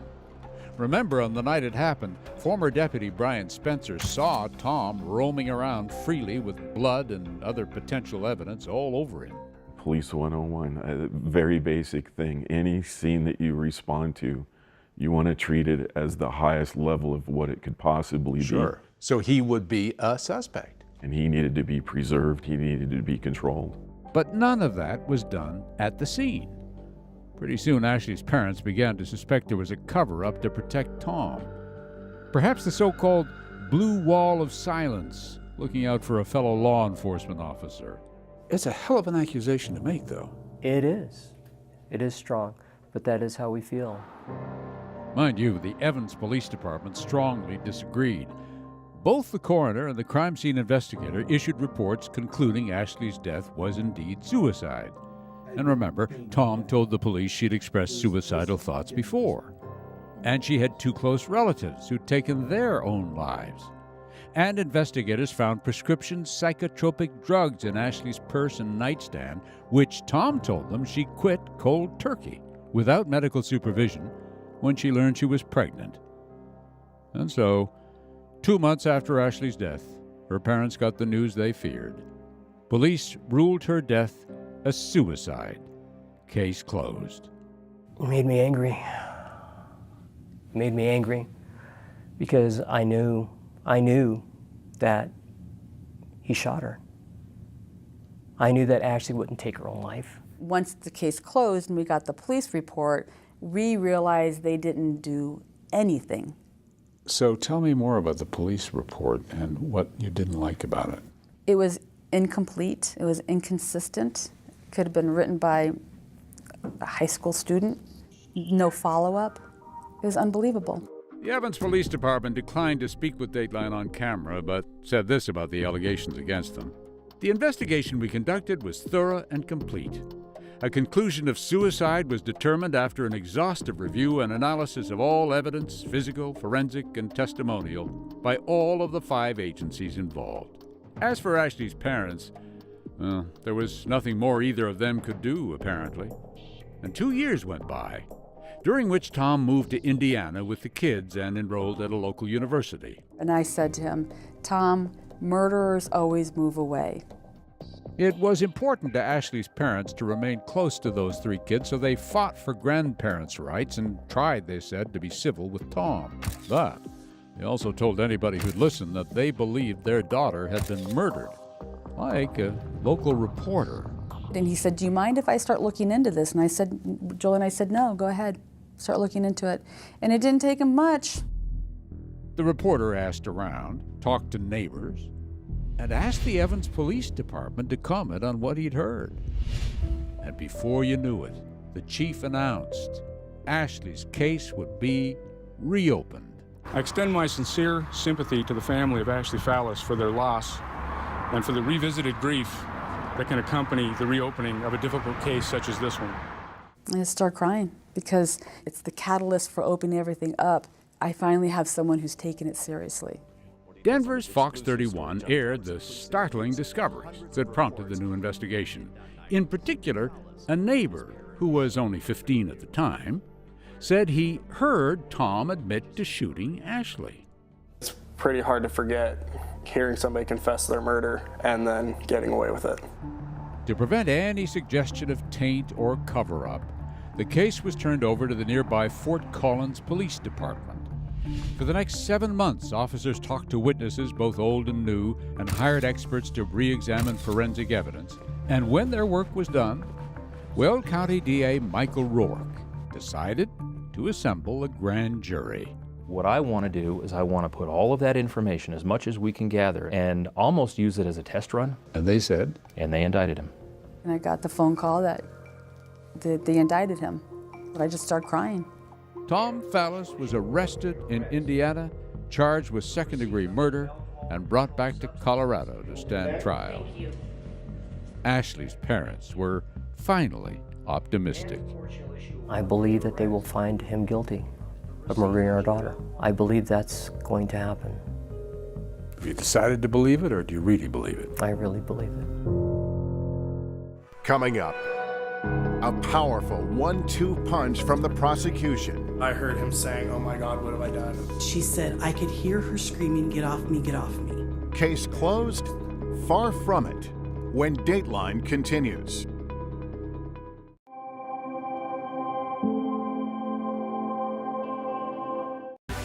News lives in the now. It's coming at us every second. News is more now than ever. You can see why this search and recovery is so complicated. Now is raw. This fight, it is personal. It could be my house, it could be my family. Now is real. Reality check. What is and is not legit here? Now is constant.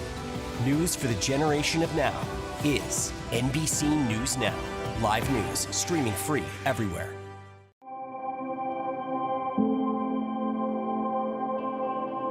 Breaking news as we come on the air, live from the White House, top story, live from the Vatican, live in Israel as history is made.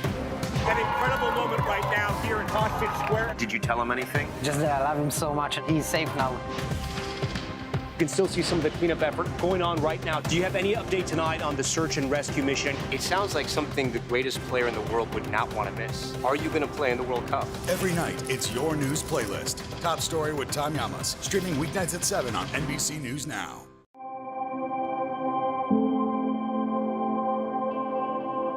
When news breaks, it happens here. But the story happens here. Being here is what matters. Tonight and always, we're here for you.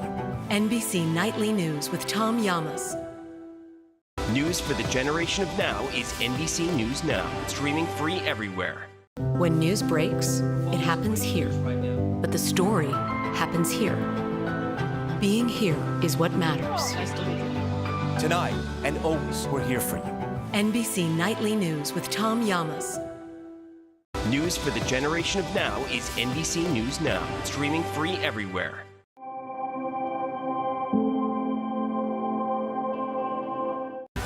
News lives in the now. It's coming at us every second.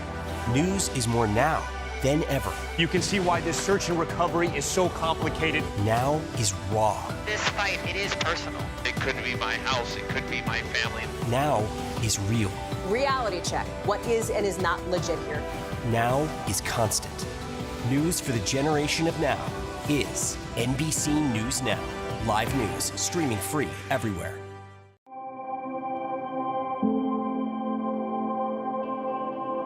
Breaking news as we come on the air, live from the White House, top story, live from the Vatican, live in Israel as history is made. An incredible moment right now here in Hostage Square. Did you tell him anything? Just that I love him so much and he's safe now.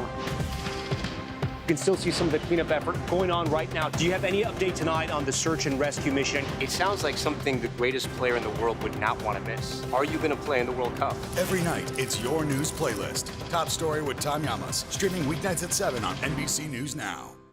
News lives in the now. There's no more smoke, no more fire, but there's still a danger. We are buckled in. The latest here on the ground. News for the generation of now is NBC News Now. Live news streaming free everywhere.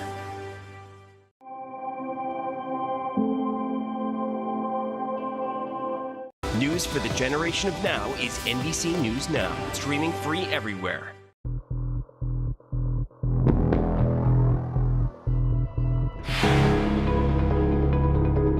Four years after Ashley Fallis's death, her husband Tom was on trial for murder. Dan Grossman, then a reporter with NBC's Denver affiliate KUSA, was in the courtroom for opening statements. The room was packed. You have Ashley's parents who were there, a lot of family members, aunts, uncles, and even just people from the public who were interested in this case.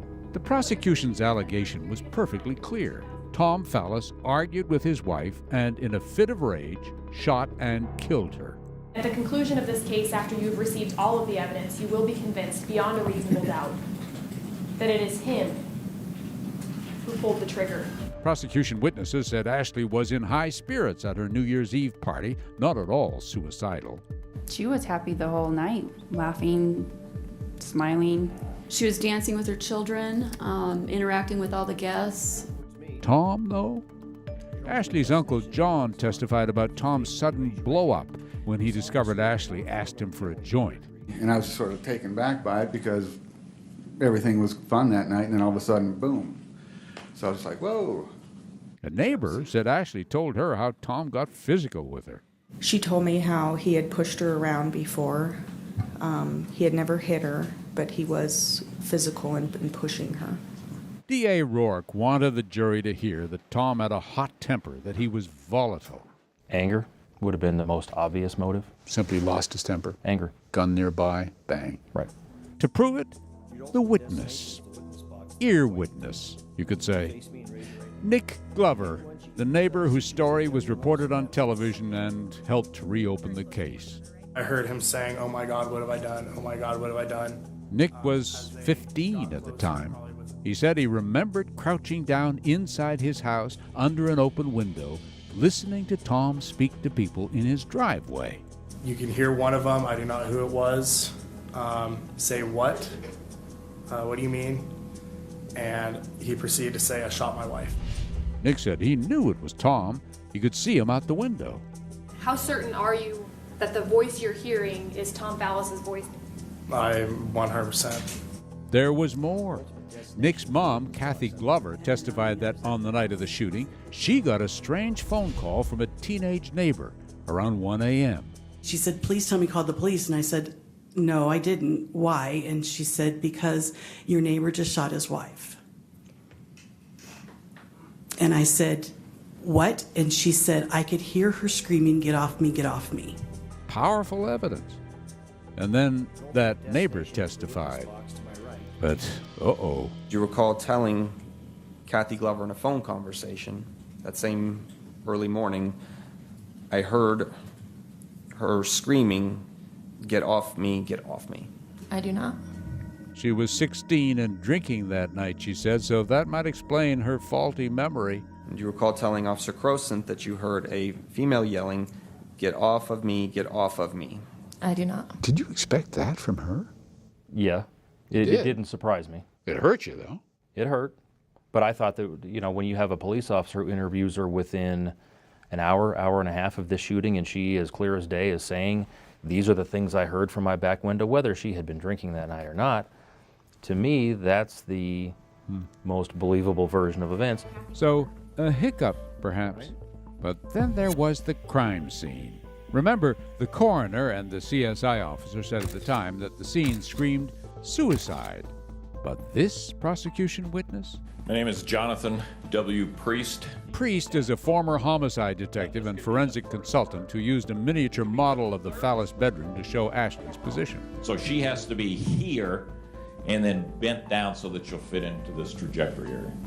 He was convinced that if Ashley shot herself, there would be more blood on the floor and surrounding surfaces, not just this one carpet stain. We have indications of bleeding, but the type of injury that we're talking about is going to bleed a lot. And that's not the kind of stain I would expect to see if that's what was occurring. Something is keeping that blood from reaching that area. And he believed that something was Tom Fallis. Remember, his clothing was drenched with blood, and so Priest concluded Tom and Ashley must have been in close contact when the gun went off. Using the prosecutor, he suggested there was a struggle when the shot was fired. I can keep blood staining from getting onto the wall or onto the cabinet, and I can lower her, continuing to bleed, onto my shirt to where I get her in this position. The prosecution rested its case.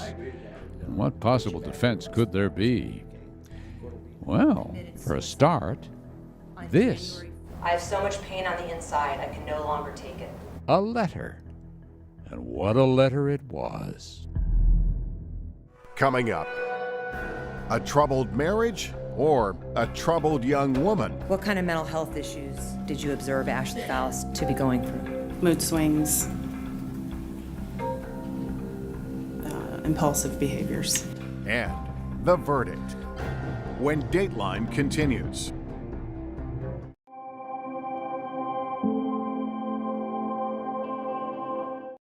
News lives in the now. There's no more smoke, no more fire, but there's still a danger. We are buckled in. The latest here on the ground. News for the generation of now is NBC News Now. Live news streaming free everywhere.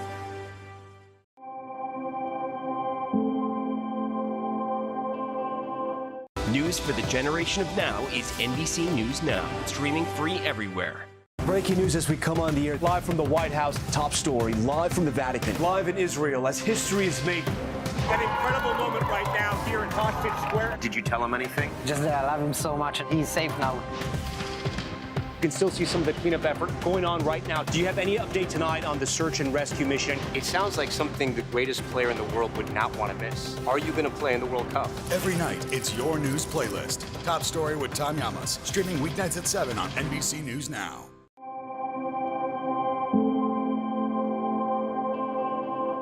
News for the generation of now is NBC News Now, streaming free everywhere. When news breaks, it happens here. We're following some breaking news right now. But the story happens here. And here. Being here is what matters. Here for our struggles. Here for our triumphs. It's been a long time coming. Here for all of us. Tonight and always, we're here for you. NBC Nightly News with Tom Llamas. News lives in the now. There's still a danger. We are buckled in. Here on the ground. News for the generation of now is NBC News Now. Live news streaming free everywhere.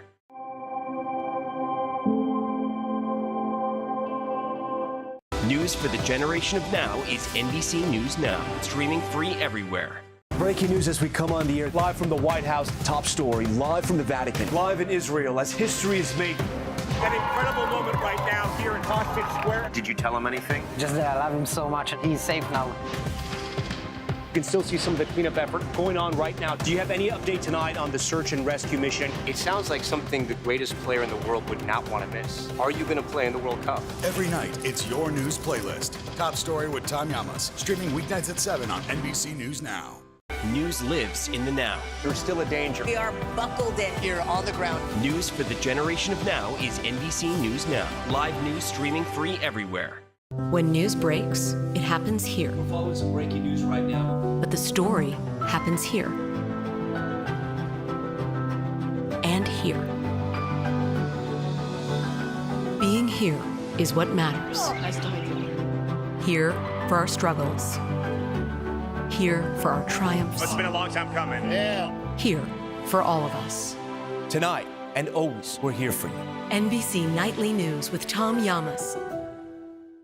News lives in the now. There's still a danger. We are buckled in. Here on the ground. News for the generation of now is NBC News Now. Live news streaming free everywhere.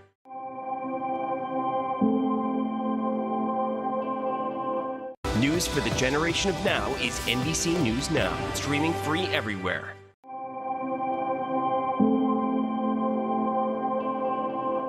News for the generation of now is NBC News Now, streaming free everywhere.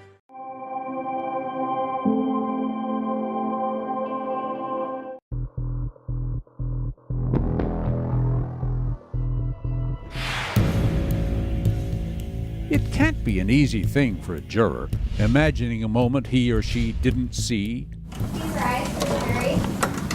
and deciding what must have happened. Did Tom Fallis kill his wife Ashley in a fit of violent temper, or what? Tom Fallis did not kill his wife and mother of their 3 children. Ashley Fallis committed suicide. Remember how the prosecution talked of Ashley's happy frame of mind? That, Ashley, was a kind of lie, said the defense. Ashley Fallis was a beautiful woman, but she had a terrible pain inside. She was mentally ill. The defense put one of Ashley's close friends on the stand.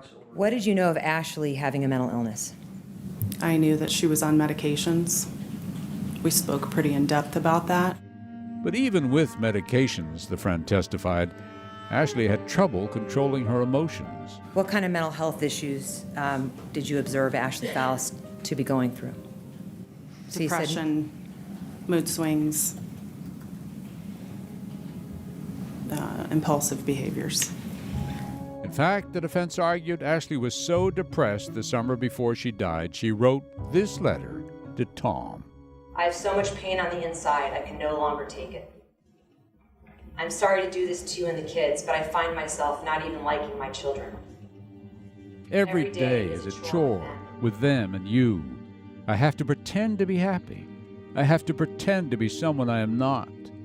Please make sure you raise the kids to continue to go to the school we have chosen. I do love them. I just can't take this life any longer. Please make sure you let them know every day that I do love them, and this was not their fault. Suicide expert Dr. Michael Allen studied the letter as well as Ashley's medical records and testified about his review. Do you have an opinion in this case about whether or not Ashley Fallis was a high risk to commit suicide on January 1st, 2012? Yes. My opinion is that she had many risk factors and warning signs. Remember, detectives had learned years before that Ashley had a family history of suicide. Both her maternal uncle and her grandmother took their own lives. And that, said Dr. Allen, put Ashley at a higher risk for doing the same thing. 2 close family members who had died by suicide would suggest a genetic propensity for suicide. The defense argued that on New Year's Eve 2011, it was the miscarriage that broke her will to go on, that she spent the night masking her pain with alcohol, that she planned to dull it further with marijuana after the party. And that's why Tom was upset. She was vulnerable. He was concerned about her. He didn't want her to add marijuana to this toxic system that was developing inside of Ashley Fallis. The defense conceded Ashley and Tom quarreled that night, but insisted it never got physical. Those scratches on Tom's chest, the ones the prosecutors believed were proof of a struggle, DNA tests never found any evidence to support that. You did not find any of Ashley Fallis's DNA cellular material on those swabs from Tom's chest, correct? That is correct. The defense reminded jurors that Tom told the police why he had the scratches, that he'd done a little manscaping to spice up his marriage. He had texts and photos to prove it. There's Tom Fallis when he has hair on his chest, all the way to the left. And on December 17th, 2011, he texted Ashley, "There you have it. You get your way, so here it is. Thought you might like it." So the scratches, said the defense, were because it was itchy, and that's all.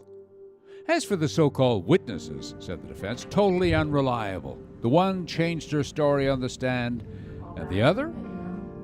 Just months after the shooting, young Nick Glover went camping, of all things, with Tom, the very man he said he heard confess to shooting Ashley Fallis. At no time during the camping trip with Tom Fallis did you ever tell anybody that you were uncomfortable being there with Tom Fallis? I do not recall. Who to believe? For example, there wasn't one, but 2 prosecution crime scene analysts. This one, you've already heard, believed it was murder. But this one? Most people that shoot somebody in an act of rage, they don't stop with one shot. Dan Gillum was the crime scene expert from the first investigation of Ashley's death. Using a defense attorney about the same height as Ashley, he demonstrated how difficult it would have been for someone as tall as Tom to have shot Ashley at an angle that matched the bullet's trajectory. First of all, is that an unnatural position for another person to be holding the gun in that manner? It is for me. Okay. And Mr. Fallis is 6 feet tall. How tall are you? I'm 6 feet as well. Okay. And the gun was Ashley's. The shooting happened in arm's reach of where it was usually stored, said the defense. After examining all the ballistic and blood spatter evidence, Gillum just didn't believe the shooting was murder. I believe that the story that Mr. Fallis gave is consistent with the evidence found at the scene. In other words, he thought it was suicide. So, what happened in that moment after midnight? How would a juror decide? Upon reaching a verdict, you will inform the bailiff, who will in turn notify me. KUSA's Dan Grossman settled in for a bit of a wait. This is almost a 3-week trial. There's a lot of evidence. You thought that you were looking at coming back the next day to hear the verdict. But no. Less than 4 hours later, a verdict. We, the jury, find the defendant Thomas Fallis not guilty of murder in the second degree and all lesser included offenses, signed by the jury foreperson. Not guilty. Not murder. After 4 long years of living under a cloud of suspicion, Tom Fallis was acquitted of all charges. He stayed straight-faced. His defense attorney, Iris Aitan, was very emotional, but Ashley's parents, they left the courtroom fairly quickly. Ashley's parents declined to talk with Dateline after the verdict, but their legal battles were far from over. They filed a civil lawsuit against several law enforcement officers of the Evans Police Department, who they believed falsified, altered, and omitted key evidence to make Ashley's death look like a suicide. Despite the verdict, they continued to pursue the case. But in 2017, a U.S. District Court issued a final judgment dismissing their claims. What about Ashley's family? Can they just accept this and go on? I don't think they'll ever accept it. To say that they were distraught would be an understatement. They, I think, truly believe that Tom Fallis killed their daughter, and they are never going to let that go. An idea once so deeply ingrained, true or not, will not go away. And Tom Fallis and his children make a life as best they can. That's all for now. I'm Lester Holt. Thanks for joining us.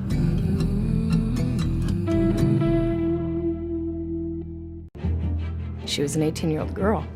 It broke my heart. It destroyed me. What do? You just keep fighting.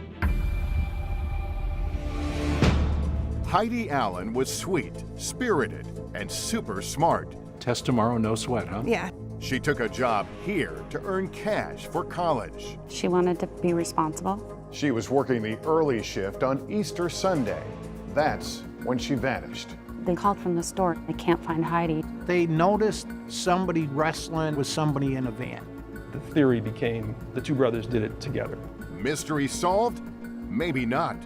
Years later, during a chance encounter, He said to us, "Do you really want to know what happened to her?" a horrifying story. He said, "I grabbed her like this." An old case blown wide open. I said, we can't let this go. 2 women teaming up for the truth, If they think I'm going to walk away, they are mistaken. uncovering an astonishing twist. Attached was a photograph of Heidi Allen. It had a code name, Julia Roberts. A teenager with a secret identity. Did she also have a secret enemy? They're going to want to shut her up permanently. I'm Lester Holt, and this is Dateline. Here's Dennis Murphy with The Informant.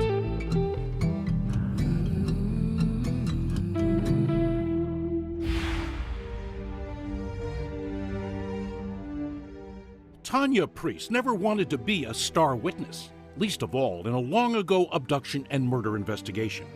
But after that guy blurted out what he did, she felt she had to come forward. But you live with it? Could you live with all of that? And she found herself on the phone talking to a district attorney in upstate New York. I know the truth, sir. Tanya believes she knew who'd done it, who'd done that terrible thing at the convenience store on an Easter Sunday morning many years ago. That store clerk abducted and never seen again. It probably only took maybe 60 seconds to do what they needed to do. What Tanya reopened was a wound that had never really healed in Oswego County, New York. I can't let it go, and I won't let it go. I will die trying and fighting for her. If they think I'm going to walk away, they are mistaken. I am not. Even today, just say the name Heidi Allen and a swirl of memories come back. Some of them fuzzy now. It was 1994, that missing girl. The van, was it blue or was it white? And didn't they get the guy who did it and send him away? Tanya was a teenager back then. Did you follow it in the news, or did kids talk about it in school? I knew about that they were looking for a van. That's basically all I knew at that point. Here's what's not in dispute about that snowy Easter Sunday morning. 18-year-old Heidi Allen, taking the early shift for a coworker, opened the convenience store about 5:45 a.m. It was a part-time job for her, a way to defray some of her freshman college bills. Lisa Buskey is Heidi's sister. She was sassy and energetic and a risk taker. She liked school? Oh, she liked school because she was smart. She didn't have to study. She was one of those. She was one of those kids, huh? She's one of those. So what was the job at the convenience store about? It was close to home, and our friends owned it. You know, so Mom and Dad felt safe. Before the early birds started showing up for their newspapers, ciggies, maybe a few gallons of gas at the pumps, Heidi's boyfriend was there with her to help get things up and running for the day. He would take her so that she wasn't alone until people, you know, like the traffic was picking up, and then he would go. And that's what happened that day? Right. Richard Thibodeau, a regular, lived a few miles down the road and saw Heidi that morning. I asked her for 2 packs of basic cigarettes, paid her. I said, have a nice day. A few more cars pulled up to the D&W. Reporter John O'Brien covered the case for Syracuse.com. Some customers had come in and didn't realize she wasn't there until they'd been there for a while. They flagged down a deputy and no Heidi. Heidi's sister Lisa woke up that morning to very bad news. And my aunt was on the machine, and she said, Lisa, Heidi's missing. Missing? We saw her the night before when she delivered our Easter baskets and her usual goofiness. It was shocking that an 18-year-old girl could just disappear like that on an Easter morning. The convenience store was strung with crime scene tape by the time Heidi's sister arrived. I just really felt like I was just watching a movie. Inside the store, not promising. They'd found Heidi's purse, her car keys, money undisturbed in the register. No signs of a struggle, and her car was parked in the lot. I just remember sitting and just watching. I didn't know what to do. The community made a Find Heidi volunteer command center at the old firehouse, while the authorities readied their first news alert.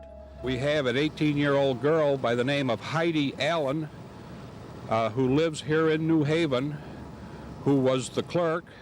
Someone listening to that bulletin was Richard Thibodeau, who of course recognized Heidi from the convenience store where he'd shopped earlier. He turned to his girlfriend Teresa and said as much.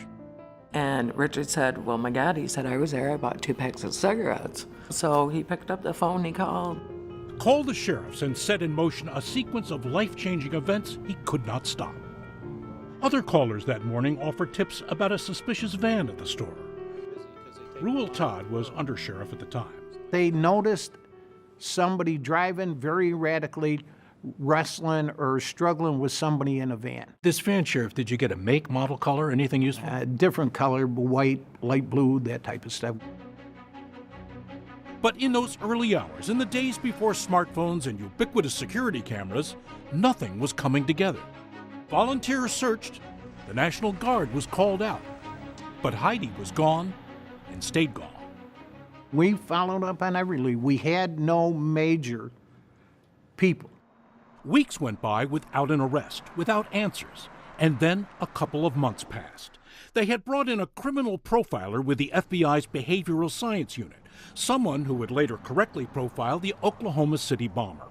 But in this instance, Clint Van Zandt was the agent in the unit who got assigned to the Heidi Allen case in upstate New York. His take: look for someone with a history of violence and someone obsessed with the case. The person who committed this is somebody who was really interested. I mean, the community was interested in the case, but this is more interest. Obsessed. Could not let it go. This is somebody who'll be saving newspaper articles. And there would be many newspaper articles, decades of them, in fact. The case of Heidi Allen was just getting started.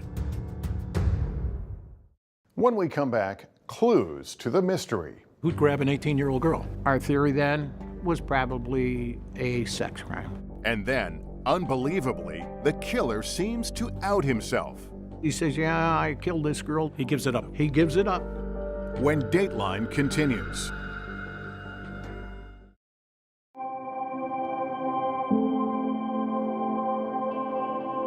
Breaking news as we come on the air, live from the White House, top story, live from the Vatican, live in Israel as history is made. An incredible moment right now here in Hostage Square. Did you tell him anything? Just that I love him so much and he's safe now. You can still see some of the cleanup effort going on right now. Do you have any update tonight on the search and rescue mission? It sounds like something the greatest player in the world would not want to miss. Are you going to play in the World Cup? Every night, it's your news playlist. Top Story with Tom Llamas, streaming weeknights at 7 on NBC News Now.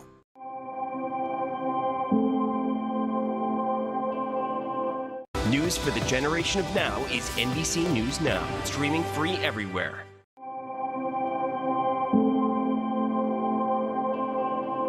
Breaking news as we come on the air, live from the White House, top story, live from the Vatican, live in Israel as history is made. An incredible moment right now here in Hostage Square. Did you tell him anything? Just that I love him so much and he's safe now. You can still see some of the cleanup effort going on right now. Do you have any update tonight on the search and rescue mission? It sounds like something the greatest player in the world would not want to miss. Are you going to play in the World Cup? Every night, it's your news playlist. Top Story with Tom Llamas, streaming weeknights at 7 on NBC News Now.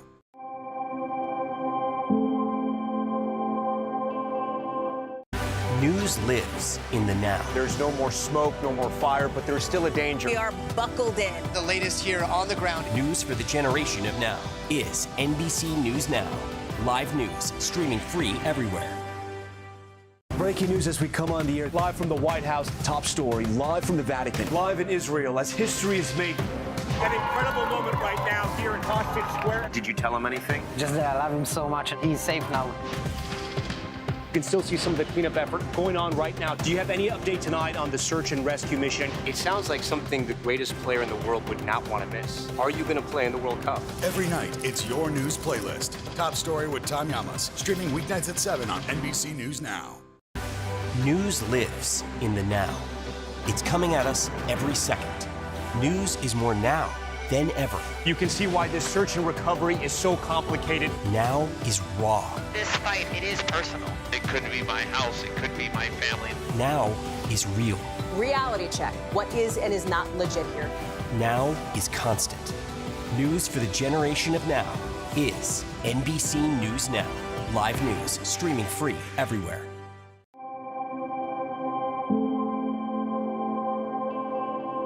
Breaking news as we come on the air, live from the White House, top story, live from the Vatican, live in Israel as history is made. An incredible moment right now here in Hostage Square. Did you tell him anything? Just that I love him so much and he's safe now. You can still see some of the cleanup effort going on right now. Do you have any update tonight on the search and rescue mission? It sounds like something the greatest player in the world would not want to miss. Are you going to play in the World Cup? Every night, it's your news playlist. Top Story with Tom Llamas, streaming weeknights at 7 on NBC News Now.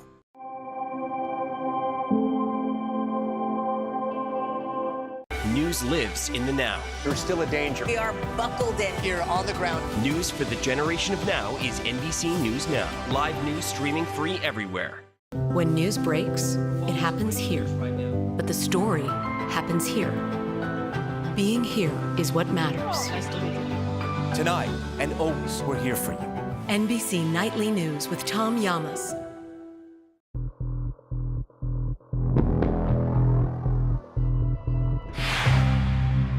Heidi, the teenager behind the convenience store counter selling Sunday papers and cigarettes, had vanished that Easter morning. Sheriff Rule Todd. So what was your working theory? Who'd grab an 18-year-old girl? Our theory then was probably a sex crime. Abducted, and after weeks of fruitless searching, presumed murdered. She's the 18-year-old girl that had her life taken from her. She was a good kid with goals. But the sheriff's department was pursuing a promising lead, and it concerned the guy who'd bought cigarettes from Heidi that morning, Richard Thibodeau. Did the cops on the phone start to ask you questions? They sent someone over to the house and asked me a bunch of questions. Investigators, it turned out, were suspicious of him from the get-go. They'd even put him under surveillance. The reason? Thibodeau's was the last transaction recorded on the register that morning. And Richard Thibodeau also drove a white van, one that seemed to match a vehicle described by a witness at the scene. At first it was blue, it changed to white as time went on. But he did say in the end, that van, the Thibodeau van, that was the van. The witness reported seeing more than one man, so investigators also brought in Richard's brother, Gary, for questioning. The brother said he was home asleep that morning and his girlfriend vouched for him. But Gary Thibodeau didn't have a spotless record.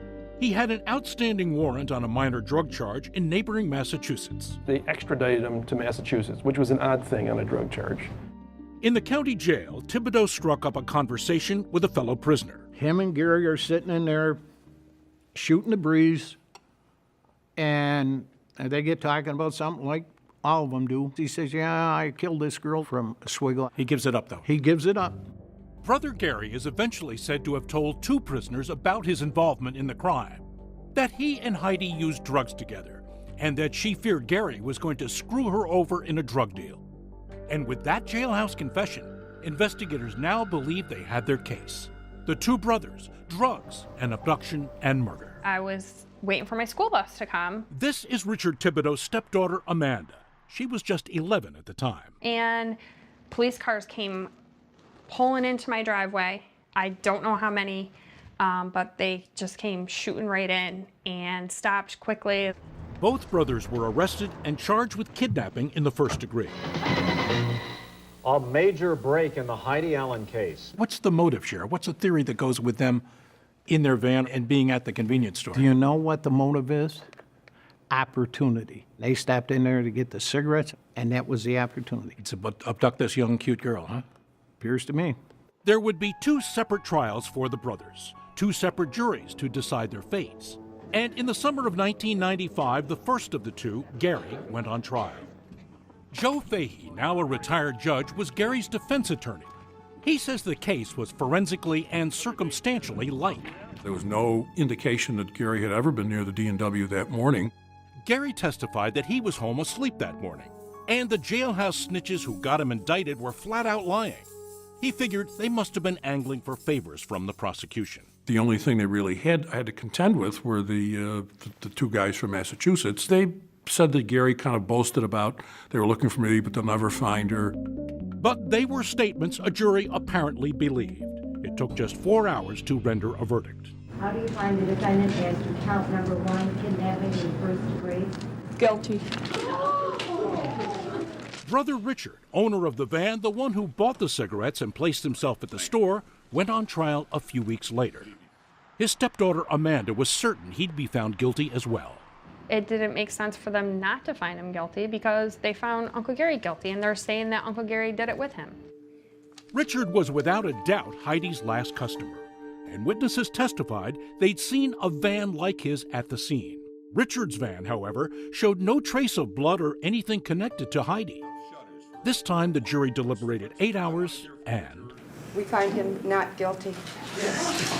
Two trials, two opposite results. So here's the strange thing about the two brothers, it seems, Sheriff. You've got Richard, who's acquitted, and yet he is the one that says, yeah, I was in the shop. And his brother, who doesn't put himself in the shop, is the one who goes down for it. But don't they have to be in cahoots together for this to make sense? I would say so, but it still doesn't matter. And that's what happens with different juries. Do you believe good arrest, good conviction? Absolutely. Heidi's family wasn't quite sure what to make of the two trials.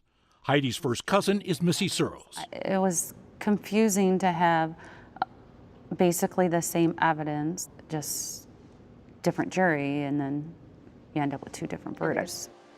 And there was something that always bothered cousin Missy about the trial. The jailhouse informants testified that it was a drug deal gone bad.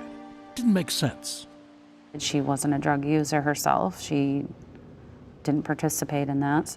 Clint Van Zandt, the FBI profiler, was also left scratching his head. His profile predicted the person responsible would be an obsessive stalker type. Did you think you maybe missed something in your evaluation? The Thibodeau brothers did not add up to my profile, so I was trying to figure out what I missed. You know, was it something that I didn't know about, that I didn't have a handle on? The years went by. A fading sign at the center of town was the lingering reminder that once there'd been a girl named Heidi Allen whose life was taken from her. Heidi Allen has been huge in everyone's mind for years. I mean, because she's never been found. And there was a lingering feeling in the town among some people that just maybe there was more to the story. I didn't know what to do. Broke my heart. It destroyed me. Coming up, a chance encounter and the shock of a lifetime. He said to us, "Do you really want to know what happened to her?" When Dateline continues. News lives in the now. There's no more smoke, no more fire, but there's still a danger. We are buckled in. The latest here on the ground. News for the generation of now is NBC News Now. Live news, streaming free everywhere. Breaking news as we come on the air. Live from the White House, top story. Live from the Vatican. Live in Israel as history is made. An incredible moment right now here in Hostage Square. Did you tell him anything? Just that I love him so much and he's safe now. You can still see some of the cleanup effort going on right now. Do you have any update tonight on the search and rescue mission? It sounds like something the greatest player in the world would not want to miss. Are you going to play in the World Cup? Every night, it's your news playlist. Top Story with Tom Llamas. Streaming weeknights at 7 on NBC News Now. News lives in the now. There's no more smoke, no more fire, but there's still a danger. We are buckled in. The latest here on the ground. News for the generation of now is NBC News Now. Live news, streaming free everywhere. When news breaks, it happens here. We're following some breaking news right now. But the story happens here. And here. Being here is what matters. Here for our struggles. Here for our triumphs. It's been a long time coming. Here for all of us. Tonight and always, we're here for you. NBC Nightly News with Tom Llamas. Breaking news as we come on the air. Live from the White House, top story. Live from the Vatican. Live in Israel as history is made. An incredible moment right now here in Hostage Square. Did you tell him anything? Just that I love him so much and he's safe now. You can still see some of the cleanup effort going on right now. Do you have any update tonight on the search and rescue mission? It sounds like something the greatest player in the world would not want to miss. Are you going to play in the World Cup? Every night, it's your news playlist. Top Story with Tom Llamas. Streaming weeknights at 7 on NBC News Now. News lives in the now. There's no more smoke, no more fire, but there's still a danger. We are buckled in. The latest here on the ground. News for the generation of now is NBC News Now. Live news, streaming free everywhere. When news breaks, it happens here. We're following some breaking news right now. But the story happens here. And here. Being here is what matters. Here for our struggles. Here for our triumphs. It's been a long time coming. Here for all of us. Tonight and always, we're here for you. NBC Nightly News with Tom Llamas. Breaking news as we come on the air. Live from the White House, top story. Live from the Vatican. Live in Israel as history is made. An incredible moment right now here in Hostage Square. Did you tell him anything? Just that I love him so much and he's safe now. You can still see some of the cleanup effort going on right now. Do you have any update tonight on the search and rescue mission? It sounds like something the greatest player in the world would not want to miss. Are you going to play in the World Cup? Every night, it's your news playlist. Top Story with Tom Llamas. Streaming weeknights at 7 on NBC News Now. News lives in the now. There's no more smoke, no more fire, but there's still a danger. We are buckled in. The latest here on the ground. News for the generation of now is NBC News Now. Live news, streaming free everywhere.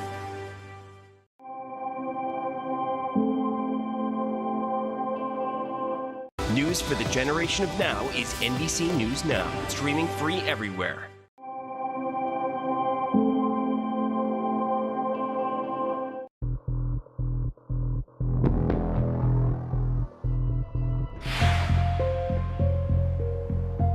It was an odd conclusion to the Heidi Allen case. One brother convicted, the other brother, the one who admitted to being at the store, acquitted. And even though Richard Thibodeau was found not guilty, in some people's minds, he'd simply had a lucky day in court. Stepdaughter Amanda. Growing up, we were known as the kidnappers' kids. We were known as the murderers' kids. We weren't treated nicely. For the Allen family, it was an unsatisfying result. They still didn't know what had happened to Heidi, and her body had never been found. She's out there somewhere and somebody knows. That's right. And someday we're gonna know. You can't give up hope on your missing loved one. Even after the dust settled, the case stayed in the news for years to come. Some young people, like Tanya Priest, never really forgot. Nothing like that had ever happened in our area before, so yeah, it stood out. A full decade rolled by. Tanya was now in her mid-20s, and one day while visiting a friend named Vicky, the TV was on. Up popped a story about the Heidi Allen case, an anniversary report. When the news flashed about Heidi, I said to her, I wonder what happened to Heidi, and she said, yeah, me too. It wasn't really a question, just an out-loud thought. But someone in the room decided to answer. It was the friend's boyfriend, a guy nicknamed Thumper. He said to us, do you really want to know what happened to her? And we were like, okay, yeah. And this next version of that Easter morning is one that needs close attention.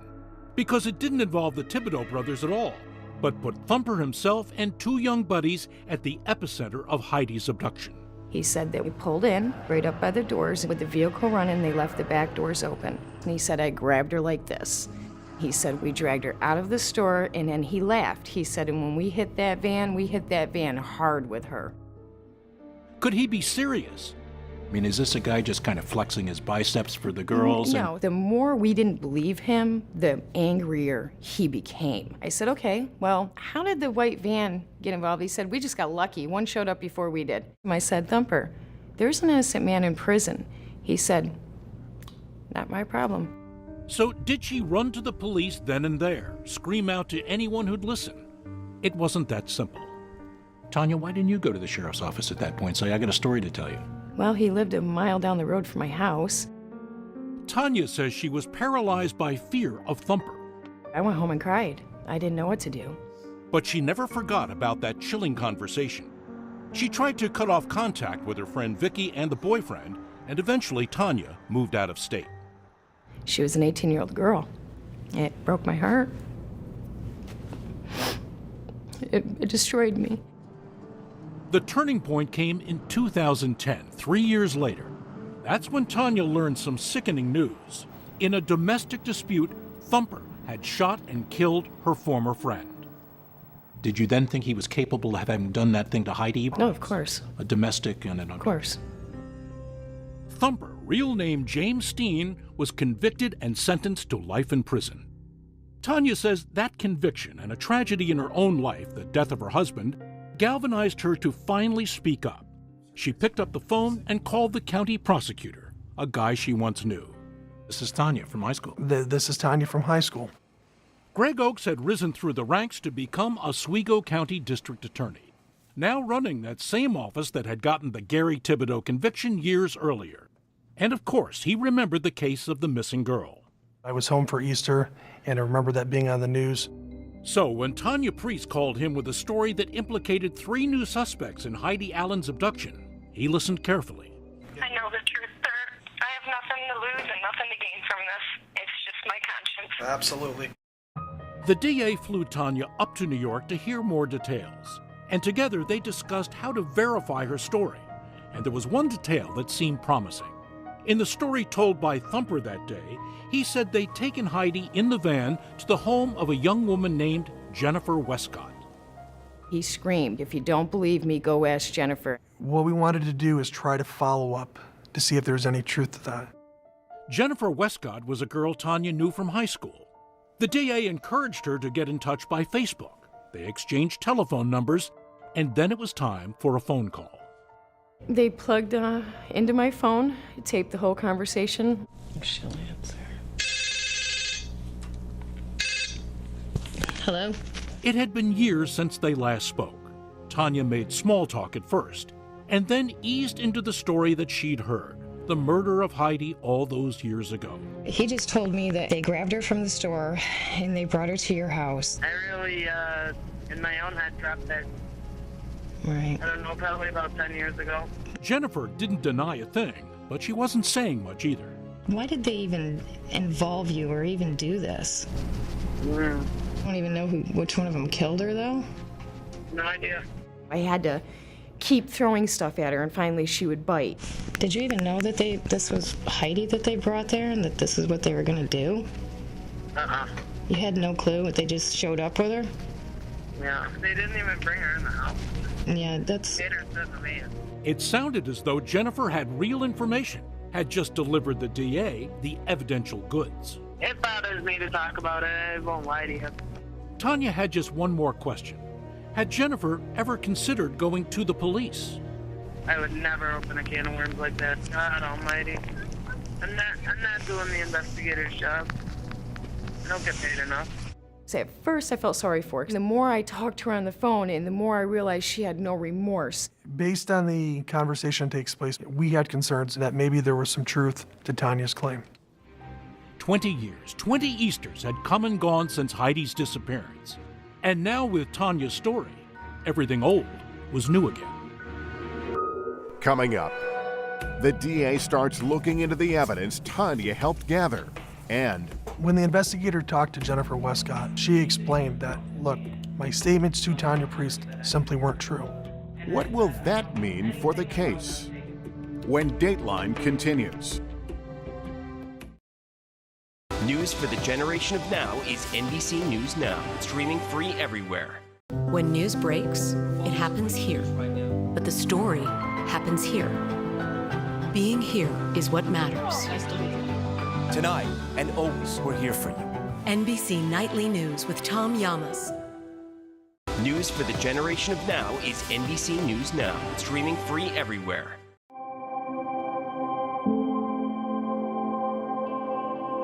News for the generation of now is NBC News Now, streaming free everywhere.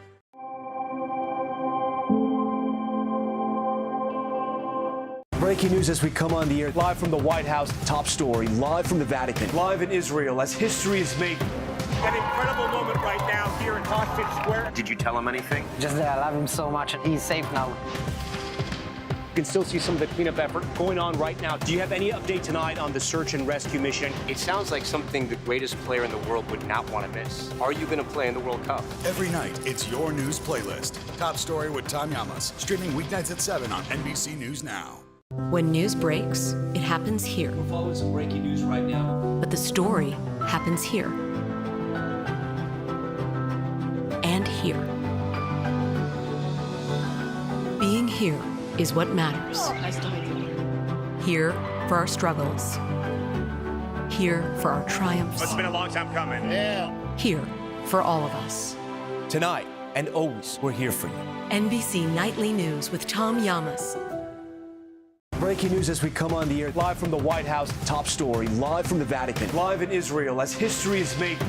An incredible moment right now here in Hostage Square. Did you tell him anything? Just that I love him so much and he's safe now. You can still see some of the cleanup effort going on right now. Do you have any update tonight on the search and rescue mission? It sounds like something the greatest player in the world would not want to miss. Are you going to play in the World Cup? Every night, it's your news playlist. Top Story with Tom Llamas, streaming weeknights at 7 on NBC News Now.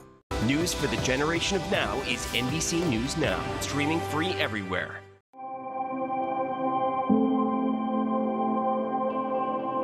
Breaking news as we come on the air, live from the White House, top story, live from the Vatican, live in Israel as history is made. An incredible moment right now here in Hostage Square. Did you tell him anything? Just that I love him so much and he's safe now. You can still see some of the cleanup effort going on right now. Do you have any update tonight on the search and rescue mission? It sounds like something the greatest player in the world would not want to miss. Are you going to play in the World Cup? Every night, it's your news playlist. Top Story with Tom Llamas, streaming weeknights at 7 on NBC News Now. News lives in the now. It's coming at us every second. News is more now than ever. You can see why this search and recovery is so complicated. Now is raw. This fight, it is personal. It couldn't be my house, it could be my family. Now is real. Reality check. What is and is not legit here? Now is constant. News for the generation of now is NBC News Now. Live news, streaming free everywhere. When news breaks, it happens here. But the story happens here. Being here is what matters. Tonight and always, we're here for you. NBC Nightly News with Tom Llamas.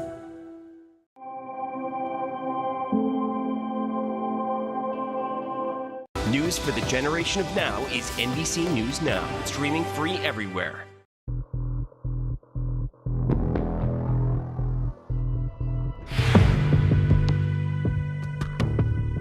Greg Oakes had grown up not far from where Heidi Allen disappeared.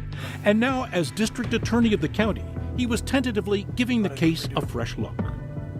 When somebody comes forward with a claim that potentially exonerates a convicted man, we have to take it seriously.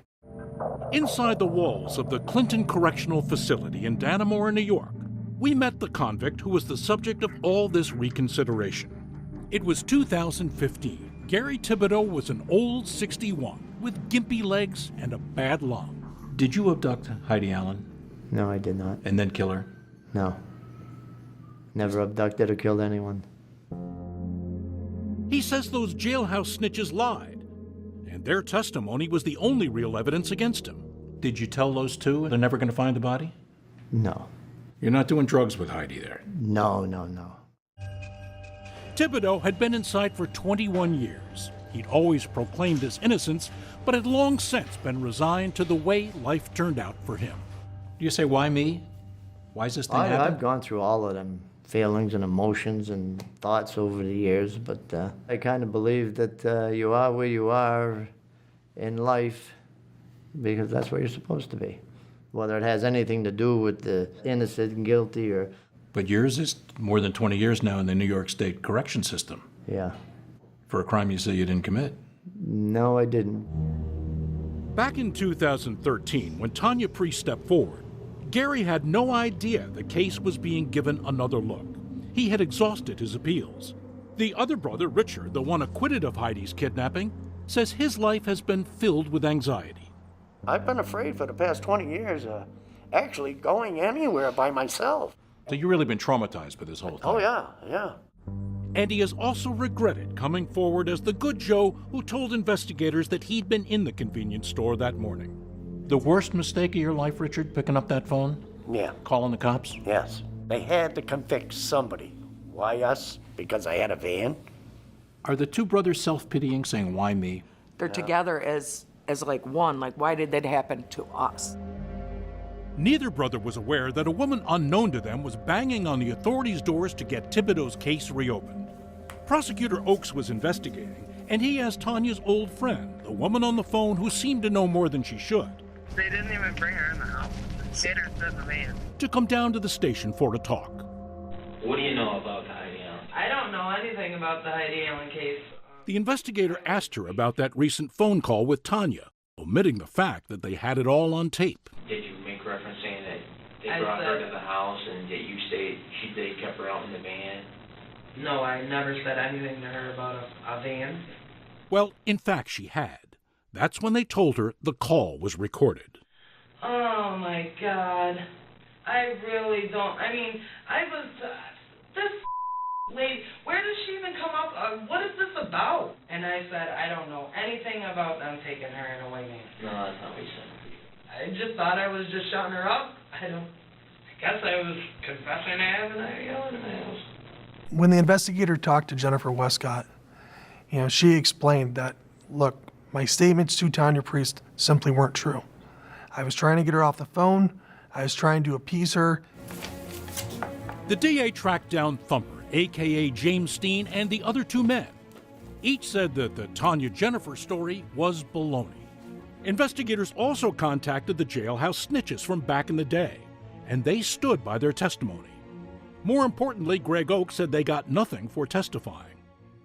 So as you reviewed him, you found him credible? I did. Why do you believe some people and not others? We have to look beyond just, do we believe somebody or not? Is there information that they can provide that can be backed up by other independent evidence? The DA didn't think he could believe anything Jennifer Westcott had to say, and he came to question Tanya's credibility too.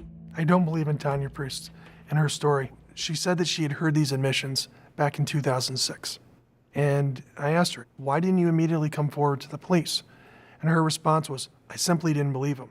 And after reviewing all the evidence, he decided there was no there. I was convinced that they had had the right person. What would the motive be for these two Thibodeau brothers? Unfortunately, Dennis, there's been no obvious motive for all these years. Months had gone by since Tanya first called the DA's office. Now she got a phone call. I was told that there would be no further investigation. What, case closed? We've got the Thibodeaus for this thing? Yep, I started crying. So, was that it? Had she given it her best shot? Time to go home? Well, you'd think so. If they think I'm gonna walk away, they are mistaken. I am not. Coming up, a secret document and a stunning revelation. Heidi Allen was a young woman with an alternate identity. Codename Julia Roberts. Why this case might just be blown wide open. How did this not come out during the trial? When Dateline continues. News lives in the now. It's coming at us every second. News is more now than ever. You can see why this search and recovery is so complicated. Now is raw. This fight, it is personal. It could be my house, it could be my family. Now is real. Reality check. What is and is not legit here? Now is constant. News for the generation of now is NBC News Now. Live news, streaming free everywhere.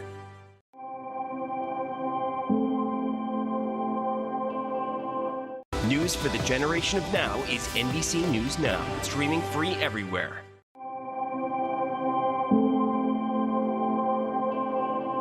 Breaking news as we come on the air, live from the White House, top story, live from the Vatican, live in Israel as history is made. An incredible moment right now here in Hostage Square. Did you tell him anything? Just that I love him so much and he's safe now. You can still see some of the cleanup effort going on right now. Do you have any update tonight on the search and rescue mission? It sounds like something the greatest player in the world would not want to miss. Are you going to play in the World Cup? Every night, it's your news playlist. Top Story with Tom Llamas. Streaming weeknights at 7 on NBC News Now. News lives in the now. There's no more smoke, no more fire, but there's still a danger. We are buckled in. The latest here on the ground. News for the generation of now is NBC News Now. Live news, streaming free everywhere.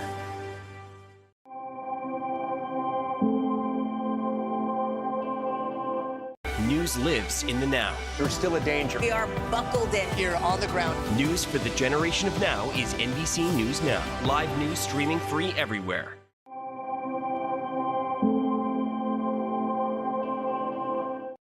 News lives in the now. There's no more smoke, no more fire, but there's still a danger. We are buckled in. The latest here on the ground. News for the generation of now is NBC News Now. Live news streaming free everywhere.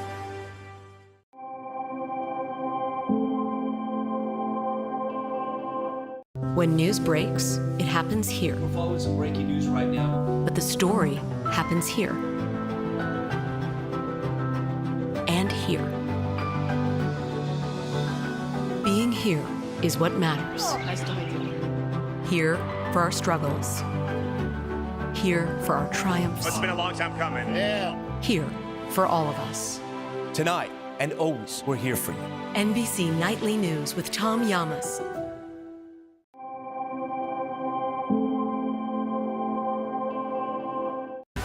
News lives in the now. It's coming at us every second. News is more now than ever. You can see why this search and recovery is so complicated. Now is raw. This fight, it is personal. It could be my house, it could be my family. Now is real. Reality check. What is and is not legit here? Now is constant. News for the generation of now is NBC News Now. Live news, streaming free everywhere. Breaking news as we come on the air, live from the White House, top story, live from the Vatican, live in Israel as history is made. An incredible moment right now here in Hostage Square. Did you tell him anything? Just that I love him so much and he's safe now. You can still see some of the cleanup effort going on right now. Do you have any update tonight on the search and rescue mission? It sounds like something the greatest player in the world would not want to miss. Are you going to play in the World Cup? Every night, it's your news playlist. Top Story with Tom Llamas. Streaming weeknights at 7 on NBC News Now.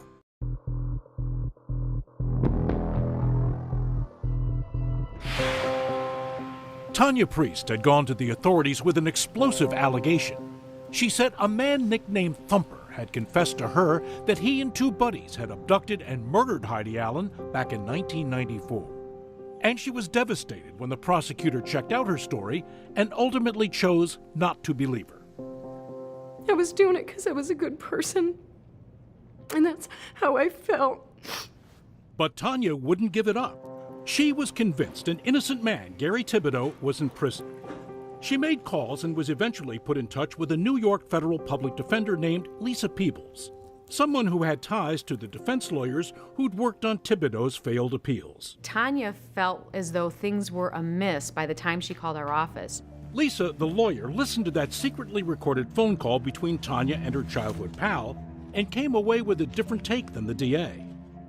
I would never open a can of worms like that. God almighty. That was like jaw-dropping. What do you hear on that tape? A woman confiding it took her a long time to get the images out of her head. I heard her say they made her sit in the van. She also said that she would never go to police. Did you believe Tanya Priest when she came forward? I absolutely did. I said, we can't let this go. Lisa called up her friend John O'Brien, then a reporter with Syracuse.com. She says, you've always told me to call you when I have a good case, and I got one. Lisa had a morsel that intrigued the reporter. And this was the first time in 20 years that anyone said they knew anything about what happened to Heidi Allen. One of the early doors the reporter knocked on was Richard Thibodeau's, the brother who'd been accused back when, but acquitted. Oh my God, finally. It was unbelievable. Finally, someone come forward to help my brother get out of prison. I just said, if you have anything that might help here, let me know. He said, well, I do have these 7 boxes of documents in my garage. Holy cow, he's got the gathering whole dust. thing. I said, we'd absolutely like to see those right away. For 2 decades, Richard had kept every scrap of paper related to his trial. Was there something buried in there that the other lawyers had missed? Something that might help his brother? For Lisa and the reporter, eagerly digging through those boxes was like opening presents at Christmas. And I thought, what is this stuff? The whole thing was so bizarre to me. There was something buried in the box, something forgotten that almost glowed it turned out to be so important for their quest. What they fished out was an internal memo from the Oswego County Sheriff's Office that put Heidi Allen in a whole new light. She wasn't just the bright-faced smart girl selling Sunday papers. It turned out she had a secret arrangement with local law enforcement. Heidi Allen was a confidential informant. Telling us who's selling acid on school grounds, who's stealing dope? Right. She'd been issued a 3x5 informant index card. It had her name, fingerprints, even a secret squirrel informant alias. It had a code name, Julia Roberts. It had all of her personal information on this card. Saying this woman, codename Julia Roberts, Yep. is a drug informant for the county Yes. sheriff's office? Yeah. I was thinking, how did this not come out during the trial? The discovery of Heidi's informant status offered up whole new theories about her disappearance. That certainly would have opened up the field to many other possible suspects with motive to harm her. Turns out, Thumper had said as much to Tanya. He said that that's what happens to rats. She was a rat. She was going to turn some big guys in, and that's why they did it. As Thumper tells it, she's a snitch. She's a snitch. Lisa Peebles immediately got on with Gary Thibodeau's trial attorney from 1995, Joe Fahey. He says back when he did hear rumblings that Heidi might have been working with the sheriff's office, but was told there was no file and that it simply wasn't true. I didn't know anything about the card. I didn't know anything about Julia Roberts. So who did know?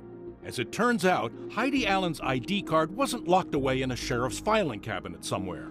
A deputy actually carried it around with him. And one day, 2 years before she disappeared, he lost it. Dropped it in the parking lot of the D&W convenience store where Heidi would one day become a cashier. The ID was later found. It's essentially like outing an undercover officer or a protected witness? Yes. Yes. The idea that it's out there, that they believe she's an informant, is a problem. What was important for Lisa Peebles about the discovery of the Heidi identity card was that even though it was in the brothers' case file, it had apparently never been given to Gary Thibodeau's defense team. She argued that was something called a Brady violation. Prosecutors are required to turn over any evidence that might help the defense. Lisa filed a motion to have Gary's conviction thrown out, and John O'Brien broke news, writing the first of many Heidi stories to come. It just took off, and people are devouring it. A rock had been kicked over. The reporter was now getting hundreds of tips and leads. He even tracked down one of the jailhouse informants from the trial, Robert Baldessaro, and recorded the interview. the man's story had changed somewhat. Your testimony came out that he confessed to it. I never said he confessed to anything. I just said, he never come flat out and told me that he killed anyone. And a co-worker of Heidi said in a sworn statement that shortly before Heidi went missing, she'd been afraid because the sheriff's department wanted her to nail people for dealing coke. But Heidi's sister Lisa was having nothing to do with the new theories. You believe that the conviction of one of those brothers explains everything, or do you think there's more to be told? This means that we trust our law enforcement and we trust our DA. You had confidence in their professionalism 100%. then, and you do now, I think you're saying. Of course we do. The judge, looking at the new evidence, decided to hold a hearing. You're saying to the court, there's new evidence, give him a new trial or cut him loose? Yes, I think that there's been a huge injustice and it's been a huge mistake. Are you in a better place now? I feel relieved. I finally got somewhere. But all of the fervent interest outside the walls over the fate of Gary Thibodeau seemed to wash right over the man himself. Can you imagine life on the outside now? No. I'd like to go fishing with a can of beer. That would be nice, sitting on a bank fishing, having a can of beer. Coming up, the question that provoked this response. Are you out of your ever-loving mind? Why in God's name would we ever do something like that? Why? When Dateline continues.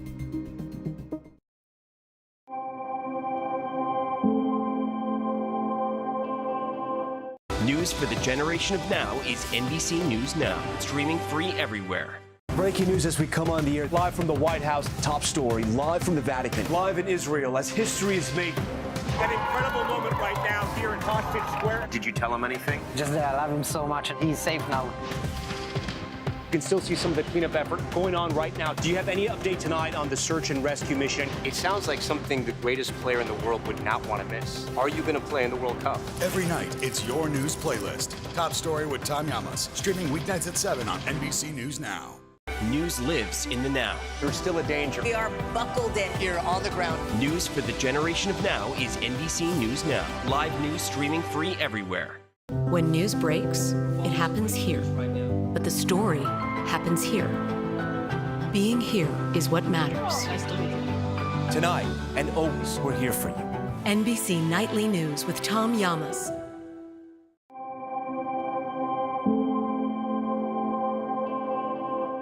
News lives in the now. There's still a danger. We are buckled in here on the ground. News for the generation of now is NBC News Now. Live news streaming free everywhere.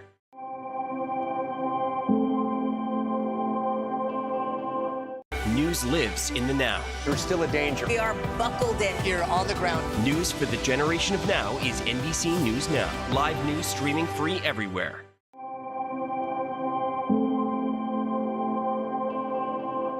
News lives in the now. There's still a danger. We are buckled in here on the ground. News for the generation of now is NBC News Now. Live news streaming free everywhere. Breaking news as we come on the air, live from the White House, top story, live from the Vatican, live in Israel as history is made. An incredible moment right now here in Hostage Square. Did you tell him anything? Just that I love him so much and he's safe now.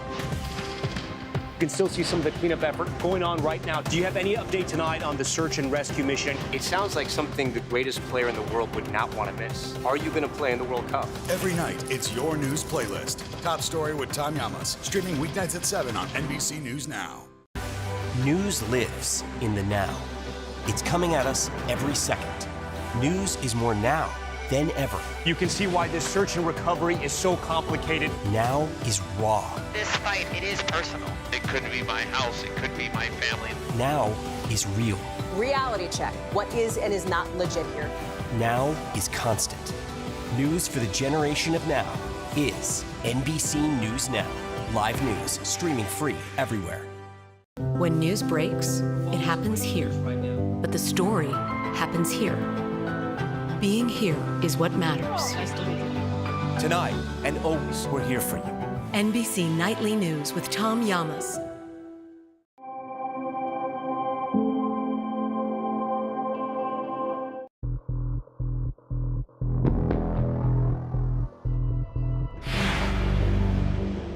In January 2015, a judge granted a hearing in the matter of Gary Thibodeau, the man convicted of kidnapping Heidi Allen in 1994.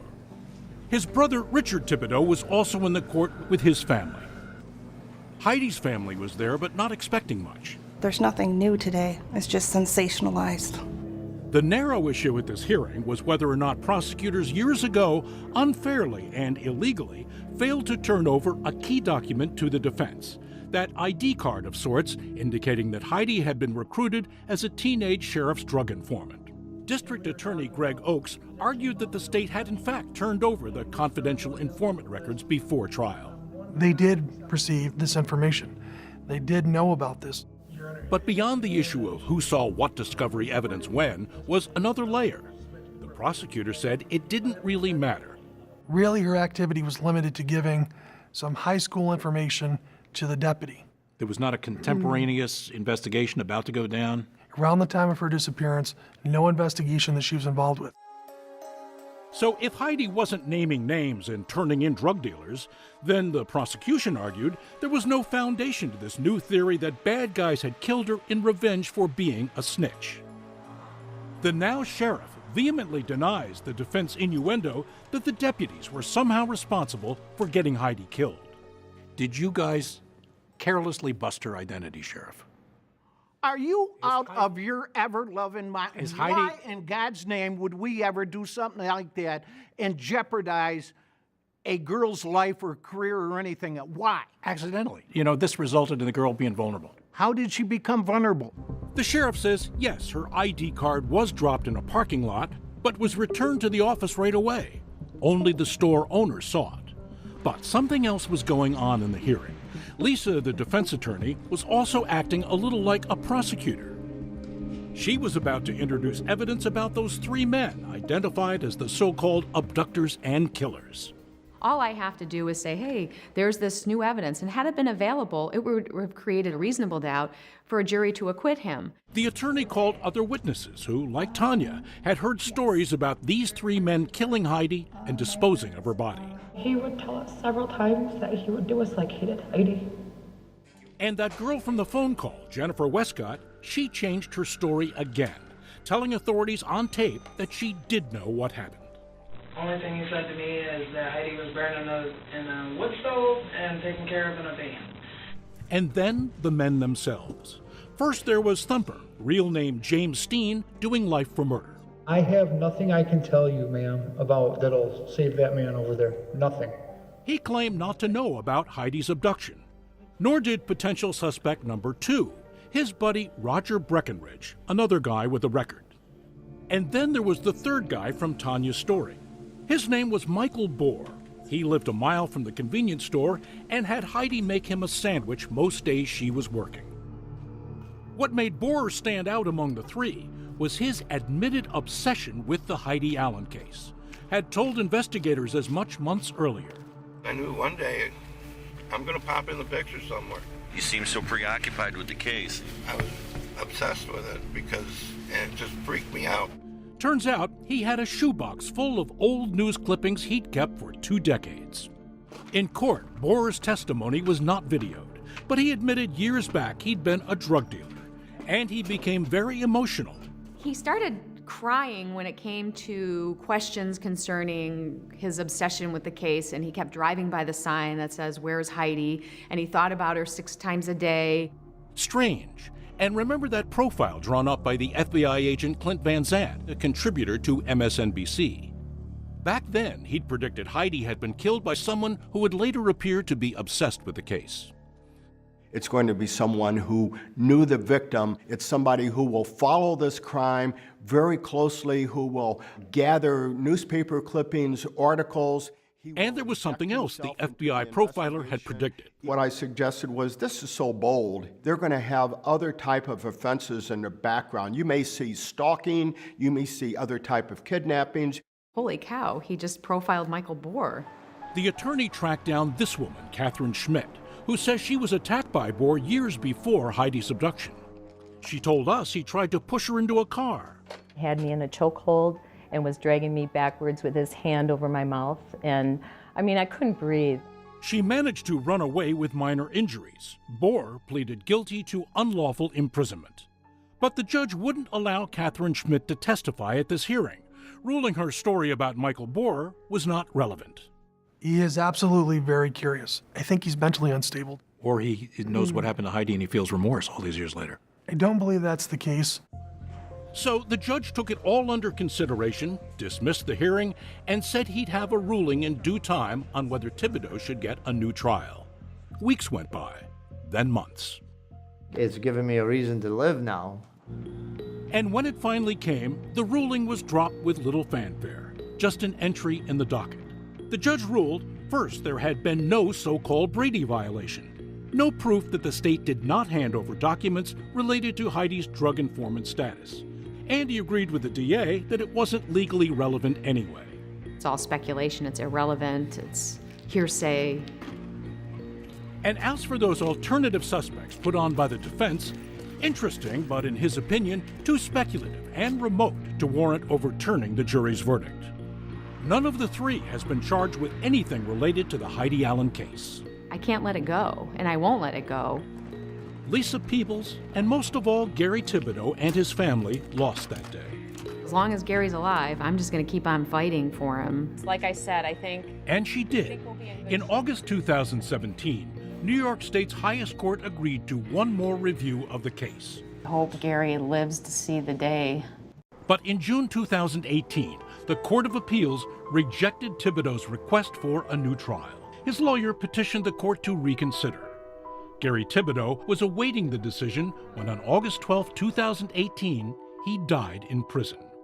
His decades-old battle to clear his name had finally come to an end. Now, all these years later, the two families, the Thibodeaus and the Allens, are left with the same questions. What did happen to Heidi? And will we ever find a shallow grave? I think eventually it's going to happen. Someone's going to say something. I might not know on this side of heaven. I might have to wait. But I will die trying and fighting for her. She went to work early on an Easter Sunday morning and was never seen again. That's all for now. I'm Lester Holt. Thanks for joining us.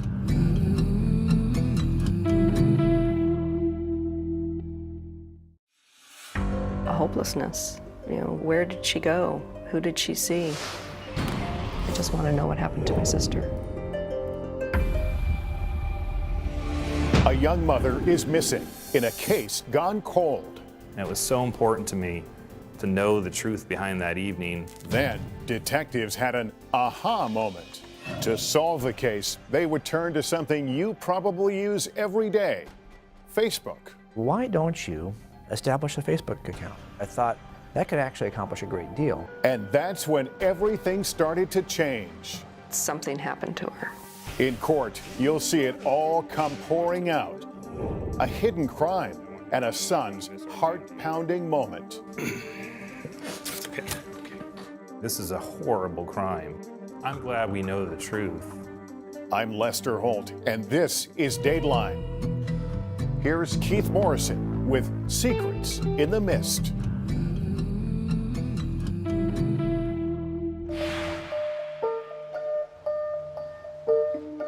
January 2013, Point Vicente, California. The wet, gray morning cold has settled in to stay. At noon, a police boat sets off into the pea-soup fog. The Hail Mary pass, apparently, a slim chance to find the truth at last. But why out there?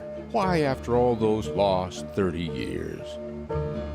Maybe some cases are destined to stay cold, easier that way. Before they came along with their wild ideas about murder and Facebook of all things. And now this, their doomed errand into the fog.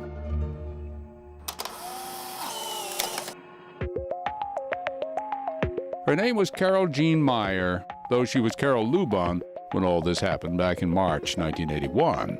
The night of the slamming doors, the harsh words, the car roaring away. And it's an old story anyway. Pretty girl gets pregnant at 15, marries the guy. Pretty soon she's at 20-something with 2 kids and a hankering to live. Really live, for a change.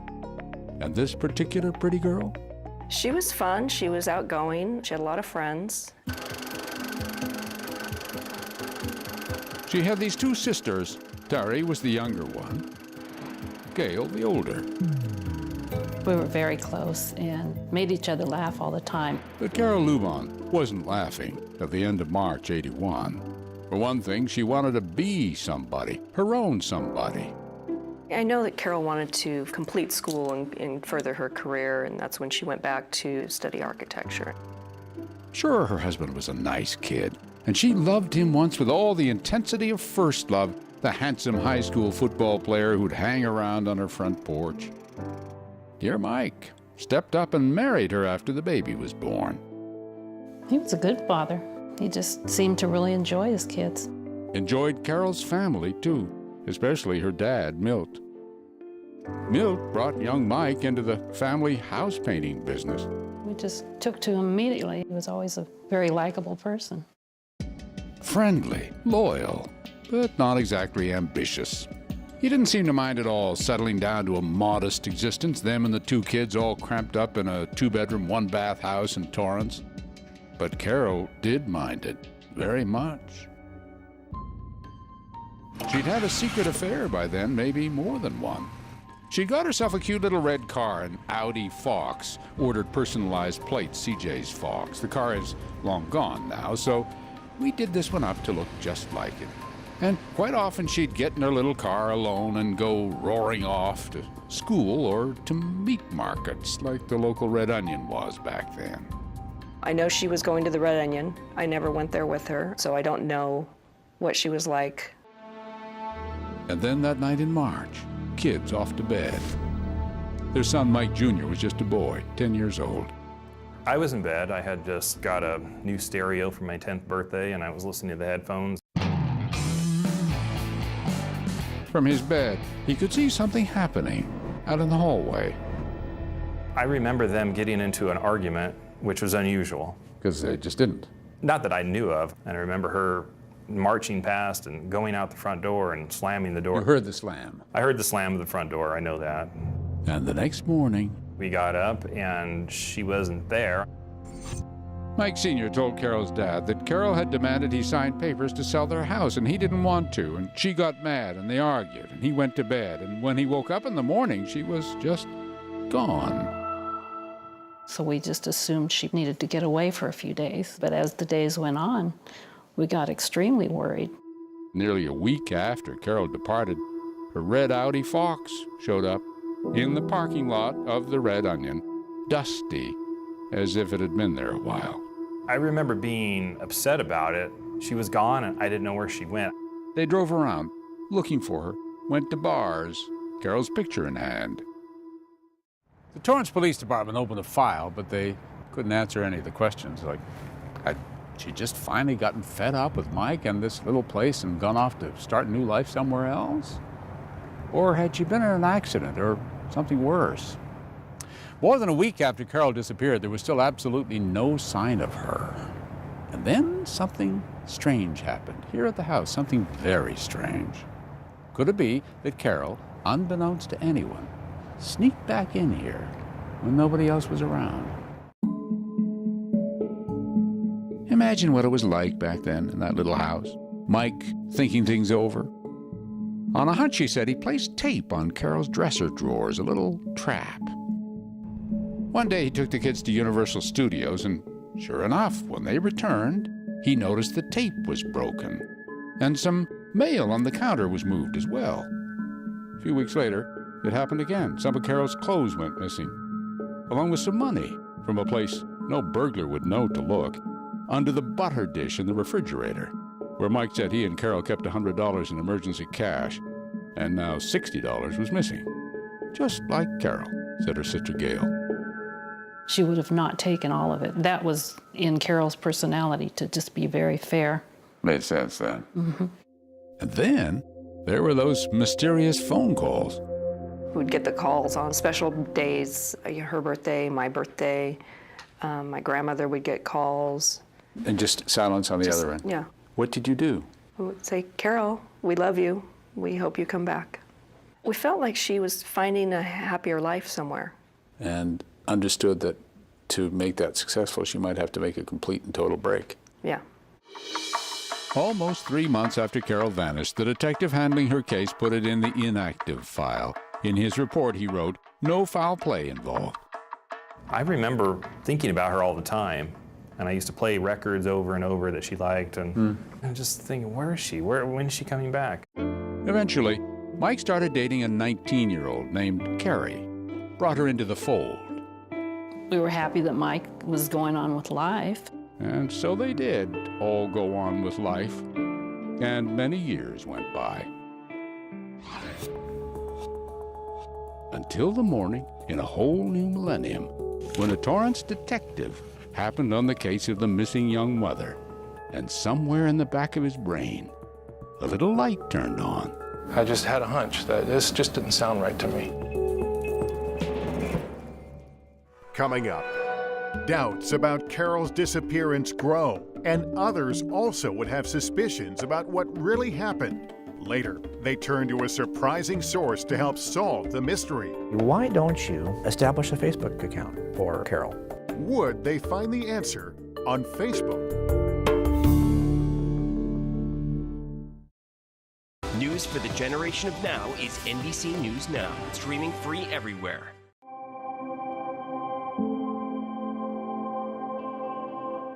When news breaks, it happens here. But the story happens here. Being here is what matters. Tonight and always, we're here for you. NBC Nightly News with Tom Llamas. Breaking news as we come on the air, live from the White House, top story, live from the Vatican, live in Israel as history is made. An incredible moment right now here in Hostage Square. Did you tell him anything? Just that I love him so much and he's safe now. You can still see some of the cleanup effort going on right now. Do you have any update tonight on the search and rescue mission? It sounds like something the greatest player in the world would not want to miss. Are you going to play in the World Cup? Every night, it's your news playlist. Top Story with Tom Llamas, streaming weeknights at 7 on NBC News Now. When news breaks, it happens here. We're following some breaking news right now. But the story happens here. And here. Being here is what matters.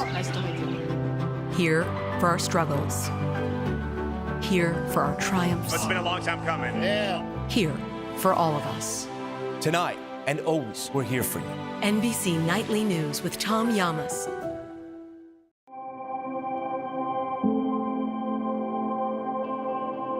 News for the generation of now is NBC News Now, streaming free everywhere. When news breaks, it happens here. We're following some breaking news right now. But the story happens here. And here. Being here is what matters. Here for our struggles. Here for our triumphs. It's been a long time coming. Yeah. Here for all of us. Tonight and always, we're here for you. NBC Nightly News with Tom Llamas. News lives in the now. There's no more smoke, no more fire, but there's still a danger. We are buckled in. The latest here on the ground. News for the generation of now is NBC News Now. Live news, streaming free everywhere. When news breaks, it happens here. But the story happens here. Being here is what matters. Tonight and always, we're here for you. NBC Nightly News with Tom Llamas. Breaking news as we come on the air, live from the White House, top story, live from the Vatican, live in Israel as history is made. An incredible moment right now here in Hostage Square. Did you tell him anything? Just that I love him so much and he's safe now. You can still see some of the cleanup effort going on right now. Do you have any update tonight on the search and rescue mission? It sounds like something the greatest player in the world would not want to miss. Are you going to play in the World Cup? Every night, it's your news playlist. Top Story with Tom Llamas, streaming weeknights at 7 on NBC News Now. News lives in the now. There's no more smoke, no more fire, but there's still a danger. We are buckled in. The latest here on the ground. News for the generation of now is NBC News Now. Live news, streaming free everywhere.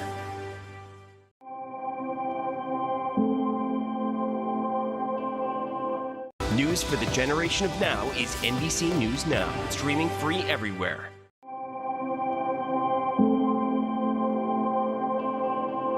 News for the generation of now is NBC News Now, streaming free everywhere.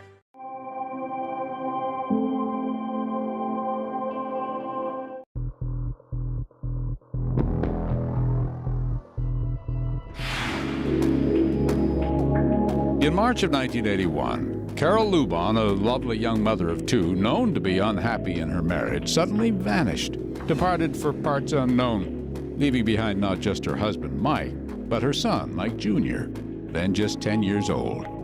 I never felt that my mother abandoned me. I was never upset with her, ever. Really? I never thought she did. I don't know why. I just was upset she wasn't there. I thought she would be there, show up at a graduation or something. But she didn't. And at family gatherings as the years went by, Thanksgiving, Christmases, that awful question, why would she leave them, remained the unmentionable elephant in the room. When it came to my family, I think they didn't talk about it because they figured it would upset me or my sister. My family's pretty closed to talking about heavy things, so something like that rarely talked about. It was an ultimate heavy thing. Yeah. Could you see it in your mother's eyes or your father's? And my father's, for sure. What would you see there? A lot of emotion, a lot of sadness. I'm going to cry thinking about it. In 1987, almost 6 years after Carol vanished, the Torrance Police Department revisited the case, and time seemed to have altered Mike's memory a little. A few more details had come back to him. Remember, soon after Carol vanished, Mike said they argued, he went to sleep alone, woke up in the morning early, and she was gone. But in 1987, he remembered they argued, went to bed together. She got up at 5:30 in the morning to go to the bathroom. He woke up, then drifted back to sleep, and woke up to the sound of a car engine starting and driving away. Odd, but memories do play tricks. Anyway, it didn't seem terribly significant, so the case went back into the file and got colder. Mike took over the house painting business from Carol's dad and went on to marry Carrie and have 2 more sons. Gail and Terry raised their own families, and it was having babies that started to change Terry's way of looking at her sister's disappearance. As unhappy as you might be in your life, you might leave your husband, you would take your kids with you. And so when you began to suspect that she wouldn't leave her children, what did that mean to you? That something happened to her. In 1996, 15 years since they'd heard from Carol, the police came around again. This time they scanned the Lubons' backyard with ground-penetrating radar, even dug up the ground. Didn't find a thing. Funny thing, though, about 4 months later, the local paper, the Daily Breeze, did a little story, interviewed Mike, and this time his memory was slightly different. He remembered that on that terrible morning when Carol left, he heard the garage door go up before she drove away. Just one more little detail, though nothing profoundly different. And of course, no evidence whatsoever of any crime. Case went away again. And then one day in 2002, a detective named Walt Delcine was rummaging through some cabinets behind his sergeant's desk. I was just being nosy. I thought, what is this? It was the Carol Lubon case folder. At that point, more than 20 years old and cold as they come. I'd never even heard of it before. And I go, this is interesting. Wonder if this lady's still missing. Of course, she was.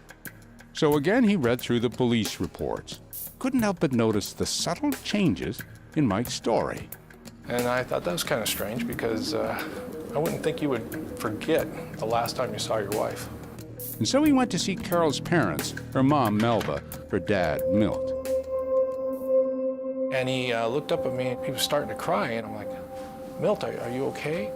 And he goes, I just so happy, I can't believe you guys are still interested in this case.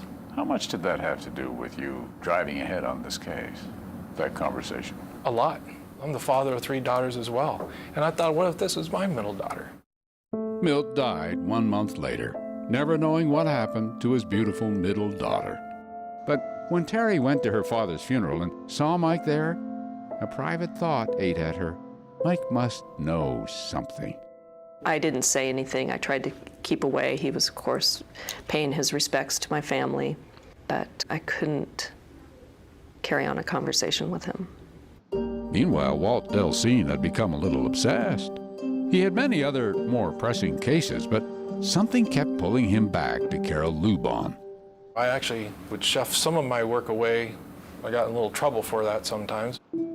For years, Detective Delcine chipped away, until finally, in 2010, 8 years after he found that musty old blue file, he decided to pay a surprise visit to Mike Lubon. His colleagues thought he was a bit nuts. There was those that thought, well, yeah, what do you think, he's going to admit it to you? And I go, well, I played enough sports in my time.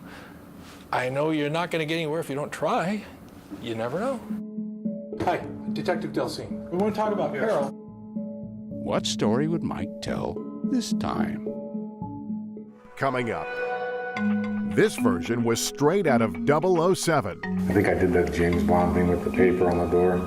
Paper on the door? Paper falls. But one detail did ring true. She said, "You make my skin crawl." I'll bet you she did say that. When Dateline continues. News lives in the now. It's coming at us every second. News is more now than ever. You can see why this search and recovery is so complicated. Now is raw. This fight, it is personal. It could be my house, it could be my family. Now is real. Reality check. What is and is not legit here? Now is constant.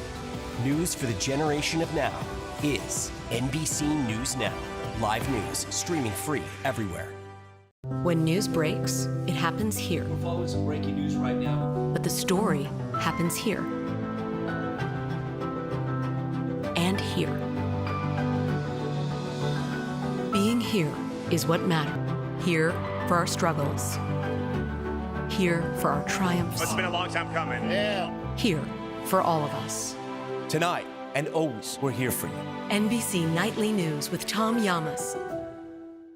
News lives in the now. There's still a danger. We are buckled in. Here on the ground. News for the generation of now is NBC News Now. Live news streaming free everywhere.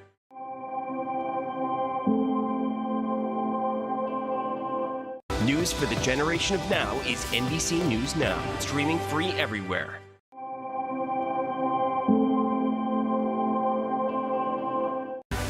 News lives in the now. It's coming at us every second. News is more now than ever. You can see why this search and recovery is so complicated. Now is raw. This fight, it is personal. It could be my house, it could be my family. Now is real. Reality check. What is and is not legit here? Now is constant.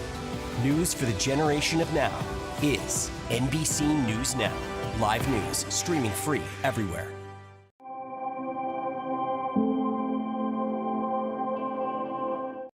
News lives in the now. There's no more smoke, no more fire, but there's still a danger. We are buckled in. The latest here on the ground. News for the generation of now is NBC News Now.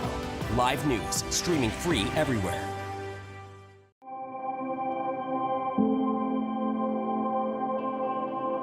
When news breaks, it happens here. We're following some breaking news right now. But the story happens here. And here. Being here is what matters. Nice to meet you. Here for our struggles.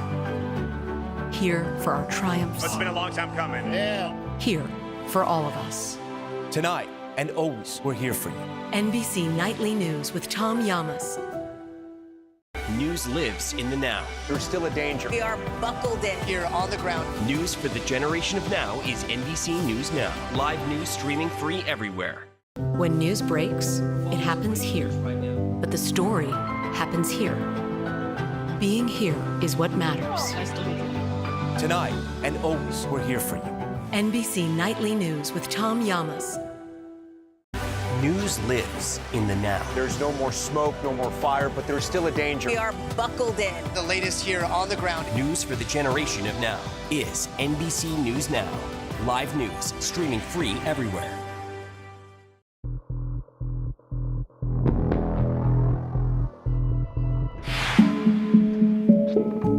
For 8 years, Torrance Police Detective Walt Delcine worried away at the Carol Lubon file, drawn by an irresistible hunch that this young mother did not disappear voluntarily. But actual evidence of a crime? Just wasn't any. So finally, in 2010, 29 years after Carol supposedly walked out on her family and never came back, Delcine decided it was time for a surprise visit to Michael Lubon. He went over with his sergeant. He invited us in. We did catch him unexpectedly, but that was the plan. But was Mike upset or thrown off? Not at all. Very nice, like I anticipated he would be, because I'd now heard from everybody in the family how Mike's a good guy. So, together, they went over again the details of that last night back in March '81. And right away, Mike remembered a little more about the night Carol presented him with a real estate contract and a demand they sell their tiny house. She came in and gave the baby. She said no. Did she just say, turn around and walk away with it? Or what happened? She said, you make my skin crawl. You make my skin crawl? Yeah. Ah. And I thought, I'll bet you she did say that. So I pushed him some more for more details. And the details were, once again, a little different. About when and where he last saw her, for example. It wasn't when he went to bed around 10 p.m., as he said on one occasion, or 5:30 the next morning, as he also said. No, this time Mike said he last saw Carol about 10:30 or 11 p.m. in the bathtub. How did you see in the tub? I used the bathroom. And then he said, maybe around midnight or 1 or 2, he heard the garage door go up, and he went to the door and actually saw Carol's car driving away. I see. You tail actually lights. see taillights? Yeah. And you're sure it was her car? Yeah. Also, remember that story about putting tape on the dresser drawers after Carol left and that later he found it broken? Didn't remember that now. So you didn't do the tape then? I know what that. Okay. You don't know what that is? No. But as he sat here in 2010, he did remember some other traps he'd set, even more elaborate.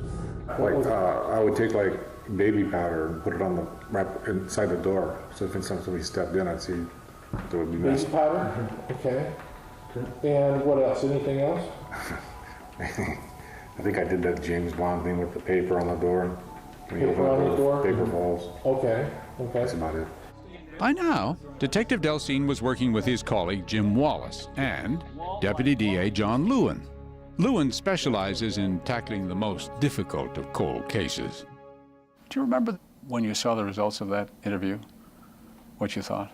Yeah, I thought that his memory had grown in areas where it shouldn't, and in areas where he should be saying the same story was different. And that's the hallmark of deception. Sure. But the mind plays tricks. The mind invents things and inserts them into your memory, and you believe them as strenuously as if they actually happened. That's an interesting theory. I don't think it's really supported. Memories can be lost, but memories don't increase in details over the years, and they don't increase in different details. And that's a sign of what we call a lie.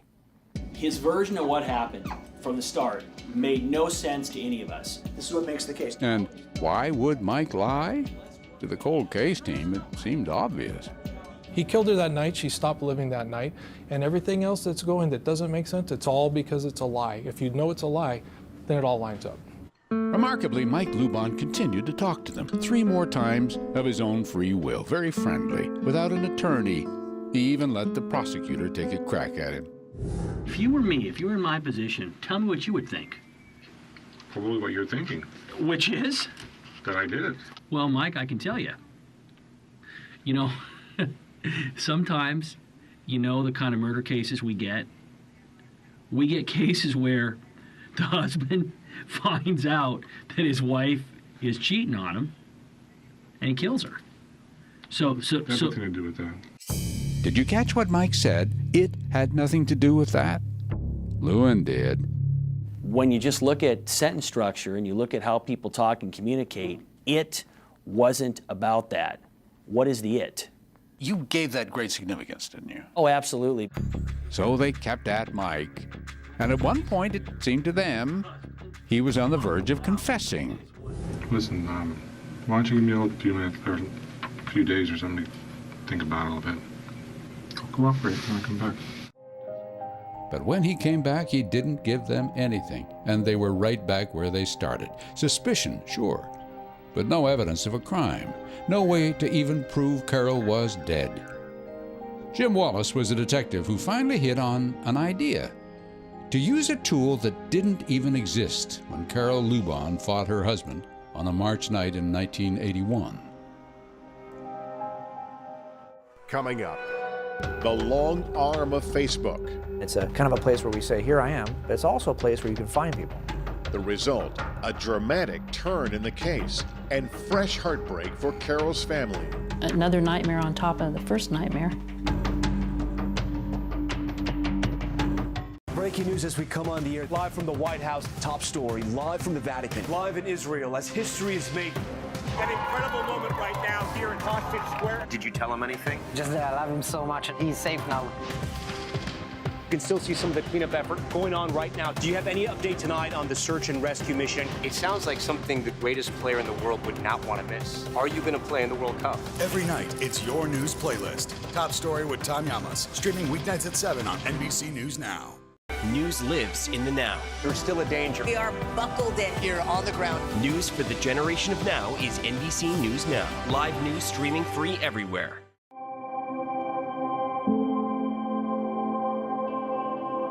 When news breaks, it happens here. We're following some breaking news right now. But the story happens here.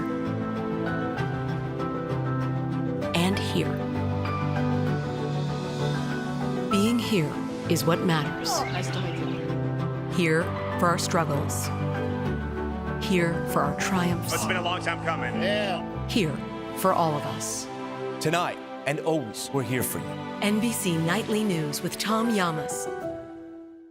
News lives in the now. There's still a danger. We are buckled in here on the ground. News for the generation of now is NBC News Now. Live news streaming free everywhere. Breaking news as we come on the air, live from the White House, top story, live from the Vatican, live in Israel as history is made. An incredible moment right now here in Hostage Square. Did you tell him anything? Just that I love him so much and he's safe now. You can still see some of the cleanup effort going on right now. Do you have any update tonight on the search and rescue mission? It sounds like something the greatest player in the world would not want to miss. Are you going to play in the World Cup? Every night, it's your news playlist. Top Story with Tom Llamas, streaming weeknights at 7 on NBC News Now. News lives in the now. It's coming at us every second. News is more now than ever. You can see why this search and recovery is so complicated. Now is raw. This fight, it is personal. It could be my house, it could be my family. Now is real. Reality check. What is and is not legit here? Now is constant. News for the generation of now is NBC News Now. Live news streaming free everywhere. When news breaks, it happens here. We're following some breaking news right now. But the story happens here. And here. Being here is what matters. Here for our struggles. Here for our triumphs. It's been a long time coming. Here for all of us. Tonight and always, we're here for you. NBC Nightly News with Tom Llamas.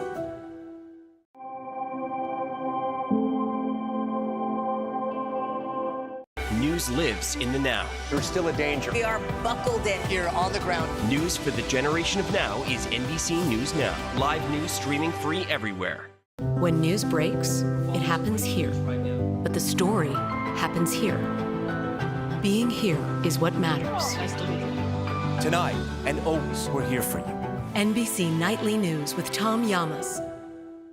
News for the generation of now is NBC News Now. Streaming free everywhere.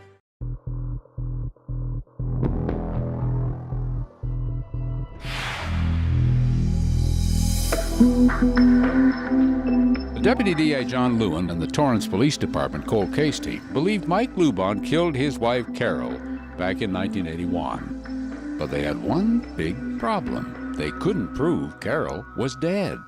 The biggest assumption is going to be, well, how do you know she's not just out of the country or across the country or changed her identity? Kind of an important question with no answer.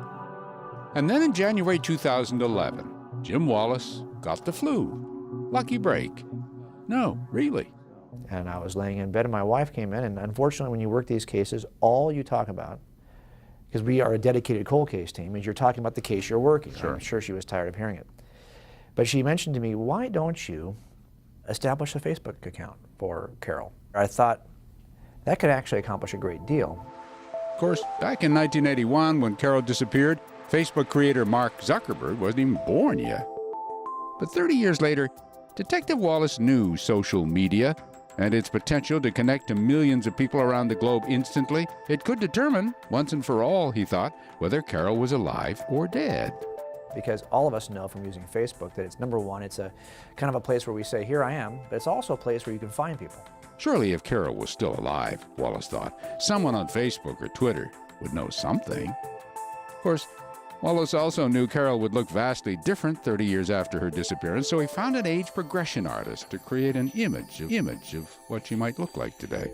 And then he placed that photo and others like it on Facebook and other sites.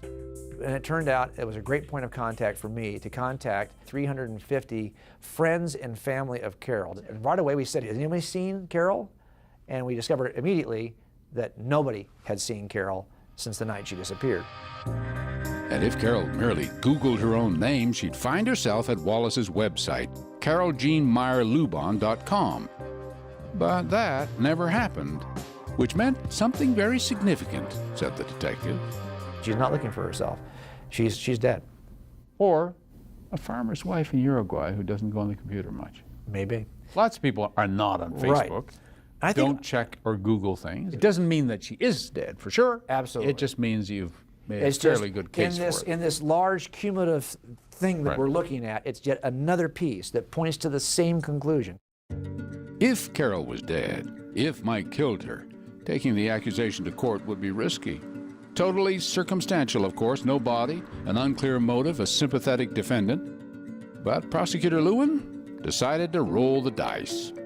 30 years after Carol Lubon vanished from her family's life, on April 13th, 2011, Mike was arrested for Carol's murder.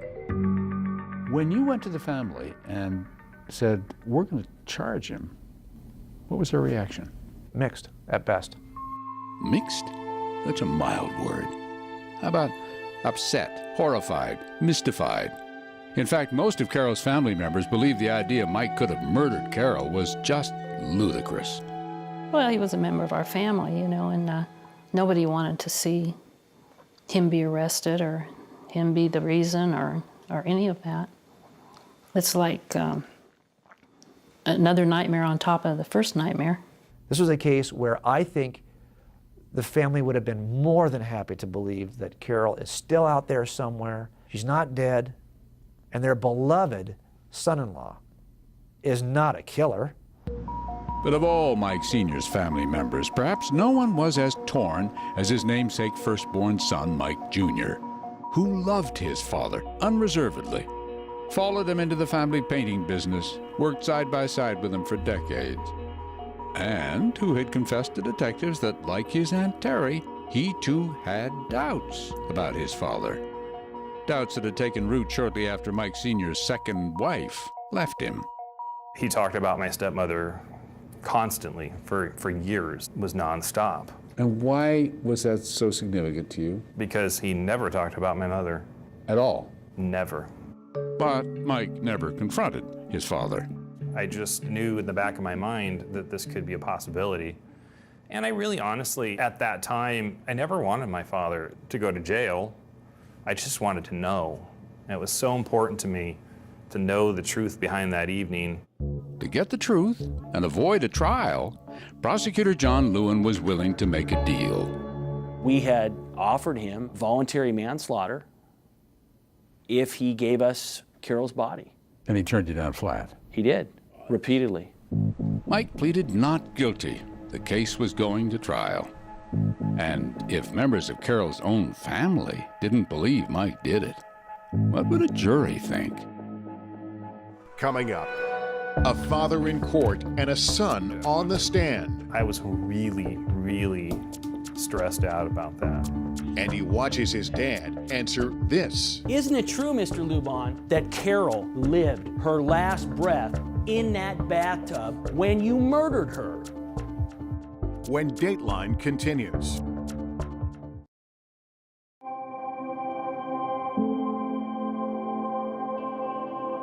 When news breaks, it happens here.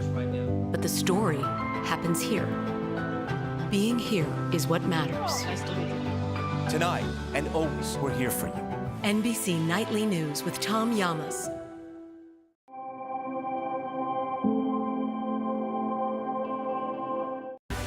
News lives in the now. It's coming at us every second. News is more now than ever. You can see why this search and recovery is so complicated. Now is raw. This fight, it is personal. It could be my house, it could be my family. Now is real. Reality check. What is and is not legit here? Now is constant. News for the generation of now is NBC News Now. Live news, streaming free everywhere.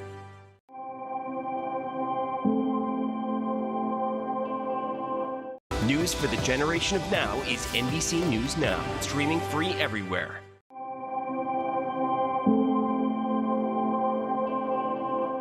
When news breaks, it happens here. We're following some breaking news right now. But the story happens here. And here. Being here is what matters. Here for our struggles. Here for our triumphs. It's been a long time coming. Here for all of us. Tonight and always, we're here for you. NBC Nightly News with Tom Llamas. News lives in the now. There's no more smoke, no more fire, but there's still a danger. We are buckled in. The latest here on the ground. News for the generation of now is NBC News Now. Live news, streaming free everywhere.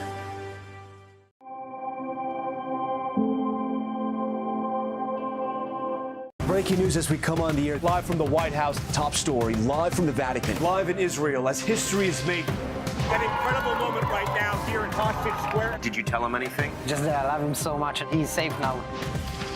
You can still see some of the cleanup effort going on right now. Do you have any update tonight on the search and rescue mission? It sounds like something the greatest player in the world would not want to miss. Are you going to play in the World Cup? Every night, it's your news playlist. Top Story with Tom Llamas, streaming weeknights at 7 on NBC News Now. News lives in the now. There's no more smoke, no more fire, but there's still a danger. We are buckled in. The latest here on the ground. News for the generation of now is NBC News Now. Live news, streaming free everywhere.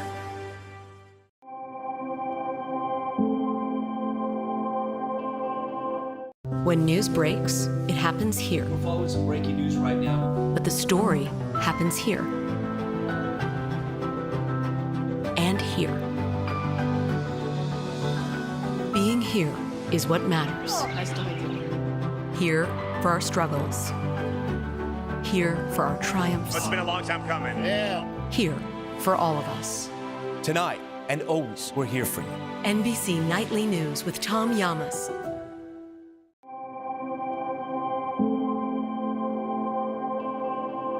News for the generation of now is NBC News Now, streaming free everywhere.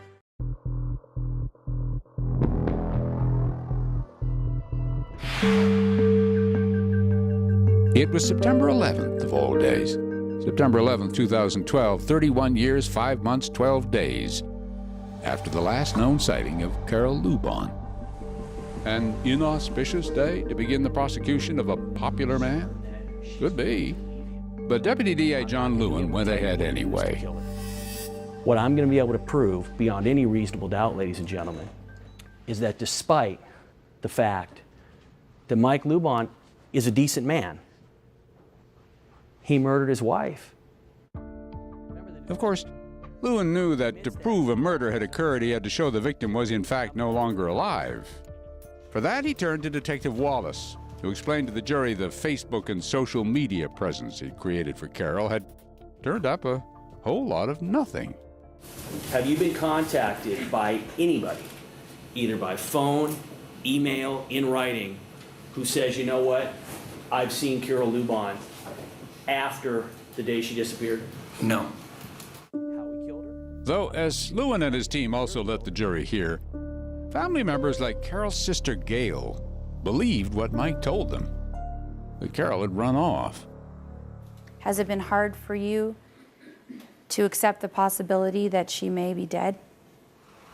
Oh, yes. Is it made even more difficult by the fact that you cared deeply for the defendant? Yes. And younger sister Terry, even though she had suspected Mike for years. Do you still think of Mike Lubon Sr. as a part of your family? Yes. But most anguished of all, Mike and Carol's son, Mike Jr. Is there anything about the way you remember your mom that would make you think or made you feel that she would leave you and never come back and never say goodbye? No. He loved his dad, but also secretly doubted him, something he'd never revealed until now. I was sweating so profusely during that whole trial. He never knew I had these feelings. So on the stand and publicly, I had to basically say, yeah, I'm thinking maybe there's some weird things about your story. And it was the first time that my father really would have known I felt that way. So I was really, really stressed out about that. How hard is it for you to be here today? Very. Do you want to believe that your dad is responsible for your mother's disappearance? Do I want to believe it? Yes. No. Let's assume that your dad, in fact, did kill your mom. Would you want to see him punished for it? No, not particularly. Prosecutor Lewin knew the ambivalence of these family members did not help his case, but in the end, my job isn't to make sure that the family members get what they want. My job is to make sure that, you know, Carol's killer is held responsible. But was Mike a killer? His attorney, Kevin Donahue. I think the police are just wrong. No forensics, no witnesses, not even a body. The defense might have stopped right there. Instead, they decided to gamble. Mike was a nice guy. Jury should see that. Do you solemnly state the testimony? And if the details had been a little different each time he was asked to tell the story, here was his chance to straighten it all out for the jury. How odd, then, that Mike, under oath now, amended his story just a little again. Like when he added the detail that Carol was in the bathtub when she said something mean to him. She said, "You make my skin crawl." Also slightly different, the way he discovered she was gone. I opened the front door and went out, and the garage door was up, and the car was gone. In earlier versions, didn't Mike say he heard the garage door go up, and then saw tail lights as Carol drove away? Why had his story changed again? What's the deal with that? Did you hear the garage door? I don't think so. Why do you think that now? What has jogged your memory? Because I think over the years, I thought about this night so many times. And I just, I'd seen that car back out of that driveway many, many times, when she was leaving. So I think I just thought repeatedly in my mind that that's what I thought happened. I saw the car. I can see it right now. He never thought for a moment, he said, it would be the last time he'd see his wife. I thought maybe she had gone out that night and went dancing and stayed the night with a friend. What did happen to her? Mike insisted he simply didn't know. Did you have anything to do with killing her? No. Did you have anything to do with her disappearance? No. Other than I didn't sign the papers and it made her upset, but that's it. Successful testimony? Maybe. But now the downside. He'd have to answer questions from John Lewin. Do you lie sometimes? No. You never lie? I don't say never. I mean, a light lie? Who knows? Well, I'm asked, have you ever lied about something serious that wasn't a white lie in your life? In your entire life, you've never lied once about anything that wasn't a white lie? I'll just say, not that I can remember. In fact, Mike had a hard time remembering a lot of things Prosecutor Lewin asked about. I don't remember. I don't remember going to bed. I don't remember saying that. I don't know. But how on earth, asked Lewin, could he not remember the last time he saw his wife? Would you agree that that would be one of the most significant events, details of your entire life? Yes, but doesn't mean I had to remember it. Lewin correct? wasn't buying it. Isn't it true, Mr. Lubon, that the last place that Carol lived, her last breath, was taken in that bathtub when you murdered her? No. What are you looking at the judge? So I'm waiting for him to correct you. No, I didn't murder her. I'm sorry. In the bathtub? And Mr. Lubon, if you had murdered her, you would tell us today that you did, if I asked. I would have admitted it. You would have admitted on the stand today. Yes. Do you think that statement's believable? I think so. I'm done. Of course, believability was a question for the jury to decide. And decide they did. Though, as you'll see, that wasn't the end of the story. Not by a mile. Coming up, a son overcome with emotion. A final push for the truth. Please, for your family, for your kids, tell us what happened. And then a final fateful twist. It just is the ultimate answer. This is it.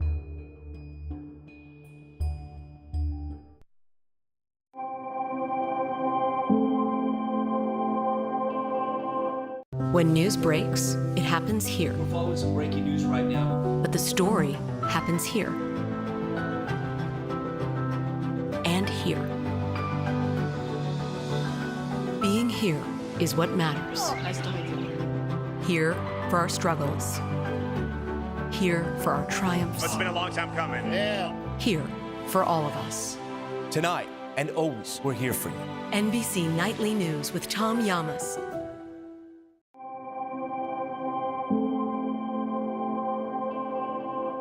When news breaks, it happens here. But the story happens here. Being here is what matters. Tonight and always, we're here for you. NBC Nightly News with Tom Llamas. Breaking news as we come on the air, live from the White House, top story, live from the Vatican, live in Israel as history is made. An incredible moment right now here in Hostage Square. Did you tell him anything? Just that I love him so much and he's safe now.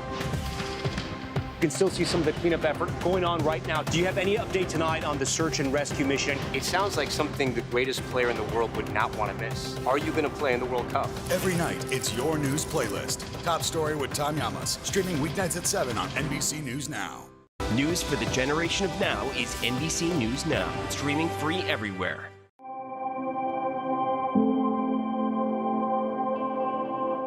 News lives in the now. There's still a danger. We are buckled in here on the ground. News for the generation of now is NBC News Now. Live news streaming free everywhere. When news breaks, it happens here. But the story happens here. Being here is what matters. Tonight and always, we're here for you. NBC Nightly News with Tom Llamas. News for the generation of now is NBC News Now. Streaming free everywhere.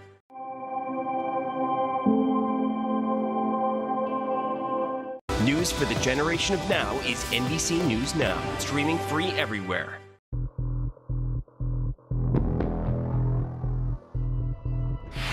Okay, let's call the jurors out.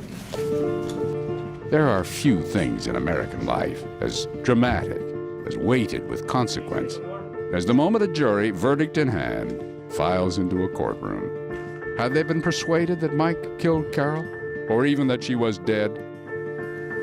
Mike's family held its collective breath. So did the prosecutor and the police. You know, you don't know what to expect. And now, here was Mike's fate. We, the jury in the above entitled action, find the defendant, Michael Clark Lubon Sr., guilty of the crime. Guilty of second-degree murder, Mike Lubon was going to prison. And longtime detective Jim Wallace felt surrounded by a very unfamiliar reaction. I've had cases before where you get done, you know, and you walk out of the courtroom and the family throws their arms around you. They're just so grateful, right? That's not this case. I was just very surprised that the jury would convict him on such little evidence. And I don't think any of us are happy to see Mike go to jail. And you still believe Mike is a nice guy, believable guy? Yes. What Gail and the rest of the family wanted most were some answers. It's not so much that I want Mike to pay for what he did. I just want to know what happened to my sister. And at the sentencing hearing in December 2012, Mike's own son echoed those sentiments. Guilt or innocence aside, I've never wanted my father to go to prison. I've only asked that if he knows anything, to please let me know. And then Mike Jr. made a heartbreaking plea to the court. He's been a good father and a good person. If he's sent to prison today, I want him to know I'm going to miss our time together. It's going to be hard to see the world change without him. Okay. I humbly stand before the court today to request leniency for my father when giving his sentence. Thank you for the opportunity to speak. After that, well, then the strange tale of the much-loved convicted killer took quite a remarkable turn. It happened that very day in court. Prosecutor Lewin. I'm asking right now as we sit here, Mr. Luban's going to have a chance, please, for your family, for your kids, just let it go. Tell us what happened. I just have a moment. The judge granted a recess so Mike could speak with his attorney privately. Did he actually have something to confess? They returned a few minutes later. And we're asking to continue the sentencing. Time to think? The judge pushed back sentencing by a month. My hope was that he would tell us what happened, that he would tell us what he did with Carol, and that he would be honest about both. For almost 4 weeks, they waited till January 7th, 2013. All eyes were on Mike Luban as he entered the courtroom, and then shifted as one to Prosecutor Lewin, who told the court that that very morning Mike finally revealed to him the secret he'd been keeping almost 32 years. And so now Lewin did the talking, and Mike, for once, said not a word. All of the information about them fighting about the selling of the house, he says that was truthful, that occurred. Then Carol stormed out, and it might have blown over, as arguments do, but she came back 1:30 a.m. and said the one thing that would not blow over, not ever. She told him that she was going to be taking somebody else, another man, to her sister Terry's upcoming wedding. He said he was very upset. She tried to comfort him then, he said. And she was telling him, don't worry, you'll find somebody else, etc. And that was the last thing Carol Luban ever said. He didn't want to hear it, and he said that he pushed her. She fell and hit her head on a heavy end table in the living room. He said that she didn't bleed, but he knew instantly that she was dead. Detectives hooked Luban up to a polygraph machine. How much of this was true? After the polygraph, the test was done, he confronts him and says, you didn't pass. Now the defendant changes his story. And he says, okay, I punched her in the head, and I punched her hard.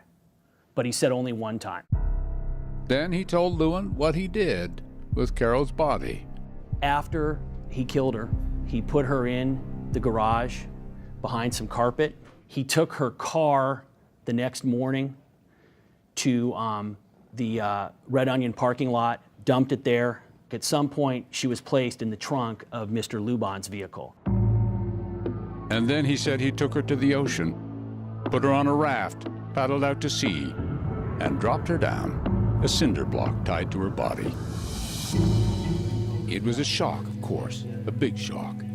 For so long, the family, or most of it, believed Mike. And now in this very public way, they finally knew that Carol was dead, and he, their sweet Mike, killed her. But the whole truth? Was it actually out there somewhere? And so, on that cold and foggy January day, Mike, surrounded by a retinue of cops and lawyers, floated out into the mist to find Carol. Find whatever was left. If they find the cinder block in the ocean after the search, if they find that, that will give me half of the closure I need. She didn't get it because after the boat ride, Mike admitted his ocean tale was one more lie. And perhaps it was finally for the sake of his son, the son who never abandoned him, that he finally passed a polygraph and led investigators to the place he said Mike's mother had actually been all these many years. Police searched the area, but once again were unable to locate Carol's remains and give the family what they hoped for most, the chance to say goodbye. I don't really know why getting her back is the ultimate bookend for me. I want to know that she's, properly buried or cremated or whatever we will choose to do with her. Why is that so important? I think it just is the ultimate answer. This is it. There's no more wondering. No, not about that. But his father in prison, 15 to life? When we last spoke to Mike, it was clear he had a good deal of wondering left to do about that man and what he took away. Do you still love him? Yeah, I do. I mean, I always will. I just got to figure out how I'm going to process these facts I know. I don't know yet. I kind of thought a perfect punishment for my father was I was going to ask him to write one sentence about my mother to me every week he's in prison, so he has to think about her and I can remember her again. As those weeks turned to years, Mike Sr.'s children never gave up on him. They wrote letters in support of his parole, but in prison he stayed. Then, in September 2021, a surprising twist. Prosecutor John Lewin, on behalf of the District Attorney's Office, filed a motion to have Mike Sr.'s conviction reduced from murder to voluntary manslaughter. Lewin said he believed the story that Mike Sr. told after his conviction, that Carol was killed as a result of an argument about her wanting to sell their home and take the man she was having a secret affair with to her sister's upcoming wedding. Had he been aware of these circumstances, said Lewin, he would not have pursued murder charges. A hearing was held about a month later, and the motion was granted by the trial judge, who agreed with Lewin's assessment. In November 2021, Lubon's murder conviction was reduced to voluntary manslaughter.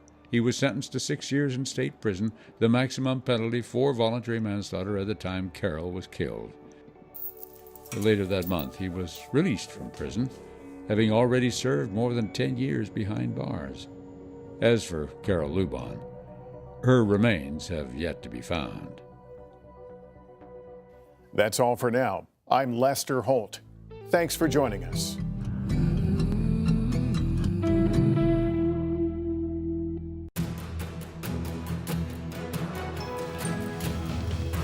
It's called the fog of war. Secretary of Defense Pete Hegseth defending a controversial second strike on an alleged drug smuggling boat that reportedly killed survivors of the initial attack. The details ahead of a bipartisan investigation getting underway this week. New overnight, Republicans score a win in the last special election of the year, but Democrats aren't exactly seeing red over the loss in Tennessee. A short, not-so-sweet message to please, please, please stop using her songs. Sabrina Carpenter doesn't mince words after the Trump administration used her music in a video. A winter wallop for millions of Americans. The winter storm making a mess of roads from Kentucky to New England, and the big freeze that's hot on its heels. And a fund that grows with you. The new plan from the White House to give every baby born in America $1,000. And the Thunder rolls to a 13th straight win after fending off the Warriors. We have your hoops highlights as we tip off this Wednesday, December 3rd. Early today starts right now.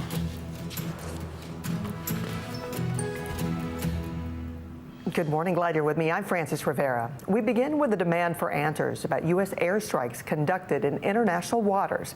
3 sources familiar with the planning tell NBC News that lawmakers will be briefed on Thursday by the admiral the White House says ordered a controversial double-tap strike on an alleged drug boat. Lawmakers want to know if survivors were killed intentionally. The defense secretary says he did not see anyone in the water, blaming the fog of war. Here's NBC's Ryan Nobles. President Trump defending his administration as lawmakers ramp up scrutiny and question the legality of a second strike on an alleged drug boat near Venezuela in September. I can say this, I want those boats taken out, And if we have to, we'll attack on land also, just like we attack on sea. The second attack coming after 2 people survived the first strike, according to a U.S. official and a source familiar with the Pentagon's actions. Defense Secretary Pete Hegseth at the cabinet meeting doubling down on attacks on boats the administration says carry drugs. We've only just begun striking narco boats and putting narco terrorists at the bottom of the ocean because they've been poisoning the American people. The White House says that Admiral Frank Bradley ordered the second strike. He was the head of the Joint Special Operations Command at the time. A couple of hours later, I learned that that commander had made which he had the complete authority to do, and by the way, Admiral Bradley made the correct decision to ultimately sink the boat and eliminate the threat. But the Washington Post reported that Bradley complied with an order from Hegseth to, quote, kill everybody. NBC News has not confirmed that.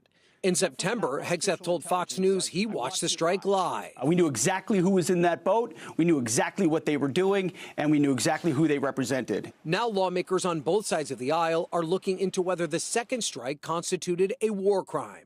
I think both strikes are actually illegal. I don't think you can just name people and say, well, they've got drugs. Well, where's the proof? That's an allegation. With both the House and Senate starting investigations into the so-called double tap. I'm not going to prejudge any of that. As you know, both of the Armed Services Committee and the Senate and the House will be having hearings on this to review, and that's their role. The ranking member of the House Armed Services Committee says that he is expected to get a briefing from Admiral Bradley soon. Meanwhile, Secretary Pete Hegseth is expected to speak with lawmakers as well, according to 2 sources. Ryan Nobles, NBC News, Washington. Turning now to Russia, where President Trump's special envoy Steve Witkoff and son-in-law Jared Kushner held a 5-hour meeting with Russian President Vladimir Putin yesterday in hopes of negotiating an end to the war in Ukraine. Russian officials calling the meeting constructive, but adding more work needs to be done. Meanwhile, Putin accused NATO countries of sabotaging President Trump's peace efforts, describing recent changes to the U.S. peace proposal as absolutely unacceptable. The Russian president also adding that while Russia is not going to war with Europe, they are ready if Europe starts it.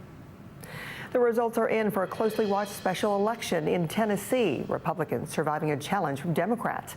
NBC News projecting Matt Van Epps has won a seat in the House, but Democrat Afton Bain came within 10 points of Matt Van Epps in this solidly red district. You put them on the run in a district they thought they could buy easy double digits, and we showed them that is not the case. Tonight, you've sent a message loud and clear. The people of Middle Tennessee stand with President Donald J. Trump. NBC's Melanie Zanota has more from Tennessee.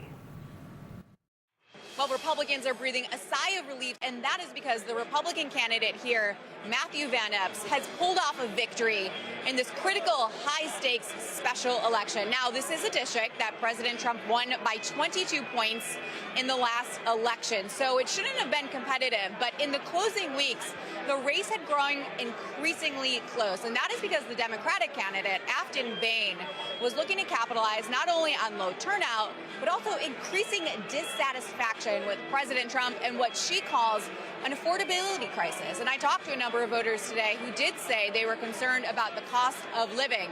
But Republicans pulled out all the stops to ensure a critical win. They poured millions of dollars into this race. And they also brought out some heavy hitters, with President Trump doing a tele-rally for the Republican candidate Monday evening, and even Speaker Mike Johnson in the district all day Monday campaigning for the Republican candidate. Democrats, however, say even though they came up short, the fact that they were able to make this race close should be a bright red warning sign for Republicans ahead of the 2026 midterms. And this is a ruby red district, but they say they're now looking at less Republican-leaning districts that they also think are going to be competitive and in play next year. Back to you. Melanie, thank you. The Trump administration has halted immigration applications from 19 countries. This pause impacts nations with travel restrictions issued by the president in June. They are largely countries in Africa and Asia, and the list includes Afghanistan. This increased scrutiny on asylum claims comes in the wake of the deadly attack on 2 National Guard members near the White House. The suspect in that case, an Afghan national, made a court appearance from his hospital bed. He pleaded not guilty to first-degree murder. Sabrina Carpenter is going after the White House for using her song Juno in a social media post. It was played in a montage of ICE officers making multiple arrests. In a post on X, the pop star called the video evil and disgusting, demanding to not ever involve her to benefit their inhumane agenda. A White House spokesperson responded saying in part, they won't apologize for deporting dangerous, criminal, illegal murderers, rapists, and pedophiles from our country. Now to dramatic video out of Miami showing a truck barreling through a fence and into the waters of a marina. An eyewitness there telling our Miami station that 2 women inside were trapped by airbags that deployed. And thankfully, a Good Samaritan jumped in and helped pry the driver and passenger out to safety. The cause of the crash is being investigated. Turning now to the massive winter blast pummeling millions. The storm sweeping from Kentucky to New England, bringing brutal cold and treacherous snow, ice and freezing rain. In many places, conditions taking a dangerous turn, with cars sliding off roadways and in some cases bridges. Here's Erin McLaughlin. A fast-moving storm striking the Northeast, wreaking havoc on the roads as far south as West Virginia. He's advising it is hanging over the ledge. He's advising that the semi is over the ledge. Where for over 5 hours, the cab of this tractor trailer dangled precariously over the side of a bridge. According to reports, the load of bricks the driver was hauling, the only thing that kept him in the air. Video shows the harrowing moments the driver was rescued. Meanwhile, in Pennsylvania, state troopers responded to more than 500 calls reporting crashes and highways shut down. And at the nation's airports, flights delayed as crews work to de-ice planes. With snow totals up to 10 inches in parts of New England and winter supplies flying off store shelves. We've been super busy selling out of ice melter and shovels and everything. In Scranton, Pennsylvania, an alert warning of extreme cold and an all-out effort to stay ahead of the snow. The plows have been working the roads since 7 a.m. You just have to watch for pedestrians. You won't believe how they'll walk right in front of you or behind you. I almost hit a guy on a little moped. So, PSA, you see a snowplow steer clear? I would think so. Former professional snowplow driver Clyde Best came out of retirement to salt the streets. What's your advice for folks dealing with all this snow? Stay home. And our thanks to Erin for that report. It'll be a much calmer day ahead for most of the country. NBC meteorologist Shauna Mendiola is here with your forecast. Good morning, Shauna. Hi, everyone. Good morning. It will be a much quieter day today across the Northeast as that winter storm made an exit last night. Still look for those chilly temperatures across the northern plains, though, and then through the Midwest. We'll continue to see that through tomorrow as a cold blast moves through. We will be seeing the Mid-Atlantic and Northeast on Friday, following that suit as that cold blast continues to follow through and that cold air follows and spreads in that direction. Now, as we look at the Southwest, we've got Rockies with some snow. In Colorado, they got up to about possibly 6 inches of snow on the way into the Denver metro. So this storm is going to make an impact. And then out in the Southwest, we've got quiet conditions for areas like Southern California for now. Expecting some Santa Ana winds back in the forecast, which will make it pretty gusty out there as well in that direction. But as we head to the weekend, most of the Southwest will be calming down and we'll be looking at cooler temperatures out in the north. With temperatures in the 30s out east, same thing for everyone in the northern plains. That's been a look at your forecast. Have a great day, everyone. We'll send it back to you. Okay, Shauna, thank you. Coming up, the college football playoffs start to take shape. Who's made the cut so far? And the White House's new nest egg for your bundle of joy. The plan to give babies $1,000 and how that money will grow up with them.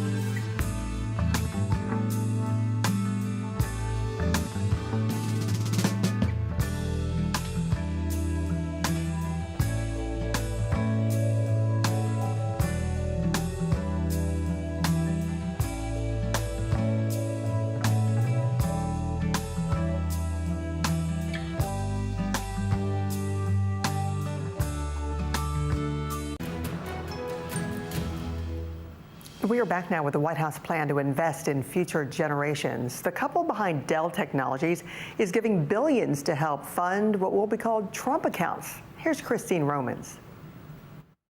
At the White House, a celebration for new investment accounts for every child born in America, what the administration calls Trump accounts, now set to launch on July 4th next year. Trump accounts will be the first, I guess you could say, real trust funds for every American child. Those accounts for babies born between January 1st of this year through 2028 will receive $1,000 of federal funds that will grow tax-free. The money is to be invested in broad stock market index funds and can be used for education, housing, or converted into a retirement account once the child turns 18. We believe this is the greatest investment that we could possibly make is in children. What President Trump called one of the most generous acts in the history of the country. Tech billionaires Susan and Michael Dell announcing they will donate $6.25 billion to expand the accounts to an additional 25 million children. Our gift will cover most of the children that are 10 and under that are not part of the federal program, the 0 to 2-year-olds, and who also live in zip codes where the median income is $150,000 or less. The gift, $250 per child. Others, like family members and employers, can contribute up to another $5,000 a year into the accounts. I have spoken with a number of other wealthy Americans, philanthropists, and we are confident that others will join us. And our thanks to Christine for that report. Today, lawyers are expected to file the first wrongful death lawsuit against UPS and other parties in Louisville on behalf of the families who lost loved ones nearly 1 month ago when a UPS cargo plane crashed after taking off from Muhammad Ali International Airport. The crash killed 3 crew members on board and 11 civilians on the ground. Clifford law offices say the 2 suits alleged negligence against UPS and other parties after a preliminary report from the NTSB said the investigation found fatigue cracks in a structural component of the wing. UPS did not immediately reply to our request for comment. Also happening today, it is sentencing day for the doctor who pleaded guilty to selling ketamine to actor Matthew Perry. Dr. Salvador Plasencia is accused of supplying the drugs that led to the Friend star's overdose in 2023. He was indicted on charges of conspiracy to distribute ketamine distribution, plus altering and falsifying documents or records related to the federal investigation. Plasencia faces a statutory minimum or maximum sentence of 10 years in federal prison for each count. Italian fashion giants Prada and Versace are joining forces. Prada Group completes its $1.4 billion purchase of Versace. This brings the Milan powerhouse under the same roof as Prada and Miu Miu. The deal aims to revive Versace's fortunes after years of underperformance. Prada says the brand still has major growth potential, especially as it rolls out a fresh creative vision under designer Dario Vitale. Still to come, the Boston-New York rivalry takes no breaks. Comebacks are in the name of the game here as the Knicks and the Celtics celebrate their quintessential matchup. A full recap right after this.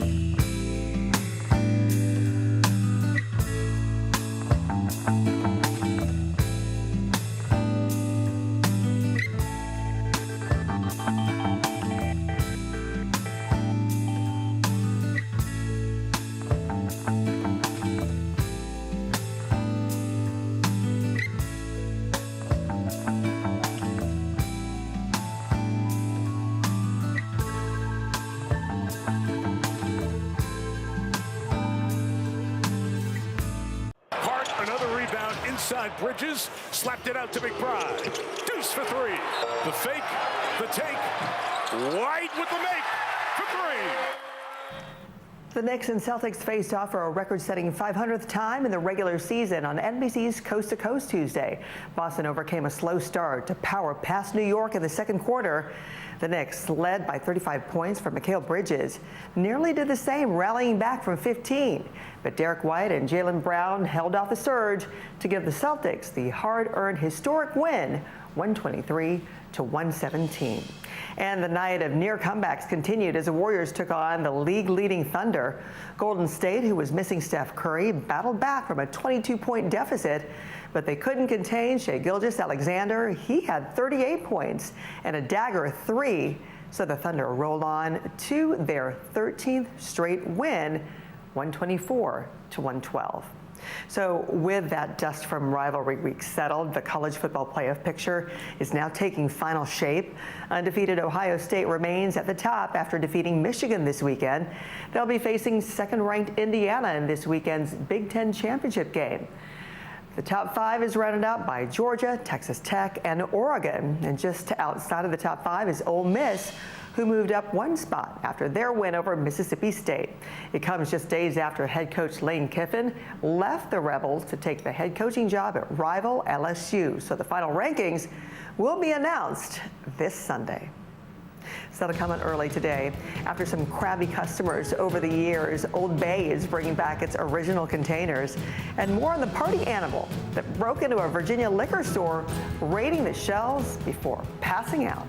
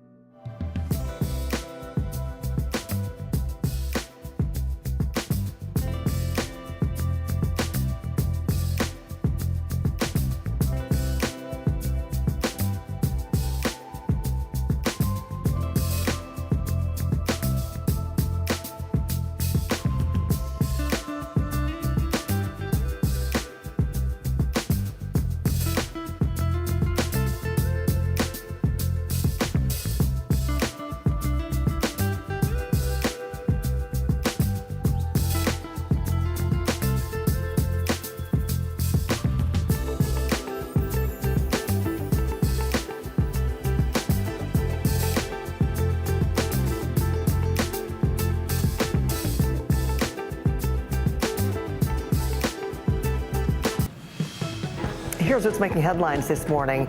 In the first of its kind lawsuit, San Francisco is suing 10 ultra-processed food manufacturers. The lawsuit alleges the companies marketed and sold foods they knew were harmful and designed to be addictive. Companies named in the suit include Kraft Heinz, Coca-Cola, and ConAgra brands. None have responded to NBC's request for comment.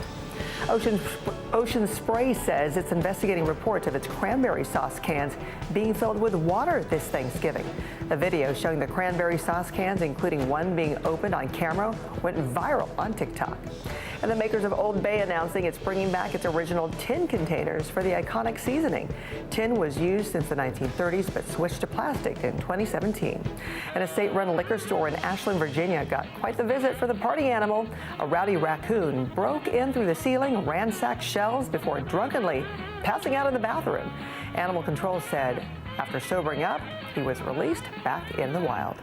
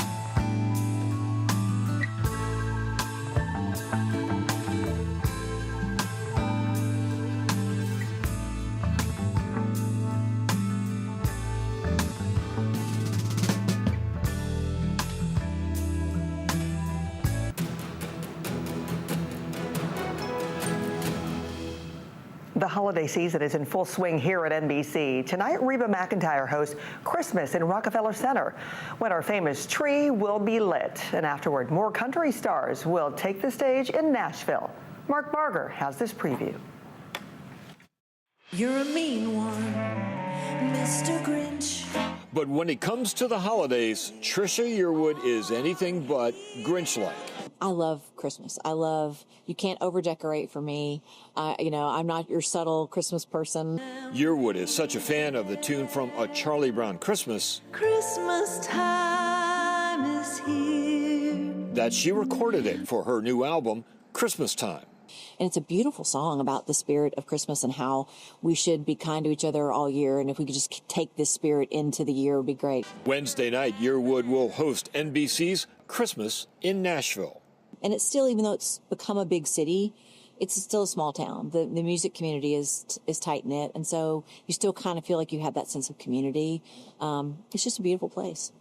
Merry Christmas. Neo joins Yearwood in the special, along with Lauren Elena, the Warren Treaty, Trace Atkins, and the one and only Bill Murray, performing with his Blood Brothers band. I'm trying so hard to not go up to Bill Murray and quote every movie that I love, like we all feel about Bill Murray, right? So I'm very excited. The same Bill Murray who got laughs singing on Saturday Night Live is the frontman for a classic rock and blues band of music veterans that formed in 2022. My friends say, I probably thought you'd be okay. I didn't know it would be good. More than good enough to be touring the country. I want to quit right before we start every time. Every night it's like, I got nothing. I want to quit. Look, can I really go home? And then there's this explosion of emotion and energy. And you're looking at each other going, how the heck did that happen? All we care about really is that the people see that we're having a good time. In front of the biggest audience Wednesday night they will have ever had. Growing up watching the holiday shows, with my family, and to think that we're going to be a part of one is pretty incredible. It's going to be crazy fun. And it's going to be crazy fun for us. For viewers as well. Mark Barger, NBC Entertainment. Got a city Christmas, and then you got a country one right after. Your night is set. Thanks so much for being with me and watching early today. I'm Frances Rivera. Hope you have a great Wednesday. See you back here early tomorrow morning when that tree will be all lit up.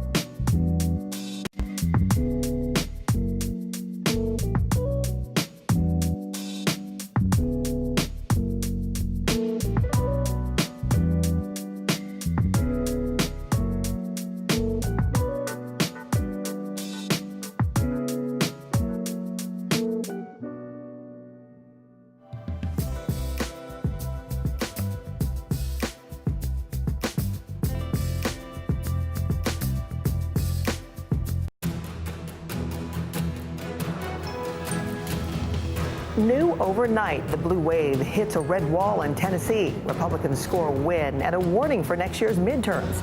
We'll dive into the results of the last big special election of the year. The defense secretary on defense this morning, Pete Hegseth, blaming the fog of war for a controversial second strike on an alleged drug smuggling boat in the Caribbean. The growing scrutiny for the attack. This morning, the Trump administration puts immigration applications on ice. What countries have the new restrictions in place? Winter's wrath hits home. A monster snowstorm slams millions from Kentucky to New England with a wave of bitter cold right behind it. Our team's tracking it all. Waymo trouble at a traffic stop. Why a self-driving car couldn't steer clear of trouble, raising new questions about the safety of the vehicles. And 30 rocking around the Christmas tree. The double dose of holiday fun tonight, from Rockefeller Center tree lighting to Christmas in Nashville. We're decking the halls on this Wednesday, December 3rd. Early today starts right now.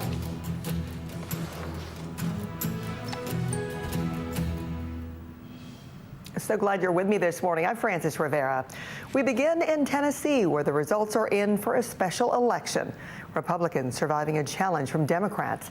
NBC News projecting Matt Van Epps has won a seat in the House. But Democrat Afton Bain came within 10 points of Matt Van Epps in this solidly red district. You put them on the run in a district they thought they could buy easy double digits. And we showed them that is not the case. Tonight, you've sent a message loud and clear. The people of Middle Tennessee stand with President Donald J. Trump. And here to break down the numbers is NBC's Steve Kornacki. We saw a poll last week that put this race at only 2 points. And I mean, I think there was talk that, I think everybody in both parties acknowledged it was a long shot. It was a long shot that Bain would actually win this.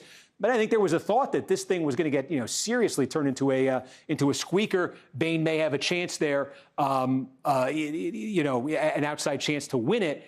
And what I'm seeing in the same day vote here is I think we saw higher same day turnout maybe than we were expecting. And I think we saw that same day turnout more Republican, especially in places like Williamson County, than we were expecting as well. And so one thing that I'm thinking about there is, is there a story there for Republicans as well that they may take away from this about how to wake up their base? How to maybe win over some swing voters. They thought that Bain as a candidate was a very ripe target.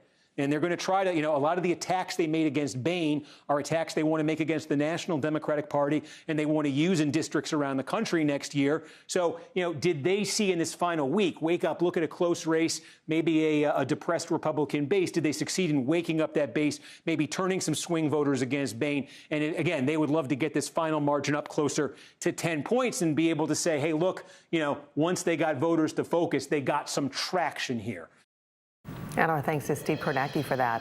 Today, lawyers are expected to file the first wrongful death lawsuits against UPS and other parties in Louisville on behalf of the families who lost loved ones nearly 1 month ago when a UPS cargo plane crashed after taking off from Muhammad Ali International Airport. The crash killed 3 crew members on board and 11 civilians on the ground. Clifford law offices say the two suits alleged negligence against UPS and others after a preliminary report from the NTSB said the investigation found fatigue cracks in a structural component of the wing. UPS did not immediately reply to a request for comment. During a cabinet meeting, President Trump and Defense Secretary Pete Hegseth addressed a controversial U.S. strike on an alleged drug boat. NBC's Gabe Gutierrez was there.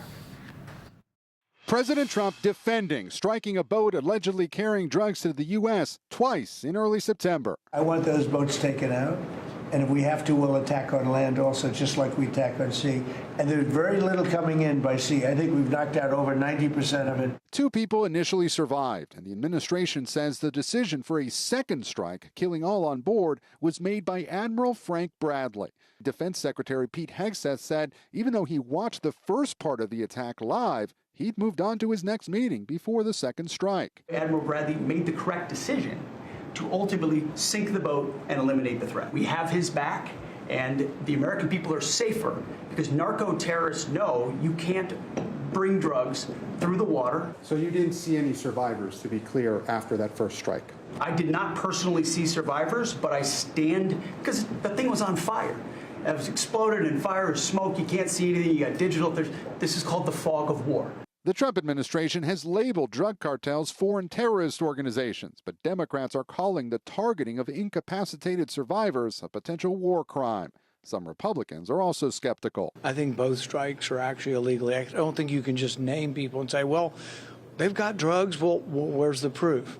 It comes as the administration ramps up its crackdown on illegal immigration. A senior law enforcement official tells NBC News ICE is planning an operation this week in the Minneapolis-St. Paul area, where there's a large Somali population. You told me to look into Minnesota and their fraud on visas and their programs. 50% of them are fraudulent. Federal prosecutors have charged dozens of people in Minnesota's Somali community for allegedly stealing hundreds of millions of dollars in taxpayer money meant for social service programs. This beautiful place, and I see these people ripping it off. Their country stinks, and we don't want them in our country. But when they come from hell and they complain and do nothing but bitch, we don't want them in our country.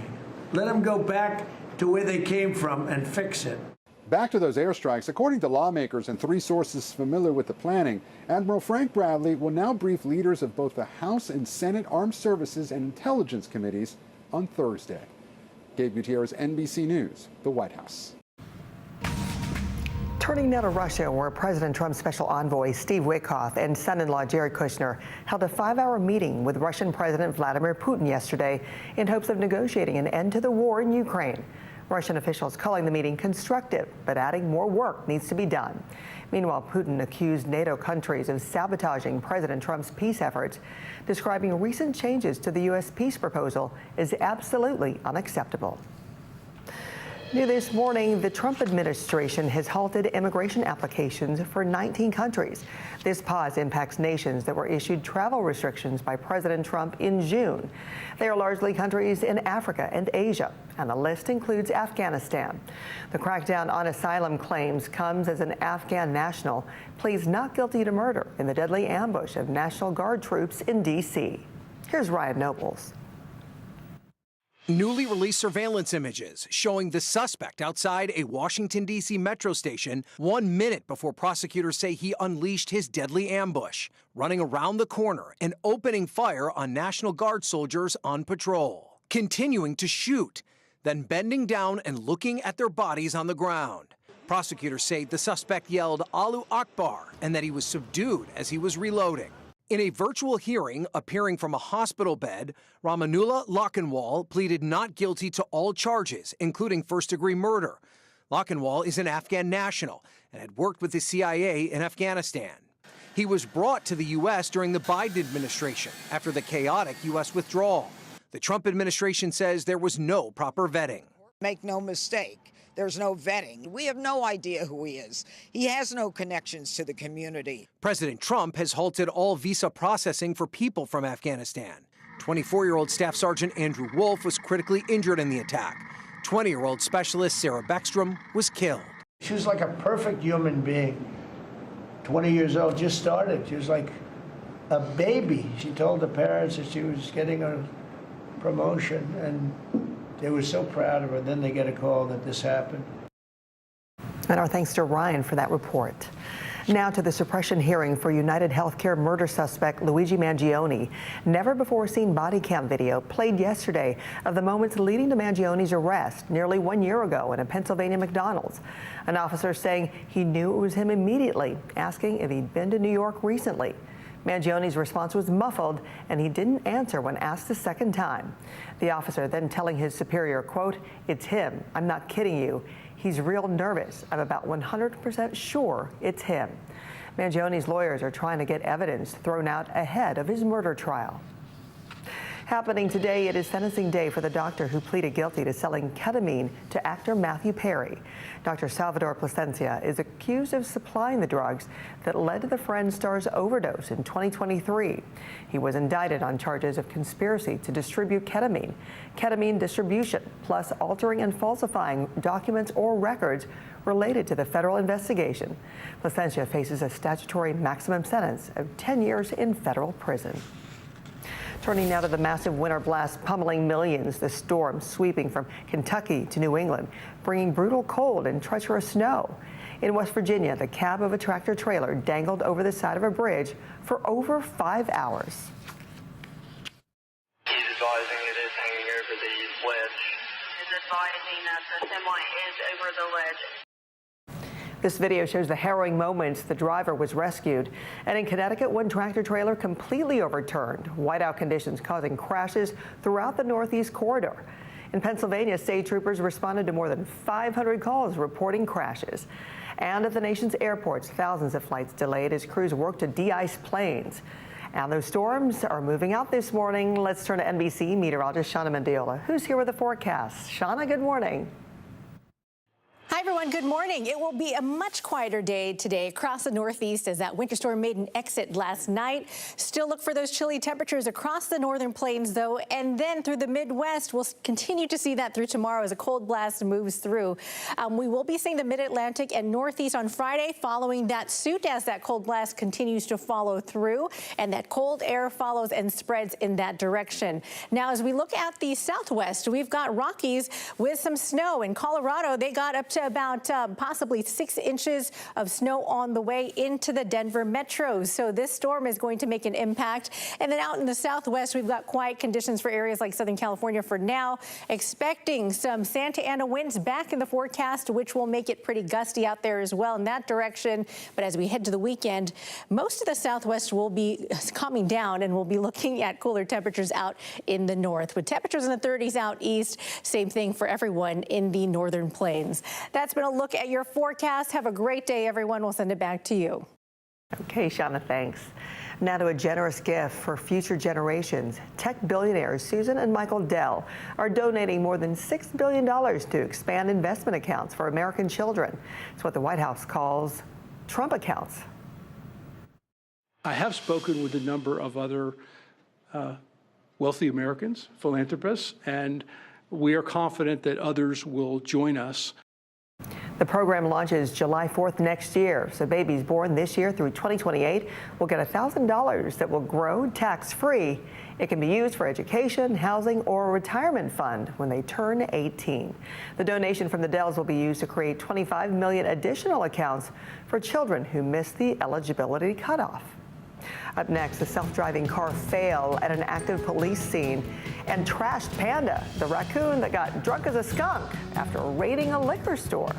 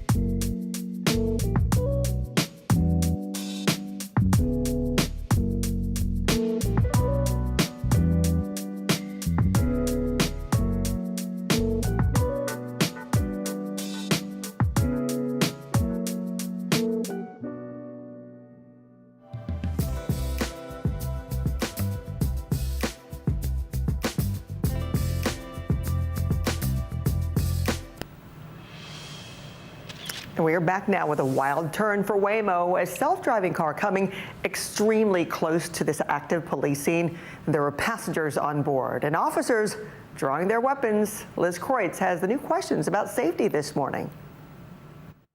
Oh my God. In this video taken in downtown LA, what the f is that Waymo doing? You can see a line of police cars blocking the road and a man lying on the ground. Enter this Waymo driverless taxi, which while servicing riders proceeds to take a left turn, driving right past the active police stop and officers who moments later are seen walking towards the subject with weapons drawn. Waymo telling NBC News that when its robo-taxi came across the scene, it turned into an unblocked area where other cars were also driving, and that it quickly left. In a statement, the company saying safety is our highest priority, and that when we encounter unusual events like this one, we learn from them. Will it ever be possible to train a driverless car on every single potential traffic scenario? No, and that's the catch with this technology. The question is, can you train it on enough that it makes few enough mistakes that you're willing to tolerate the mistakes? According to Waymo's data, their self-driving cars have 90% fewer serious crashes compared to a human driver, but their vehicles are still facing challenges. Last year, a passenger got stuck in a Waymo after the car repeatedly circled around a parking lot at the Phoenix airport. This car is just going in circles. And a federal investigation is now underway into Waymo's repeatedly passing stopped school buses with lights flashing. And as for this latest incident, LAPD tells NBC News that Waymo did not impact officers' tactics, but that police did block the intersection after the robo-taxi made that turn. Back to you. Liz, thanks. A state-run liquor store in Ashland, Virginia got a visit from quite the party animal. A rowdy raccoon broke in through the ceiling, ransacking several shelves before drunkenly, right there, passing out in the bathroom. The country's animal control came to collect the masked bandit and say after sobering up, he was released back into the wild. Still to come, even the man who gave us Pulp Fiction and Kill Bill isn't immune to the charms of Toy Story. More on Quentin Tarantino's picks for the best movies of the century.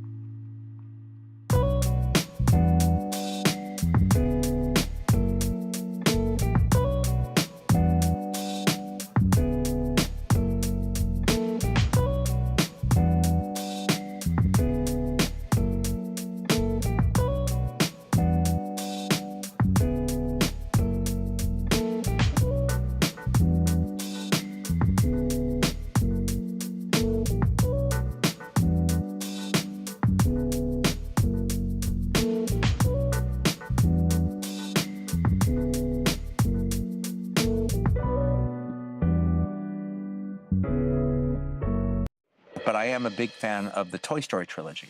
The third one is just magnificent. It's one of the best movies I've ever seen. And if you've seen the other two, then it's devastating. Is it a cartoon? Yeah, well, it's a cartoon. But the thing is, Buzz and Woody have a friend, and Quentin Tarantino, the Oscar-winning director, on Tuesday, unveiling his picks for the top 10 films of the 21st century. Toy Story 3, which hit theaters in 2010, came in at his number 2. Tarantino, who has previously expressed his love for the series, calls it almost perfect and the greatest end to a trilogy. The toys were kept off the top of Tarantino's list by the 2000 war drama Black Hawk Down, which he described as a masterwork. And look at his top 5. They were rounded out by Lost in Translation and Dunkirk. But it was so funny when he was describing Toy Story 3. He basically said, like, if I'm describing it now, I'll get all choked up. And of course, he said it was the most F-bombs here. Only way he could describe, like, the saddest thing ever when it comes to the last 5 minutes. All right, Netflix is no stranger to success, and the new season of Stranger Things is no exception. Season 5, which hits the streamer last Wednesday, brought in over 59 million views in its first 5 days. That's the biggest premiere week ever for an English-language Netflix series. The streamer also confirming that more than 500 theaters will screen this series finale on New Year's Eve and New Year's Day. And it is insane that if it starts off this intense, if you saw it, it was so intense how it's going to progress and end when it comes to this entire series. All right, coming up, the preview of the Rockefeller Christmas tree lighting, and that's tonight. And a surprise gift is shaking up tuition at the University of Washington.